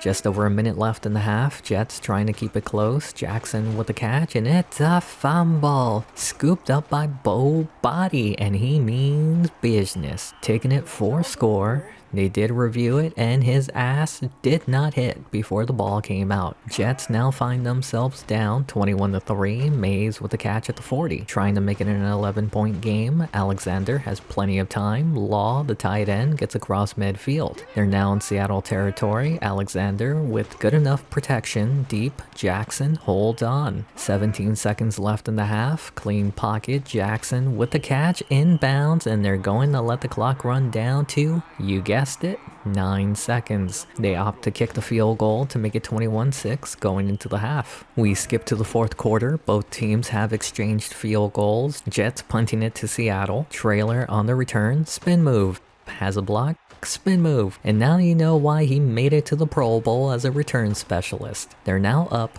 31-9. The game is mostly over. Final 2 minutes. Alexander down the middle, tipped and into the hands of Nixon. The man is really becoming a Palomalu clone. All they gotta do is run out the clock, right? It's a fumble. Scooped up by Farmer. Brooks, he ain't gonna get him. This will make it 31-15, and a 2-point conversion could make it interesting. It ain't over yet. To make it a 2-touchdown game, Falk shuts it down behind the line. They'll still attempt an onside kick to make it a little bit interesting. It's on the ground, but Seattle recovers. It felt like the season was going to go the way the previous two went, but Seattle managed to put up a dominant performance today, and they'll clinch the division along with a playoff berth. Once you're in the playoffs, anything that happened before, well, it doesn't matter anymore. Everyone's 0-0. It looks like we won't be going in alone to the playoffs from our own division. Brooks has been playing hurt, but overall, he had a way better performance this season. We're putting an emphasis on the passing game. Don't expect much on the ground. You know it's dire at the position when Mays is in the top 5 for running back. Looks like the passing game is taking a certain philosophy. Hill, being the main target, earned him Rookie of the Year in the NFC. I expected more sacks given up since we're a passing offense now. Whedon and Falk led in tackles. Falk was 5th in the NFC for Defensive Player of the Year. He was also 4th in the NFL for Best Linebacker. Donaldson and Mitchell led in sacks. Williams is a ball hawk, led in interceptions. We're still above 70% kicking. I'll take it. The offense managed a top 10 passing game. The defense was close to being top 5 in the league. These past 3 years, Lewis's team continues to struggle in the second half of the season. Did finish 5th in the NFC for best head coach. Their wild card matchup will be against the Express. One has an elite offense, the other has an elite defense. We might have a matchup of an unstoppable force against an immovable object. The number 2 offense this season will face the number 6 defense. I mentioned this before, but once you get into the playoffs, throw those metrics out. Anything is possible. Which of these two teams will move on? Let's find out. We start this one late in the first quarter. Pitch, stalling, spin move. He made 3 defenders miss. He's not the fastest player on the field, but when you see green grass in front of you, another gear kicks in and he takes it 68 yards for the first score in the game. Moving to the second quarter, Seahawks have it back. Brooks the trailer across midfield. Stiff arms brought down at the 35. They face another third down. Brooks pumps down the middle. Trailer makes another catch. After the drive gets pushed back 9 yards, Brooks has Hill to make it 14-0. This rookie might become something special. The Express needs to do something quick. Stevens to Frederick near the first. 2nd and 1, they continue to throw, airing it out. Deep, cut by Jackson. In Seattle territory, 3rd and long, Jackson in stride. Outrun everyone and gets into the end zone to cut the lead back down to 7. There's still plenty of time in the half. Brooks to Mays has room to midfield. Under 2 minutes left, 3rd down, Brooks to the sideline, Mays with a leaping catch inside the 40. Following play, here comes the blitz, Brooks to Pearson near the first. 2nd and 1, they keep it in the air, Brooks to Wicks inside the red zone. They would get inside the 10, and on 3rd down, Mays would take it the rest of the way to make it 21-7 at the half. There wasn't much action in the second half. Seattle would kick a field goal, making it 24-7, and they'll be moving on to the divisional divisional round. They won't have the luxury of home field next week. They'll be taking on the number 1 team in the NFC, the New York Giants. The Giants head into the game with the number 1 defense and the number 3 offense based on how the Seahawks performed last week. This should be an easy game for them to squash and move on, but we'll see. We've seen time and time again, teams that have a week off tend to be too relaxed and let the other team stick around, sometimes even get beat. Will that be the case today? Let's find out. He's hot, he's spicy, and he throws interceptions too. Glenn takes it for a pick 6. Seattle would add a field goal to their lead. Giants down by 10, and Glover with a catch in double coverage. 3rd and 1, Kramer on the pitch, running over Brown, has room, spin move, tackled at the 20. Following play, Curry with time, dumps it down to his tight end. He's not the fastest, but gets it down to the 5. The penalty calls it back. It's now 1st and 20 after the penalty. Curry going deep, and it's picked off. How crucial was that flag? Following the turnover, Seattle facing a 3rd down. Brooks on the move, Wicks for the first. Another 3rd down, 3-man rush, almost gets there. Pryor with a catch at the 35. In New York territory, final play of the first quarter, trailer with the first. Drive continues into the second quarter, corner blitz, and it's picked off by the linebacker Rogers. Giants survive their own turnover. Curry fits that into Glover across midfield. One guy to beat, brought down by Whedon. They now face a 3rd and long. Pocket is collapsing down the middle. Tucker with a catch. There was a serious injury on the drive. Bo Brown is now out for the game. Giants face another 3rd down. Curry in the pocket has Vargas at the 5. Following play, they hand it to Kramer and scores for the Festivus. Giants would get the ball back later in the second. Curry to Glover across midfield. Another 3rd down from the shotgun. Curry to Vargas near the 30. At the 2-minute warning, and they only had Glover down the field, and he was still open. Giants aren't looking to tie the game up. Inside the red zone, Curry to his fullback Jennings at the 5. They now face a 3rd and goal. Seahawks trying to make a stand, and they can't. The Giants take the lead 14-10. There's still a minute left in the half. Brooks hit as he throws. Mays holds on. 3rd and 1, they're going to throw. Brooks trailer across midfield. 45 seconds left in the half. Brooks to Wicks, spin move, and gets another first. They now face another 3rd down. Brooks feeling pressure, and he's now been picked off for the 2nd time today. Giants looking to run out the clock, but Kramer finds room across midfield. 12 seconds left in the half. Curry hit as he throws, and it's picked off by Glenn again. There's still 6 seconds left.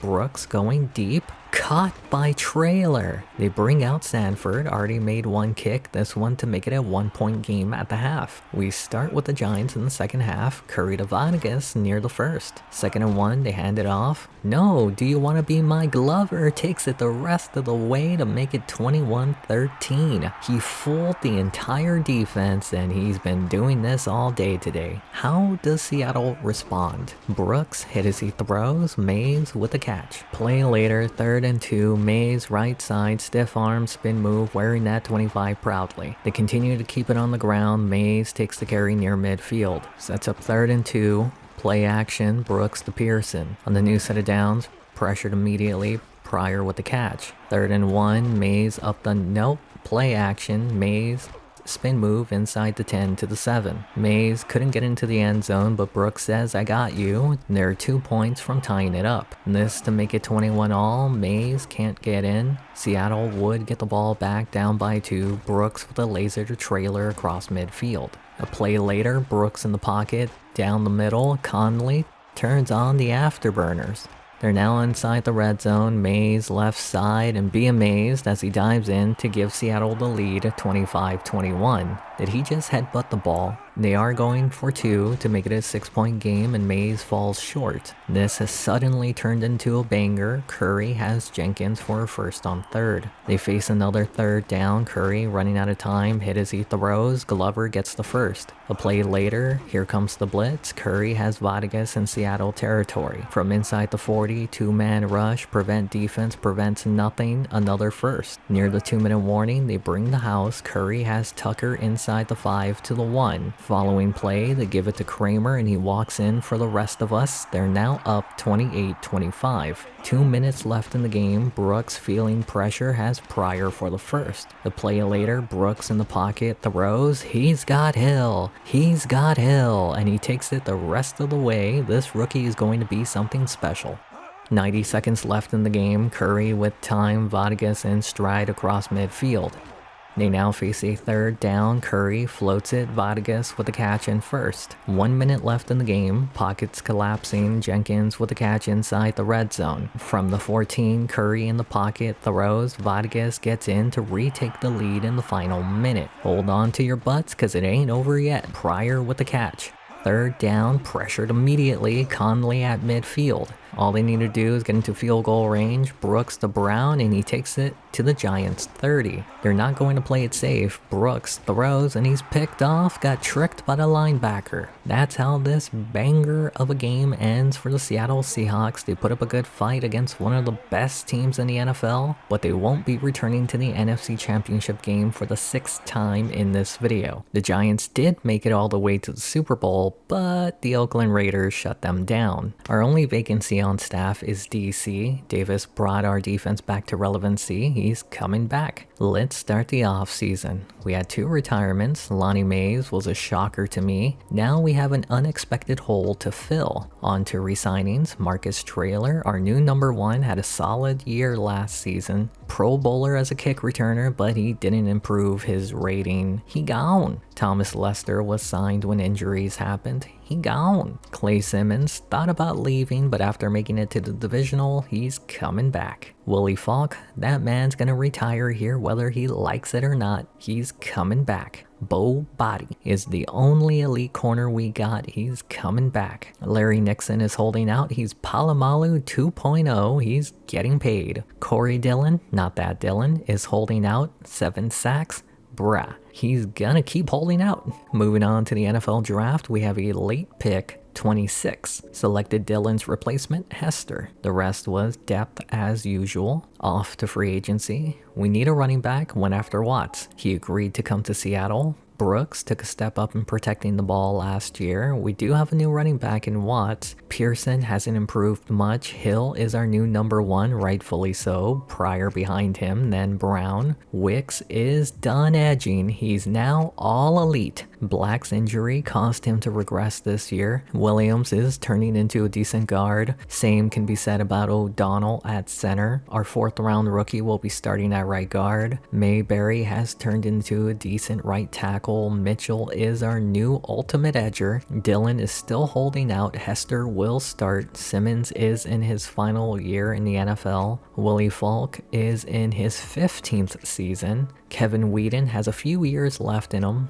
Brown and Stratton are both over 30. Mitchell's 28. George Williams is also over 30. Nixon in his prime, 28. Sanford edging kicker, Barry edging punter. The scheme works, no need to change anything. Now let's simulate the season. We might suck. The team did bounce back to a 3-3 record. I hate the NFC East. Bounce back to 5-5. Can we not lose 2 straight each time? The playoffs are getting out of reach. Shut out the only NFC East team we beat. Hold on, we're 1 game out. Never mind. We finished the year 7-9 and was terrible once again in the second half. Another very similar season in terms of production for Brooks. Still good enough to get him 5th for best quarterback in the NFC. I think it's time we change the scheme up. We don't need to run. We need to stick with our philosophy because he's a playmaker. A bunch of no-name linemen and still doing decently well. Willie Falk, only player over 100 tackles. Donaldson had over 11 sacks. Hester and Mitchell had 4 combined. Everyone in our secondary minus Brown had over 3 interceptions. Sanford may not be perfect, but he's consistent. Got 3rd for best kicker in the NFC. Surprisingly had the number 2 passing offense. Top 10 defense mainly because of our number 5 pass defense. This is Lewis's first losing season since his first 2 years at head coach. Arizona was able to make it all the way to the Super Bowl, and I think everyone in our division has now won a Lombardi. Lewis is on his final year, could be a prove it year. Breston does need a new contract, but we're changing it up. Williams is a good quarterbacks coach. The offense is changing drastically this year. Let's start the offseason. We had 2 retirements. I'm not sure if Simmons is a Hall of Fame guy, but he's a big reason why we went to the Super Bowl a second time. Rich Conley is not a Hall of Famer, not even in the Hall of Very Good, but he is in the Hall of Our Hearts.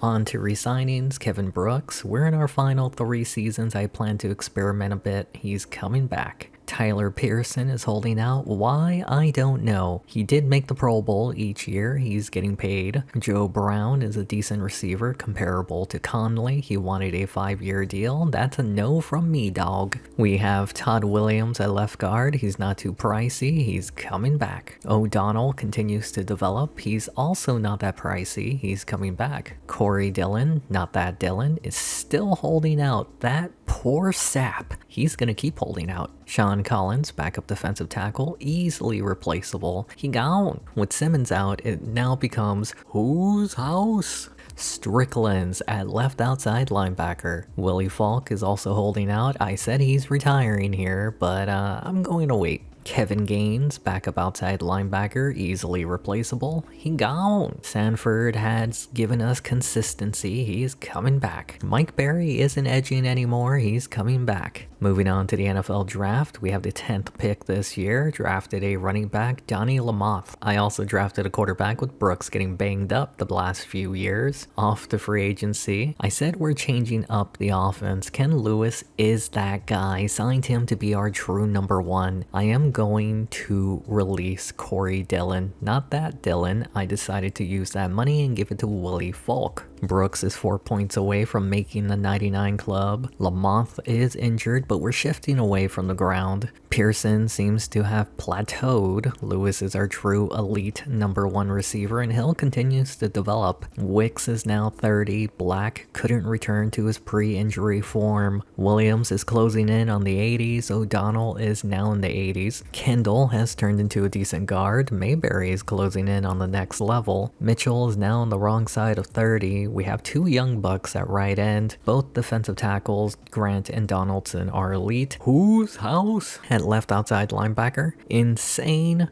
to think. Falk has been here for half the video. Whedon has 2 years left in him. Do we continue with the trio at corner or get younger in the final 3 years? George Williams will be here for the final 3 seasons. Larry Nixon should also be here. Sanford edging kicker, Barry elite punter. We do have a new scheme to coincide our new offensive coordinator, way more pass heavy and aggressive. Now let's simulate the season. Started the year 3-0. Of course we lose to the 49ers. First 5 weeks the team went 4-1. Mayberry is now out for the year. I'm panicking. Signed the best available right tackle, but I will be playing Cook at a position since he knows the scheme. And then we had a close loss to the Rams, pulled off 2 straight wins. Of course the 49ers sweep us. Lewis is now out for 6 weeks. We just signed him this year. Managed to get to 7-3. Who made this schedule? 6 straight away games? Now Strickland is out of his own house. Pulled off 2 straight wins, one of them being an embarrassing 7-3 win. Currently sitting as the number 2 seed in the playoffs. We're now 9-5. Currently sitting as the number 3 seed in the playoffs. We're now 9-6. It's okay. We clinched the playoffs. We were 7-3 at one point. Another late season collapse. At least we clinched the division. Brooks almost went 30 for 30 this season, got him MVP in the NFC, 3rd for Offensive Player of the Year in the NFC, and best quarterback in the NFC. Where we're going, we don't need backs. Stick with the philosophies because he's playing like a stud. Lewis missed 6 weeks. Imagine if he played the entire year. Phil Hill won Offensive Player of the Year in the NFC, also won Best Receiver in the NFC. I'm thinking it's it's time to move on from Black. Whedon led in tackles, heck, he was 3rd for MVP in the NFC, won Defensive Player of the Year in the NFC, and Best Linebacker in the NFL. We had 3 defenders with double-digit sacks. Grant finished 4th in the NFL for Best Defensive Lineman. Williams was the only player with more than 2 interceptions, over 70% kicking with Sanford. I love consistency. We had the #1 passing offense, obviously, a top 10 defense, yet we continue to melt down in the second half of seasons. Their wildcard matchup will be against Arizona. They'll still be without Ken Lewis. They'll have to rely more on Hill and Pryor, while Strickland will still be out as well. Kent will be playing out of position. The reigning, defending Super Bowl champions will face off against the Seattle Seahawks, who lost their last 3 games entering the playoffs. They don't have their #1 receiver, but they'll be running up that hill, Phil Hill to be exact. He's elevated this passing game. Can they shake off this slump they're on and make a run? Let's find out. We start this one in the second quarter, scoreless game, Pryor with the first. Play later, they go to the ground. Not much of a running game this year, but Lamont gets the first. Near midfield, Lamont gets them into Arizona territory. A play later, 3rd and 2, Brooks to Hill, extending the drive. Arizona brings the blitz, Brooks to the flat. Lamont has room, powering for the first. Just outside the red zone, Brooks, running out of time, has his back. Room past the first gets them inside the 10. They now face a 3rd and goal. Pocket is collapsing. Lamont tackled short. It'll be a chip shot field goal, 19 yards, but a hold pushes it back. Now it's a 30-yard field goal, same results. It's good. 2 minutes left in the half. Arizona looking to take the lead before it expires. Harrison with a gain of 7. A play later, 3rd and 2, Stone to his tight end Thompson. They rush back to the line. Stone, great protection, overthrows Harris. Williams with the interception near midfield. Seattle looking to add to their lead. Brooks to Hill, tackled short. Face mask gives them the first. A minute left in the half. 3-man rush. Brooks to Pryor, gain of 8. Sets up 3rd and 3. Brooks running out of time, gets rid of it, almost picked off. They bring out their kicker, 47 yards. Sanford connects with it to make it 6-0. Half still not over. Arizona airing it out. Franks with a catch near their own 40. 44 seconds left in the half. Pocket is closing in on Stone. Has Franks across midfield. They're on the edge of field goal range. 3rd down. Randolph gets them the first. Face mask will put them at the 13. Plenty of time off his back foot, and it's picked off by Williams to end the half. He did get hurt, but he'll be fine. We're in the second half. Play action. Stone panic throws it and caught by Franks. A few plays later, 3rd down. Harrison stiff arms across midfield and gets the first. A touchdown can give them the lead. Stallings, was that a flop? Spin move. He's rumbling and bumbling. Just outside the red zone, 3rd down. Incomplete. Bowens comes out 41 yards to make it a 3-point game. We skip to the final 2 minutes, same score, Seattle punting it away. Arizona will have a chance to win it, and it's a fumble, but they get a lucky bounce. They don't need to go far to get into field goal range, and Stone's picked off for the 3rd time today. This wasn't the most exciting game, and it was an even lower scoring game than their 7-3 win against the Bandits, but the Seahawks will be moving on to the divisional round. I'm sure they're waiting for Lewis to return to the lineup to unleash this offense at 100%. But hey, a win is a win. They'll be taking on Washington in the divisional round. Brooks did get injured in the wild card, but he's good to play. Lewis is still a better option than Pryor at the moment, while Kent will continue to play until Strickland is 100%. The Seattle Seahawks somehow survived last week against the Cardinals. Their defense carried the team, but this week, even though Brooks and Lewis is hurt, they'll have their entire starting offense playing in this game. Is that good enough to get them 1 touchdown in this game? Let's find out. We start with Seattle up 3-0, 3rd down, Brooks to Lewis at midfield. Smart idea to get Lewis going early. Play later, goes to Hill near the first. 3rd and 1, Lamont takes the pitch, right side, solid solid tackling for the first. Another third down free rusher, don't matter, Wicks was wide open. They face their fourth third down on the drive. Brooks to Gordon takes it to the 5. Following play, they keep it in the air. Brooks to Wicks takes it in for the first touchdown in the game. They're now up 10-0.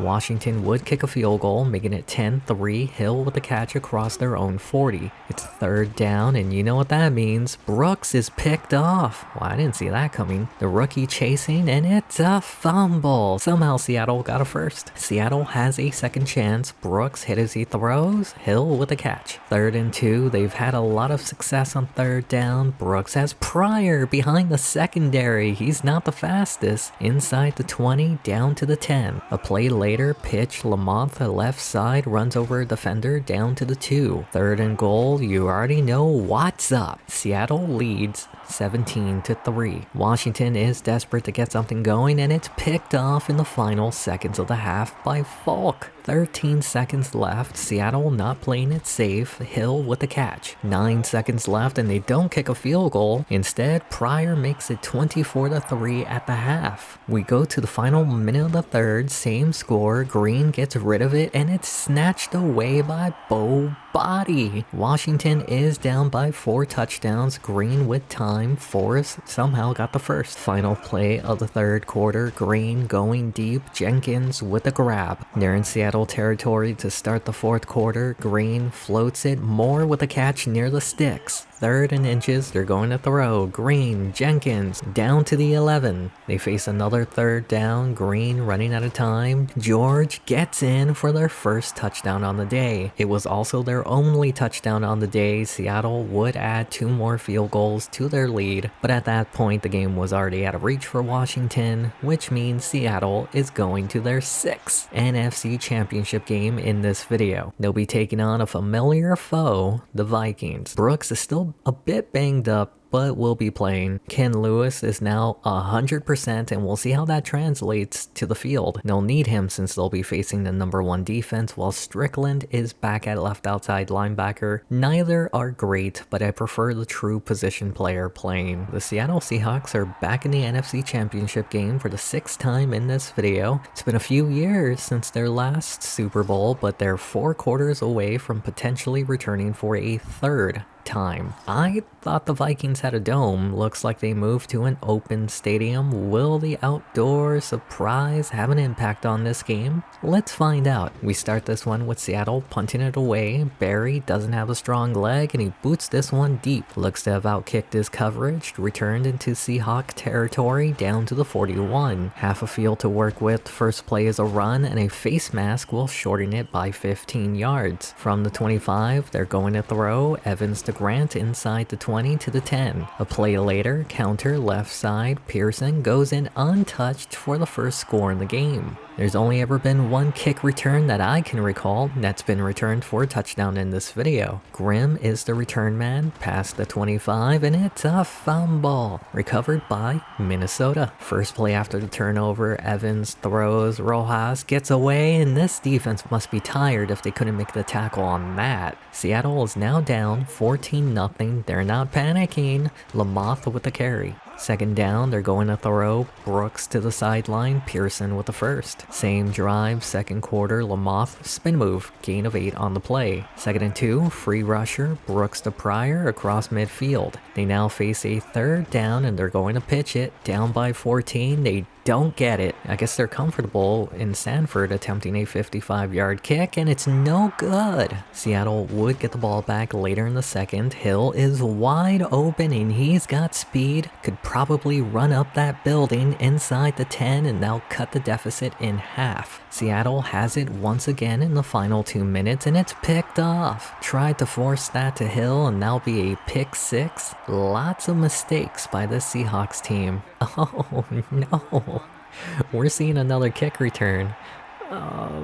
This can't be good. Grimm, here's your chance to redeem. It's a fumble. Vikings recover. The defense did hold them out of the end zone, but it'll be 24-7 going into the half. Seahawks do start with the ball, down by 17, Brooks to Wicks out near the first. Sets up 3rd and 2, pitch Lamothe the left side, just gets the first. They face another 3rd down and they continue to run down by 17. Their third down on the drive, Brooks feels the pressure, Lewis can't stay in bounds. They'll attempt a 42-yard and it's a fake. What were they thinking here? Seattle has it back, still down by 17. Brooks, Lewis has the first. This could be the final play of the 3rd quarter. Brooks running out of time. Lamothe has the first, tackled down at midfield. We're now in the 4th quarter, 2nd down. Brooks going to Hill, and he's got to stop forcing these passes. Seattle has the ball again. Their defense has given them opportunities. Lewis breaks away, and this is what him at 100% looks like. And he celebrates a bit too early. You're down by 17. Just get into the end zone, buddy. Again, Seahawks have it back, down by 10. Threads the needle to Roberts. 3 minutes to go, plenty of time, going deep. He's got hell. He's got hell. It's a 3-point game. We skip to the final minute. Minnesota is punting it away. Imagine if they didn't do a fake field goal. Roberts on the return near the sideline takes it close to midfield. 40 seconds left. Do they have some magic left in them? Short throw, but a hold pushes them back. 2nd and 20, they need to get something going here. Brooks to Hill near the original line. They rush back to the line, 3rd down. Brooks with plenty of time to the sideline, incomplete. Their Super Bowl chances come down to this. Brooks down the middle, turnover. On downs, 2 fumbles by Grimm on kick returns, a pick 6 while forcing a pass to Hill, a missed field goal, a fake field goal attempt. The defense did their job, everyone let this team down, and they won't be returning for a chance to earn a 3rd Lombardi. That should be us. Instead, the Vikings are our new Super Bowl champs. After 1 year, our OC got a head coach offer. I ended up going after the best wide receiver coach, Boyd, to be our new OC. Side note, Marvin Lewis took a special teams job from KC. Let's start the offseason. We had 1 retirement. Richardson was mostly a kick return specialist. Why wasn't he starting over Grimm? On to re-signings. Kevin Brooks is holding out, and I don't blame him. He's getting paid. Terrence Wicks somehow regressed, but tight ends are cheap. He's coming back. Patrick Black was terrible last season. 21 sacks. He gone. Greg Mayberry might be one of our best protectors. He's coming back.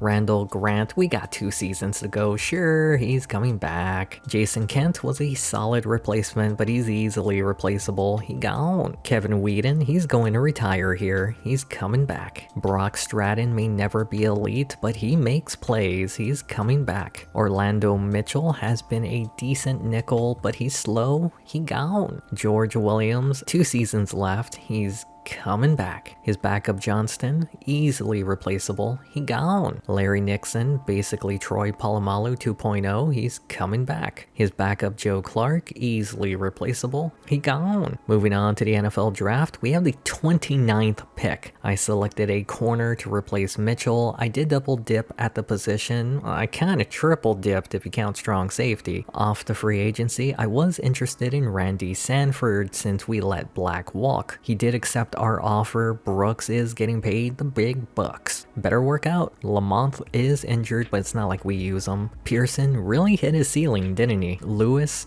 did regress after his injury, but we finally developed a receiver in Hill. I don't understand why Wicks regressed. Sanford is an elite tackle, but he's very slow. Williams didn't get into the 80s. O'Donnell barely improved. It seems like a pass-heavy offense doesn't develop linemen. That's fine, keeps them cheap. Mitchell is not an impact player. I don't think defensive ends are that important. Donaldson is now better than Grant at defensive tackle. Strickland has not turned into the most dangerous linebacker in the NFL. Willie Falk, I think he'll make it to season 30. Whedon will not. This is his last year. It's obvious we have to move on from Brown, but at least we got Alfred and Hughes. Williams, 3 points from the 99 club. Nixon, elite strong safety. Sanford, edging kicker, Barry elite punter. We do have a new scheme this year. New freshly squeezed means we're going to crank it up more on passing and aggression. Now let's simulate the season. We lost the season opener. We also lost Brown for half the year. Good thing I drafted those corners. Brooks is also out. Started the year 0-2, but we'll be getting Brooks back. Won 3 straight games, lost to the Cardinals. Won 3 more games, split the next 2 games. Is this where we collapse? Whedon is now out for the year.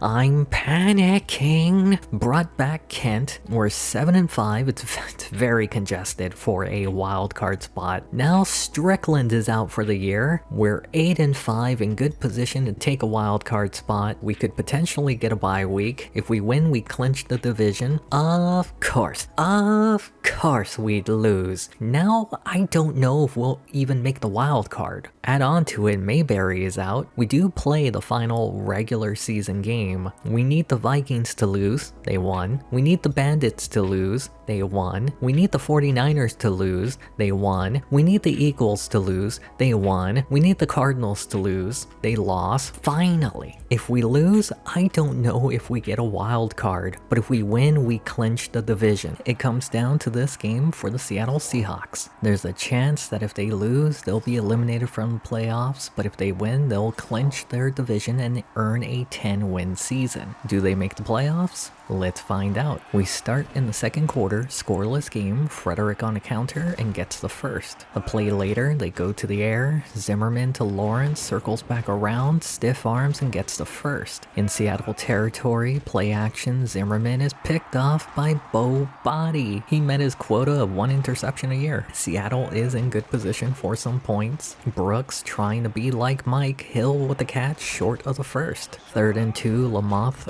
up the middle, spin move, takes it down inside the 5. At the 2-minute warning, Graham doesn't fumble it. I'm surprised he wasn't cut in the offseason. How aggressive does Pittsburgh get here? Dotson runs over Bo Body, has the first, tackled near midfield. They're in the no huddles, Zimmerman hit as he throws, somehow caught. Rushing back to the line, Zimmerman on the logo, has pull at the Seattle 30. Following play, Zimmerman quick release, Dotson inside the red zone. Play later, they hand it off. Frederick powering towards the 10. 3rd and 3, pitch left side, spin move, gets the first inside the 5. From the 3, they're going to throw. Hubbard dives in to tie it up at the half. We skip to the 3rd quarter. Pittsburgh did add a field goal to their lead, up 10-7, punting it away, Roberts, and it's a fumble. Steelers ball. Seattle did stop them from getting a touchdown, but Pittsburgh is now up 13-7. We skip to the 4th quarter. Seattle is punting it away, same score, down by 6. Ross on the return, heads down the sideline, and it's a fumble. Seahawks have the ball.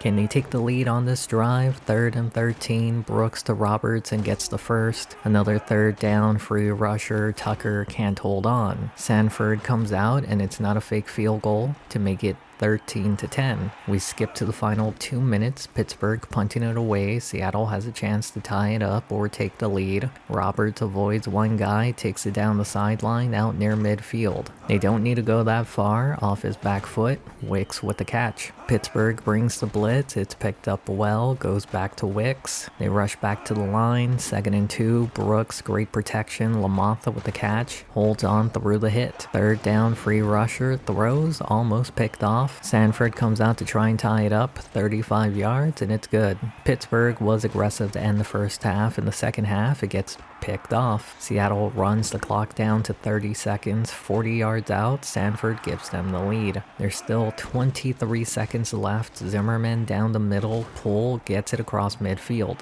They don't have any more timeouts. 7 seconds left. Zimmerman, Hubbard doesn't go out of bounds, and that'll be it. The Seattle Seahawks faced one of the best teams in the NFL and proved that they belong in the playoffs, earning another division title with this win. The journey to get back to the Super Bowl begins today, and they made it past the first step. Brooks took a step back after his breakout year last season, still managed 5th in the NFC for best quarterback. Who needs to run the ball? Not us. Phil had over 1,000 yards, but I'm disappointed Lewis didn't have more production. The blocking was surprisingly good considering who's starting. Willie Falk led in tackles, over 100. He was 5th in the NFC for MVP, was 4th in the NFC for Defensive Player of the Year, did win Best Linebacker in the NFC. Grant led in sacks with 15, Hester and Mitchell combined had that much. I'm starting to see who carried this team. The rookie Alford led in interceptions, he also won Defensive Rookie of the Year in the NFL. George Williams won Defensive Player of the Year in the NFC and Best Defensive Back in the NFL. Sanford had his best year kicking, 80%, finished 2nd for Best Kicker in the NFL. Our offense regressed hard this year. The defense also took a step back. Turnovers were the reason why we overachieved. Can we get Lewis over 100 by the end of year 30? He finished 4th for Best Head Coach in the NFC. We currently have the number 4 seed in the playoffs. We'll be hosting the Philadelphia Eagles in the wild card. The Philadelphia Eagles were able to get a wild card berth after a hectic final week of the season where it seemed like everyone and their mama was 9-7. Seahawks were almost in that category but managed to clinch their division on a game-winning field goal. They made it all the way to the NFC Championship game last year. Can they make it back this year? Let's find out. We start this one late in the first quarter. Seattle is up 3-0, punting it away, and Philly will start near midfield.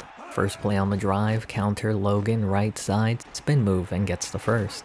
Drive continues into the second quarter. Logan up the middle, gets another first. From the 30, Grant with pressure, doesn't get him. To the end zone, caught by Thomas. They made that look easy. We skip to the final 2 minutes of the half. Philly is now up 10-3. Seattle is punting it away and they'll start this one near midfield. From the shotgun, Clemens sidesteps the sack, has Thomas and fights for the first. 90 seconds left in the half. Clemens to Ziegler, another first. On the edge of field goal range, Clemens back to Ziegler near the red zone. They've been picking apart this defense. Clemens with great protection. Ziegler again, down to the 1. The defense has been struggling to stop the pass. Clemens over the lineman and into the hands of Miller to make it 17-3 at the half. We skip to the third quarter. Nickel blitz, not effective. Ziegler with the catch and first on third. A play later, here comes the pressure. Hit as he throws. Ziegler again with a catch. Sets up 3rd and 3. Play action. Clemens to Logan wide open across midfield. This pass defense is getting shredded. Another first in the air. They're now inside field goal range. Pump floats it to Ambrose near the first. Face mask gets them into the red zone. They face a 3rd and long. Play action wide open. Thomas with his 2nd score on the day. We move to the 4th quarter. Philly has a commanding lead and it's a fumble. Seattle recovers. Remember, they were down 3 scores in the championship game. Brooks to Pryor, and this offense can score on you from anywhere on the field. All they need to do is stop them on defense.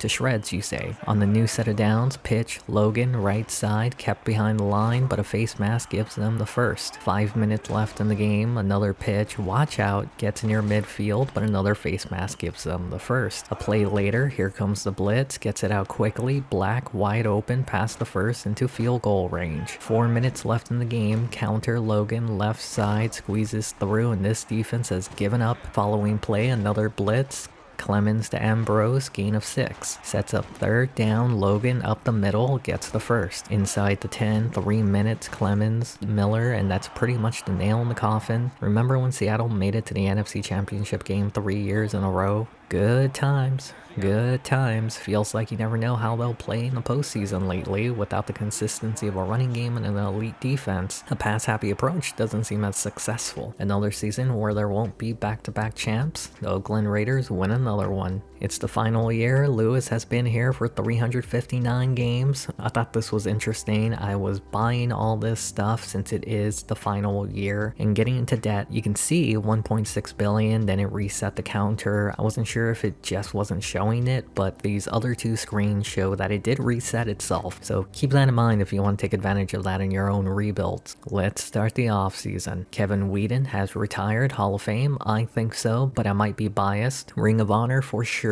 On to re-signings. Phil Hill, come on, he's the only receiver we've ever developed. He's coming back. Jaquan Pryor, he's a guy. He gone. Darius Cook is not a great pass blocker. He gone. Kenyatta Kendall, he's a good guard. Cheap too. He's coming back. Omar Mitchell, it's his final year. Why not? He's coming back. Kevin Donaldson, he's our best sacker. He's coming back. Jason Kent was re-signed mid-season, but he gone. Bo Brown, it's time to move on. He gone. Mike Berry, elite punter, sure. sure he's coming back. Moving on to the NFL draft, we have the 23rd selection. It was all just depth players. Off the free agency, I signed the top 2 best receivers available. Kevin Brooks, there's no excuses this year, well, except for not having a running back. I guess fullbacks don't progress in a pass-heavy offense. We have 4 good receivers, no excuses for Brooks. I don't know why Wicks regressed as much as he did. Sanford also regressed. Pass-heavy offenses don't help linemen develop. Well, maybe for the center, but guards don't seem to benefit that much. Doesn't help that Mayberry has been injured a lot. I don't put too much stock in defensive ends. They seem to develop whether I try or not. Same with defensive tackles, never struggled with them. Strickland has been injured each year. Falk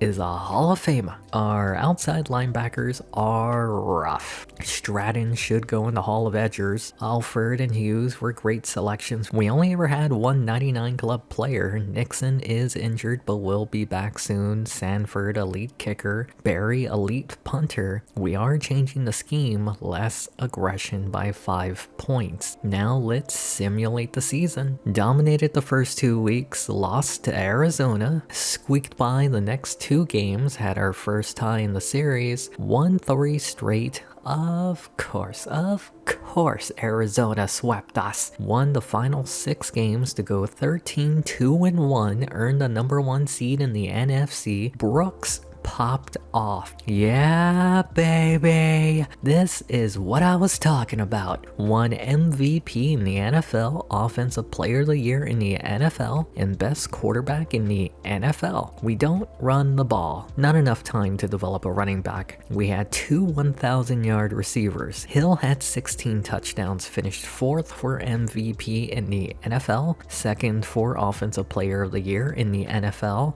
did win Best Receiver in the NFL.